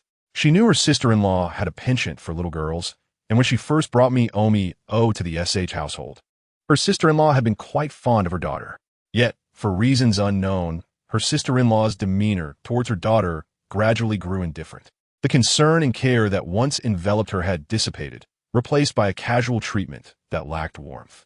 Realizing that Tyrn had taken the initiative to raise this child, named Suisui, in the SH household only fueled Shy's resentment. If her parents weren't traveling, and if her brother weren't currently in charge of the household, his displeasure towards her due to her previous actions with her husband, she would have stormed in upon hearing this news, rather than waiting until the child had truly settled into the SH household. Pondering this, Shy felt a surge of anger and regret, but mostly an unyielding sense of injustice. Why should this happen? She was the true member of the SH family, and her daughter deserved to be cherished and adored. Who was this insufferable girl that she could so easily take residence within the SH household? Shy could not suppress the resentment boiling within her as she gently set her teacup down, casting a glance at Suisui in the distance. If she wasn't mistaken, that little girl was clad in a dress from one of the most prestigious designers of the moment. The peach-colored chiffon skirt shimmered under the sunlight, casting a dreamlike rainbow glow. With her adorable double bun hairstyle, rosy cheeks radiating health, and sparkling eyes brimming with life, she exuded an aura of playful vitality. The lace and embellishments at her neckline swayed gently with her movements, enveloping her in an air of affection and care. In stark contrast stood Mio, appearing remarkably frail. She wore an obviously outdated children's outfit that was a size too small, its color faded, and the collar and cuffs bore signs of wear. Her overly slender face made her eyes appear disproportionately large, her complexion pale and unhealthy, with bony wrists jutting out prominently. She consistently kept her head bowed, her voice barely a whisper, nervously tugging at her clothing, her gaze flickering as she avoided making eye contact. This stark juxtaposition painted a clear picture. One was a cherished little princess, while the other resembled a neglected Cinderella. Observing this disparity only deepened Shy's frustration. The Shu family, contrary to appearances, did not treat Lin Miao with disdain. Every year, the child received numerous garments and gifts. However, Shu Yingxue, in her quest to elicit pity from her family for Miao, aimed to highlight their financial difficulties, hoping to gain more sympathy in return. Little did she anticipate that the presence of a girl named Sui Sui would result in such a stark contrast. Shu Yingxue, prideful and haughty, could hardly bear to see her daughter compared unfavorably to another, even if the situation was of her own making. Moreover, Sui Sui, with her plump and well-cared-for appearance, hardly resembled an unwanted child. It was evident she had parents who cherished her. The audacity of such families, willing to offer their daughters to curry favor with the Shu family, was truly shameless. As Shu Yingxue internally cursed them, she smiled at Tong Iran, exclaiming how delightful Sui Sui looked, speculating that the exquisite outfit must have been custom-made, as it was beyond the means of ordinary families. With a gentle laugh, She placed her teacup down, her fingers lightly grazing its rim, her gaze subtly drifting towards Sui Sui before she sighed, lamenting that Meow Meow had never worn such beautiful attire. Tong Iran, indifferent, merely acknowledged her with a noncommittal sound, having long been accustomed to her sister-in-law's antics over the years. Initially, she had felt sympathy for Meow Meow, burdened as she was with irresponsible parents, unaware of the hardships she endured. Given that their parents had erred, yet it had no bearing on the child. Both Shu's father and mother shared in the sorrow for her plight, which naturally led Tong Iran to treat her kindly. However, who could have foreseen that this little girl would inherit her mother's knack for manipulation? Although her circumstances were pitiable, her ability to feign victimhood was equally remarkable. And at such a tender age, she had already been schooled in deceit by Sui Sui. This development displeased Tong Iran greatly, and the initial compassion she felt had dissipated entirely. Nonetheless, recognizing that Meow Meow had been corrupted by Sui Sui, her core nature was not entirely flawed, and thus Tong Iran endeavored to maintain a sense of equanimity in her dealings with her. The swift arrival of Sui Sui suggested that she had learned of the gathering through some servants' loose lips. A flicker of coldness passed through Tong Iran's eyes. These individuals had grown complacent in their comfortable lives, daring to gossip about the affairs of their employer. It seemed necessary to instruct the housekeeper to rid them of these pests. Tong Iran refrained from responding, yet Sui Sui continued to prattle on, weaving Sui Sui into her narrative as if unable to relinquish her identity without revealing it. Growing increasingly impatient, Tong Iran struck at the heart of the matter. Why was Meow Meow still wearing last year's style? Did she not recall that their mother had sent several new outfits just last month? With new clothes available, why was she still clad in the old and faded garments? Casting a reproachful glance at Sui Sui, she remarked that while she understood Lin Shuyuan's gallery was not profitable and incurred losses, the Shu family covered most of Meow Meow's needs. And as her mother, she ought to be more concerned about her daughter's well-being. Sui Sui's expression shifted, her grip on the teacup tightening, her inner turmoil evident. Meow Meow was simply a slow grower, and her clothes could still be worn. Tong Iran merely smiled and continued sipping her tea, reminding herself that Meow Meow was not her daughter. Chapter 72. Jealousy. Clearly, she is the true sister of Huai Jin Gij. Meanwhile, Lin Yinyan, Shu Huai Jin, and Sui Sui sat together, with Shu Huai Jin introducing Sui Sui, saying, "Sui Sui, this is my cousin Meow Meow. Meow Meow, this is my friend, Sui Sui." Shu Huai Jin inquired about Sui Sui's birth month, confirming that she was 2 months older than Meow Meow. However, Sui Sui, with her cherubic and chubby demeanor, resembled a girl raised in syrup, while Lin Meow Meow, despite having her parents nearby, appeared frail and pitiable, as though her life was harsher than Sui Sui's. Shu Huai Jin observed this with a sigh, thinking that his aunt and that unreliable uncle were truly neglectful. "Hello, Meow Meow," Sui Sui greeted first, her radiant smile and crescent-shaped eyes enchanting. Lin Meow Meow gazed at Sui Sui, her small fingers subconsciously twisting the frayed hem of her clothing. The bright light streaming in from outside illuminated Sui Sui, her expensive custom dress shimmering softly, making her appear as if she had stepped out of a fairy tale. How beautiful, Meow Meow thought, feeling a pang of longing. She too had once possessed a lovely little dress, yet her mother refused to let her wear it, insisting that every visit to her grandparents required her to don tattered clothing.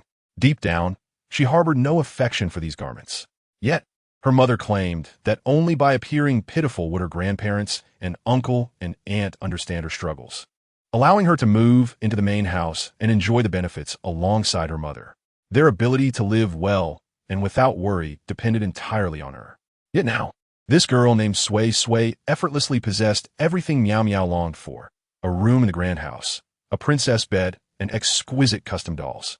She too had dolls, gifted by her grandparents and aunt, but none compared to this enchanting doll. It was large, lively, and most importantly, it bore a striking resemblance to Sui Sui. She had never possessed a doll that looked like her. A surge of desire coursed through Lin Meow Meow as she timidly pointed to the doll and asked, "Sui Sui, is this doll yours? Who gave it to you?" Sui Sui, cradling her doll, swayed it back and forth, cheerfully sharing, "It was given to me by little Shu Gij. This one is me in Taoist robes. There are many more upstairs, all dressed in different outfits. They're all very cute. Lin Meow Meow could not help but feel a twinge of jealousy, exclaiming, "Not just this one, there are others too?" Shu Huaijin nodded enthusiastically. "Yes, yes. There are Sui Sui dolls in various outfits and poses, all adorable. Suisui loves them." The realization that there was a whole room of dolls upstairs tightened her stomach. While her own dolls could only be played with briefly before being sold due to their family's financial constraints, the Shu family would never provide ordinary dolls. They were all extravagant, limited edition pieces that could fetch a handsome sum if sold. She truly despised her situation. Lin Meow Meow was taken aback, staring intently as Shu Huaijin presented her with an unattractive doll from his collection. This doll, though uniquely odd, had eyes that sparkled with life, while the rest was utterly unremarkable. Even she, with her limited experience with dolls, would hardly find it appealing. How absurd and laughable. Lin Meow Meow bit her lip, noticing the glimmer of affection and closeness in Shu Huaijin's eyes when he looked at Sui Sui, an expression he had never directed toward her. Jealousy gnawed at her heart like a serpent, but more than that was an indescribable sense of grievance. Why was she, the true blood of the Shu family, overshadowed by this outsider? What was even more distressing was that this girl, Sui Sui, did not need to make any effort to win the affection of the Shu family. It came to her effortlessly. Why was that? Do you want to see the other dolls? Meow Meow? Sui Sui suddenly leaned in, the sweet scent of strawberry cake wafting from her, warmly inviting her to explore. "I have more in my room." Lin Meow Meow, aside from Shu Huaijin, regarded Sui Sui as the second friend she had made, and she cherished that connection. Even if this sister seemed less than fond of her and appeared perpetually melancholic, Sui Sui wanted to uplift her spirits. Lin Meow Meow pursed her lips and nodded. Indeed, she wished to go see that princess room, the princess room that should rightfully belong to her. 3 children ascended the staircase as sunlight streamed in at an angle, casting a golden halo throughout the room. Lin Meow Meow stood at the doorway, her pupils dilating in astonishment. This was no ordinary children's room, but rather a fantastical realm she had never dared to dream of. "Welcome to Suisui's room." Sui Sui joyfully twirled, her skirt billowing and releasing a fragrant breeze. Lin Meow Meow stepped inside mechanically, her feet sinking into the carpet woven with silver threads, which sparkled with every step, leaving her agape in wonder. Soon, her gaze was firmly captured by the princess bed at the center of the room. It was a beautifully carved bed adorned with a canopy, the headboard inlaid with mother of pearl that shimmered with iridescence under the sun. On the bed lay 7 or 8 uniquely designed limited edition dolls, many of which were embroidered with Sui Sui's name, showcasing her uniqueness and the affection she received. Suddenly, Lin Meow Meow recalled her own room. No, rather, her parents' room, so small that her dolls were pitifully crammed into a corner. She had stayed in the guest room at the Shu residence before, which had seemed large and splendid, a place she adored. Yet, upon gazing at Sui Sui's realm, a sense of discontent welled within her. "These are all gifts from Brother Shu." Sui Sui bounced over to the display cabinet, where countless dolls of various shapes were neatly arranged. "This is Sui Sui number 2. This is number 3. This is number 4 and number 5. Lin Meow Meow's fingers unconsciously tugged at the seam of her skirt, her eyes brimming with jealousy and resentment.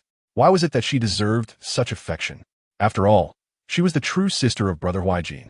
As Chapter 73 unfolded, Shu Huaijin observed Lin Meow Meow's unwavering gaze fixed on the dolls in the display case and recognized her fondness. With sincerity in her eyes, Sui Sui declared, "Meow Meow, I will make you a doll too. I just promised to make one for Annie, so I will also create one for you. My dolls are truly special." Without hesitation, Shu Huaijin nodded while cradling a doll, gently stroking its small head. Indeed, Xiao Shu Shu is quite special and endearing. Lin Meow Meow's dark eyes fell upon the rather unattractive doll, a flicker of disdain passing through her. Even a doll from a rubbish heap could not be this ugly. Why was it that Brother Huaijin gifted Sui Sui such beautiful dolls, while the one Sui Sui offered him was so hideous, and he still cherished it? Was she under some spell? These were the words her mother often uttered after her father left, laced with bitterness and resentment. Her small hands unconsciously clutched her somewhat pale collar, her voice barely above a whisper. "I don't want such an ugly one." Shu Huaijin, unable to hear her clearly, raised his voice. "What did you say?" "I can't hear you." Lin Meow Meow opened her mouth wider, her voice rising. "That doll is a bit ugly." Sui Sui was momentarily taken aback, ready to explain, but Shu Huijin already tightened his grip on the doll, indignantly declaring, Xiao Shu Shu is not ugly. Sui Sui, Xiao Shu Shu is unique in this world. Initially feeling somewhat disheartened, Sui Sui cheered up at Shu Huijin's words. Of course, there is no one else who can make it. Lin Miao Miao, witnessing their harmonious defense of the unattractive doll, felt as though needles were pricking her heart. Biting her lip, tears welled in her eyes, but she stubbornly held them back. But Suisui's doll is clearly prettier. She murmured softly, her voice tinged with sobs, fingers anxiously twisting the hem of her clothing. I want a beautiful doll too. Shu Huijin furrowed his brow, about to speak. But Sui Sui interjected in a sweet voice, because this is my first time making a doll. It might not be very exquisite, but that's okay. The one for you and Annie, I will definitely improve it. Besides, my doll is very special. It could do flips, talk, and protect you. There is nothing like it on the market. You will surely love it. Lin Miao Miao was unconvinced. She did not want an unattractive doll. She desired a beautiful one. Even if it were later sold by her mother, she had to have it. Suddenly, she lunged in front of Sui Sui, grabbing her sleeve. Sui Sui, will you give me this doll? I really like it. Her voice quivered with impending tears, her eyes shimmering with moisture. Sui Sui, startled by her actions, instinctively hugged the doll tighter. No, this is a gift from Brother Shu. I cannot give it to you. But Lin Miao Miao's tears finally spilled over as she sobbed. Didn't you say you would make me a doll? Why not give me this one and make a new one for yourself? Shu Huijin could no longer bear to watch and stepped forward, standing protectively in front of Sui Sui. Miao Miao, you cannot do this. This is Sui Sui's doll. A gift I gave to her, so she cannot give it to others. It is very impolite to give away gifts meant for oneself. Lin Miao Miao cried, Brother Huijin, I do not want to take Sui Sui's doll. I just love it too much. You still have the dolls from my grandparents, but my mother sold them all. I didn't keep a single one. This is a unique gift from you to Sui Sui. My mother would never dare to sell it. Shu Huijin was taken aback, realizing that the gifts previously given to Lin Miao Miao by their grandparents had indeed been sold. His aunt was too much. Yet, even so, he remained unwilling. After a moment of contemplation, he proposed, Then I will customize a doll identical to yours and give it to you, so your mother will not sell it. Upon hearing this, Lin Miao Miao felt no joy. Instead, her discontent deepened. She fixated on the doll cradled in Suisui's arms, overwhelmed by jealousy and grievance. It was not a customized doll she wanted. She desired Suisui's doll and all the significance it represented. Typically well-behaved at the Shu residence. This time, however, her restraint faltered. Biting her lip, tears streamed down her face as she trembled. I do not want a customized one. I want this one. She lunged forward, attempting to snatch the doll from Sui Sui. Sui Sui, give it to me. Didn't you say you would make one for me? So this one could be mine first. Sui Sui, taken aback by her sudden movement, instinctively retreated, clutching the doll tightly. No, this is a gift from Brother Shu. Shu Huijin immediately positioned himself in front of Sui Sui. Frowning, Miao Miao, you cannot act this way. Seeing her efforts thwarted, Lin Miao Miao suddenly sank to the floor, wailing loudly. You are all bullying me. Brother Huijin is biased. Sui Sui is stingy. I have nothing. My mother sold my dolls, and you want to give me anything. Sui Sui, frightened by her hysterical behavior, hesitated for a moment, whispering to Shu Huijin, Brother Shu, what should we do? She could never give Lin Miao Miao a gift from Brother Shu. Besides, Brother Shu had already promised to create a doll for Lin Miao Miao. Why did she still want her own? This was beyond her comprehension. Sui Sui's small mind was filled with confusion. Shu Huijin, feeling somewhat displeased, furrowed his brow. This always happened. Whenever Lin Miao Miao desired something she could not obtain, she would cry and make a scene. Most of the time, their grandparents sided with her, feeling pity for her struggles outside, where she did not eat well or dress properly. Thus, they would give her small toys, as the Shu family had an abundance. After a few instances, Shu Huijin grew increasingly frustrated. Now, he was even angrier because the doll was a gift from him to Sui Sui. Even if Sui Sui agreed, he would not. With this thought in mind, Shu Huijin grasped Suisui's hand, preparing to leave. Upon seeing them about to depart, Lin Miao Miao cried even louder. At that moment, Tong Yiran and Shu Yingxue, who were downstairs sipping tea, heard the commotion and hurried upstairs to investigate. Upon entering the room, Shu Yingxue immediately rushed towards Lin Miao Miao. Casting a glance at Shu Huijin and Sui Sui, particularly at Sui Sui, with a somewhat unfriendly expression. Why is Meow Meow crying? Have you, as her older siblings, bullied her? Shu Huijin curled his lips and retorted, Aunt, you can't accuse us first. Shu Yingxue was taken aback, exclaiming in frustration, this little rascal. In chapter 74, Sui Sui stated, my master said that poverty is not an excuse for wrongdoing. Shu Yingxue took a deep breath and then looked down at her daughter, managing a smile.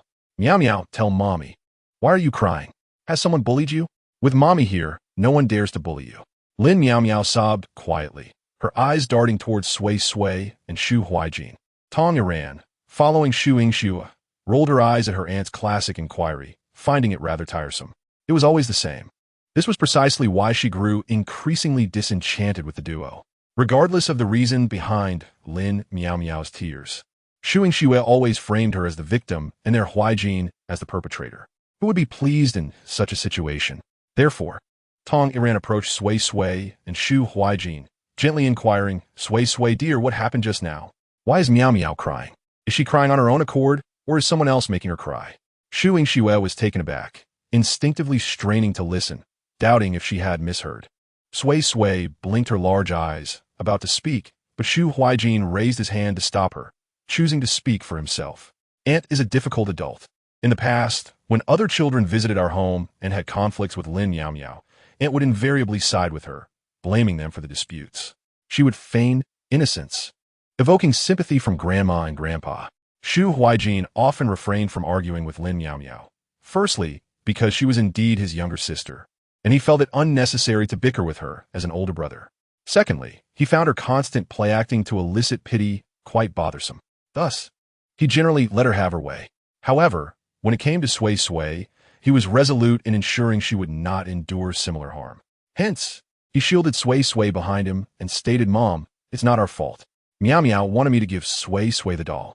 I was unwilling because it was a gift from me to Sui Sui. I didn't want her to give it to anyone else. So I told Meow Meow that I could customize a doll that looked just like hers for her, so Aunt wouldn't sell her doll.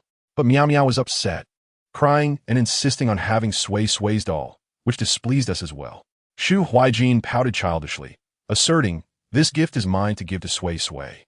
I have a right to decide what to do with it. Just because Meow Meow cried doesn't mean I have to give it to her. That's simply not how it works.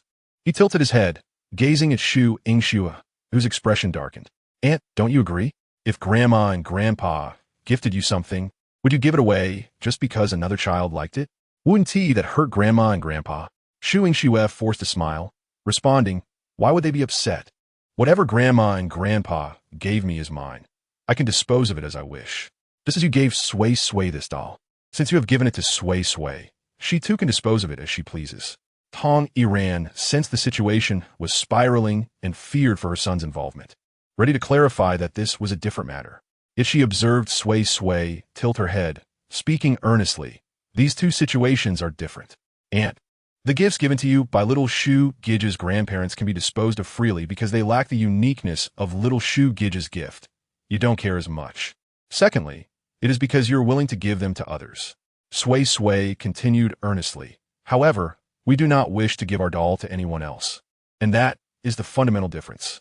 We cannot simply give away what we cherish because other children like it. Although it may please others, it would hurt our true friends. And Sui Sui would never do such a thing. After speaking, Sui Sui glanced at Shu Huijin, saying, little Shu Gij, don't you agree? Shu Huijin nodded vigorously, affirming, Sui Sui, you are absolutely right. Even Tong Iran stood straighter, arms crossed, a bemused smile gracing her lips. Who would have thought that Shu Yingxue would be outmaneuvered by the children? Shu Yingxue's expression darkened considerably as she struggled to maintain her composure, forcing a smile. It's not as exaggerated as you say. It's merely a doll. Feigning a sigh, she continued, we are poor and indeed cannot afford such a doll. Yet Huijin, your parents are quite wealthy, and your pocket money is substantial. Why would you care about a doll? Sui Sui blinked her large eyes and earnestly replied to the strange aunt. Aunt, you cannot assume that just because you are poor, others with wealth should naturally give you their belongings. My master said that poverty is not an excuse for wrongdoing. Shu Huijin interjected. Claiming one is poor does not justify their reasoning. That is a flawed argument. Shu Yingshue's expression turned ashen, utterly unprepared for two children to publicly counter her. She tightened her grip on Lin Miao Miao's wrist, her nails inadvertently digging into her daughter's skin, causing Lin Miao Miao to wince and tears to well up anew. "Mommy," Lin Miao Miao timidly called out. She crouched down, feigning gentleness as she stroked Sui Sui's head, declaring her to be such a sensible child. Sui Sui instinctively moved behind Shu Huaijin, feeling uncomfortable with the aunt's smile, reminiscent of the deceitful foxes in the forest that tricked little animals. Tong Iran observed this and subtly stepped forward, positioning herself in front of the two children. Let the children resolve their matters among themselves. She cast a pointed glance at Lin Miao Miao, suggesting it was time for her to learn that not everything belongs to her simply because she cries. Shu Yingshue's smile nearly faltered as she abruptly stood, her voice unintentionally rising. "Sister-in-law, what do you mean by that? Our Miao Miao has never been a child who lacks understanding." "Oh." Tong Iran raised an eyebrow. "Isn't at Miao Miao, who just made a fuss over wanting someone else's gift?" Seeing the adults quarreling, Lin Miao Miao rolled her eyes, suddenly bursting into loud tears. "Mom, my stomach hurts." She clutched her abdomen, squatting on the floor, her face turning pale. Shu Yingxue instantly panicked. Scooping her daughter into her arms, "Miao Miao, what's wrong? What do you hurt?" She turned to glare at Tong Iran, blaming them for making Miao Miao so upset. "If anything happens to Miao Miao, I won't let this go." Tong Iran frowned, and before she could respond, Sui Sui suddenly peeked out from behind Shu Huaijin, saying it. "Miao Miao is pretending. What nonsense are you spouting?" Shu Yingxue exclaimed sharply. Sui Sui calmly pointed to Lin Miao Miao's hand. She was secretly pinching her thigh just now. "I saw it." Lin Miao Miao's expression shifted in panic for a moment, glaring angrily at Sui Sui. "It's all your fault." In Chapter 75, little Shu became the protector, declaring, "No, you must not harm Sui Sui." Lin Miao Miao's eyes were like poisoned daggers, piercing into Sui Sui's innocent face. Her hands, hidden in her mother's embrace, were clenched white, her nails digging into her palm, resenting the annoying Sui Sui. If only she would obediently hand over the doll, this situation would never have escalated. Suddenly, she tugged at Shu Yingshue's sleeve, her voice barely a whisper, yet audible to all. "Sui Sui sister, why are you framing me? I truly have a stomach ache." With that, she squeezed out a couple of tears and curled up in her mother's arms. Shu Yingxue felt a pang of sympathy, caressing her little face while scolding Sui Sui. Shu Huaijin could no longer contain himself and stepped forward, the sound of his small shoes echoing crisply against the floor. "Lin Miao Miao, you are lying," he exclaimed, indignantly pointing at her. "Every time you can't get your way, you pretend to be unwell. Do you think we are fools?" With that, he attempted to pull Lin Miao Miao out. Naturally, she resisted, crying out loudly, and the two engaged in a tug-of-war. "Shu Huaijin!" Shu Yingxue screamed protectively around her daughter, spreading her arms like a hen shielding her chicks. "What are you doing so rudely? Doesn't your sister feel pain?" She turned to Tong Iran, her voice trembling with anger. "Sister-in-law, is this the good son you raised? Taking advantage of our parents' absence to bully the two of us? You truly possess a wicked heart." Usually so composed, in the absence of their parents, her true nature revealed itself. She cast a pointed glance at Lin Miao Miao, whose face had momentarily frozen. An experienced doctor could easily distinguish between feigned ailments and genuine ones, could they not? Suddenly, the entire room fell into a peculiar silence. The clock ticked steadily, while sunlight filtered through the sheer curtains, casting dappled patterns on the floor. Sui Sui noticed Lin Miao Miao secretly tugging at her mother's sleeve, and beads of sweat began to form at Shu Yingshue's temples. With a mischievous glint in her eye, she made a face at Shu Huaijin and mouthed, "They are scared. See, it's all an act." Shu Huaijin dashed to Sui Sui's side, taking her small hand with a firm grip, and earnestly assured her, "Sui Sui, do not worry. I will not allow Annie to bully you." Sui Sui's eyes sparkled as she replied, "I know. Even without little Shu Gij, I wouldn't let anyone bully me." Her mentor had told her that he had raised her to be happy and joyful, not to be mistreated. "Oomph, no need for that." Shu Yingxue chuckled dryly, pulling her daughter closer, claiming she suddenly felt better, perhaps just a case of stitch in her side. She glanced at Lin Miao Miao, signaling with her eyes. "Isn't that right, Miao Miao?" A mother knows her child best, especially since such tricks were taught to Lin Miao Miao by Shu Yingxue herself. It could be said that they had triumphed time and again, for Lin Miao Miao being a preterm baby, had a frail constitution, and had always suffered from malnutrition. Thus, she often complained of discomfort. When she first arrived at the Shu household, Shu's parents were deeply sympathetic and frequently called the family doctor, leading to the impression that Lin Miao Miao was perpetually unwell. Therefore, each time she feigned illness, she was always successful. With tear-filled eyes, Lin Miao Miao looked at Tong Iran, sniffing softly and nodding, appearing like a pitiful child forced to admit her wrongs. Tong Iran felt somewhat nauseated by their mother-daughter duo wielding tears as weapons. Shu Huaiqin maintained an expressionless facade, despite being just a child burdened with such trials. It was Suisui's first encounter with such individuals, and she found it quite fascinating. Tilting her little head, her eyes sparkled with insight, as if she could see into their hearts. Counting on her fingers, she sweetly continued, "Auntie, you are right. It is your fault. Your appearance suggests a life of wealth and ease, yet there's a line between your brows, a sign of being troubled by love." Shu Yingshue's complexion changed abruptly at this remark, and she instinctively touched her forehead. "You should be living in a beautiful big house like Aunt Tong." Sui Sui pointed out the garden bathed in sunlight outside, with doting parents and a clever, adorable daughter. Yet now, her small hand gently tapped Lin Miao Miao's disheveled hair. Miao Miao's sister is malnourished and can't even wear a new dress. Shu Huaiqin's eyes widened in surprise, and then, recalling Sui Sui's abilities, he puffed out his chest with pride. Indeed, Sui Sui was right. It was all Annie's fault for choosing such a worthless man. Mother often remarked that she was suffering the consequences of her own choices. Tong Iran crossed her arms, the corners of her lips curling upward slightly. "What nonsense are you spouting?" Shu Yingshue's voice trembled, unable to mask her fury. She suddenly stood up, glaring at Tong Iran, her voice sharp, dropping the term sister-in-law. "What do you mean by telling a child about my affairs, letting her mock me? I never expected you to be such a person." Shu Yingshue did not believe in the significance of appearances, nor did she think that such a small child could read fortunes. Whatever knowledge Sui Sui possessed, she believed it was the doing of Tong Iran. That scheming woman, how cunning she was, attempting to dispose of her while their parents were away. "Oomph." Sui Sui puffed out her cheeks, displeased. "It has nothing to do with Andy. It's something I deduced myself. Annie's husband is a bad person, indulging in gambling and vices. You should hurry and leave him." "Shut your mouth." Shu Yingshue's eyes widened in fury, her blood boiling, and she instinctively raised her hand to slap Sui Sui. Tong Iran and Shu Huaiqin immediately tensed, rushing to intervene. But no one was quicker than the ugly doll that Shu Huaiqin was holding. "Ada, do not harm Sui Sui." Little Shu's kick was so forceful that it sent Shu Yingshue spinning in place. Shu Huaiqin was ecstatic, exclaiming, "Wow, little Shu is amazing." Shu Yingshue. Chapter 76. What on earth is this thing? Why can't talk? What is this nonsense? Tong Iran, dare you kick me?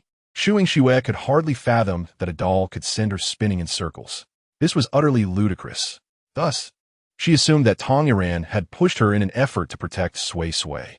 However, in her mind, that push was indistinguishable from a kick or a blow. Tong Iran was momentarily dumbfounded as she witnessed little Shu defending Sui Sui, sending Shu Yingshue into a whirl. What was happening? It took her a moment to realize. Oh, she nearly forgot. Sui Sui had previously mentioned that the doll she created could protect her son. Therefore, as the creator of the doll, Sui Sui should also be under its protection. With this thought, she couldn't help but smile, crossing her arms and speaking coolly. "You see, I haven't moved an inch." Shu Yingshue steadied herself and shot a sharp glance, only to find Tong Iran indeed standing still. The only difference was that Sui Sui was now holding an additional ugly doll. However, this doll did not concern Shu Yingshue. Beyond that, she could not fathom any other reason. Shu Huaiqin was still so small, he shouldn't possess such strength. Just then, she heard her daughter, Lin Miao Miao, softly exclaim in surprise, pointing at the ugly doll in Sui Sui's arms. "Mom, I just saw that ugly doll jump up and kick you." Lin Miao Miao was bewildered, scarcely believing her eyes. In dramas, there are magical dolls with extraordinary powers. How could this ugly doll possess similar abilities? Wasn't reality supposed to differ from television? Lin Miao Miao's small mind was filled with immense confusion. She gazed at the ugly doll with a mixture of bewilderment and longing, excitement bubbling within her. This doll was impressive. It could move. It was far superior to the other Taoist doll in Sui Sui's hands, which was merely attractive. Yet this doll could actually move. She wanted it. Completely forgetting her prior disdain, Shu Yingshue's gaze was drawn in shock to the ugly doll. At the moment their eyes met, she seemed to perceive that the hideous doll had blinked. Shu was suddenly jolted, letting out a scream, exclaiming, "What on earth is this? It can blink. I'm not a ghostly thing. My name is Shi-O-Shi-O-S-H, as bestowed by my master. It could actually speak." Shu screamed again in fright, her body prickling with goosebumps as she looked at Shi-O-Shi-O-S-H as if it were some revolting object, sending shivers down her spine. Observing Shu's terrified demeanor, Ting-Y-R-N silently grinned, relishing the sight of her trembling, shrieking, and crawling. Suisui set the Taoist doll aside and tightly embraced Shi-O-Shi-O-S-H, smiling broadly.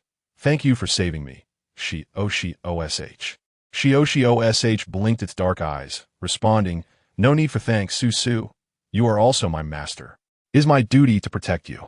Shuijn, equally excited, gazed at Shi-O-Shi-O-S-H, unable to resist reaching out to pat its head, praising it. Shi-O-Shi-O-S-H. "You are doing splendidly. This is how it should be. In the future, if Suisui and I encounter danger simultaneously, you must prioritize protecting Suisui." Shi-O-Shi-O-S-H's dark eyes fixed on Shuijn for a moment before it nodded. "Understood, master." Witnessing the two little ones animatedly conversing with the grotesque doll, Shu could not help but widen her eyes and exclaim, "What on earth is this? How can it speak? Don't you feel frightened?" The two little ones cast her disdainful glances, rendering Shu momentarily speechless. Suddenly, she recalled the toys her parents had given Linmi Omi over the years. Besides those extravagantly adorned, beautiful dolls, there were also some high-tech dolls. Once powered, they could be controlled to walk, talk, run, and smile. She had even heard that some companies were researching intelligent toys. Could it be that the SH family had a toy company developing such products and had handed a semi-finished version to Shuijn? Otherwise, how could one explain the peculiar appearance of such an ugly doll possessing such remarkable interactive capabilities? With this thought, she sighed in relief, only to be filled with indignation. "Ting-Y-R-N, you can't treat people this way. You know very well this is an ordinary doll. Knowing it speaks due to high technology. Why didn't you inform me? Do you find it amusing to see me so frightened?" Ting-Y-R-N glanced over coldly. "Please, who is being excessive here?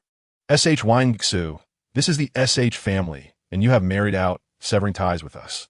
Do not forget how you resolutely cut off relations with your parents, and in SHN. Shuijn's face paled. She did not wish to revisit her disgrace. She countered, "You just look down on me for marrying a husband without wealth. This was once my home too. You have no right to criticize me." Ting-Y-R-N scoffed.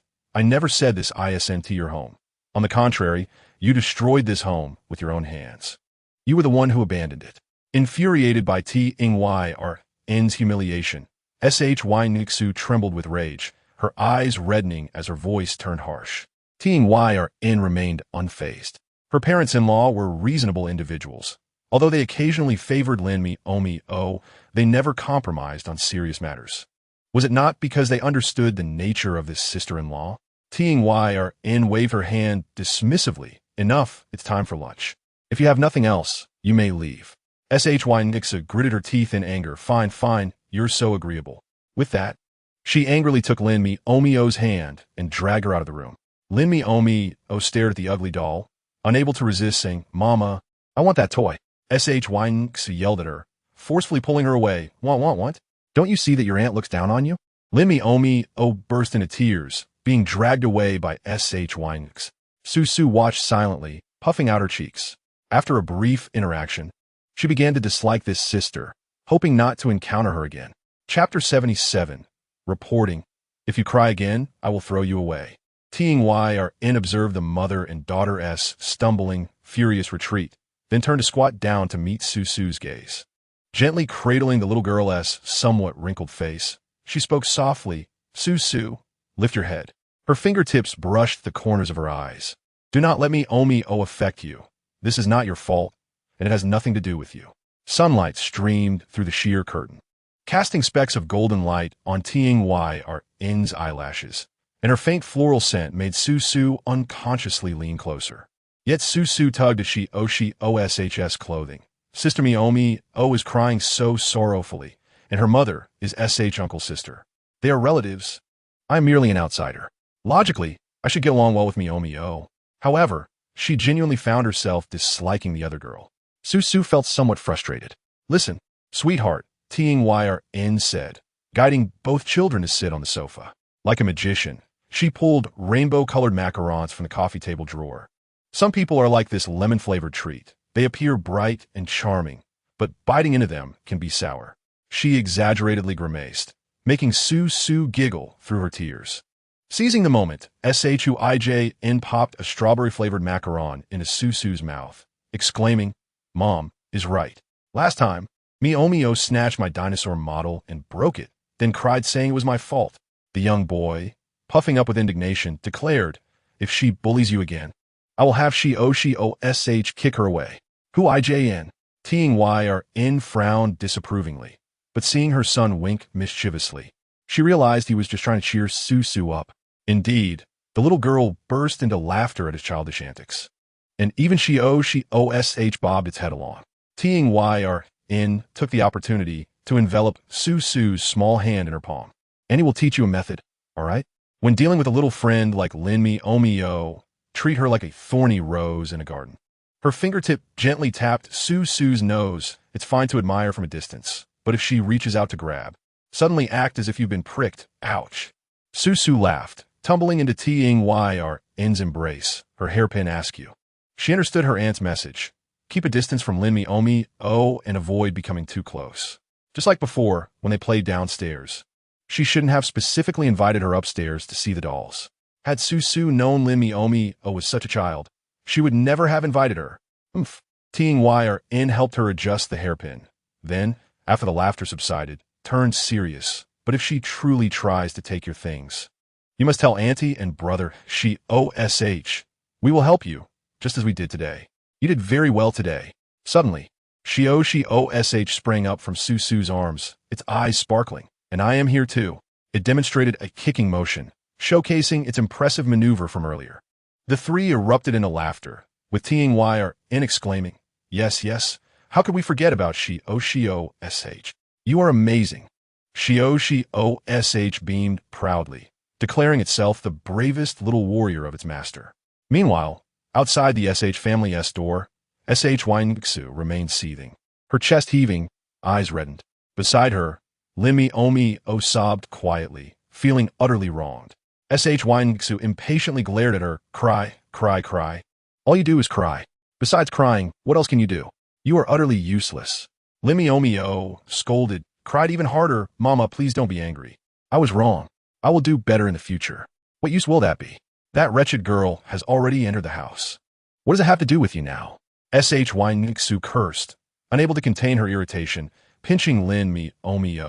The latter recoiled in pain, only to be slapped again by Shynxu, bursting into loud tears. Shuingxu widened her eyes and menacingly threatened, If you cry again, I will throw you out. Lin Miao Miao sobbed, struggling to stifle her cries, adeptly covering her mouth, clearly accustomed to being frightened by Shuingxu. Shuingxu dragged Lin Miao Miao into the car, slamming the door shut with a bang that made the windows tremble. She pulled out her phone, scrolling through her contacts before finally pausing at her father's number. Her finger hovering in the air, trembling slightly. Lin Miao Miao huddled in the passenger seat, gripping the seatbelt tightly as silent tears streamed down her face. Too afraid to make sound, she sneaked a glance at her mother's fierce profile, quickly lowering her head, terrified of provoking her further. Hello, Dad. The moment the call connected, Shu Ingshue's voice shifted to a choked and aggrieved tone. It's me, Ingxue. On the other end, the steady voice of Grandpa Shu responded, Ingxue, what's wrong? Hearing her mother's words, Lin Miao Miao abruptly raised her head, a flicker of astonishment crossing her dark eyes. How had it turned from her wanting to take Sui Sui's doll to Sui bullying her? Yet she dared not speak, meekly lowering her head, tacitly accepting her mother's deceit. As for that child, I know her name is Sui Sui, and she is also unfortunate. Since Iran and Nanshan both agree, raising one child is fine. Upon hearing this, Shu Ingshue's teeth ground together in frustration. Why was it acceptable to raise another child but not her own daughter, Miao Miao? Shu Ingshue's voice rose sharply, then lowered again, feigning deep sorrow. That little girl named Sui Sui is quite fierce. She pushed Meow Meow to the ground and called her a wild child without a father. Meow Meow nearly fainted from crying, while Tong Iran looked on coldly. She pinched Lin Meow Meow's thigh as she spoke. "Woo, Grandpa!" Lin Meow Meow immediately understood and began to sob into the phone. "Sui Sui's sister bullied me. Woo-N-T, let me have her doll," and made her doll hit Mommy.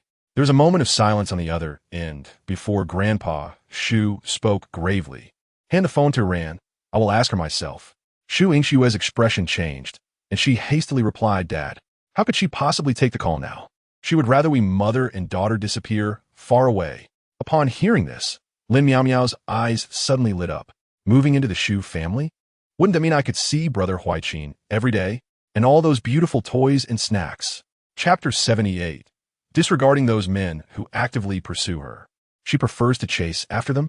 "Dad, Meow Meow is your beloved granddaughter." Shu Yingxue genuinely began to cry. "Can you bear to see her suffer with me? You don't know, just the other night she had a fever of 39 degrees, and I barely had enough money for a taxi to the hospital." Grandpa Shu let out a heavy sigh. "Your mother and I are still on vacation. Bring Meow Meow for dinner next weekend, and we can discuss other matters later." After saying this, he hung up the phone. Shu Yingxue stared at the darkened screen, a slow, cold smile curling at the corners of her mouth. She turned to her daughter, suddenly reaching out to wipe away her tears, her voice chillingly sweet. "Meow Meow, do you want to live in a big house? Do you want to wear a new dress every day?" Lin Meow Meow nodded vacantly. "Then remember," Shu Yingxue pinched her chin, "next time you see your grandparents, say that Sui Sui bullied you and that your aunt called you a wild child. Over the next few days, I will bring you here every day. And when you play with that little brat, Sui Sui, you must cry from time to time, understand? That way, the servants will think Sui Sui is bullying you, and your grandparents will side with you." Outside the car window, the summer sun scorched the earth, while the air conditioning inside the car sent a chill through Lin Meow Meow. She gazed at her mother's twisted smile, suddenly finding that the ugly doll that kicked was not so terrifying after all. But if she moved into the Shu family, she would have beautiful dresses, adorable dolls, and her very own princess room.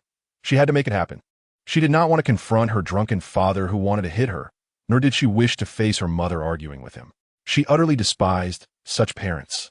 After Grandpa Shu ended the call with his daughter, he stood by the hotel window in silence for a long while. Outside was a breathtaking view of the Azure Sea, yet he had no heart to appreciate it.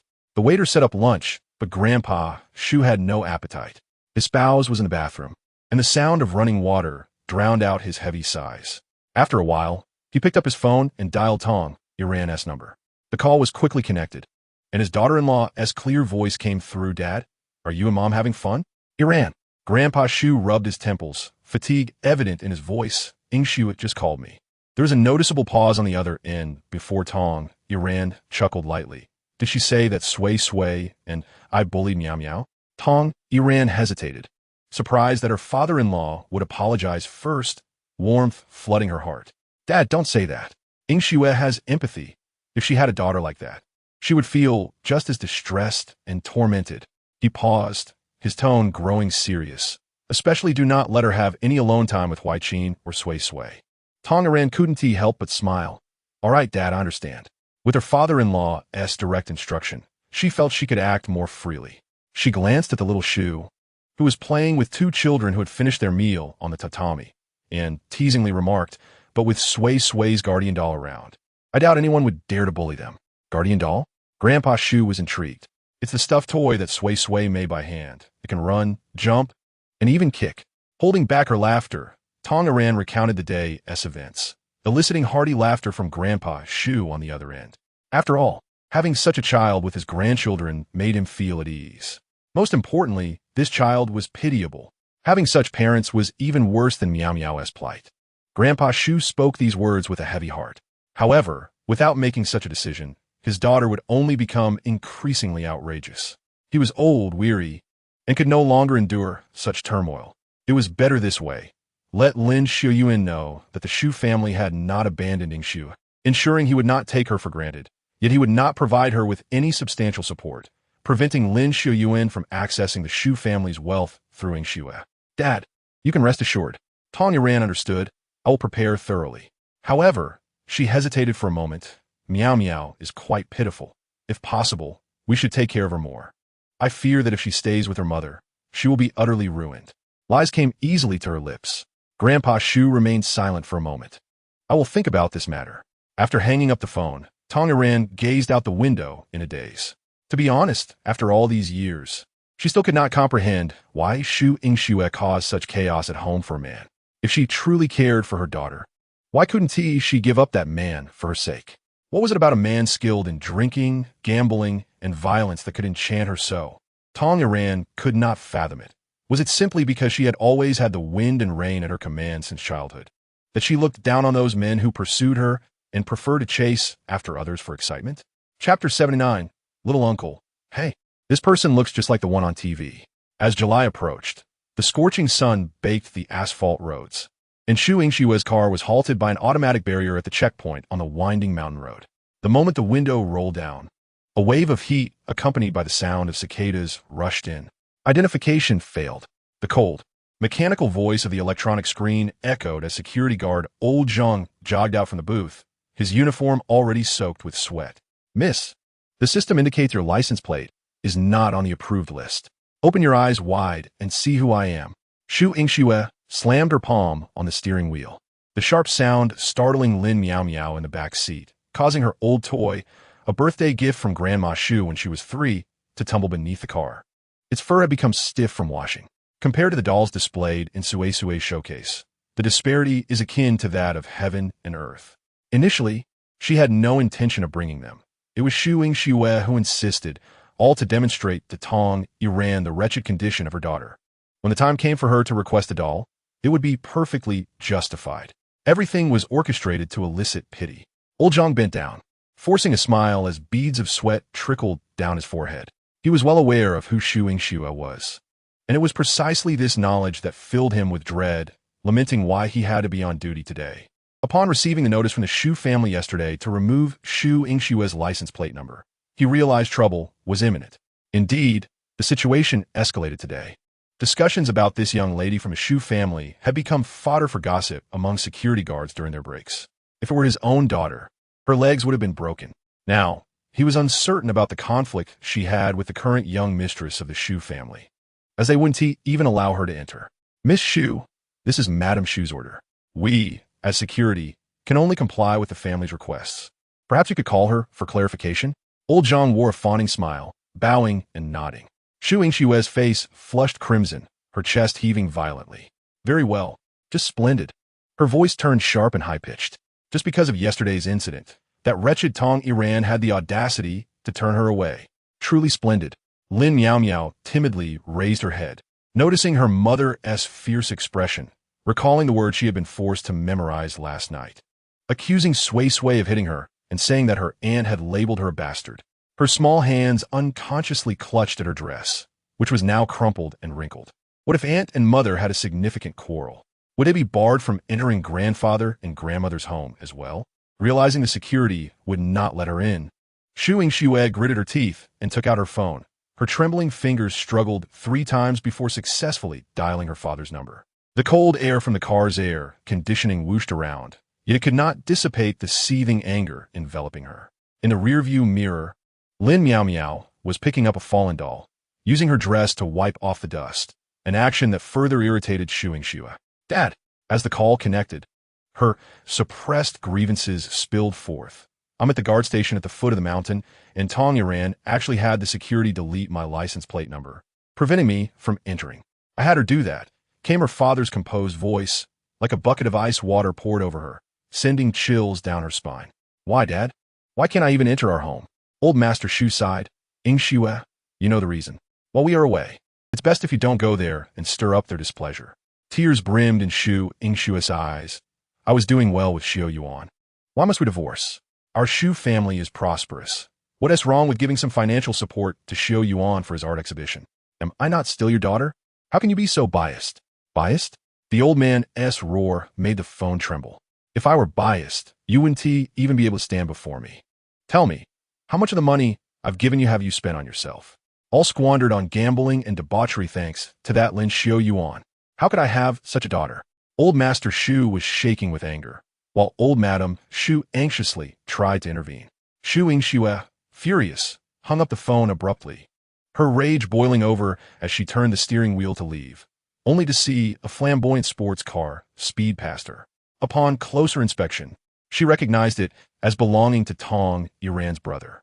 How absurd that an outsider could enter the Shu family with such audacity while she, their own flesh and blood, was denied entry. The hatred within Shu Yingxue surged like tumultuous waves. At the Shu residence, Aunt Zhang Meifan had dressed Sui Sui in a mint green puff-sleeve shirt adorned with a three-dimensional embroidered strawberry motif, paired with a canary yellow suspender skirt. Hidden in the front pocket was a little bear pendant that peeked out, making her appear utterly adorable. She had skillfully tied Sui Sui's hair into twin ponytails, wrapped with creamy satin ribbons, the ends adorned with tinkling mini silver bells. With each shake of her head, the bells chimed merrily. Shu Huaiqin teased the little bells, and Sui Sui beamed with delight. Just then, a tall man entered, wearing sunglasses that concealed half of his handsome face. Shu Huaiqin peered over and instantly broke into a delighted smile, rushing toward her uncle. The man removed his sunglasses, revealing a face that had dominated the title of the world's most attractive for 3 consecutive years. Huaiqin, did you miss your uncle? Yes, uncle, I've missed you so much. Shu Huaiqin exclaimed as she leaped into his embrace, her laughter brightening the room. Sui Sui tilted her head curiously, admiring her handsome uncle. At that moment, the television in the living room displayed an advertisement as the animated show ended, and the man in the ad bore an uncanny resemblance to Shu Huaiqin's uncle, leaving Sui Sui dumbfounded. Chapter 80. Little Shu Gij's uncle seems to be having a rough time lately. The glow from the television reflected in Sui Sui's wide eyes as the man in the advertisement spoke in a deep voice, deadly allure for your downfall. As the camera zoomed in on his amber eyes, Sui Sui's small hand tightened around her dress. The bells at the ends of her hair chimed softly as she turned her head, the faces of reality and the screen merging perfectly. Tong Yinchuan held Shu Huaiqin with one arm, while playfully pinching the leg of his sunglasses with the other, delivering a wink that was deemed priceless by fans. A rare treat for the little girl. Sui Sui was astounded.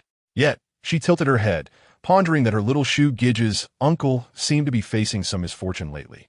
Third brother, you're here. Tong Iran descended from upstairs, her pace quickening upon seeing Tong Yinchuan. Why didn't you inform me in advance? I thought you were still filming. Tong Iran greeted the servants to serve him his favorite snacks, then remarked, the gossip news these days has been all about you, claiming you're acting high and mighty, unprofessional, and disrespectful to your assistant. Have you offended someone again? Tong Yinchuan lifted Shu Huaiqin in his arms, settled onto the sofa, and adjusted his sunglasses, his sharp features striking. He chuckled, crossing his legs. It's just the same old crowd trying to push me off my pedestal. They should consider whether they possess a face as handsome as mine. Shu Huaiqin, perceptive for her age, couldn't help but comment on her uncle's vanity. Tong Iran sighed. I've noticed you seem a bit different from before. Be cautious. If you can't resolve this, remember to let me know. Tong Yinchuan waved his hand dismissively. It's nothing, a trivial matter. But this little friend here, is she the Sui Sui you mentioned? Tong Iran sighed helplessly. Third brother, Sui Sui is still a child. Could you please tone down your overwhelming charm? It's because you radiate such magnetism that the media labels you a heartbreaker, with a slew of irrelevant B-list starlets claiming to have dated you. Tong Yinchuan, unfazed, spread his arms and shrugged. Even such a gesture emanated a rogue charm. Those women? I would to even look at them. Don't worry, little sister, I know my own mind. Tong Iran shook her head in resignation. She had 3 brothers. The eldest was an executive managing the family business, decisive and efficient. The second was a university professor, cultured and composed. Yet her own brother had chosen the entertainment industry, constantly in the spotlight for frivolous reasons, occasionally trending in entertainment news. The crucial point was that her third brother never revealed his identity in the entertainment circle, instead opting to climb the ranks as an ordinary person, claiming it was all part of the thrill. Tong Iran found the situation quite thrilling, so much so that at times she felt suffocated by the baseless rumors suggesting that Sangu had a wealthy benefactor behind him. Yet, he himself remained utterly unfazed, occasionally commenting on the media's lack of creativity in fabricating such stories, deeming them insufficiently stimulating. Tong Iran was truly at a loss for words. Enough of those dispiriting remarks. Come here, little one. Do you recognize your uncle?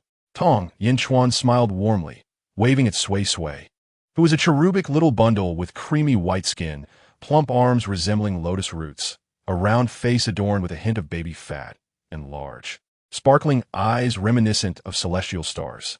He couldn't help but marvel internally at how this child would undoubtedly thrive in the entertainment industry as she grew up, her beauty only destined to increase. Shu Huaijin bounced off the sofa and ran over, taking Sui Sui's hand to bring her to the side of the sofa. Beaming as he introduced, Sui Sui, this is my little uncle. Little uncle, this is Sui Sui. With pride swelling in his chest, Shu Huaijin continued, Sui Sui is amazing. She even made me a doll that can protect people. He gestured toward the rather unappealing doll sitting on the floor. Xiao Xiao Shu.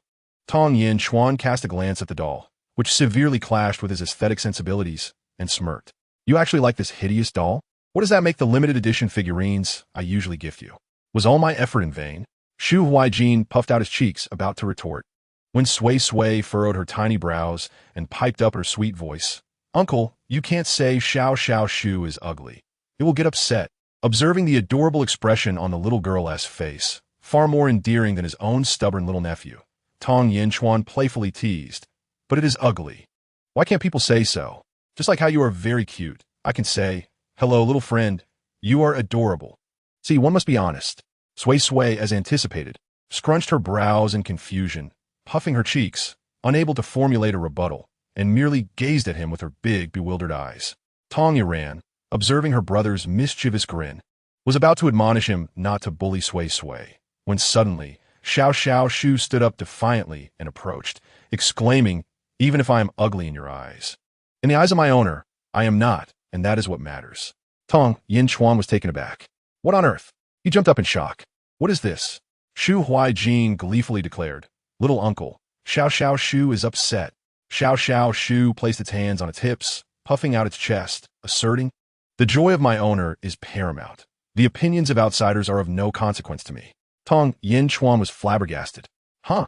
Wait, why do I feel like I've been unexpectedly schooled by a child? He gritted his teeth, incredulous as he pointed at the doll. Don't you find this bizarre? This doll can talk and is so intelligent. If it were a toy that appeared grand and sophisticated, Tong Yin-chuan might not have been so astonished. But this ugly doll seemed merely stuffed with cotton. What was this, a supernatural event? Tong Yuran, amused by his bewilderment, remarked, Brother, did you forget what I told you? Sui Sui is a little master. We have many people waiting in line for her. At that moment, Tong Yuran turned to Sui Sui, saying, tomorrow is Monday. Annie has arranged for you to start school. You'll go to kindergarten with Huaijin, though it won't be for long since summer break is approaching. Probably just a few days. Do you still want to go? Annie has also arranged some tasks for you to help with. Sui Sui beamed, running to Tong Yuran, snuggling into her embrace while holding on to Xiao Xiao Shu, declaring, yes, Sui Sui wants to go to school with Brother Shu.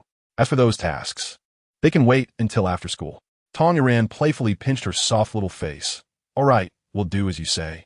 Meanwhile, Tong Yin-chuan was left bewildered. Chapter 81. Sui Sui. If Uncle doesn't believe, Sui Sui will calculate for you. Tong Yin-chuan observed the scene unfolding before him, his handsome face contorting in disbelief. Although his sister had mentioned adopting a child, it was merely a passing comment. He recalled that the child's background was tragic, abandoned by her mother, unloved by her father, and raised in the mountains by an elderly Taoist priest. Perhaps due to the elderly priest's declining health, he had sent the child to seek her roots alone. It was rather audacious for such a young girl, only about 5, to be sent down the mountain on her own in search of her family, showing little regard for the dangers of potential abduction. Moreover, that day he had been busy with filming, so he had only skimmed through Tong Yuran's messages, neglecting the latter parts entirely. Hence, he was utterly unaware of Sui Sui's status as a little master, nor did he know about the peculiar events surrounding her.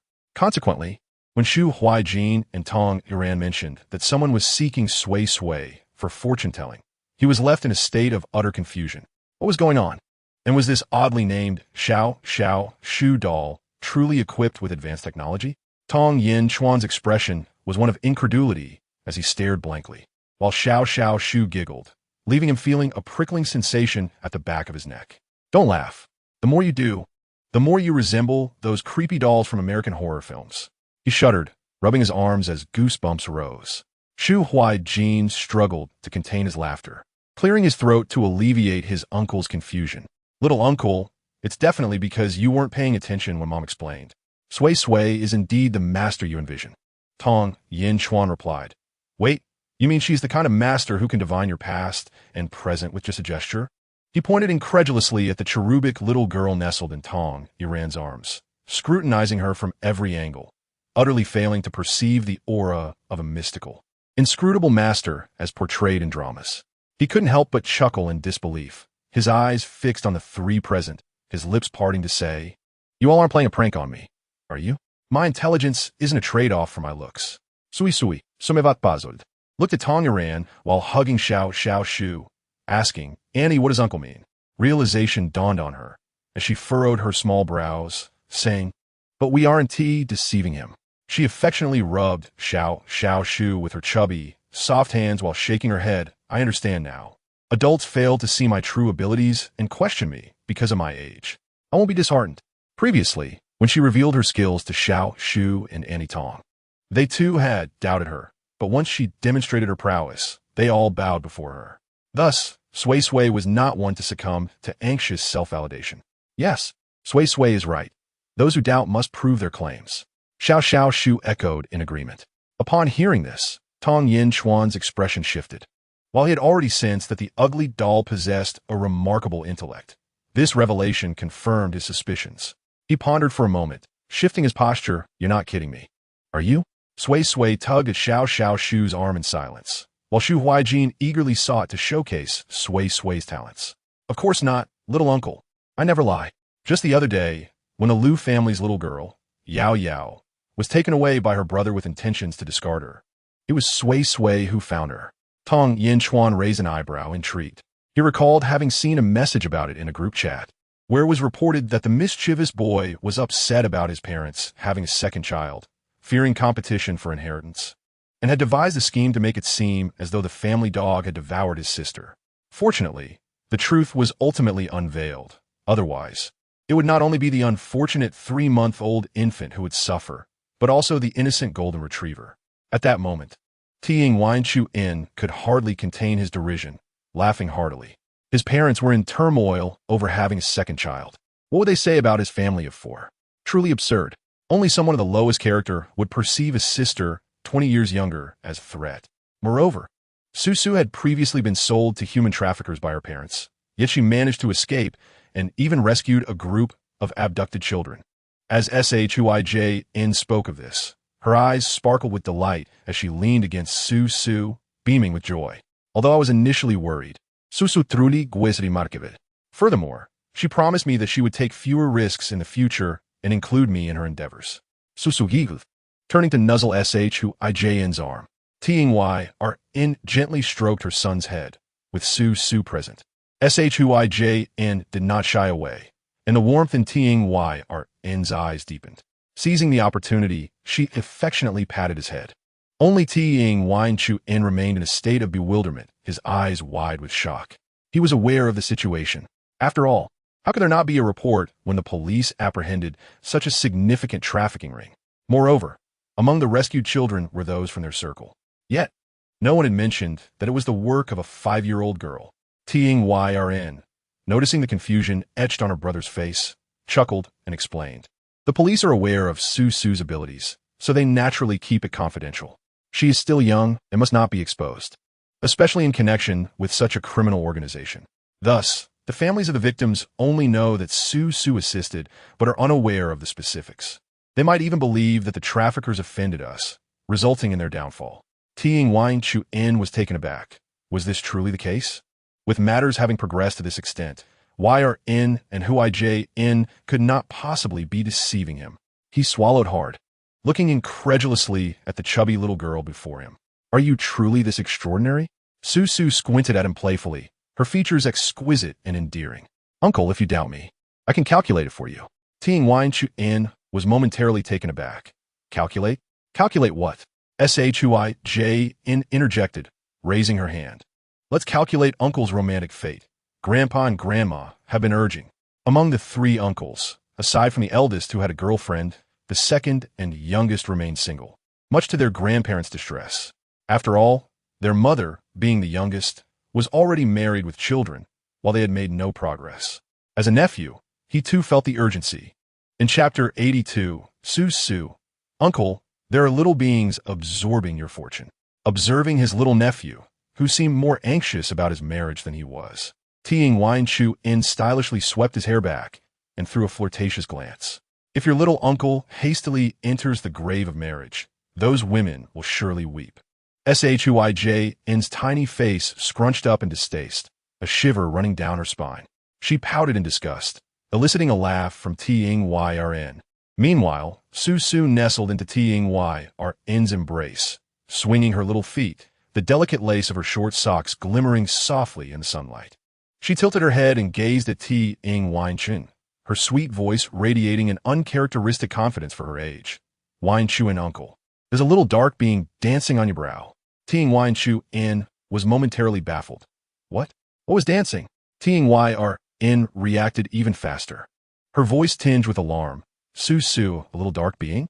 It can't be that you're cursed by dark energy, is it? Suisui exclaimed in delight. Auntie is amazing. You know this. Yes, that's right. There's dark energy on Uncle's brow. Tiang-Wan-Chun. He was left in a state of confusion, thinking, wait, who IJN asked you to calculate, and you found out I have a problem? Surely, you must be speaking whimsically. How could it be so accurate? Tiang-Yrn, however, was serious. Third brother, pay close attention to what Suisui is saying. If Suisui says there's a problem, there must be one. Have you forgotten? You have had a lot of scandals recently. Furthermore, Tiang-Yrn narrowed her eyes, scrutinizing Tiang-Wan-Chun, making him unable to help but uncross his legs. And what? Tiang-Wan-Chun retorted. You're making me sound like a criminal. Tiang-Yrn replied coldly. A few days ago, you claimed to be very busy, yet today you suddenly appear here. How could a top-tier busy person like you have time to come? Something must be amiss. Not to mention, the entertainment news is filled with your scandals. Aside from claiming you're difficult to work with, I noticed several familiar brands have changed their ambassadors. Clearly, something is wrong on your end, isn't it? Tiang-Wan-Chun sat stiffly on the sofa, feeling the weight of Tiang-Yrn's piercing gaze. He forced a laugh. It's just a few endorsements. I'm a top-tier star. There are many endorsements. The last two words gradually faded under Tiang-Yrn's watchful eye. He helplessly raked his fingers through his hair, forcing a somewhat gloomy smile. All right, fine. I concede. Indeed, I've had a bit of bad luck lately, getting caught being difficult, mistreating my assistant, and even frequenting nightclubs. It's affected my image, causing fans to abandon ship. A few brands coincidentally wanted to renew contracts, and upon seeing this situation, opted for my stand-in. When he mentioned the stand-in, he curled his lip in disdain. It's that guy you know, debuting under the name Little Wan-Chun, who bears a slight resemblance to me. At the mention of this individual, Tiang-Wan-Chun's expression soured. No one would appreciate an artist who built their career imitating them, especially since this person had been shadowing him since their debut, mimicking his clothing style and makeup. It was utterly revolting. Yet, the individual feigned a gentle and sunny demeanor, which starkly contrasted with Tiang-Wan-Chun's unpredictable temperament, resulting in a significant fanbase being siphoned away. There had even been numerous conflicts between them. Looking at the face that bore a slight resemblance yet appeared so soft and weak, Tiang-Wan-Chun felt a wave of nausea. Tiang-Yrn furrowed her brow. That male artist's name is Sich NXNGH, right? I've seen him a few times. He does resemble you somewhat, but your auras are entirely different. He is excessively effeminate, whereas you possess a more masculine presence. Has he become more exaggerated lately? Can he really attract your fans and endorsements? Tiang-Wan-Chun grunted in response, dismissively curling his lip. Those investors naturally prefer obedient individuals. I being so headstrong, capable of rebuffing them on the spot. They certainly find me unappealing and wish to promote newcomers. Tiang-Yrn had no retort. Look at you. Why did you hide your identity in the first place? Even if you don't want the public to know, at least those in the industry should be aware that you are a member of the Tiang family, lest they act foolishly. Tiang-Wan-Chun scoffed. I intend to become a top-tier star through my own merit, not because of my family's influence. Tiang-Yrn laughed lightly. How noble of you. As the two bickered, Suisui suddenly jumped down from Tiang-Yrn's embrace and ran to Tiang-Wan-Chun, standing on tiptoe to press her small hand against his brow. In her sweet, clear voice, she stated, "Uncle, the little dark being is stealing things." Stealing things? Ting Wine Chu In was taken aback. He had heard of the sordid affairs in the entertainment industry involving the summoning of little spirits and curses. However, at that time, he did not believe in such things and never paid them any mind. But since learning of Sui Sui's extraordinary abilities, he began to pay attention to the so-called metaphysical matters. Thus, when Suisui spoke, he could react swiftly. Suisui nodded earnestly, her little face unusually serious. The little being is connected to a red thread, linked to someone who looks very much like Uncle. Ting Weinch and finally processed her words, disbelief washing over him. An XNGH? That rascal is stealing my fortune? The one who had built his career by imitation, little Wine Chuan, had not only snatched endorsements, but had also coincidentally frequented many of the places Ting Wine Chuan often visited. Looking back, how could there be so many coincidences? Every encounter between them invariably culminates in disputes, which ultimately trend on social media, invariably portraying him as the ill-tempered bully of his juniors. This is nothing short of a setup, is it not? Chen Xinghe, that despicable creature. In the past, she might have felt indifferent, but now, she finds herself particularly sensitive to matters related to religious mysticism, sensing something amiss. She hurriedly beckoned Sui Sui over, eager to show her a photograph, and asked, "Sui Sui, can you discern anything?" Sui Sui lowered her head, her little face scrunching up. The visage of this little figure appeared to be artificially assembled, rendering any discernible features obscure. However, the Buddhist beads adorning his hand were undoubtedly the linchpin siphoning away her uncle's fortune. Tong Iran felt a sense of validation. Tong Yinchuan, on the other hand, scoffed, remarking that he had suspected plastic surgery all along, while those blind fans insisted he looked like this naturally. Who, upon debut, bore even a semblance to him. Now, he resembles him to an extent of 5 or 6 parts. Having matured, could he possibly undergo a second transformation? That scoundrel had the audacity to deceive him. Truly reckless. Chapter 83. A 1TB is foolish as my uncle, allowing others to bully me without retaliation. Sui Sui, what should we do? Do you have a solution? Tong Iran gazed at the 5-year-old cherubic figure before her with eager anticipation. The little one shook her head, the tiny silver bell atop her head jingling in response. Of course, Sui Sui was quite formidable. The little girl proudly puffed out her chest and asserted that this was a trivial matter, promising that she would resolve it swiftly. "Andy, brother Shu Shu, please wait a moment. I will fetch something from upstairs." With that, she scampered off, and the small Shu Shu, observing Suisui's departure, glanced at the motionless Shu Huaijin and followed suit with his little legs.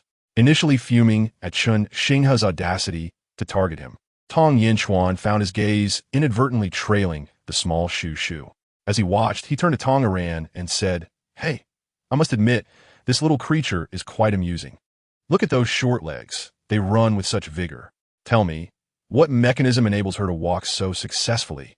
However, after a lengthy inquiry, Tong Iran remained silent. When he turned, he caught sight of Tong Iran's exasperated expression directed at him. "What is the matter? What kind of look is that?" Tong Yinchuan shifted uncomfortably, changing his position and nonchalantly crossing his legs. His demeanor was casual and carefree, yet this only heightened Tong Iran's agitation. "Third brother, if you hadn't been discovered by Sui Sui today, we might have remained oblivious until you faced a real crisis. Have you investigated Chen Xinghe's family background? For him to so brazenly suppress you and even scheme against your fortune, he must be no ordinary individual. Do not jest. Take this seriously." Observing his sister's fierce demeanor, Tong Yinchuan couldn't help but mutter, "I'm not jesting. I'm quite serious." However, upon meeting Tong Iran's fierce gaze, his words evaporated. He waved his hand in resignation, conceding, "All right, I am indeed paying attention. You needn't worry. I am grown. Surely I understand the gravity of the situation." Shu Huaijin, behaving like a miniature adult beside them, shook his head. "That is quite uncertain. Uncle and second uncle surely needn't worry mother, but as for you, third uncle." His unfinished remark prompted Tong Iran to nod in agreement. "You see, even your little nephew thinks this way." Fine, fine, you are all right. "I concede," Tong Yinchuan replied. Tong Iran retorted, "We cannot decide this. It depends on your earnestness."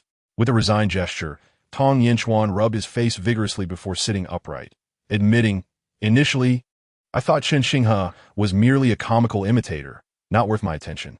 I only had my agent inquire about him. He seemed like an ordinary person, merely pushed into the limelight by his agency due to our slight resemblance. As it turned out, he gained traction, hence the increasingly exaggerated cosmetic alterations.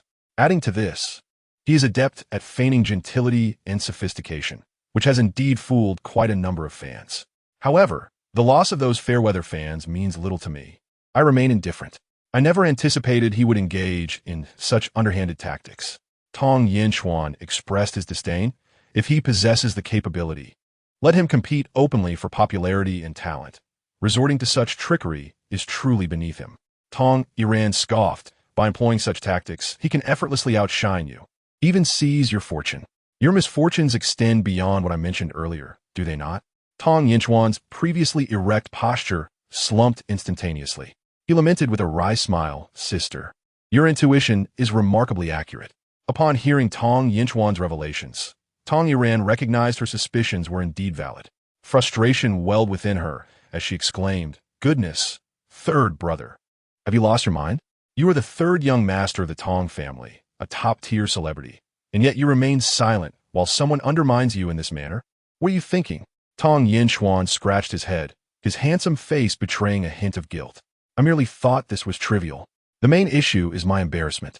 Initially, when he aspired to enter the entertainment industry, his family wholeheartedly supported him, providing various resources. He had been overconfident, believing he could easily navigate the entertainment world. Thus, he kept his connection to the Tong family a secret. Even so, he swiftly rose to fame upon his debut, propelled by his striking appearance, reaching the pinnacle of stardom in no time. For him, the entertainment industry seemed exceedingly easy to traverse. However, he never anticipated the emergence of such an aggravating rival who not only siphoned off his fans and endorsements, but also disrupted many of his projects. He had been contemplating a respite from work, using the opportunity to recuperate and retaliate, only to be discovered by his sister. To his dismay, all his misfortunes were orchestrated by that scoundrel Chen Xinghe, and it was not mere bad luck. Consequently, Tong Yinchuan felt a renewed sense of determination. Yet, upon being seen through by his younger sister, he could only maintain his resolve for a fleeting moment before deflating again. Tong Yiran remarked sarcastically, "So, your visit today was not merely to catch up with us, but rather due to your lack of work?" Tong Yinchuan opened his mouth, his gaze dropping, unwilling to respond.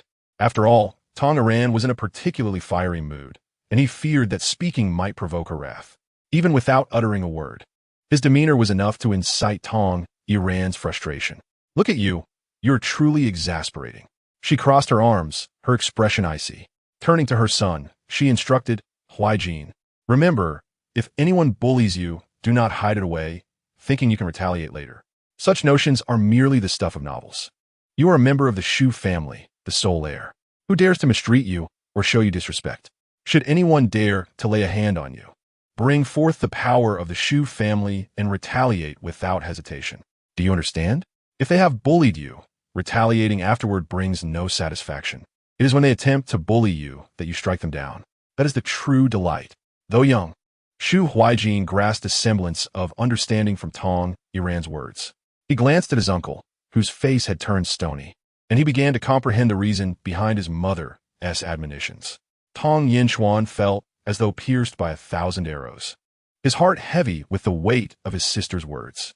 Tong Yiran nodded in satisfaction, casting a sardonic glance at the side of Tong Yinchuan, affirming that, indeed, he was her son, displaying intelligence superior to certain individuals. Certain individuals responded, acknowledging that overcoming this hurdle today was not feasible. As anticipated, when Sui Sui appeared, wielding a diminutive peachwood sword, Tong Yiran's face lit up with joy. She rose to greet her, softly inquiring, "Sui Sui, is this a peachwood sword?" Sui Sui playfully brandished the sword through the air, her adorable demeanor captivating. She nodded obediently, confirming that it was indeed crafted specially for her by her master, designed to shatter all malevolent spirits and dark energies. Tong Yiran beamed with delight, exclaiming that it was truly wonderful. She took Sui Sui's hand and led her before Tong Yinchuan, her heart filled with anticipation as she watched Sui Sui prepare to perform the incantation. Tong Yinchuan could not help but reveal a smile of amusement, utterly charmed by the sight of the little one with her petite sword. He mused that if she donned a little Taoist robe akin to those seen on television, she would undoubtedly appear even more endearing. Moreover, upon a cursory glance, he discerned that the sword was no ordinary piece. Unlike typical wooden swords that appeared dull and lackluster, this one possessed a lustrous sheen, exuding a subtle brilliance indicative of its quality. Excitement coursed through him as he pondered whether this sword could truly dispel the dark energies afflicting him.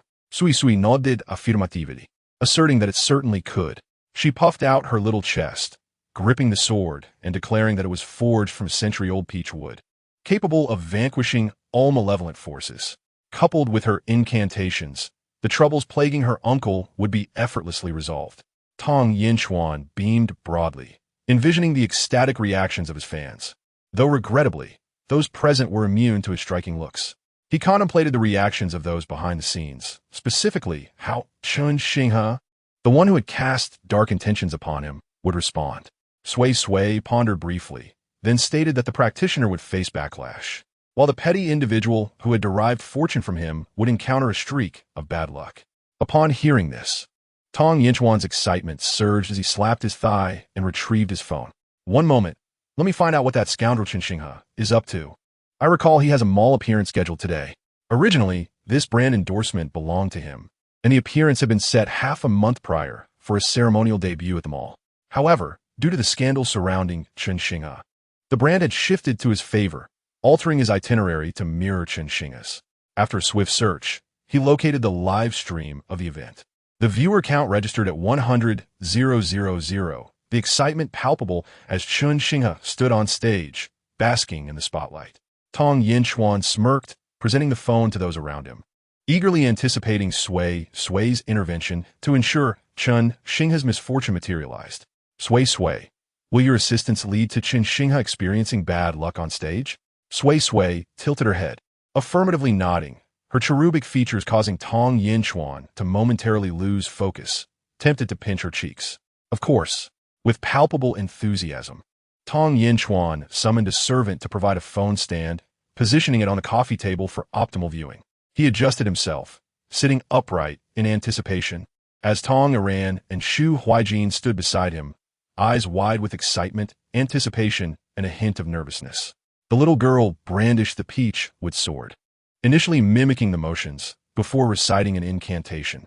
In an instant, Tong Yinchuan, who had felt a flutter of anxiety, witnessed the sword seemingly radiating a multitude of lights as it directed itself toward his forehead. A sensation of lightness enveloped him, as if a sticky, cold substance was being forcibly extracted. He instinctively reached up, his fingertips brushing against a trace of elusive dark mist that promptly dissipated into the air. In that fleeting moment, Tong Yinchuan questioned his own perception. Had the dark energy truly been severed? Sui cheered, her face slightly flushed from the exertion, her eyes sparkling with satisfaction at her accomplishment. Tong Yinchuan inhaled deeply, the persistent heaviness in his chest vanishing, replaced by a long-forgotten clarity. He gazed into Sui's bright, round eyes, incredulity washing over him as he touched his forehead, finding it warm but devoid of pain. Was it truly resolved so swiftly? Was there no need for the elaborate rituals depicted in dramas? Sui looked at him in confusion. Jumping the great rope? I don't believe Master taught anything about that. Tong Iran quickly intervened, playfully patting Tong Yinchuan on the shoulder, assuring Sui not to heed his nonsensical remarks, emphasizing that she should adhere to her master's teachings, as they were merely relaying hearsay and not authentic practices. Sui acknowledged with a few ohs, scratching her head, realizing that dramas were indeed perplexing yet fascinating.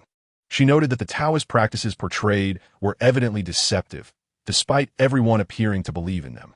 Tong Iran anxiously inquired about Tong Yinchuan's condition, scrutinizing his handsome face for any signs of change. Tong Yinchuan smiled and stretched lazily, admitting that he felt quite comfortable.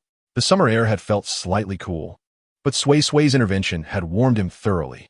Tong Iran sighed in relief, seizing the moment to playfully swat Tong Yinchuan on the head, exclaiming, "In this sweltering summer, you still feel cool? Are you trying to drive me mad?" Tong Yinchuan grinned, hastily redirecting the conversation to the phone. "Quick, look at the phone. Since Sui has resolved my issue, Chun Xinghe must be encountering his misfortune right now, and we cannot miss this opportunity. Upon his words, the trio's attention immediately shifted to the screen. With their focus diverted, Tong Yinchuan exhaled in relief, grateful to have escaped the impending barrage of his sister's chatter, which would have been a true nightmare. As Tong Yiran watched the live stream, her concern remained. Sui Sui, has the dark energy been completely eradicated? Will it return? Sui Sui shook her head, pointing to the live stream on the coffee table, chirping confidently no, because that villain has already begun to encounter his misfortunes. At the mall event, Chen Xinghe stood center stage, beaming as he waved to his adoring fans, reveling in the fleeting glory. However, just as he lifted the microphone to speak, a jarring electric feedback erupted from the speakers, drowning out his voice and causing the audience to grimace and cover their ears. He fumbled with the microphone, inadvertently pressing a hidden playback button. In the next moment, his voice echoed throughout the mall. Those fans are truly foolish, so easily parting with their money for a mere smile, even more gullible than Tong Yinchuan's brainless admirers. The audience fell into stunned silence before erupting into a cacophony of outrage. The live stream chat exploded with disbelief. What? Did Chen Xinghe just say that? Previously portraying a gentle persona, he was now revealed to be disparaging his fans behind their backs. He truly is a phony, lacking character. Chen Xinghe's expression shifted dramatically. Those words had been spoken privately to his manager in the makeup room. How could they have been recorded? How is it that this microphone possesses a recording function? Who could be behind this? Chen Xinghe's countenance darkened. It must be Tong Yinchuan, undoubtedly. His resentment towards me for seizing his resources has led him to resort to such petty tactics in secret. I cannot panic. I can deny this. These are not my words. I am being falsely accused. In a flurry of anxiety, he attempted to turn off the microphone, but his nervousness caused him to stumble forward. Tried to explain himself. He stepped into thin air and staggered back, knocking over the brand display behind him. As the display toppled, it brought down the champagne tower at the edge of the stage, dousing him in a cascade of liquor, soaking his expensive suit in an instant, leaving him utterly disheveled. Ironically, the string of dark red prayer beads on his wrist suddenly snapped, the beads scattering loudly across the floor. In that moment, Chen Xinghe's expression shifted dramatically. He could hardly pay attention to the broadcast of his conversation with his manager. His gaze was solely fixated on the shattered beads. Did their break signify that he could no longer draw upon Tong Yinchuan's good fortune? Did it imply that his mystic arts had been disrupted? Meanwhile, the fans in the audience were utterly enraged. No one enjoys hearing their idol insult them as fools. Nor do they appreciate the notion that their idol underwent cosmetic surgery to resemble another person merely for publicity, while claiming they were too blind to notice. Someone hurled their support banner onto the stage, shouting, "Fraud! Refund!" The brand executives' faces turned ashen as they rushed onto the stage to snatch the microphone, declaring coldly, "Due to issues concerning the artist's personal conduct, we hereby terminate our collaboration with Mr. Chen Xinghe." Sweat poured down Chen Xinghe's forehead, and his manager dashed onto the stage, asserting that everything was a setup by others. The scene descended into chaos. No one heeded the manager's words, as they loudly berated Chen Xinghe for his shamelessness. The viewership in the live stream surged dramatically, with terms such as Chen Xinghe's downfall and imposter rapidly trending. In a dramatic twist, as Chen Xinghe desperately sought to flee the scene, he became ensnared by the very power cable he had tripped over, tumbling heavily onto the stage, causing his wig to fly off and reveal a sparse hairline beneath. The fans, who had initially been drawn to him for his looks, were now further disillusioned. Cosmetic enhancements were acceptable, provided they were aesthetically pleasing, but how could an idol possess a receding hairline? Just look at that face paired with such a hairstyle. Could it possibly be appealing? In mere minutes, Chen Xinghe transformed from a rising star, surrounded by adoration, into an object of ridicule across the internet. Amidst the tumultuous crowd, Tong Yinchuan discerned a familiar girl. He focused intently, suddenly realizing that she was none other than the president of his fan club. He remembered her from several encounters, during which she had always gazed at him with starry eyes, encouraging him even when Chen Xinghe attempted to tarnish his reputation by riding on his coattails. Reflecting on this, he couldn't help but send a message to his manager, inquiring whether Chen Xinghe's misfortune today had any connection to his fan club president. It was not unreasonable for him to speculate. She stood there, arms crossed, with a smirk of satisfaction, as though she had orchestrated a splendid performance. Meanwhile, Tong Yinchuan's manager had already seen the trending topics online, slapping his thigh in delight at the turn of events. This counterfeit had finally been exposed. What a satisfying spectacle. Upon receiving the message from Tong Yinchuan, the manager was taken aback. Could it really be related to them? Although puzzled, he contacted her and subtly inquired. To his astonishment, she admitted the truth. With a modest amount of wealth in her family, she owned the shopping mall and had orchestrated some minor mischief, such as placing a recording device in the dressing room, which was an effortless task. She simply could not tolerate the way Chen Xinghe bullied Tong Yinchuan. Yet she never anticipated her plan would actually succeed. Even more surprising was that Tong Yinchuan had discovered her involvement. The manager was genuinely perplexed. How did his artist know it was his fan club president behind this? Had they exchanged messages? No, if they had, he wouldn't have needed to verify it. The girl cautiously inquired how he knew. The manager, looking bewildered, typed, "Honestly, I am unsure. Yinchuan asked me to confirm. Initially, I thought he was overthinking, but..." The girl squealed with excitement. "It was my brother who asked. He actually knows about the good deed I did for him. I'm so thrilled."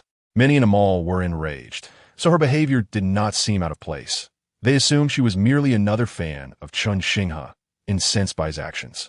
Then, he turned to Sui Sui, who still appeared dazed. "I just asked. It was indeed my fan who did this, so it was no coincidence that Chen Xinghe faced misfortune." Sui Sui, having enjoyed the unfolding calamity, was munching on fruit, her cheeks puffed out like a little hamster. "But if I hadn't removed your bad luck and severed the spell, your fans wouldn't have succeeded." Tong Yinchuan suddenly understood. "Thus, without you, even if my fans acted, such unforeseen events wouldn't have transpired." Sui Sui nodded, her voice soft and endearing. "Exactly, it all complements each other." Tong Yinchuan found himself utterly captivated by Sui Sui's charm. He, Tong Yinchuan, a top-tier figure in the entertainment industry, had always dismissed these mystical notions. Yet today, he was thoroughly convinced. Chapter 86. How can adults compete with children in a game of house? That afternoon, Tong Yinchuan treated Sui Sui like a little princess, willingly kneeling to let her ride. Even more enthusiastically than Shu Huaijin, eager to play house with her. Tong Yiran watched with amusement. Her third brother was truly a character. After all, anyone who could help her resolve such a significant issue would certainly earn her utmost respect, let alone just playing house. Shu Huaijin, observing from the side while holding little Shu, felt somewhat disgruntled. Uncle is being a bit ridiculous. Little Shu, with his dark eyes fixed on the pair, nodded in agreement. Yes, but Sui Sui is happy. His little black eyes rolled up, catching sight of Shu Huaijin's sullen expression, and he pondered, the master can join too. It would please Sui Sui. Shu Huaijin scoffed. Am I not included? I've joined, but it feels the same as not being part of it. How can adults compete with children in a game of house? What a frustrating little uncle. Yinchuan, have you been busy lately? It's been a while since I've seen you at home. The servant approached to take Shu Nanshan's briefcase, respectfully stepping back. Tong Yinchuan waved to his brother-in-law, smiling broadly as he gazed at Sui Sui, his eyes unwavering, offering a few perfunctory remarks. Shu Nanshan looked in confusion at Tong Yiran and the seemingly troubled Shu Huaijin, wondering what was amiss. Tong Yiran, unable to contain her laughter, recounted the day's events to Shu Nanshan. He blinked in surprise, then chuckled. Is that so? Yinchuan, with all this happening, why didn't you tell us? If it weren't for Sui Sui noticing something was off, how would we have known? Tong Yiran added, indeed. How could those people be so blind as to compare someone like Chen Xinghe to my third brother? She then pulled out her phone to show Shu Nanshan the trending photos of Chen Xinghe's receding hairline. Look at this, he hardly has any hair. Shu Nanshan chuckled, then quickly composed himself. In that case, I shall have someone fan the flames. We can't allow some rubbish to bully our own. Tong Yiran replied, do you even need to say that? I've already informed my family. Otherwise, do you think the news would spread so quickly? All right, you're the best. As your brother-in-law, I certainly cannot stand idly by. As he spoke, he took out his phone and issued a command, further exacerbating the already one-sided public opinion against Chen Xinghe to a tragic extent, rendering even public relations efforts nearly futile. That evening, Tong Yinchuan was enthusiastically serving food to Sui Sui when his phone suddenly rang. The excited voice of his manager erupted from the receiver. Yinchuan, tremendous news. The new season of Baby Where to Go wants to invite you as a permanent guest. The entire internet is buzzing about Chen Xinghe's downfall. What a perfect opportunity to capitalize on this and establish your persona as a gentle and caring father. Furthermore, the most crucial detail was that this show originally belonged to Chun Xinghe. How delightful. Tong Yinchuan raised an eyebrow. A parenting variety show? I don't even have a girlfriend, let alone a child. The manager chuckled. The company can arrange that. We can find a child from the general public to play along. Tong Yinchuan's gaze slowly drifted towards Sui Sui, who was engrossed in gnawing on a chicken leg, and to the elegantly dining Shu Huaiqin beside her, a meaningful smile playing at the corners of his lips. No need to search far. I already have a perfect candidate. The manager hurriedly interjected. But is she cute? Will she look good on camera? We can't just pick any child. Rest assured, my discerning eye will not lead you astray. I'll send you some photos shortly. After hanging up, Tong Yinchuan leaned closer to Sui Sui with a smile. Sui Sui, would you like to go on a trip with Uncle? We can enjoy a feast of delicious food and even appear on television. Tong Yinchuan raised an eyebrow. What about you? Do you want to join?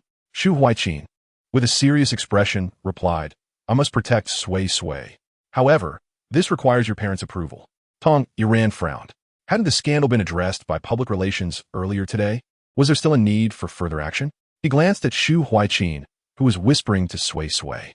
He understood that Huaiqin's status was delicate and should not be discussed online, but surely Sui Sui was not as vulnerable. Tong Yiran pursed his lips. Sui Sui was too young, and the online disputes would not be good for her. Children should grow up simply and joyfully. Just then, Sui Sui raised her little hand. Her round eyes filled with anticipation. If I go on television, will many people see me? Seeing the glimmer of hope in her eyes, Tong Yinchuan immediately nodded. Of course. With me by your side, many will adore you, and you will become a star? Sui Sui's eyes sparkled. Then Annie, I want to go. Tong Yiran shot a glare at her brother, reminding him that she was just a child and did not understand the implications. Tong Yinchuan protested. What do you mean mislead? Am I not speaking the truth? She will indeed become a star. Just look at the first season's kids, who isn't a household name now.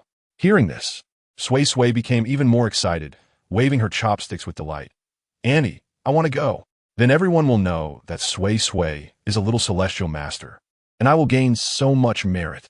Observing Sui Sui's joyful demeanor, Tong Yiran could only nod in resignation. Fine. This concerns Sui Sui's well-being. I truly cannot refuse. However, Tong Yiran fixed a chilling gaze on Tong Yinchuan. Take good care of Sui Sui and Huaiqin, or else. Her unspoken threat hung in the air. Tong Yinchuan understood perfectly, flashing a cheeky gesture and grinning like a mischievous wolf. Meanwhile, Chun Xinghe had locked himself in his office, frantically losing his composure, as the internet was flooded with unflattering photos showcasing his receding hairline. Those artists he had previously looked down upon were now mocking and ridiculing him. Even conversations recorded in the makeup room with his manager had been leaked online, resulting in a mass exodus of fans. As fans abandoned him, they relished in his downfall, releasing more scandal and embarrassing images. In an instant, his carefully crafted persona crumbled, his looks shattered, endorsement deals terminated, performances canceled, and he faced hefty penalties for breach of contract. It felt as though a nightmare had descended overnight. Chapter 87. For sorcery, obtain Tong Yinchuan's hair or blood. Chun Xinghe smashed everything in his office to smithereens. Expensive vases, limited edition figurines, and promotional samples from brands were all sacrificed to his fury. Tong Yinchuan. It must be Tong Yinchuan. His bloodshot eyes fixated on the trending topic of Chun Xinghe's disgrace, his fingers nearly crushing the screen. His manager stood trembling at the door, hesitant to approach. Xinghe, the public sentiment is overwhelmingly against us, and the brands are pressing for breach of contract fees. We need to think of a solution. A solution? What solution could there be? Chun Xinghe hurled his phone against the wall, the screen shattering instantly. The recording, the broken beads. Could this be mere coincidence? Someone is undoubtedly plotting against me. The manager gulped nervously and softly reminded him. That master previously mentioned that if a sorcery is broken, there will be a backlash. Chun Xinghe froze, as if grasping the last straw of hope, and lunged towards his desk, rummaging through a drawer until he unearthed an old-fashioned mobile phone. His fingers trembled as he dialed a long-ignored number. The call connected, and a hoarse, cold voice emerged. Hello, what is it? Chun Xinghe nearly fell to his knees, his voice trembling with desperation. Master, please save me. My beads are broken, and the entire internet is berating me. I've lost all my endorsements. Didn't you say the sorcery was foolproof? There was a brief silence on the other end, followed by a chilling laugh. Fool. Do you think Tong Yinchuan has no one by his side? Chenxing has stiffened. What do you mean? The master's voice slithered into his ears like a venomous serpent. They can easily break the concealment spell. They must have sought out a formidable ally. You still do not comprehend Tong Yinchuan's true identity, do you? Chun Xinghe was taken aback. Was he not just an ordinary star, rising to prominence solely because of his handsome face? The master scoffed. Fool. He is a member of the Tong family, and his sister is the wife of the head of the Shu family. Do you think someone of that stature would lack powerful connections? A tempest surged within Chun Xinghe's eyes. What? Tong Yinchuan, actually. His heart raced with trepidation. That was the Shu family. Even within the entertainment industry, one knew what the Shu family represented. The Shu family had ties with Zhang Xianling, and it was likely that Tong Yinchuan had uncovered something amiss and sought assistance from a Shu family, which resulted in the sudden unraveling of his sorcery. Chen Xinghe was aware of who Zhang Xianling was and felt a surge of urgency. What should I do? You claimed it was foolproof. I paid you so much money. You must resolve this. Otherwise what? The master sneered, his voice husky. You think you can threaten me? Chen Xinghe shivered in fear, his nails digging into his palm. And no, of course not. It's just that I'm at my wit's end, master. You must help me. I will pay whatever it takes. Money? The master laughed derisively. If you truly want my help, you must follow my instructions. I require something personal from Tong Yinchuan. His hair, nails, or blood. This is far more effective than merely using his birth date. Chen Xinghe's breath hitched. But how can I obtain that? He is guarding himself like a thief. The master's voice suddenly darkened. That is for you to figure out. If you cannot procure these items, do not come to me. And no, master, I can obtain it. I will certainly get it. Once I have it, I will call you again. After hanging up, Chun Xinghe collapsed onto the floor, his expression shifting from despair to a twisted resolve. He seized his manager by the collar, hissing, Hurry, help me obtain Tong Yinchuan's hair, nails, or blood. The manager hesitated, knowing they would need to bribe those around Tong Yinchuan. However, all those they could influence had been dismissed by Tong Yinchuan.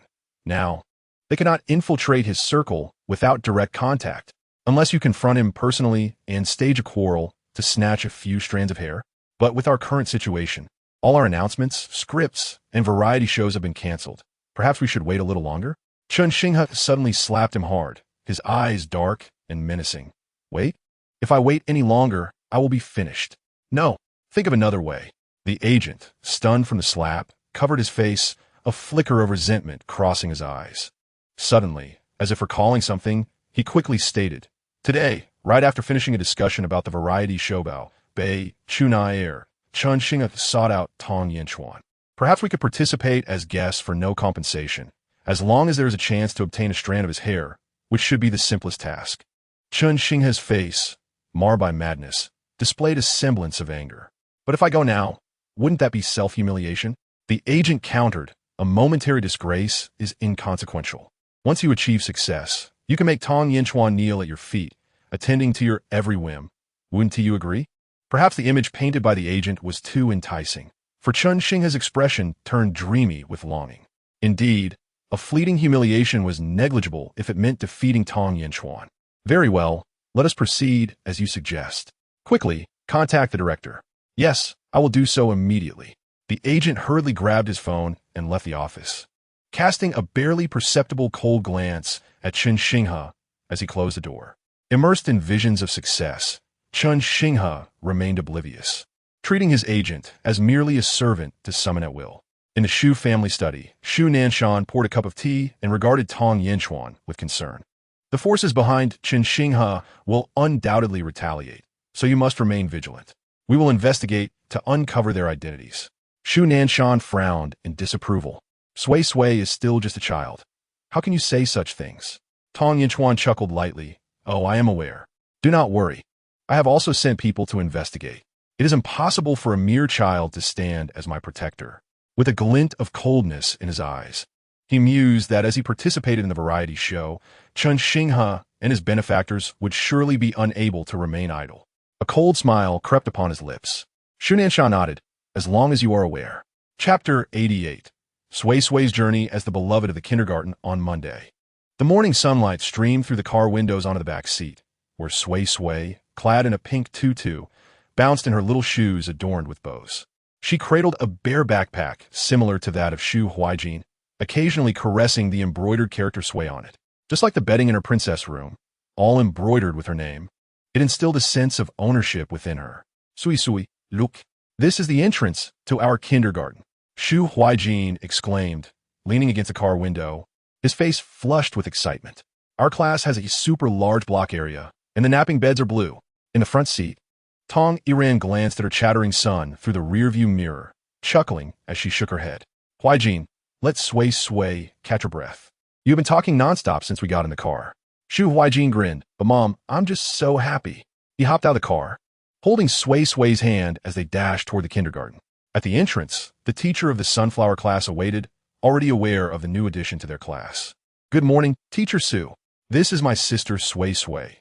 She will be joining me in kindergarten. As Mom said, we are in the same class. Though Sui Sui was a year younger than Sui Huijin, with a little adjustment, she could indeed be placed in the same class. Teacher Sue was pleasantly surprised. As Sui Huijin was known for his aloof demeanor, he would usually greet teachers with polite indifference. Thus, it was rare to see him with such a radiant expression and a flurry of words. Does this little girl, Sui Sui, possess such charm? Teacher Sue mused, gazing down at the girl holding Sui Huijin's hand, momentarily entranced. Sunlight cascaded upon Sui Sui, her pink tutu accentuating her snow-white skin. With her long lashes framing round, sparkling eyes, she resembled a delicate sprite newly arrived in the world. Hello, teacher. Sui Sui's voice was soft and sweet, akin to cotton candy, as she politely curtsied, her tiny hands clutching the hem of her dress. Teacher Sue felt her heart melt, kneeling to gently pat Sui Sui's head. Welcome to the sunflower class, little Sui Sui. Tong Iran smiled from the side, adding, please take good care of Sui Sui, Teacher Sue. If anything arises, do not hesitate to call me. Teacher Sue nodded enthusiastically, then was astonished to observe Sui Huijin, typically quiet and composed, now bursting with excitement, holding Sui Sui's hand tightly as he introduced her. Sui Sui, this is Teacher Sue. She's wonderful. Our class has a massive block area. I will teach you how to build a castle. The snacks at kindergarten are delicious. We will try them together. It was evident that he genuinely cherished this sister of his. However, Shu family had only one son, so perhaps Sui Sui was a child of a family friend. Teacher Sue, aware of what was appropriate to ask, refrained from delving deeper. After leading the two children into the classroom, Sui Sui's cuteness sparked an immediate sensation among the classmates. The girls flocked around her, enviously touching her tutu. Your dress is so beautiful. The boys curiously stared at her bear backpack. Does that bear glow?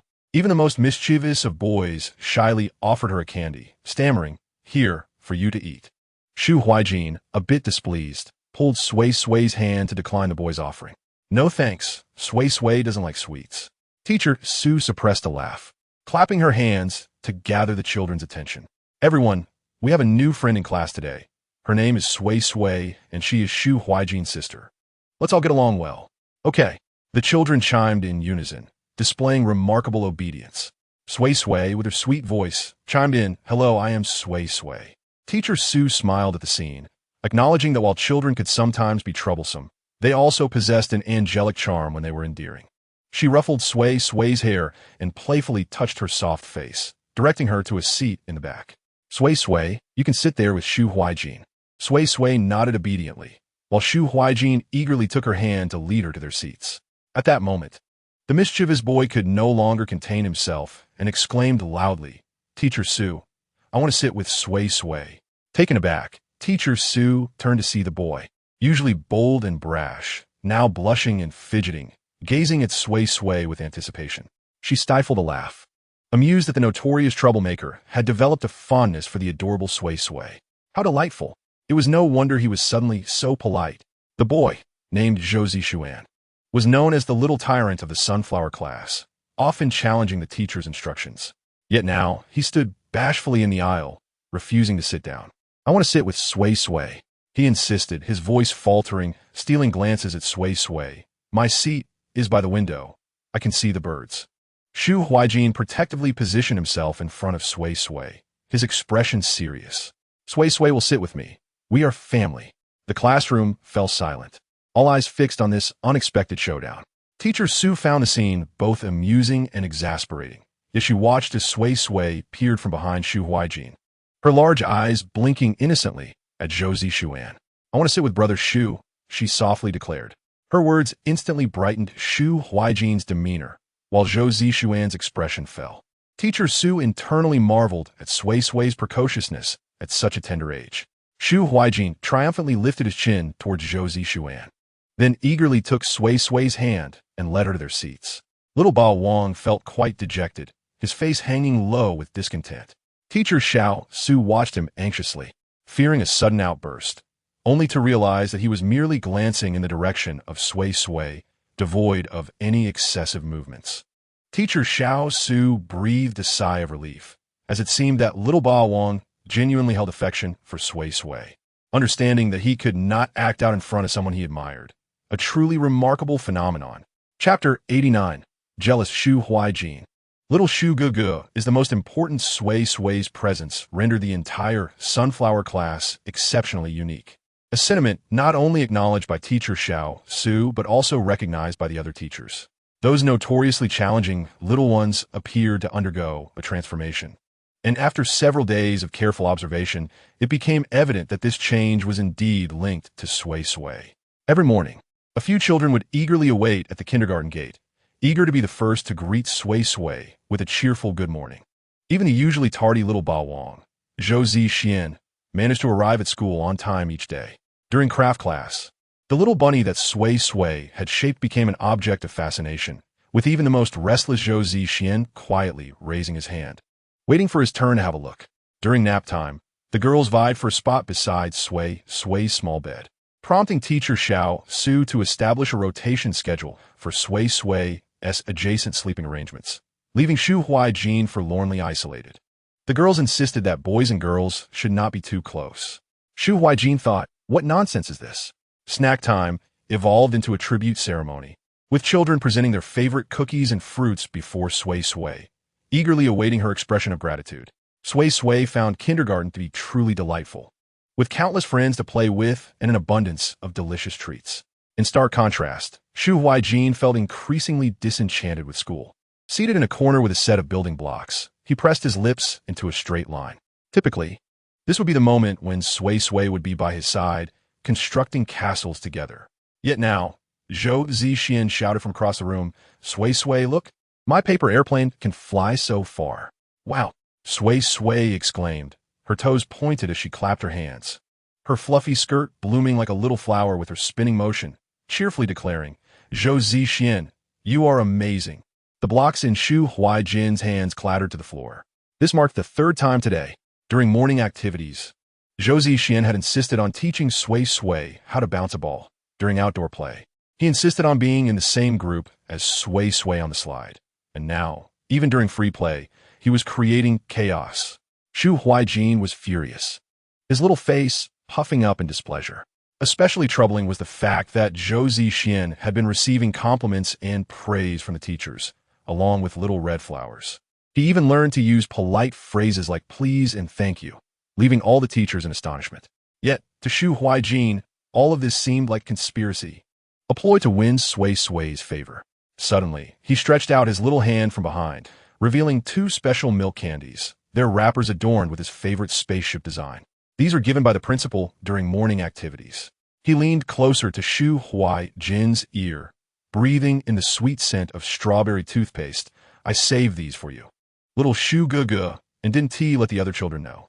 Shu Huijin pursed his lips, feeling a flicker of happiness, though he still maintained a stern expression.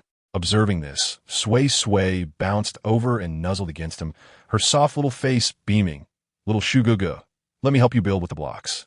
She confidently picked up a curved block, precisely the one Shu Huijin had intended to use, saying, "With this, little Shu Gugu taught me how to use it."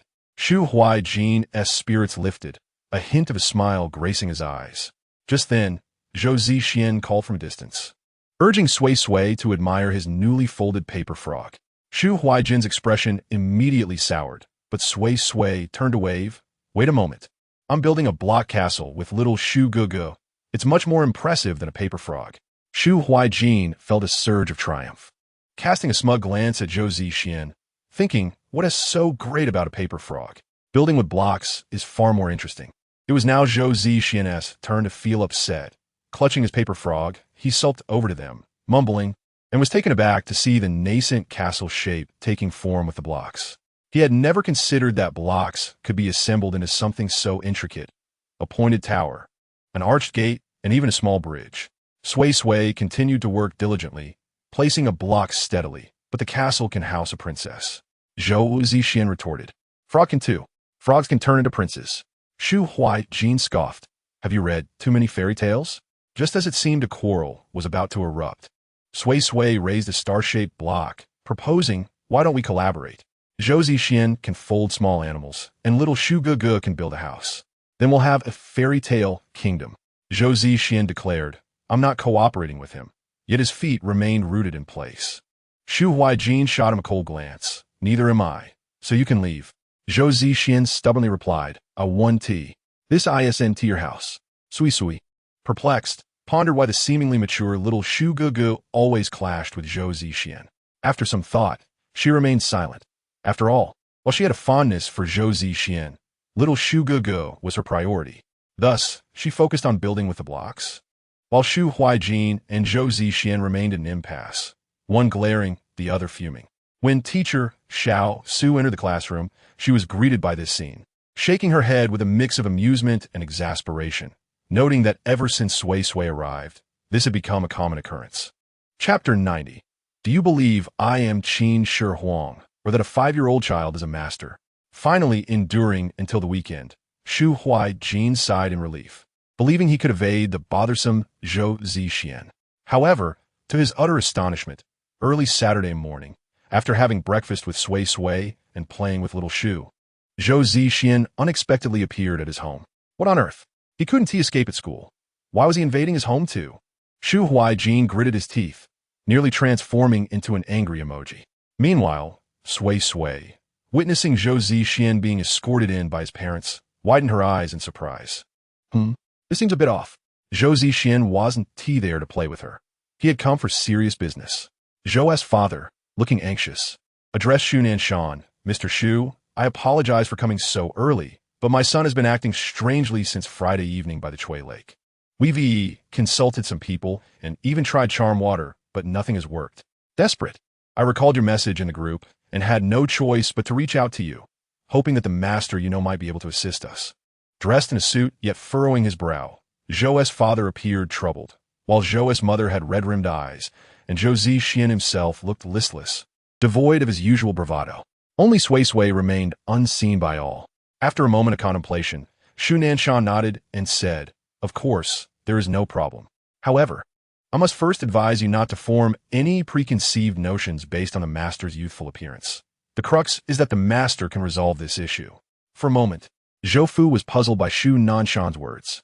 Upon reflection, he wondered if perhaps this master was significantly younger than Master Zhang Xianling, which would explain Shu's caution, fearing they might doubt the capabilities of a young person.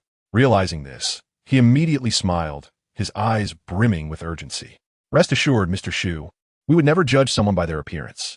This master has been personally endorsed by Master Zhang Xianling, and we naturally trust that. Given his status, he could not reach Master Zhang Xianling. Otherwise, he would not be in such a predicament. Tong Yuran, understanding the situation, knew this was a common protocol whenever these individuals sought assistance. However, those individuals remained tight-lipped, never revealing that Sui Sui was a master. In truth, it was not that they were silent. Rather, most dismissed such claims as absurd. A 5-year-old child is a master? Ridiculous. Would you believe I am Qin Shi Huang, or that a 5-year-old could be a master? Moreover, Master Zhang Xianling had stated that she was a talent. How could someone so young be a true prodigy? Nonsense. This was absolutely preposterous. The informed individuals, having been rebuffed, fell silent. Fine, since you do not believe. You may wait until you encounter her yourselves. Furthermore, the fewer people who knew, the more time and energy the young master would have to assist them. With such talent, she would inevitably rise to the level of Master Zhang Xianling, and soon they would find it impossible to reach her. Thus, they preferred to remain discreet for now. Tong Yuran smiled gently at the couple. Since you are both aware, I shall call her over. She turned toward the living room and called, Sui Sui, come help Uncle Zhou. Your kindergarten classmate, Zhang Zishuan is in a bit of trouble. In the next moment, Zhou Fu and his wife stood frozen in shock. The master they envisioned, even if not a sage with ethereal grace, could not possibly be this adorable little girl in a beautiful, frilly dress, clutching an awkwardly cute doll. Especially since she was their son's classmate. How could they not know little Sui Sui? Upon learning that she was merely a poor child abandoned by her parents, even facing the prospect of being sold by them, and that the Shu family had taken her in out of kindness, they dismissed it from their minds. After all, she was just a little girl. Some of the older generation who were out with them, upon hearing this, not only did not urge them to leave early, but insisted they continue their sightseeing, remarking that their descendants would find their own fortunes. Meanwhile, Shu Yingxue was seething with frustration, calling her parents daily to hasten the end of their trip. Since there was little happening at home, and she trusted her daughter-in-law to handle matters, she left Shu Yingxue to stew in her own impatience, reminding her that she was no longer part of the Shu family. When she severed ties with the Shu family for a man, she should have been aware of her current status. Just because they were kind towards Miao Miao did not imply that they had forgiven her. Ultimately, everyone was witnessing the drama of the Shu family, using it as a warning to ensure they would never raise their daughters in such a manner. Suisui was well prepared, and upon hearing Tong Iran's call, she immediately bounded over, holding little Shu in her arms, with Shu Huaiqin following closely behind, her little face serious. Noticing that Zhou Zishuan did not exhibit the same excitement upon seeing Suisui as before, she furrowed her brows, wondering what was wrong with him. To her surprise, the little girl stood before her son, her chubby face earnest. Little Shu Gij, Zishuan has encountered a problem. The water ghost sister is seeking a replacement. Zhou Fu and his wife were bewildered. What? What is this water ghost? Having spent time with Suisui, Shu Huaiqin had learned about various supernatural beings and was not afraid. He nodded sagely, realizing, now I understand why the teacher always tells us to stay away from the creek and lakes. Not only could we accidentally fall in and drown, but we could also be possessed by a water ghost. He looked earnestly at Suisui and suggested, Suisui, when summer vacation comes, you should mention this to Teacher Su, so she can warn everyone about this danger. Suisui's eyes sparkled. All right, little Shu Gij, what you said makes sense. Zhou Fu and his wife interjected, children, stop joking around. This is not the time for play. Given Suisui and Shu Huaiqin's standing in the Shu family, Zhou Fu and his wife hesitated to reprimand them, instead seeking assistance from Shu Nanshan and his wife. Zhou Zishuan hung his head, clutching a glass bottle, seemingly oblivious to his surroundings. Shu Nanshan was not surprised. Despite their earlier assurances, seeing the situation unfold often left people bewildered. Just watch, Suisui will take action. Tong Iran smiled as well. Why would we deceive you? If we cannot resolve this, it is our own embarrassment. Who knows, this little one might possess the ability. After all, talent is unpredictable, and within the vastness of Huagua, one could encounter the most extraordinary occurrences. At that moment, the glass bottle in Zhou Zishuan's arms began to tremble violently, black mist seeping from the opening, wrapping around his wrist like a living entity. Suisui narrowed her eyes, placing her small hand firmly on the bottle's surface. Water Ghost Sister, what you're doing is wrong.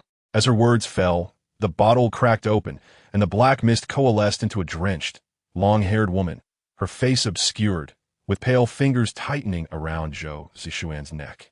Zhou Fu and his wife stumbled back in terror, screaming. When had they ever encountered something like this?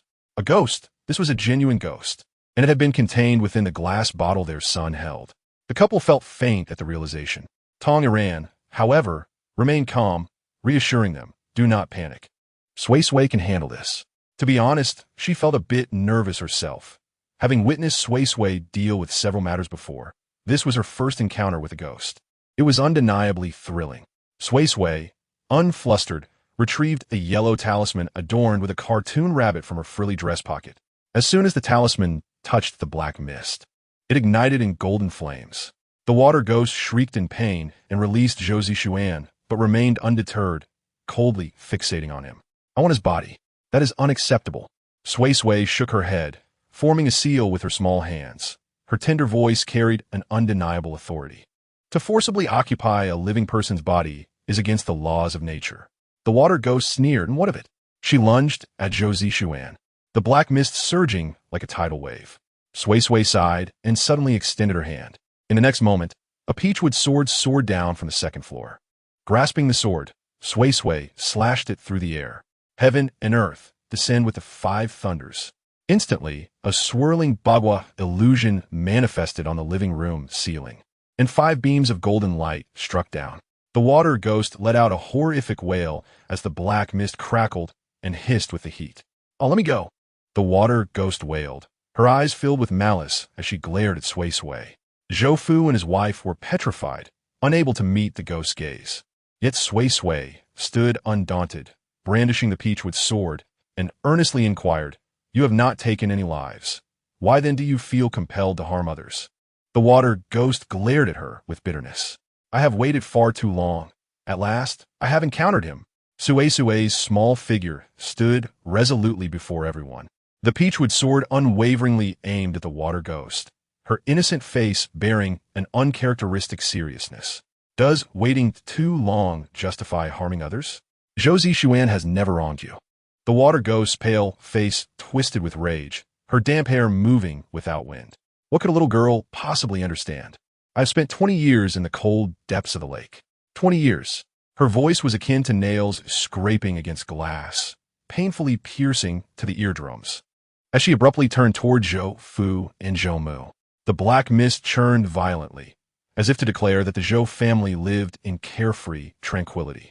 Zhou Fu's complexion turned ashen in an instant, his lips quivering, yet he found himself unable to utter a word. Zhou Mu, in stark contrast, collapsed in a Tong Iran's embrace, her eyes wide with shock. What was happening? What did this have to do with their Zhou family?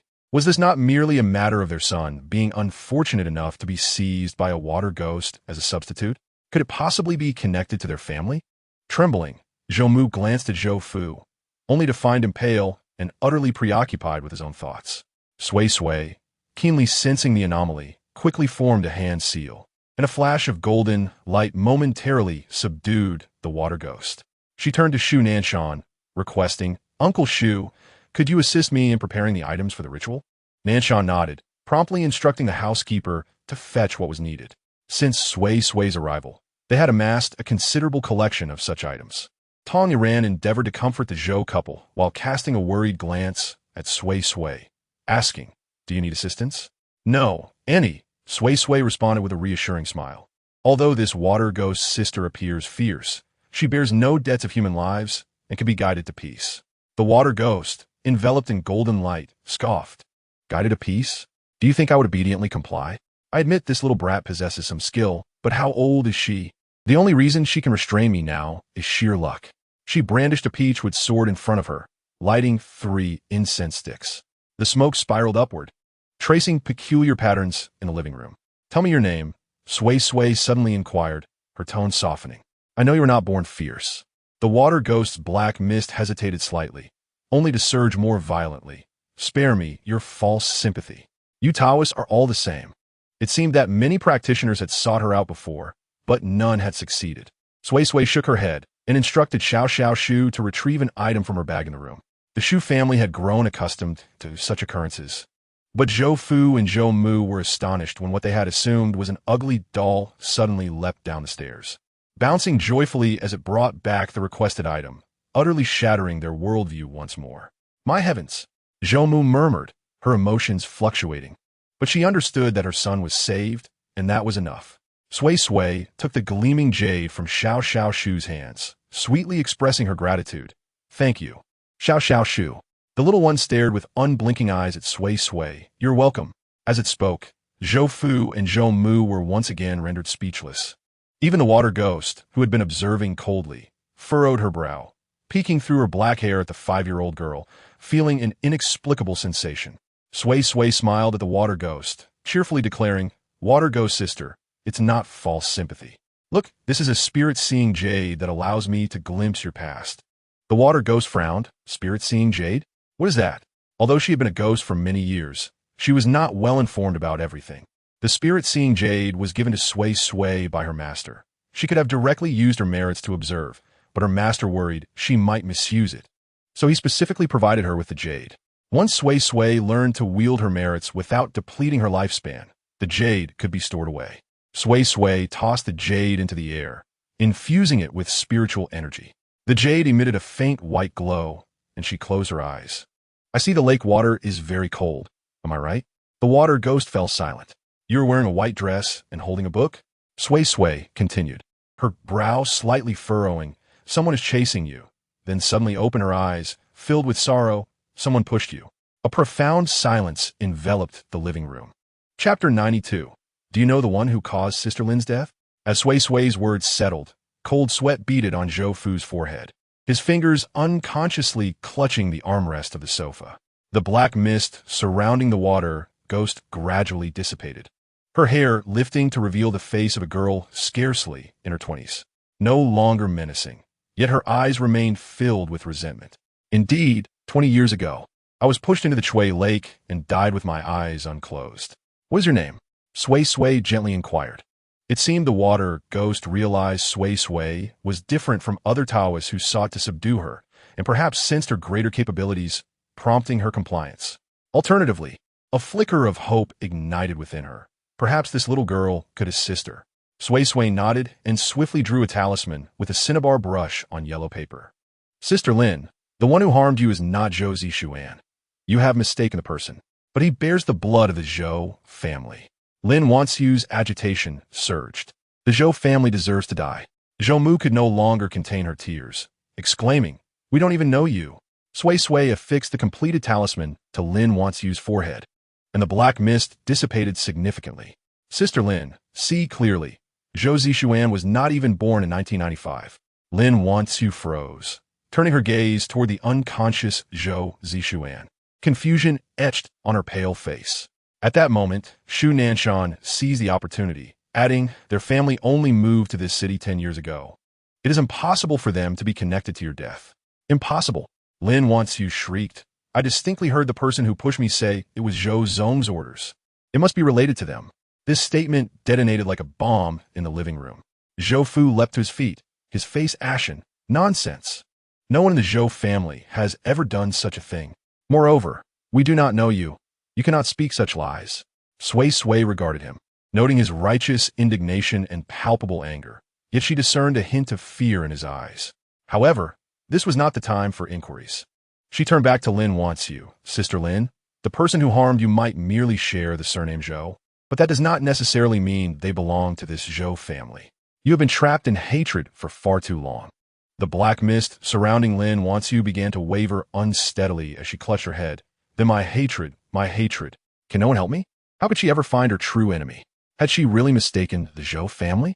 But if it was a mistake, why did her resentment surge so violently upon seeing this child? No, it must be related to him. It must be.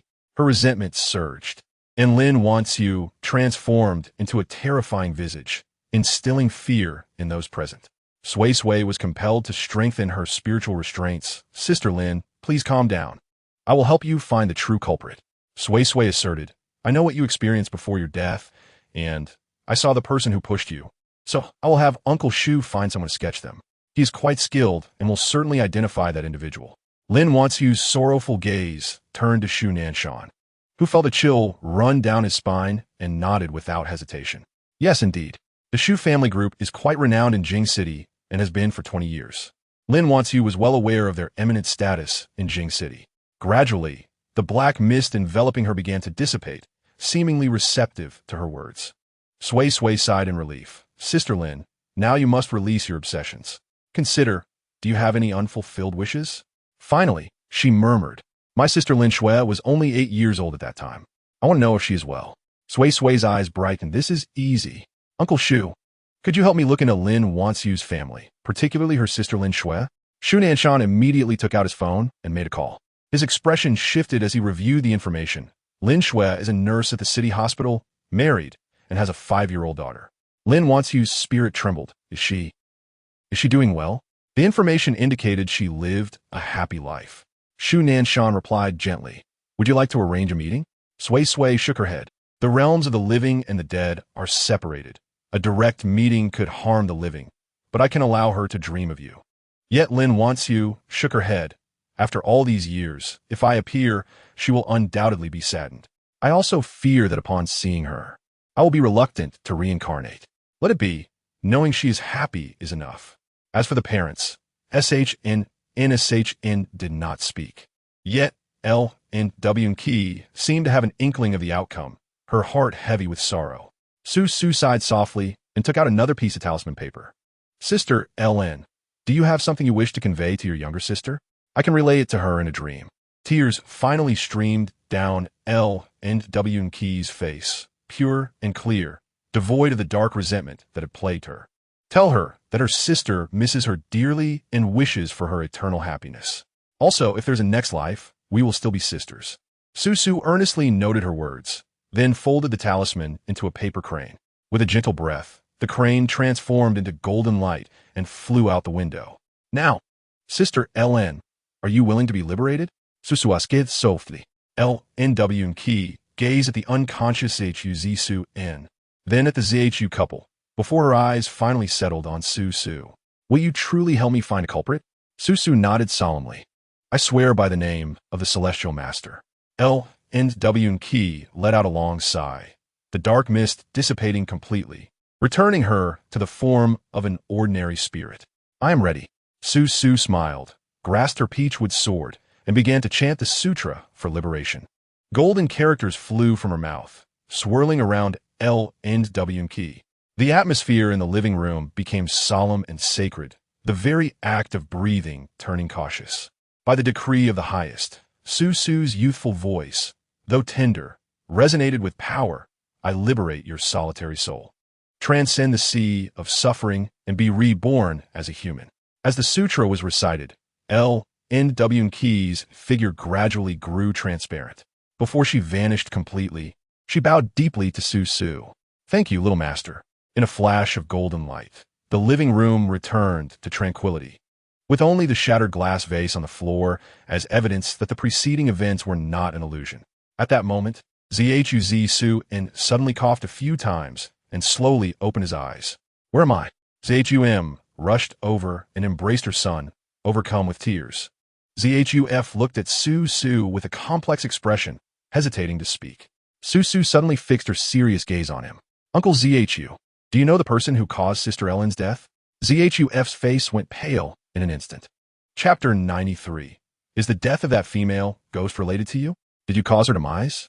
Suisui's words left everyone present in shock, exchanging glances. Even Zhu, nestled in his mother's embrace and unaware of the situation, turned to his father. Dear, what does the little master mean?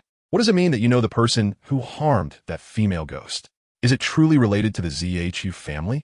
Zhum clutched Suisui tightly, her emotions becoming agitated. Initially, she believed her child was a victim of circumstance, but after hearing the words of the female ghost and Suisui's remarks, she was compelled to reconsider whether this truly was mere misfortune. The living room was filled with the fragrant aroma of burning incense, which, instead of offering solace, only heightened Huf's anxiety. Cold sweat beaded on his forehead as he forced a smile, though his voice quivered.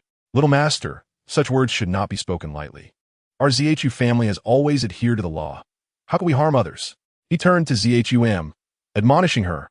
What are you stirring up? How could our family possibly do such a thing? That female ghost must have mistaken us. Zhum's eyes were red and swollen as she instinctively shook her head. No, there must be a reason.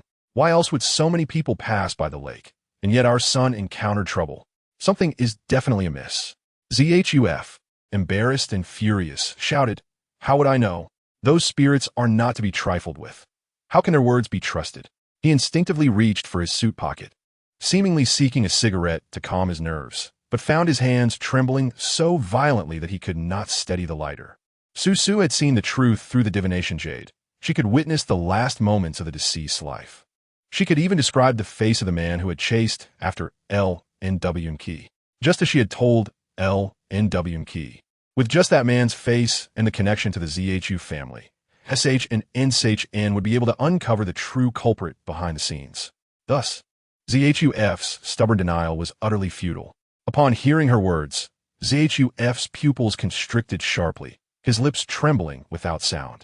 The CUH project had indeed caused him pain, and he closed his eyes in anguish, his lips quivering and the veins on his forehead pulsating. Susu continued, moreover. Her soul has been trapped at the bottom of the lake for 20 years, her resentment unresolved because her body has yet to be found. Therefore, not only must we identify the true culprit, but we must also locate L and W Key's remains, allowing her to rest in peace and comfort her loved ones. Upon hearing this, Zhum's face turned ashen as she clutched Suisui tightly, her voice trembling. Dear, the little master has said it. The death of that female ghost is indeed related to your Zhu family, isn't it? You must tell me. Why have you hidden this from me? After all these years of marriage, am I not worthy of your trust? Zhu did not comprehend the unfolding events, but sensed that his father might have done something wrong, something grave. Tears began to flow down his cheeks as he grasped his mother's arm, fearfully observing the turmoil around him. This situation even evoked a hint of sympathy from Shuijin for this little tyrant. If L and W Key's death truly implicated his father, then it was certain that his father would ensure the perpetrator faced justice. That would mean Zhu would be without a father. Contemplating this, Shuijin sighed deeply, reflecting on the age-old adage that the net of heaven is vast and nothing escapes its grasp. Just as Zhuf was about to argue, the previously silent SH and NSHN suddenly interjected. Old Zhu, I remember that in 1995, your family indeed had a significant project near CUH, which caused quite a stir. Zhuf's head shot up, a flicker of panic flashing in his eyes.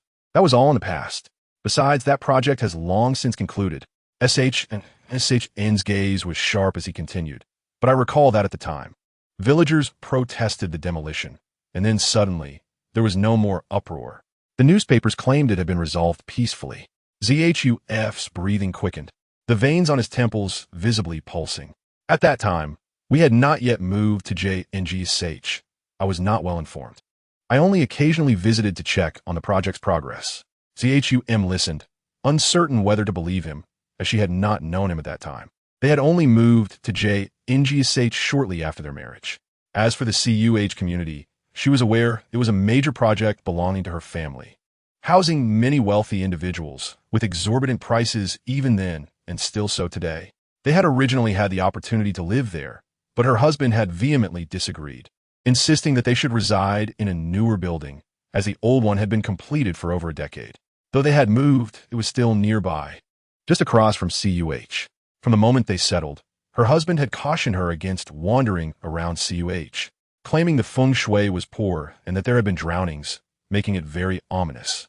After hearing this, she naturally complied.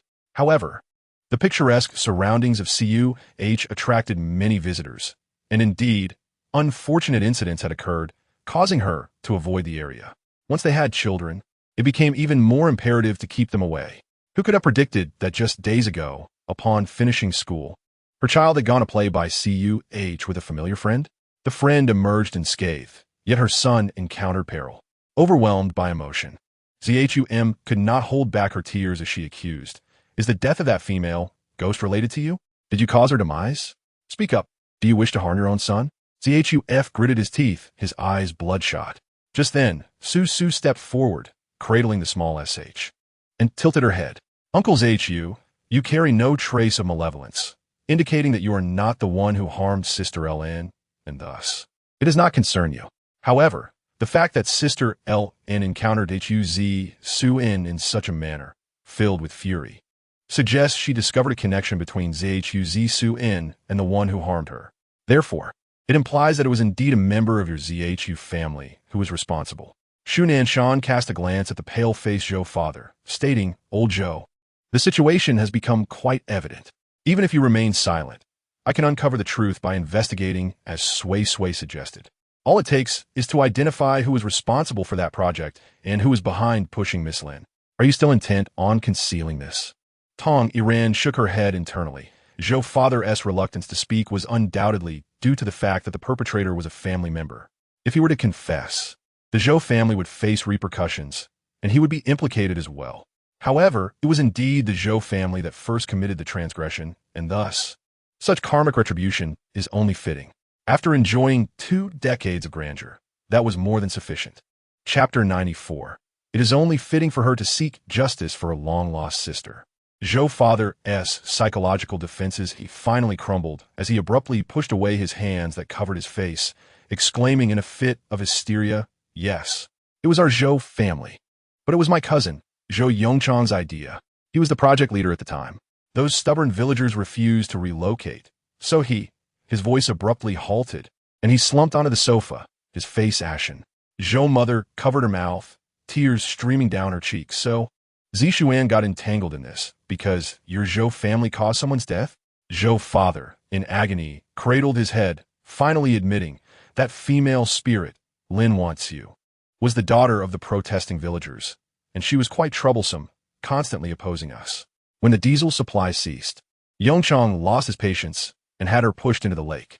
Zhou father wiped his face, revealing a pained expression. I only learned of this later. At that time, I was not in the capital, and I was merely a participant in the project without authority. Initially, I was pleased, thinking we had given enough money to silence that woman, so everything seemed to progress smoothly, and I did not pay attention.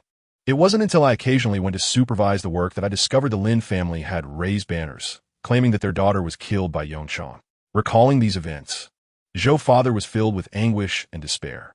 He inhaled deeply and trembled as he continued. At that time, I was furious, thinking that a grown adult, who was capable of taking care of herself, had gone missing, alive or dead. What did it have to do with us? Until I accidentally overheard Yongchang speaking with his subordinates. One of them mentioned that Lin Wanxiu's body had already been retrieved and disposed of cleanly. It was then that I realized she had actually died, and it was at the hands of my cousin. Zhou father, in despair, pounded his chest. You cannot fathom the despair I felt at that moment. I was only in my 20s and had never encountered such matters. I could hardly believe that my cousin, who always smiled at me, could commit such a heinous act. He was only in his 30s. How could he be so ruthless? At that moment, his voice trembled with palpable fear. Yet even with the truth unveiled, I found myself unable to confide in others. How could I explain? Everything I have is bestowed by my family. Should I betray my kin for a stranger's sake? Zhou father suddenly looked up, as if seeking affirmation. Mr. Shu, you understand me, do you not? The Zhou family is a large clan, as is your Shu family. If you were in my position, would you report it? Would you lead your family to ruin? Sui Sui listened in silence, her face devoid of its usual smile. Uncle Zhou, do not seek excuses for your selfish desires. Her small face appeared frosty. If you are wrong, then you are wrong. The grievances of Sister Lin linger, because her injustices remain unavenged. After Sui Sui finished speaking, Shu Nanshan's voice emerged coldly, slicing through the stagnant air like a knife dipped in ice. 20 years ago, my father discovered that the financial director embezzled millions of public funds to buy cars and houses for his mistress.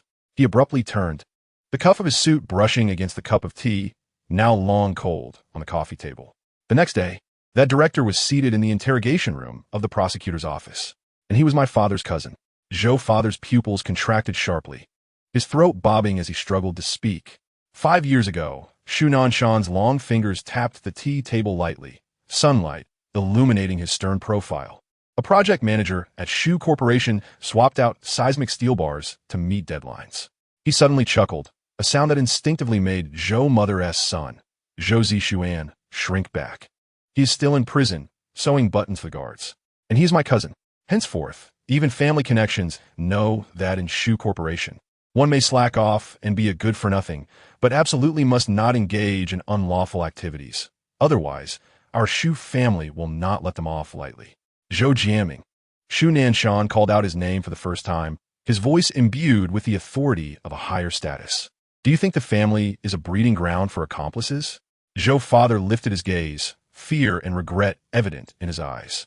No, in the Shu family, such filth must be eradicated, which is why the Shu family thrives. As for your Zhou family, Shu Nanshan's gaze was icy, to speak frankly. Your reputation in the circle is not commendable. Are you not aware of the deeds you have committed?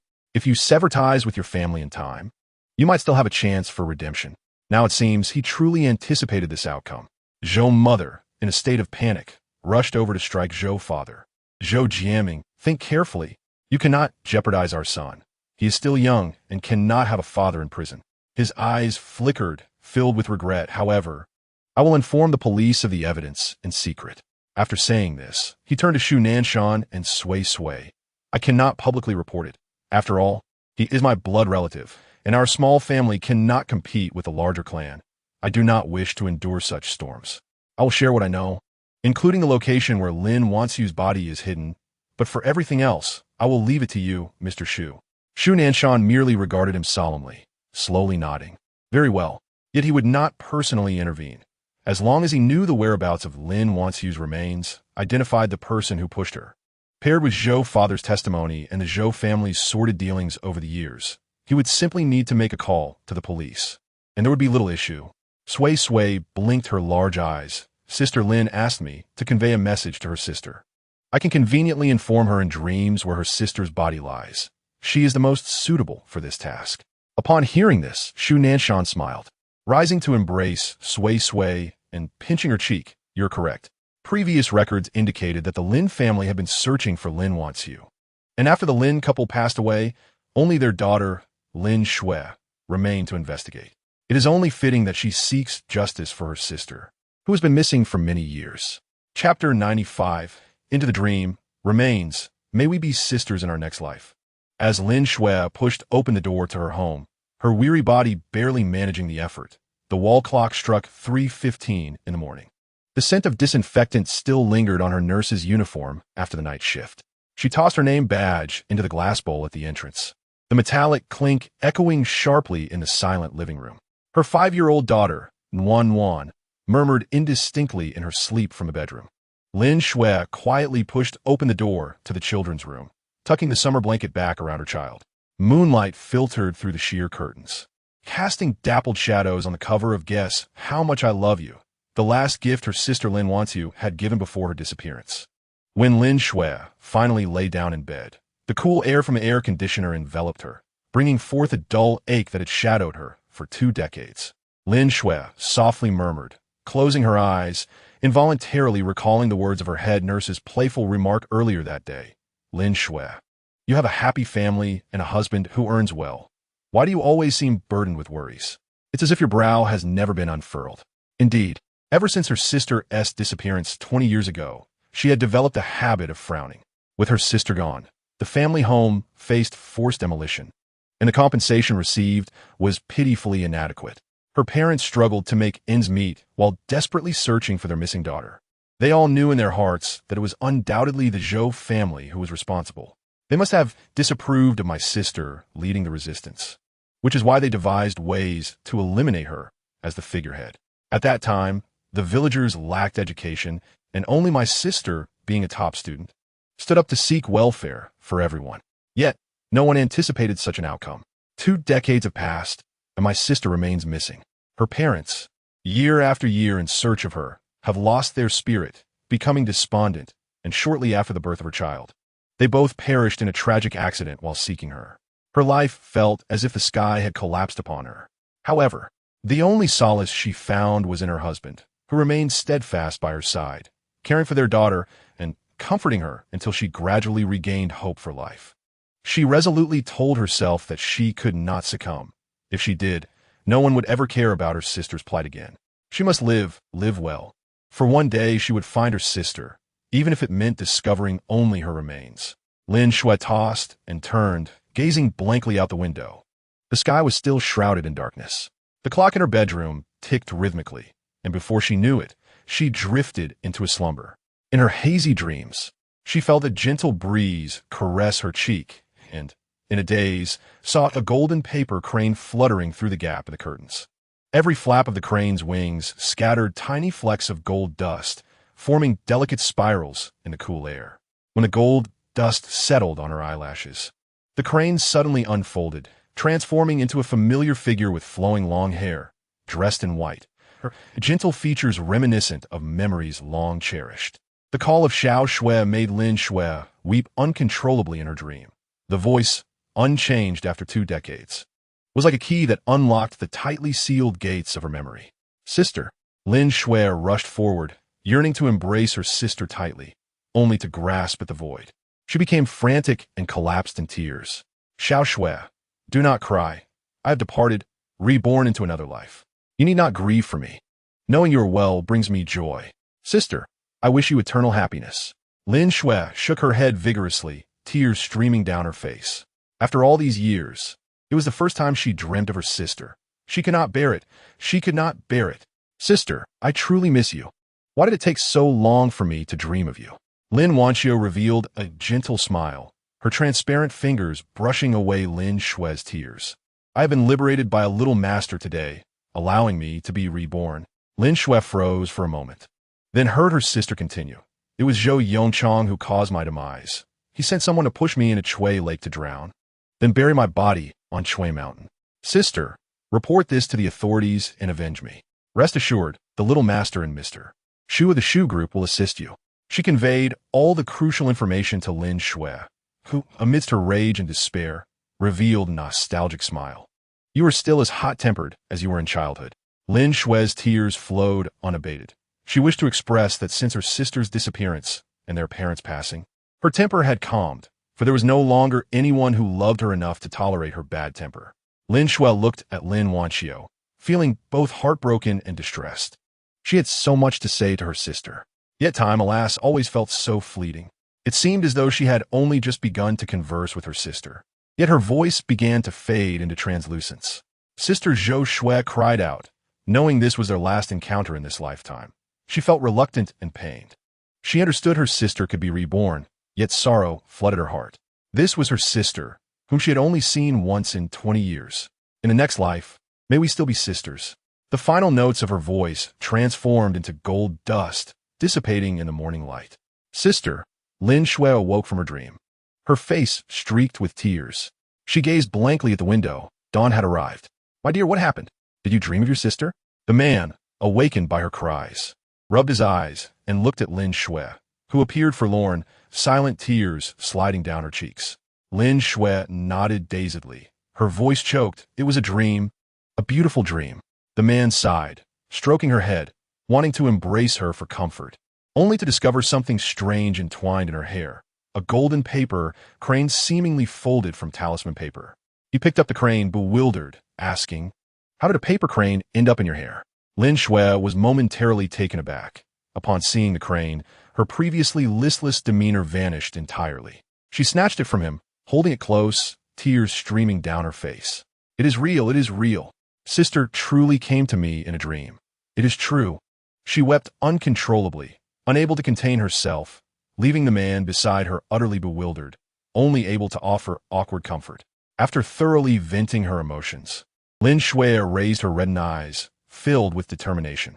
I know where my sister's body is hidden. I will report this to the police. I will ensure her unjust fate is avenged. The man, taken aback, uttered a startled what? In the face of Lin Shui's nearly frantic expression, he sighed and nodded. All right, I will accompany you. He thought it was merely his wife's longing for her sister, unaware that after reporting to the authorities, the police indeed unearthed a skeleton. Chapter 96. People make choices, and fate observes. Strive to be a good person. As the children of the Sunflower class joyfully embarked on their summer vacation, the upper echelons of society were engulfed in a whirlwind of scandal. The catalyst was the discovery of a skeletal remains on Chui Mountain near the affluent Chui Lake community. Upon identification, the deceased was confirmed to be Lin Wanxiu, who was merely in her early 20s at the time of death, and the individual who reported the incident was her sister, Lin Shui.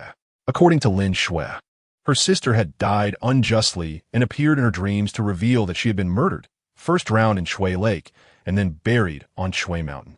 Up to this point, the wealthy residents of Chui Lake merely felt discomfort until it was revealed that Lin Shui accused the mastermind behind it to be Zhou Yongchong, the developer of Chui Lake community.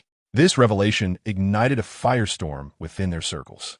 Over 20 years ago, Chui Lake community was a symbol of wealth, and it still retained that status today. According to the elders from that time, there had indeed been some conflicts during the demolition of the area, but they were swiftly resolved. It turned out that this resolution meant something far more sinister. In an instant, the Zhou family became the target of public ire, with everyone subtly probing into the matter. As the figure in power, Zhou Yongchong merely smiled lightly in response. Indeed, there was a female university student who had protested, but after our amicable communication, the issue was resolved. As for the sudden claim by her sister 2 decades later that I orchestrated her death, I cannot accept that. When this statement reached Lin Shui's ears, her eyes reddened with fury, emotions spiraling out of control. Her sister was such a wonderful person, even in death. She had to face slander. These men were truly despicable. Did they really think that after all these years, she would not be able to hold them accountable? Huh. Her sister had mentioned in the dream that the little master would assist her, and the Shu group would lend their support as well. Zhou Yongchang did not take the matter seriously. Initially, he felt some annoyance upon its revelation, unable to fathom that after 20 years, the woman's body could still be found. But what of it? After so many years, what evidence remained? Moreover, with his elevated status, why should he fear a powerless commoner? When Zhou Yongchang was summoned by the police, he was utterly dumbfounded. How could this be? Wang Chong had served him loyally for so many years and had done countless things for him. If he was implicated, Wang Chong would also be in trouble. So why was he so bewildered? Had he lost his mind? Was Wang Chong mad? No, of course not. Sui Sui stood proudly, her chest held high. All thanks to her talisman of truth. Lin Wanxiu's demise has lingered in memory for far too long, and the evidence has long since faded. In order for the police to swiftly apprehend Zhou Yongchang and prevent him from harming Lin Shui's family, it is imperative to act decisively and capture Wang Chong, the one who initially caused Lin Wanxiu's tragic fate. The simplest method for this capture is the Jinyan talisman. Once the talisman is cast, the police can be assured that Wang Chong will answer every question posed to him, proving to be exceedingly effective. However, crafting this talisman requires considerable spiritual energy, which she expended in abundance. In truth, if Sui Sui could approach the target to perform the Jinyan technique, the cost would be far less burdensome. Upon witnessing Sui Sui complete the talisman, Shu Huijin turned pale, teetering on the brink of fainting, leaving him flustered and at a loss. Fortunately, his experience allowed him to grasp Sui Sui's hand firmly, and gradually he observed the color returning to her previously pale lips. Sui Sui, you frighten me, Shu Huijin exclaimed, his cherubic face etched with concern. You mustn't do this again. After uttering these words, he met Sui Sui's innocent big eyes, realizing the familiarity of his admonition. Alas, he knew Sui Sui would not heed it. Indeed, Sui Sui nuzzled against him, playfully declaring, "It's no big deal, Xiao Shuji, with you here. I'll be just fine. Plus, by helping Sister Lin, I will accumulate merit, which benefits me even more." Shu Huijin pouted childishly, pondering what he could do. The only course was to remain close to Sui Sui whenever she felt unwell. With Sui Sui's assistance and Shu Nanshan's discreet encouragement, the police swiftly uncovered a plethora of evidence from Wang Chong, including but not limited to the case of Lin Wanxiu. Over the years, Zhou Yongchang had compelled Wang Chong to commit numerous unsavory deeds, each one stained with blood. Before long, the Zhou Yongchang case erupted into a media frenzy, resulting in his death sentence and the downfall of many members of the Zhou family. However, Zhou Zixuan's father was fortunate, timid by nature. He had recoiled from his cousin's ruthless actions 2 decades prior and had spent years in shame, unable to report Lin Wanxiu's murder while engaging in atonement through charity. Although related by blood, he held a minor position in the Zhou clan. The recent upheaval within the Zhou family, however, presented him with an opportunity to emerge. Grateful, Zhou's father made a special visit to the Shu family to thank Sui Sui after the ordeal concluded.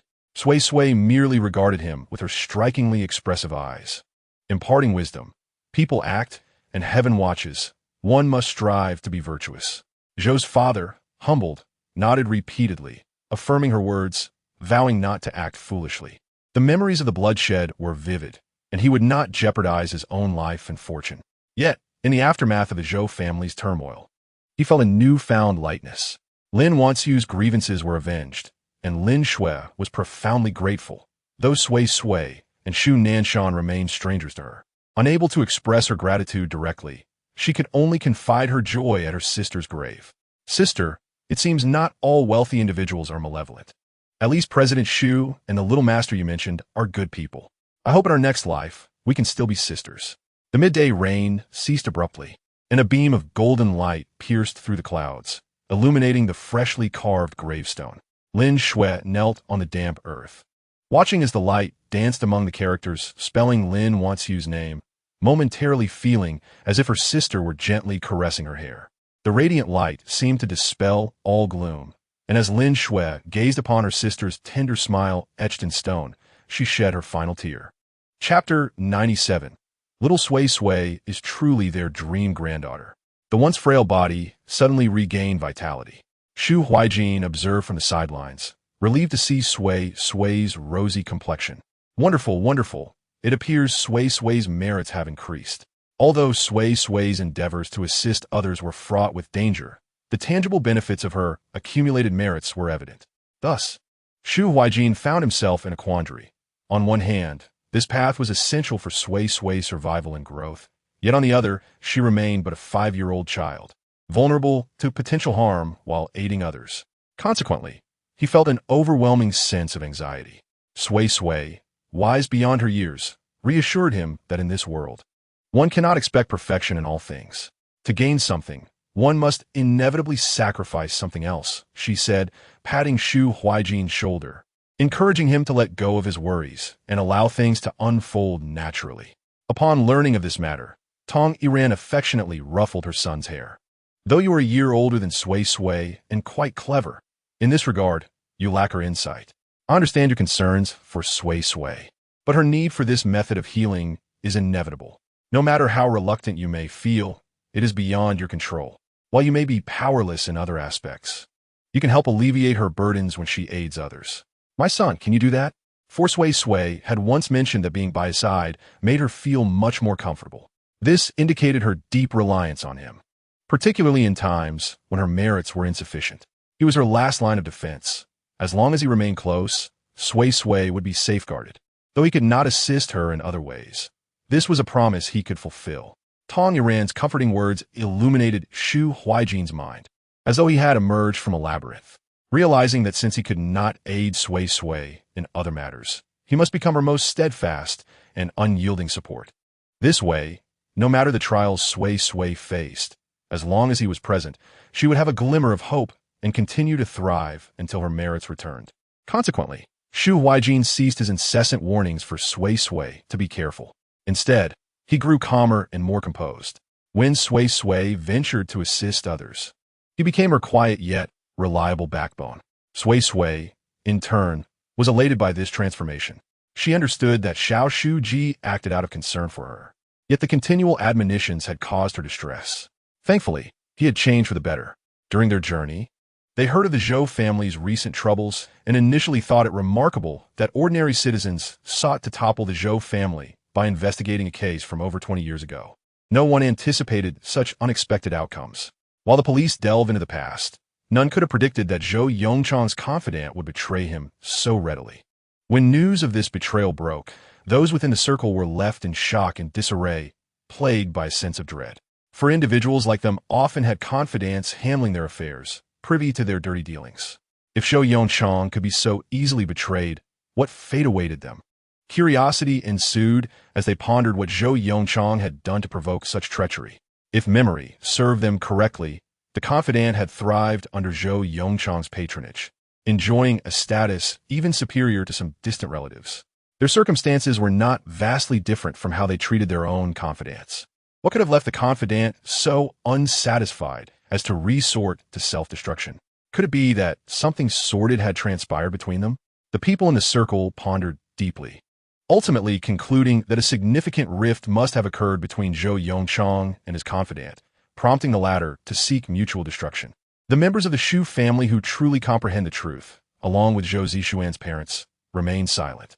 This is a significant matter, and naturally, it cannot involve Sui Sui. Grandpa Shu and Grandma Shu exchanged glances, then turned their attention to the cherubic little one before them. The child, with her lovely little braids adorned with colorful hair clips, possessed a face as delicate as jade and snow, evoking an irresistible desire to pinch her cheeks. She was truly the embodiment of their dreams for a grandchild. Yet, this tiny being, how could their son assert that she was the mastermind behind the Zhou family's case? Grandpa Shu couldn't help but stroke his somewhat graying beard and mused. Nanshan, you once mentioned Sui Sui's capabilities, but are you certain about the Zhou family's matters? Shu Nanshan chuckled, ruffling Sui Sui's little head, and recounted the entire sequence of events. Dad, Mom. It is as follows. Although Sui Sui is small, her abilities are remarkable. Sui Sui beamed sweetly, resembling a little angel, making it hard to imagine her as being so formidable. Grandpa Shu clicked his tongue, feeling that they had stumbled upon a treasure. This little one had even received praise from Master Zhang Xianling, which was simply extraordinary. Grandma, Sui Sui has also prepared gifts for you. The little girl's shoes tapped rhythmically on the floor as she retrieved her prepared presents, 2 small dolls. After Tong Iran jokingly stated that she too desired a gift, Sui Sui quickly crafted 4 more. 1 for Tong Iran, 1 for Shone, and 2 for Grandpa and Grandma Shu. However, theirs were not as large or as lively as Shu Huijian's. The primary function of these 3 dolls was to guard and protect their owners, akin to the efficacy of puppet dolls. Chapter 98. Is you who should not take ours. What face do you have to say I treat you this way? In truth, Sui Sui intended for the doll she made for the 4 elders to be similar in size too. However, Shu Huijian firmly declared that it was unacceptable. First, their parents and grandparents were adults. They did not require such childish toys for companionship. Second, their family was wealthy and powerful, with personal safety as the utmost priority. Thus, Sui Sui only needed to create 1 doll capable of providing close protection for them. Sui Sui contemplated this and found Shu Huijian's reasoning sound, adopting his advice. The 4 dolls were made as small as possible, closely resembling the 4 adults.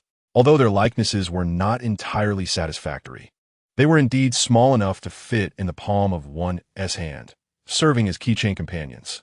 Grandpa Shu and Grandma Shu did not disdain the simplicity and unappealing nature of these dolls. Rather, upon learning of their protective function, the elderly couple felt immense joy.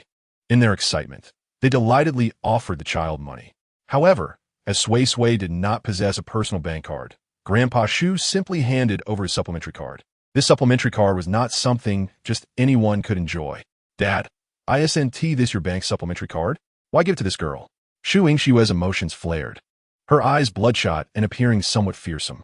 Lin Xiaoyao had been demanding money from her, claiming she was useless and openly flirting with other women, which made her head pound with anger. Yet, unexpectedly, before she could voice her grievances, she spotted her father's supplementary card in the hands of that wretched girl. Previously, as the eldest daughter of the Shu family, she had been indifferent to her father's supplementary card, for she had a black card of her own. However, when her funds became frozen, rendering her black card useless, jealousy naturally took root. Time had changed. In her view, this supplementary card should not only be withheld from her, but should also be designated for her daughter. How could it be given to an outsider? And an outsider who had not even been adopted. Indeed, Sui Sui had lived with the Shu family for a considerable time, yet the family merely took her in temporarily, without officially adding her to their household registration. After being turned away by the Shu family, Shu Yingxue had relentlessly sought to uncover the origins of that wretched girl. She learned that Sui Sui had been abandoned by her biological mother and adopted by a Taoist, only to return 5 years later to reunite with her family, resulting in a scandal that led to her biological parents' divorce. Subsequently, they colluded to sell her to human traffickers. But that wretched girl not only escaped being sold, but was also rescued by her brother, who subsequently dismantled the human trafficking ring. Upon discovering these events, Shu Yingxue was filled with rage. How could that wretched girl be so fortunate, never having been sold? If she had been, there wouldn't have been so many complications. Furthermore, this girl possessed a certain malevolence. From the moment she arrived, she had caused her parents' divorce. The once irreconcilable couple had joined forces to sell her, only to fail, landing themselves in trouble instead. Did this not indicate that the girl was indeed quite sinister? Now it was even more absurd, as her parents had been bribed and her father had relinquished his supplementary card. No, this was absolutely unacceptable. When Grandpa Shu saw Shu Yingxue, the smile on his face faded somewhat. He then turned to his shy granddaughter, once again revealing a warm smile as he beckoned her closer. Meow Meow, come here. Let Grandpa see if you've gained some weight. Grandpa, Lin Meow Meow offered a timid smile, taking small steps towards him with her gaze falling on the unattractive doll held by him and Grandma Shu. This familiar unattractiveness could have been made by Sui Sui. Grandma Shu also bent down, gently patting Lin Meow Meow's head with a hint of concern. How come you look thinner after just a few days? Shu Yingxue feigned distress. Meow Meow has always been frail due to being a premature baby. She has remained so slim throughout her life. Now that it's summer and she struggles to eat, she's even thinner. I intended to provide her with nutritional supplements, but those are too expensive, so I could only buy some zinc supplements for her. Shu Nanshan, overhearing, scoffed without restraint. Shu Yingxue, catching this, pursed her lips in irritation. Her brother was truly inconsiderate. Grandpa and Grandma Shu, aware of the implications in Shu Yingxue's words, refrained from responding, instead addressing Lin Meow Meow. Meow Meow should eat more at Grandpa's place. Whatever you wish to eat, tell the chef, and they will prepare your favorites. ensuring you eat well and grow tall. The meals here are delicious and plentiful, far surpassing those at home. Although Grandpa and Grandma Shu's silence left Shu Yingxue feeling uncomfortable, at least Meow Meow would continue to dine at the Shu residence. As her daughter could eat there, she, as a mother, naturally felt compelled to follow suit. Thus, she resumed her cheerful demeanor and revisited the earlier topic. Dad, you still Haven Tea explained how this supplementary card ended up in Sui Sui's hands. Sui Sui tilted her head, placing the bank card into her little pocket in front of Shu Yingxue. Meeting her fiery gaze, the little one seemed to know precisely how to provoke her, grinning widely, which left Shu Yingxue's head buzzing with frustration. Dad, what is happening? You didn't even give your biological granddaughter a supplementary card, Shu Yingxue exclaimed, her voice becoming sharper with agitation. Shu Nanshan retorted coldly. Dad can give his belongings to whomever he wishes. What does it have to do with you? Don't forget, you're not a member of the Shu family. Your presence here is solely due to Meow Meow. Do not overstep your bounds. Shu Nanshan's relationship with Shu Yingxue had not been bad in the past, as they had grown up together as siblings. However, the emergence of Lin Xiaoyao led to his complete disappointment in her. He had tried so hard to pull her out of her abyss. Yet Shu Yingxue stubbornly resisted and even blamed him for meddling. No matter how strong their bond had been, such circumstances would inevitably create rifts, breeding resentment. He would rather reject this sister than see their parents suffer. Shu Nanshan, what do you mean? We share the same blood as siblings, and you treat me this way? Shu Yingxue bit her teeth together in frustration. You were the one who turned your back on us. What face do you have to accuse me of treating you this way? The two elders sighed deeply upon witnessing the scene. Chapter 99. You're not allowed to participate in variety shows. S.H. Wangxu, unable to contend with her younger brother's sharp tongue, furiously turned to her parents to complain. Mom, Dad, can you believe that NSHN is like this? Knowing that I'm currently struggling, he still behaves so sarcastically. Before SHLOS could respond, SH and NSHN let out a few cold laughs, sitting upright on the sofa, his gaze icy. Your difficulties are entirely of your own making. How did I and our parents advise you back then? And what did you do? Now you come crying to us about your misfortunes. What do you take us for? S.H. Wangxu, filled with indignation, suddenly stood up, tears glistening in her eyes. Mom, Dad, I know you look down on Shiyuan and, consequently, you look down on me as well. But I am your biological daughter. How can you be so biased towards sons? The S.H. family wealth had already been passed to NSHN, and as an external daughter-in-law, she was hardly given any pocket money. How can you treat me this way? Upon hearing S.H. Wangxu's words, SHLOFRN felt a tightness in her chest. SHLOS felt similarly. Their daughter's ability to distort right and wrong had only increased. TYRN observed the situation, shaking her head inwardly, sighing repeatedly. Regardless of the reason behind the quarrels between S.H. Wangxu and her husband, it always seemed to revert to the excuse of gender bias. This was precisely why she increasingly wished to avoid contact with her. Sensing the tense atmosphere, Miomi cautiously moved from beside SHL Oz to SH Wangxu's side, softly calling Mom. SH Wangxu squatted down and embraced her, lamenting, Miomio, do you see? This is your uncle. You must remember what your uncle has done to you. He looks down on your mother, disdains your father, and has no affection for you whatsoever. Do you hear me? Terrified, Miomi nodded, tears welling in her eyes. Yes, Mom, I hear you. SHLOFRN and SHLOS, witnessing this, felt their hearts racing. Wangxu, what are you doing? How can you teach a child this way? SH and NSHN observed coldly, saying nothing, as he was already well aware of his sister's character. SH Wangxu, in a frenzy, exclaimed, Am I wrong? Is it not true that SH and NSHN looks down on me? Does he harbor any affection for Miomio? Even you, Mom and Dad?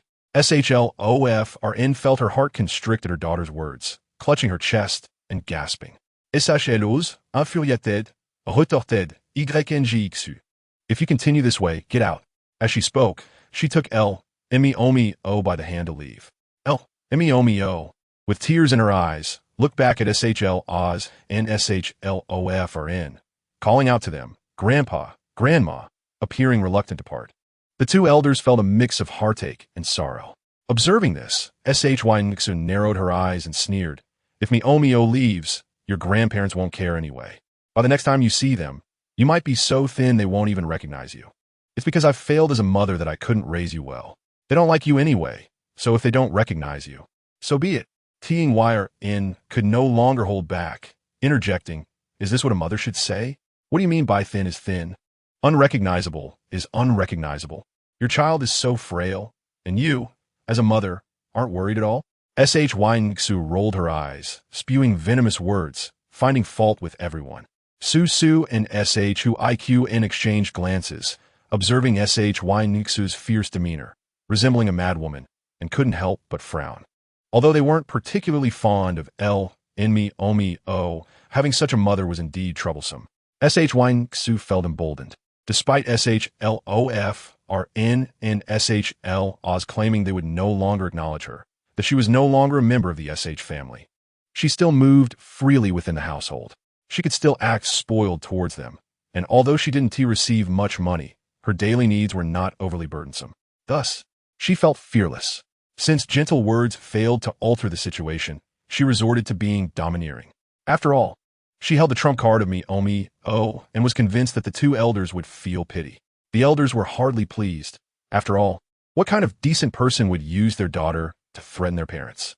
Just as the atmosphere grew tense, a servant entered carrying a glistening crystal pea cake. This was a beloved afternoon tea snack for both Suisui and Shuiqn. Knowing Meomi was present, the servant had prepared extra. The crystal pea cake was bouncy, sweet without being cloying, and favored by children. At least Meomi's eyes sparkled with desire as she watched Suisui and Shuiqn each take a piece. She looked up at Shynxu, softly calling Mom. Seeing this, SHLOS deliberately picked up a crystal pea cake, beckoning to Meomi, come. Meomi, come eat some pea cake with Grandpa. You love it, don't you?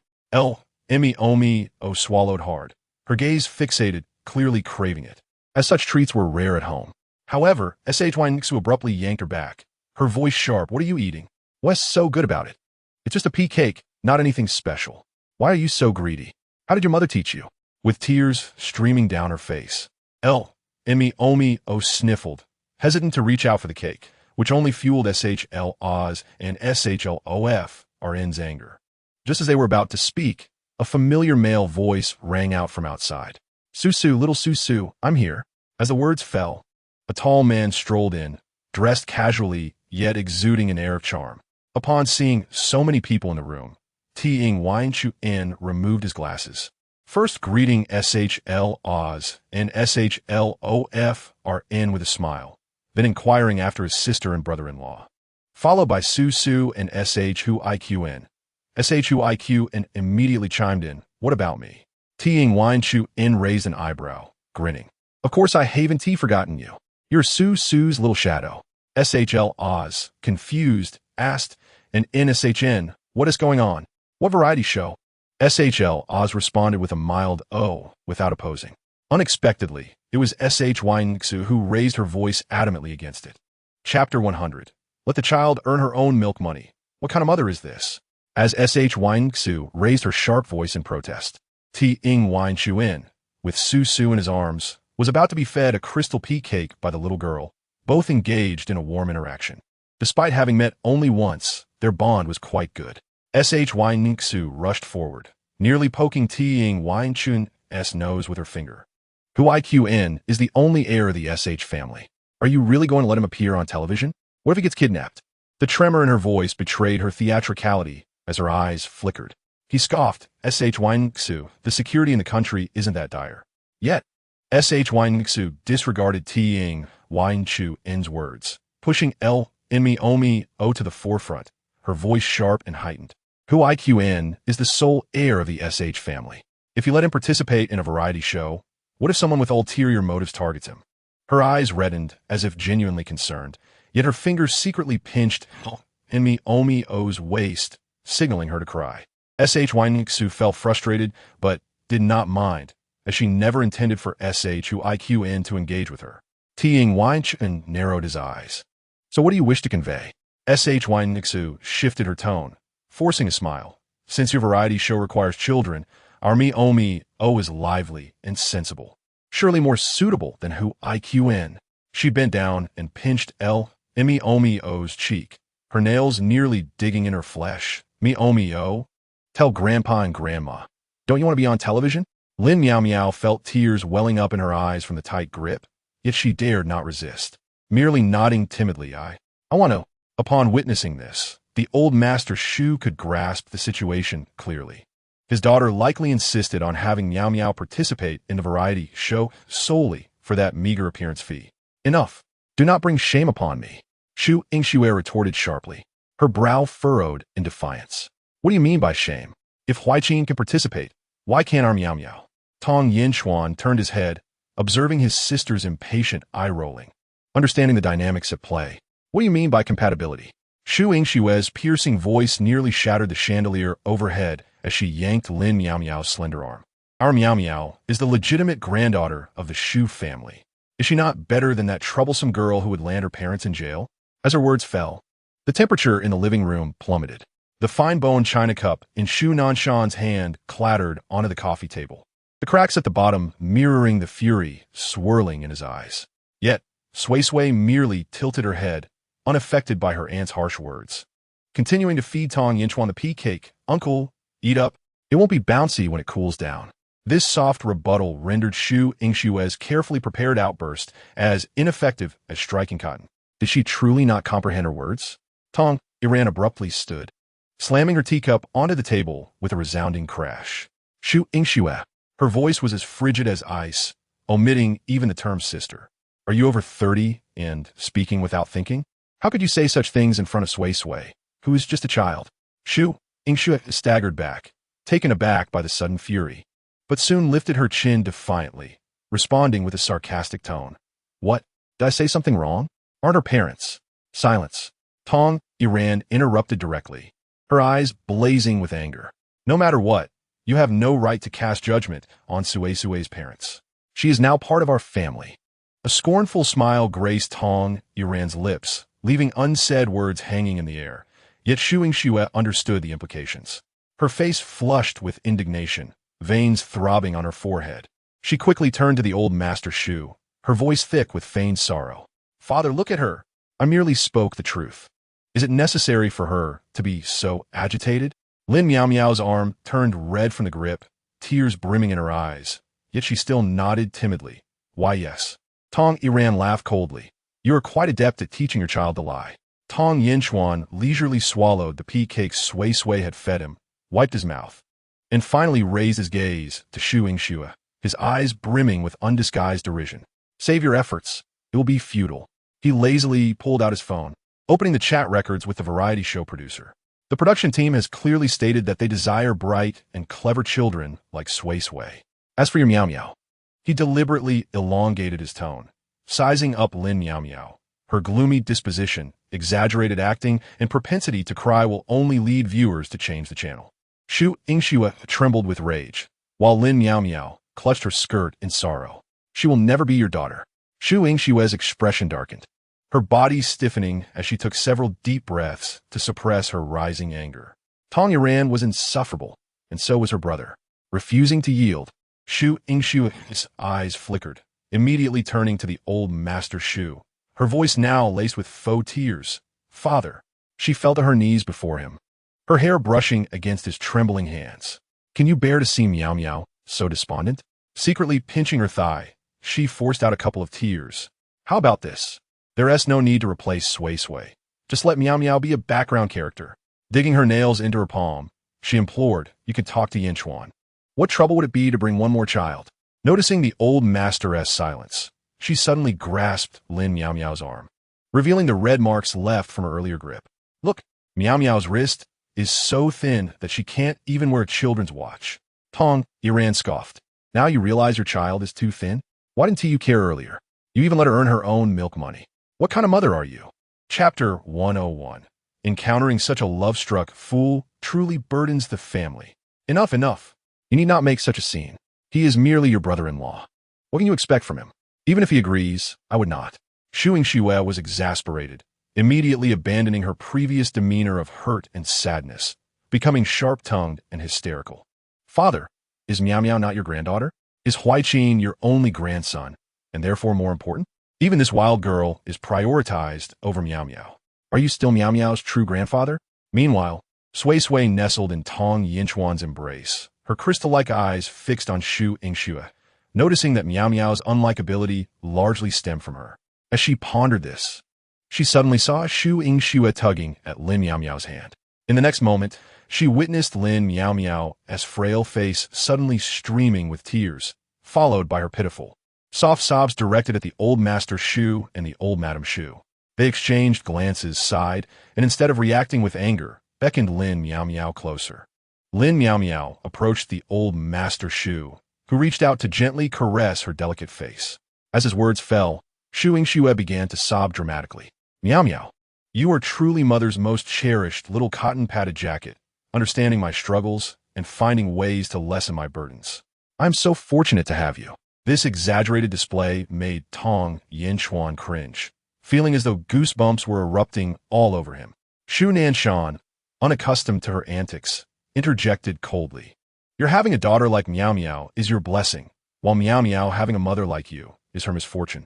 Shu Yingxue was momentarily speechless, her face alternating between shades of green and white, her voice sharp as a blade. Shu Nanshan, you take pleasure in my misfortune, don't you? Shu Nanshan merely raised an eyebrow. What do you think? Before Shu Yingxue could unleash her fury, the old Master Shu's voice boomed with anger. Enough. Startled, Lin Meow Meow shivered, her tearful eyes averted. The old Master Shu felt a pang of sympathy, his rough hand brushing away her still-drying tears. Meow Meow, making money is an adult's responsibility. Your little hands.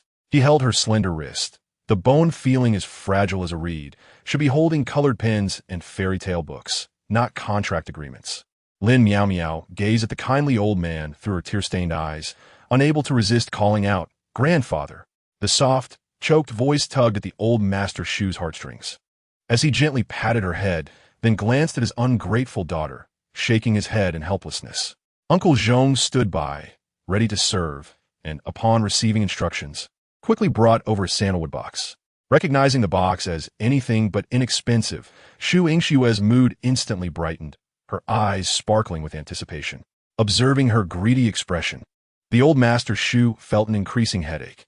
What he did not say was that it could have funded her extravagance for several months. Unable to contain herself, Shu Yingxue snatched the box, opening it with immense satisfaction. Shu Nanshan coldly smirked. Do not overreach. If you continue to prattle on, even with our parents at home, I will not allow you to set foot in the Shu household. You, Shu Yingxue huffed, reluctantly agreeing. Very well, we shall discuss this matter another time. Now, father and mother, I shall take my leave. With that, she grasped Lin Meow Meow's hand, humming a cheerful tune, and departed with a lightened spirit. Watching the duo's retreating figures, the old Madam Shu sighed and said to the old Master Shu, I shall go upstairs to rest. The old master nodded, then turned to Shu Nanshan. Nanshan, your sister is like this. Do not let it trouble you. With a series of sighs, the old master waved his hand and went upstairs to rest. The living room fell into a profound silence. Playfully tugged at Suisui's little braid and suddenly exclaimed, Cute little Sui Sui, are you not the little master? Can you perhaps calculate whether Shu Yingxue has been afflicted by some love spell? Otherwise, why is she so consumed by love? Upon hearing this, Tong Aran and Shu Nanshan turned to look at them. Sui Sui did not comprehend the term love brain, but she understood what Tong Yinchuan meant by a love spell. She bit her lip, shook her head, and replied, No, I don't see any signs of spell on that auntie. She is simply born this way. The auntie's thick eyebrows connected at the tails with her eyes, leading her to invest excessively in emotions. Her close-set brows and wide-set eyes made her prone to insecurities and a lack of defensiveness, while her low nose bridge and round tip indicated a strong dependence on others. Sui Sui extended her little finger to count, stating that such a person could easily become ensnared in love and unable to extricate themselves.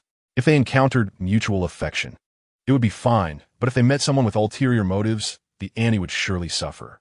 Shu Nanshan's eyelashes fluttered slightly, and a trace of coldness appeared on her face. Don't worry about her. If she finds solace in her feelings, let her continue with that scoundrel. One day, she will regret it. Tong Yinchuan shrugged, remarking that if it was innate, there was nothing to be done. Encountering such a love-stricken individual was truly a burden for the family. Fortunately, the Shu family was well off and would not be affected. However, her incessant antics were indeed bothersome. Chapter 102. Shu Huijin kissed Sui Sui's cheek, asking, "Why are you not blushing?" Tong Iran interrupted this topic, knowing that Shu Nanshan had feelings for her elder sister but was frustrated by her. Regarding Chun Xinghe, Tong Yinchuan had much to say. He sat on the sofa with Sui Sui in his arms, animatedly discussing that Good-for-Nothing will also participate in this variety show as a guest, and reportedly, he won't even receive an appearance fee. Tong Iran paused, questioning whether he was pursuing you. She recalled that Chun Xinghe had a so-called expert backing him. Sui Sui blinked her big eyes and tilted her head, saying, "Uncle, I think I know what he wants to do." Tong Yinchuan burst into laughter, kissing Sui Sui's cheek and exclaiming, "My little treasure, you're so clever. You already know? Quickly tell Uncle." Shu Huijin disapprovingly reached out to wipe the mark off Sui Sui's face, saying, "Uncle, don't randomly kiss Sui Sui." Tong Yinchuan stared at the almost non-existent drool mark on her porcelain white face. Bemused, "Huijin, do you see any marks? Is it necessary?" Shu Huijin replied seriously, "Boys and girls should not be too close." The kindergarten girls were always this way, preventing him from napping with Sui Sui. Tong Yinchuan squinted his eyes, glancing at Sui Sui's seemingly soft cake-like appearance, suddenly realizing, oh, so that's how it is. Before Shu Huijin could figure it out, he witnessed his uncle showering Sui Sui's face with several kisses, exclaiming, "Oh my, Sui Sui is truly adorable, and she smells delightful." Sui Sui's cheeks turned red from the kisses. Shu Huijin exclaimed, "Uncle, stop it. You can't kiss her." Shu Huijin was annoyed and moved forward to cover his uncle's mouth. The three of them created a ruckus. And ultimately, Shu Huijin heroically rescued Sui Sui from the clutches of the evil dragon. Tong Yinchuan observed him holding Sui Sui's hand, guiding her to another corner of the sofa while casting a watchful gaze, which made him chuckle uncontrollably. "Sister, did you see that? Huijin, at such a young age, already knows how to protect his own." Tong Iran was both amused and exasperated. "What do you mean protect? Third brother, your wording is off." Tong Yinchuan casually waved his hand, a wicked grin on his handsome face. "Huijin, don't you agree with what your uncle says?" Shu Huijin frowned and ignored him, quietly advising Sui Sui, "Sui Sui, don't mind your uncle. He always acts out." Sui Sui silently wiped the drool from her face and nodded. "Little Shu Gidge, I've noticed that this uncle is a bit of a show-off." However, she secretly glanced at Tong Yinchuan's dazzling star-like face, her cheeks flushing, her small hands twisting together. But being kissed by such a handsome uncle was not entirely unacceptable.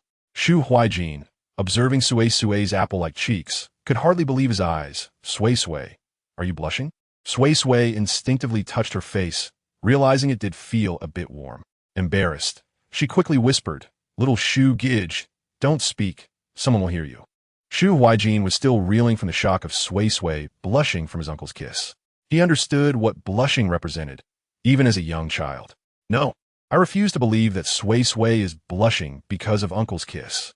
He stared at Sui Sui's flushed cheeks for 3 seconds, then suddenly inhaled deeply and swiftly planted a kiss on her left cheek. After kissing, he stepped back, his small hands nervously gripping his clothes, his eyelashes fluttering like startled butterfly wings. He could hear his heart pounding like a little rabbit. Sui Sui, bewildered, touched the spot where she had been kissed and asked, "Little Shu Gidge, why are you imitating Uncle?" Her expression was as calm as if discussing the shape of a fried egg for breakfast. This lack of reaction made Shu Huijin's heart sink. He remained undeterred, gritting his teeth and leaning in for another kiss, soft and sweet. Shu Huijin felt wronged. "Sui Sui, why are you not blushing?" Sui Sui was taken aback. "Huh? Why would I blush?" She sincerely questioned him. "Why should I blush?" Shu Huijin was on the verge of tears. "Wah!" Just then, laughter erupted, and Tong Yinchuan rolled onto the carpet from the sofa, exclaiming, "Huijin, this is what we call imitating the tone of a financial news host on the premium phenomenon of celebrity effect in the childhood emotional market." Shu Huijin did not comprehend, but recognized that his uncle was mocking him. He felt like a pufferfish, and, without a second thought, he summoned Little Shu, commanding, "Little Shu, get revenge for me." Little Shu obeyed the command and charged at Tong Yinchuan. At that moment, Tong Yinchuan was still laughing, completely unaware of the fate awaiting him. Tong Yinchuan's expression shifted through a spectrum of colors as Tong Iran and Shu Nanshan witnessed Little Shu displaying surprising strength for his size. They were momentarily stunned before quickly intervening. Huaijin, let little Shu put your uncle down. No hurting. Tong Yinchuan cried out. Huaijin, you little rascal, that's not fair. Shu Huaijin snorted and ordered little Shu to spin him around in a 360-degree whirlwind before allowing him to be set down. Though little Shu was small and could not lift Tong Yinchuan very high, being hoisted by such a tiny creature was not something a normal person would find enjoyable. At least Tong Yinchuan did not. Tong Iran could not bear to listen any longer. Third brother, what nonsense are you talking? They are still so young. Tong Yinchuan stared at her, then glanced at Shu Huaijin, who was sulking, and the bewildered Sui Sui sister. They are not that young. I've heard that even kindergartners are dating. Tong Iran could no longer hold back and threw a pillow at him. Just shut up. Chapter 103, Huaijin, even at such a young age, knows how to vie for attention and jealousy. Observing the disarray among the adults, Sui Sui scrunched her cherubic face and remarked, Auntie, uncles, are you sure you don't want to hear Sui Sui's analysis? We were just discussing that mysterious person. Tong Yinchuan, barely regaining his composure, beckoned Sui Sui. Come here, Sui Sui. To uncle. The moment Sui Sui made a move, Shu Huaijin immediately grasped her little hand, preventing her from approaching. No, Sui Sui merely said this, just speaking casually. As for being so close, Tong Yinchuan glanced over, his handsome face filled with profound meaning. Huaijin, at such a young age, already knows how to vie for attention and provoke jealousy? Shu Nanshan chuckled and exchanged a knowing glance with Tong Yinchuan. Just tease him, observing the unfolding drama. Sui Sui took a biscuit from the coffee table, devouring it with delight. She licked her lips and sweetly spoke. I have an inkling of what that wicked uncle intends to do. I have unraveled his smuggling technique. He has suffered backlash and will certainly not let it go easily.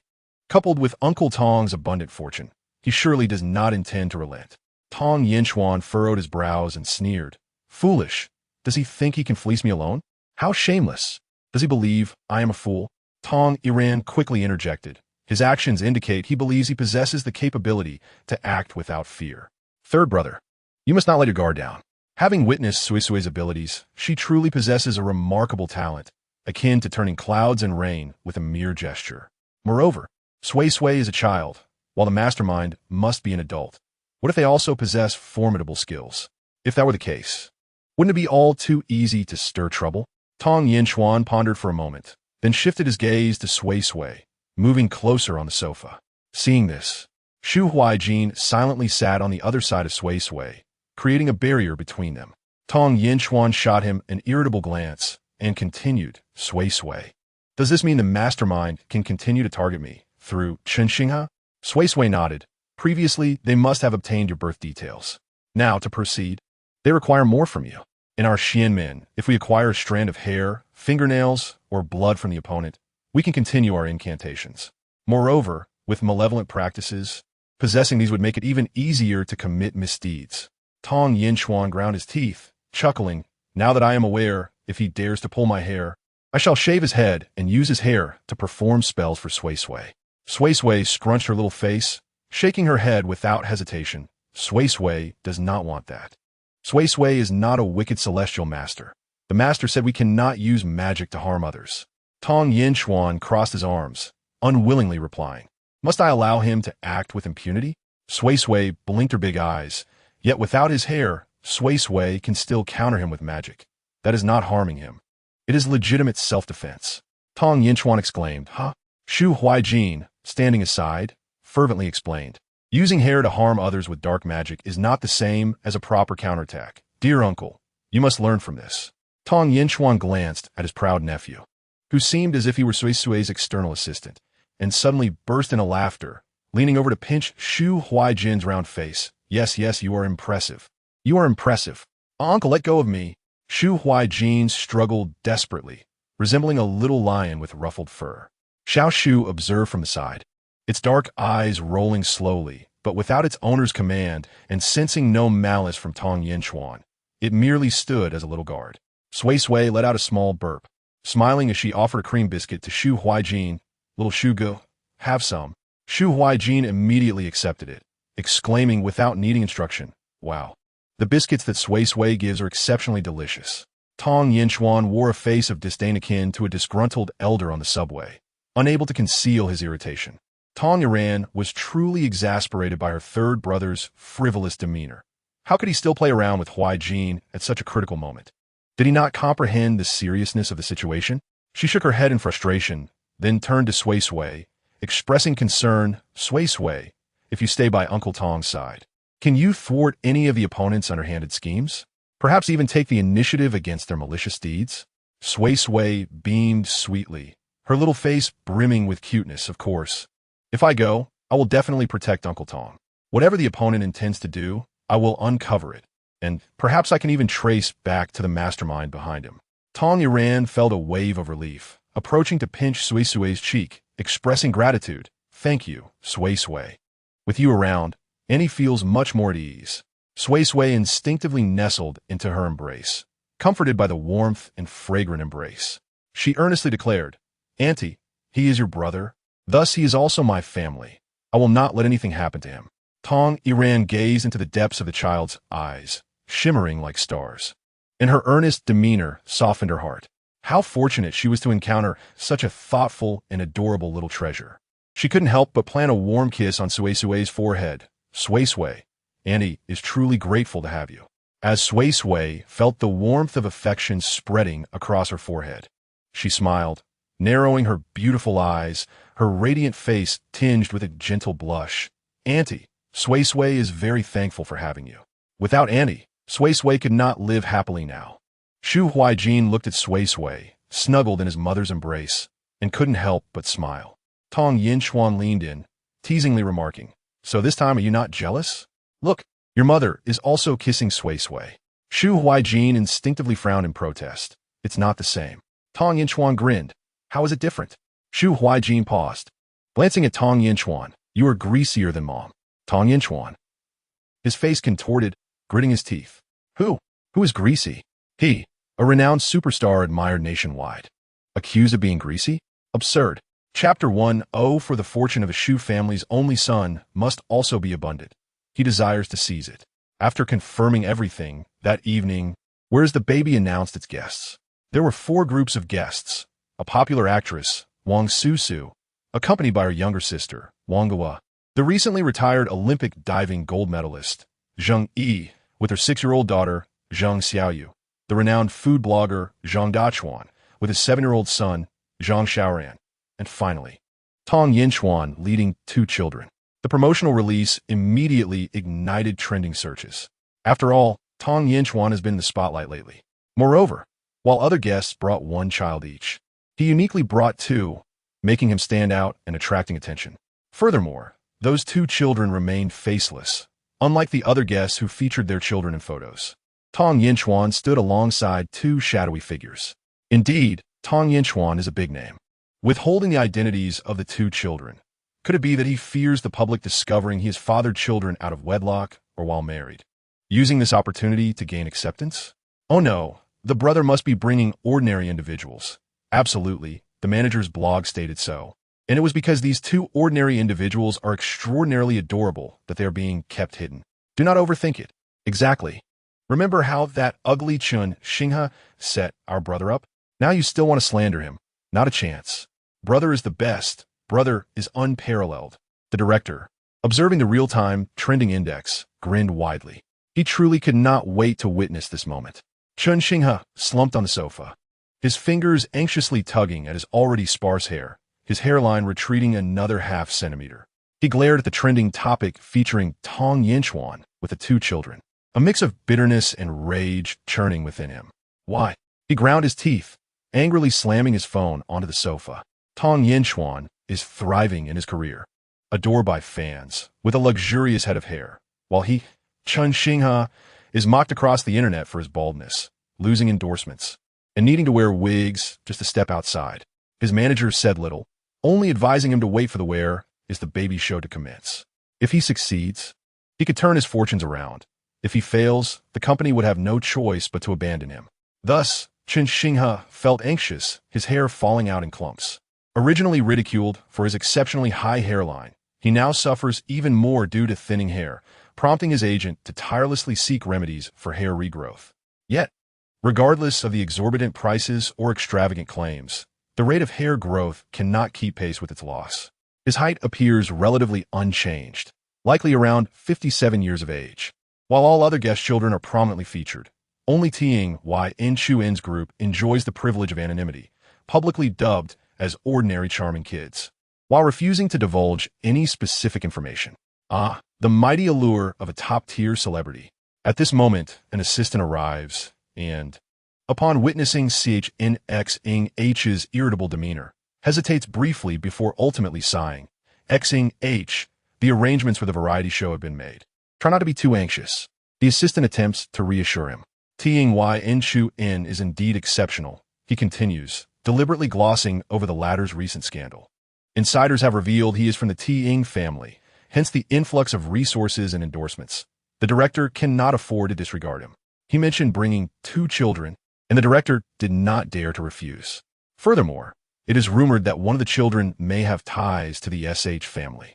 CHNXingH suddenly straightens, his gaze darkening with intent. Investigate. Who are those 2 children? If they truly have connections to the SH family, one must undoubtedly be the sole heir. Ever since learning of Ting Y In Chu In's familial background from Master, CHNXingH's jealousy surged like a tidal wave. Why is this world so unjust? Why do some possess such outstanding appearances and prestigious backgrounds? Why can't a fragment of that fortune be shared? Had he been granted even a modicum of such advantages, he would not have strayed down this treacherous path. If the master could employ Ting Y In Chu In's hair or nail clippings for his arts, then surely the same could be applied to the SH family's heir. The SH family, a pinnacle of high society, possesses an heir whose fortune is undoubtedly profound. The master would surely be pleased. In that case, he would absorb the fortunes of 2 individuals, far surpassing merely being a top-tier celebrity in Hugu. He could ascend to global stardom. Contemplating this, his eyes gleamed with fervent ambition, urging his assistant to hasten the investigation. As a call connects, a hoarse, chilling voice greets him. Hello? Master. CHNXingH whispers.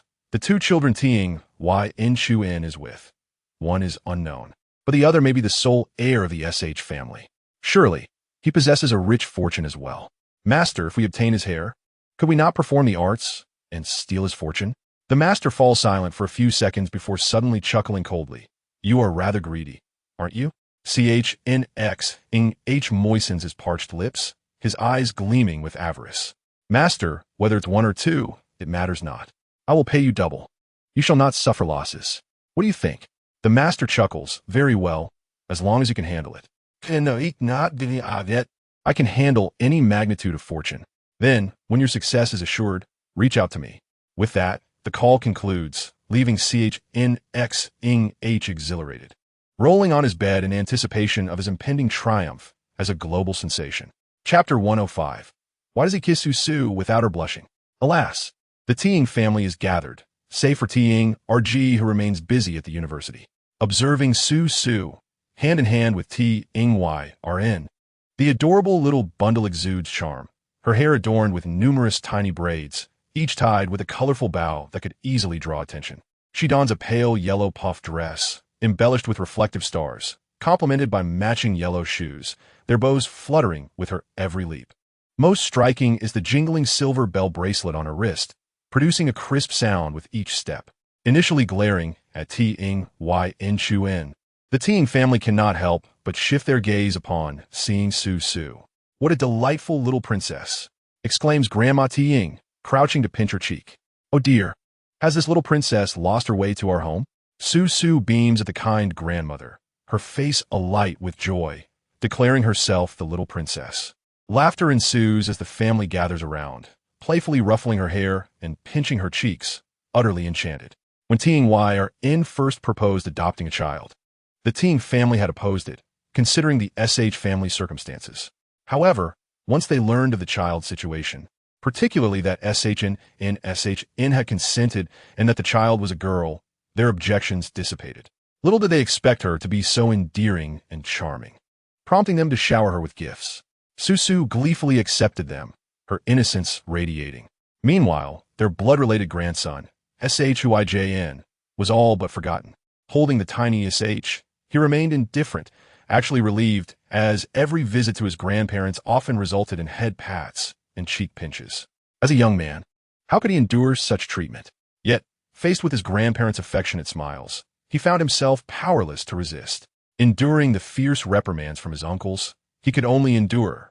Feeling disheartened, now that Suisui had taken on that burden, he was content to observe from the sidelines, pleased that Suisui had won their affection. Uncle Tiangzi ish adjusted his gold-rimmed glasses and nodded gravely. Indeed, the sh family has but this one child. It is best she remains out of the public eye. He glanced at his younger brother, scoffing, "You, who have been bullied by a counterfeit in this circle. Can you protect 2 children? Tiang Yin Chu In immediately bristled. Big brother, that's because CHNX sought external help. We are mere commoners. How can I counter his underhanded tactics? After this, he approached Suisui and scooped her up, affectionately nuzzling her. Suisui looked bewildered. While Shuijin pushed him away, "Little uncle, while banter is fine, please do not be so hands-on with Suisui." Tiang Chu In, acting like a child, playfully evaded Shuijin's attempts to intervene. However, times have changed. Now he has Suisui, who is remarkably capable. Had she not sensed the anomaly and disrupted the illicit schemes, he would not be here, standing confidently. The 3 Tiang family members exchanged glances. They had indeed heard of Suisui's talents through their daughter, and Tiang Chu In had regaled them with tales of his adventures. Yet, standing before this soft, adorable little princess, they struggled to reconcile her with the master and his formidable prowess. Suisui, in perfect harmony, declared in her sweet and clear voice, "Yes, everyone should know that Suisui is very powerful. They should all seek Suisui's help." The elder Tiang couple, puzzled, softly inquired, "Why does Suisui need them to seek her assistance?" At this moment, Tiang interjected with a smile. "This child needs to perform good deeds to accumulate virtue, as instructed by her master, so she sincerely follows through." Suisui blinked her large eyes, remaining silent, merely nodding in agreement with her aunt's words. They were not deceiving anyone. The family members suddenly understood. So that is the case. What about Huijin? This doesn't seem to concern him. Tiang Dg once again pinpointed the crux.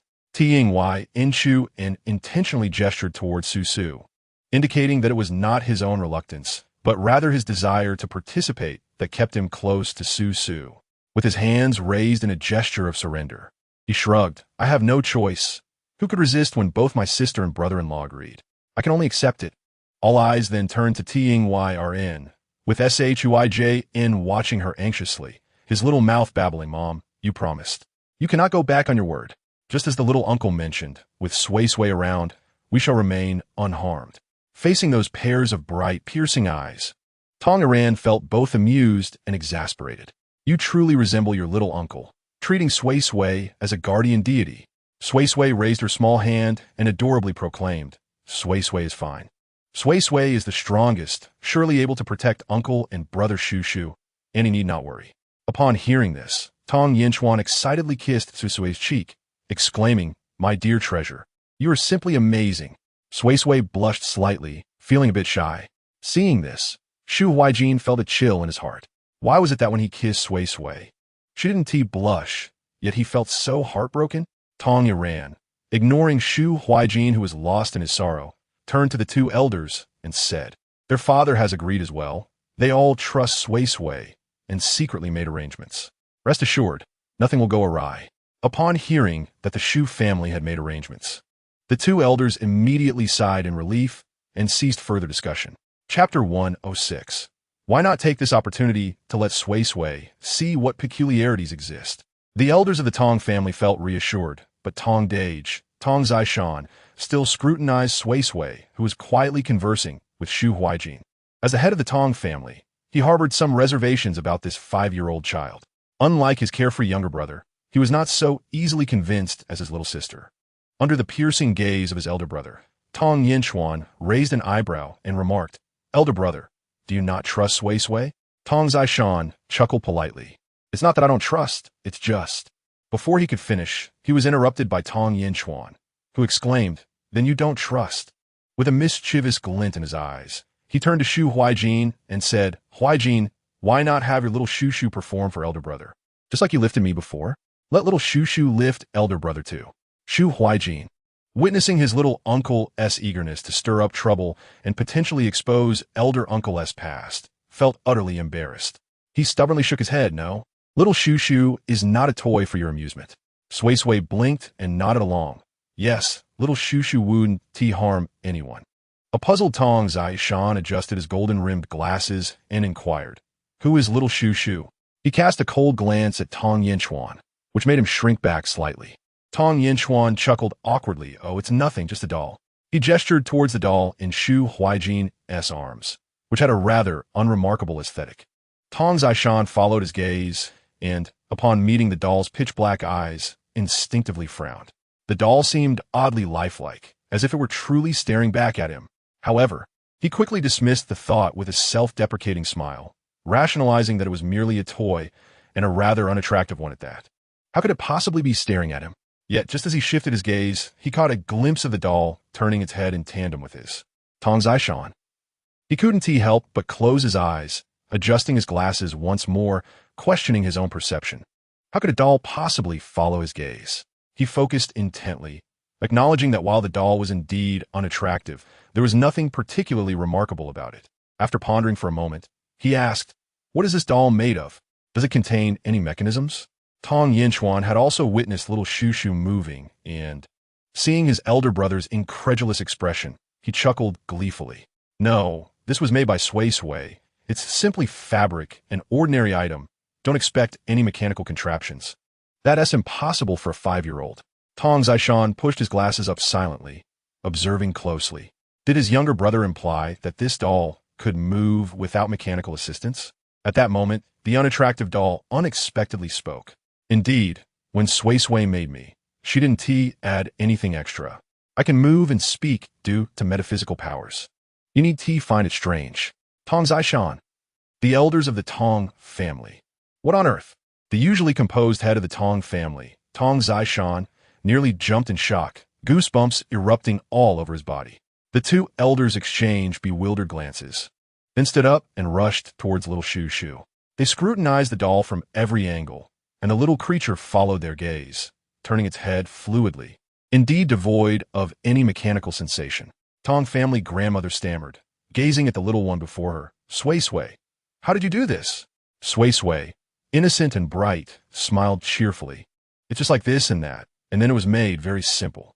Auntie Tong and Uncle Shu each have one, and even Grandpa and Grandma Shu have one.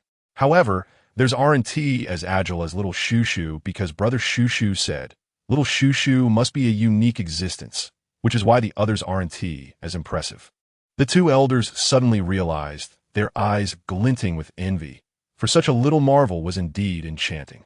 It would surely be an object of admiration if presented to the world. Tong Zishan gulped in disbelief, pointing at little Shu Shu as he looked towards Tong Aran. "Little sister, you have one too?" Tong Aran, suppressing her laughter at her elder brother's bewildered expression, replied, "Yes, I have one, though it's a bit different. Ours isn't as agile as Huijin's." At this moment, Shu Huijin proudly puffed out his chest, declaring, "That's right, it's unique. Little Shu Shu was a gift from Suisui to me. It surpasses anything from my parents or grandparents." Tong Yinchuan, feeling a tinge of jealousy, remarked, "Aren't you something?" He then turned to the dazed Tong Zishan and grinned. "See, elder brother, I told you it was beyond your imagination. Suisui is simply incredible. So you needn't worry or overthink." He pondered for a moment. "If you still feel uneasy, why not ask Suisui about your girlfriend? Let her take a look." His elder brother had been dating a girlfriend for nearly 5 years, and they were on the verge of engagement. However, recently, Tong Zishan had begun to feel a strange sense of doubt about her. After inquiring, he learned that his brother found her increasingly peculiar. She had always preferred a natural look, wearing only light makeup for work, yet recently she had started to appear heavily made up, giving an unfamiliar impression. Though her features remained unchanged, her tone and demeanor occasionally differed, and at times, she seemed to forget shared experiences, even when he knew she had a good memory. This left Tong Yinchuan puzzled and suspicious. Coincidentally, with Suisui present, it seemed like a perfect opportunity to investigate whether his brother's girlfriend truly had memory issues or something more mysterious was at play. In the past, he would never have considered such possibilities, But following the incident with Chen Xinghe stealing his fortune, he felt compelled to explore this uncharted territory. Tong Zishan instinctively rejected the idea, insisting that Meng Meng was merely busy lately, hence her forgetfulness. Tong Yinchuan waved his hand dismissively. "Oh, come on, elder brother. It won't hurt to take a look. It doesn't cost anything." He shook his phone. "I'll call your future sister-in-law right now." Just as Tong Zishan was about to object, he hesitated, recalling the many odd occurrences lately, and silently closed his mouth. Perhaps it was indeed worth a try. This also allows him to witness Sui Sui's true abilities, bringing peace of mind to him, a win-win situation. Chapter 107. Uncle, your red thread is not tied to her. Upon receiving the message from Tong Yinchuan inviting her to the Tong family, Chen Jimeng was particularly exhilarated and, disregarding work hours, promptly took a leave of absence. The message conveyed that a new little friend had joined their family, and it was a perfect opportunity for her to familiarize herself with the child, as they would soon be considered family. Chen Jimeng felt a sweet sensation in her heart, though it was unfortunate that the message was from Tong Yinchuan and not from Tong Zishan. Thinking of Tong Zishan, her grip on the steering wheel momentarily faltered, and a flicker of worry crossed her beautiful eyes. However, she shook her head to encourage herself, assuring that everything would be fine. While waiting for Chen Jimeng, Sui Sui showcased what it truly means to be a master. Her small mouth recounting every detail of Tong Zishan's life with such eloquence that had Tong Zishan not swiftly embraced her. Even the most embarrassing childhood incidents might have been unveiled, potentially tarnishing his reputation as the head of the Tong family. Tong Yinchuan stood by, laughing heartily. "Brother, do you still harbor doubts about Sui Sui's prowess? Look, not only does Sui Sui know all about your life, but she is also aware of your closely guarded secrets." Tong Zishan did not refute his brother's words, simply gazing at Sui Sui in astonishment, pondering how such a soft and innocent little being could possess such remarkable abilities. The elderly members of the Tong family were equally captivated, showing no inclination to oppose their daughter's decision to adopt this little friend, even hoping to welcome her as a daughter. As for Tong Yiran, she merely smiled at Sui Sui and her son, reassuring her parents that they need not worry. They were well aware of their situation.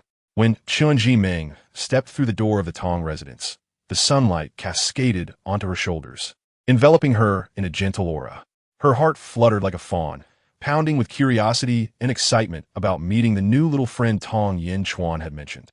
Upon entering, her attention was immediately captured by the scene before her. Sui Sui sat at the center of the gathering, her eyelashes fluttering like butterfly wings, and her laughter resonated like silver bells, creating ripples throughout the room. The members of the Tong family surrounded her, their gazes soft enough to draw tears, as if the very air had transformed into honeyed silk. Chen Jimeng instinctively placed a hand over her heart, feeling something within her begin to bloom. A delightful, tingling sensation. If she were to marry Zishan in the future and have a daughter, surely she would be just as sweet and endearing as this little one, cherished by Zishan. However, as Sui Sui turned her head, the child's pupils suddenly constricted, as if pierced by an icicle under the warm sun. Chen Jimeng's smile froze. Those eyes were too pure, like a mirror reflecting the bloodied past hidden deep within her. The strap of her bag pressed tightly against her palm, and she could hear her heartbeat echoing like a drum, causing her eardrums to throb painfully. How strange. Why did such an adorable child make her feel as if she were facing a formidable adversary? Chen Jimeng bit her lip, attributing her discomfort to fatigue. "Zishan." "Yinchuan, Uncle, Annie," she called politely, taking a few steps forward and offering a slight smile to Tong, Yiran, and Shu Huijin. Embarrassed, she chuckled softly, thanking them for the compliments while glancing at Sui Sui, who was staring at her intently. Feeling somewhat at a loss, she managed to muster a gentle smile. "Yiran, is this the little friend Yin Chuan mentioned? What's her name? She is adorable." Chen Jimeng observed Shu Huijin nestled closely to Sui Sui, surprised at how fondly she seemed to regard her. Tong Yiran nodded. "Yes, they seem to have a special bond. I've never seen him so close to another child before." Chen Jimeng sighed, reflecting on how typically he acted like a little adult, but now appeared so much like a child. Indeed, siblings brought a different dynamic. Unlike me, who is all alone, I must admit, I feel a twinge of envy. Laughing, she naturally moved to sit beside Tong Zishan. No one questioned her words, and even Tong Yinchuan teased, No worries, Jimeng Jia. When you marry my brother, just have a few more kids, and you won't feel this regret. You might even find a headache. Chen Jimeng blushed, lowering her gaze, her lips curling into a shy smile. Out of the corner of her eye, she caught Tong Zishan casting a disapproving look at Tong Yinchuan, but chose not to respond, feeling inexplicably disheartened. Just then, Sui Sui's innocent voice chimed in. Annie, don't you have a sister? The child's words, though soft, were like a knife, cutting through the air and piercing Chen Jimeng's throat. The atmosphere in the living room froze abruptly. Chen Jimeng's fingers tightened, her nails nearly digging into her palm. She could hear the rush of her blood, akin to countless sharp echoes, making her temples throb. Sui Sui, did you misunderstand? She forced a smile, her voice strained as if squeezed from beneath ice. Auntie doesn't have a sister. Yet, Sui Sui merely tilted her head, her eyes, clear to the point of cruelty, fixed on her, as if she could see right through the web of lies Chen Jimeng had woven. The child insisted with unwavering certainty. She wore a dress just like yours and stood behind you, watching you the whole time. Chen Jimeng's breath hitched, a chilling sensation creeping up her spine. As if a gaze bore down on her from behind, those identical eyes filled with resentment and unyielding scrutiny. Sui Sui, is that true? Tong Yin Chuan stuttered, his eyes now fixed on Chen Jimeng with a different intensity. Even though he was already aware of Sui Sui's abilities, he had never considered that Chen Jimeng might actually harbor a secret. Goodness! Tong Yin Chuan exclaimed, glancing at Tong Zishan in disbelief. Suisui, squatting down to meet the child's gaze, spoke gently yet with undeniable seriousness. Are you certain? Sui Sui nodded, extending her tiny hand to point at Chen Jimeng. Yes. Sui Sui is the best at recognizing people. Didn't you feel it just now, uncle? Besides, your red thread is not tied to her. Chen Jimeng's face drained of color as she belatedly realized that this little girl named Sui Sui seemed to possess an unsettling awareness. Recognizing people, is this something a 5-year-old would say?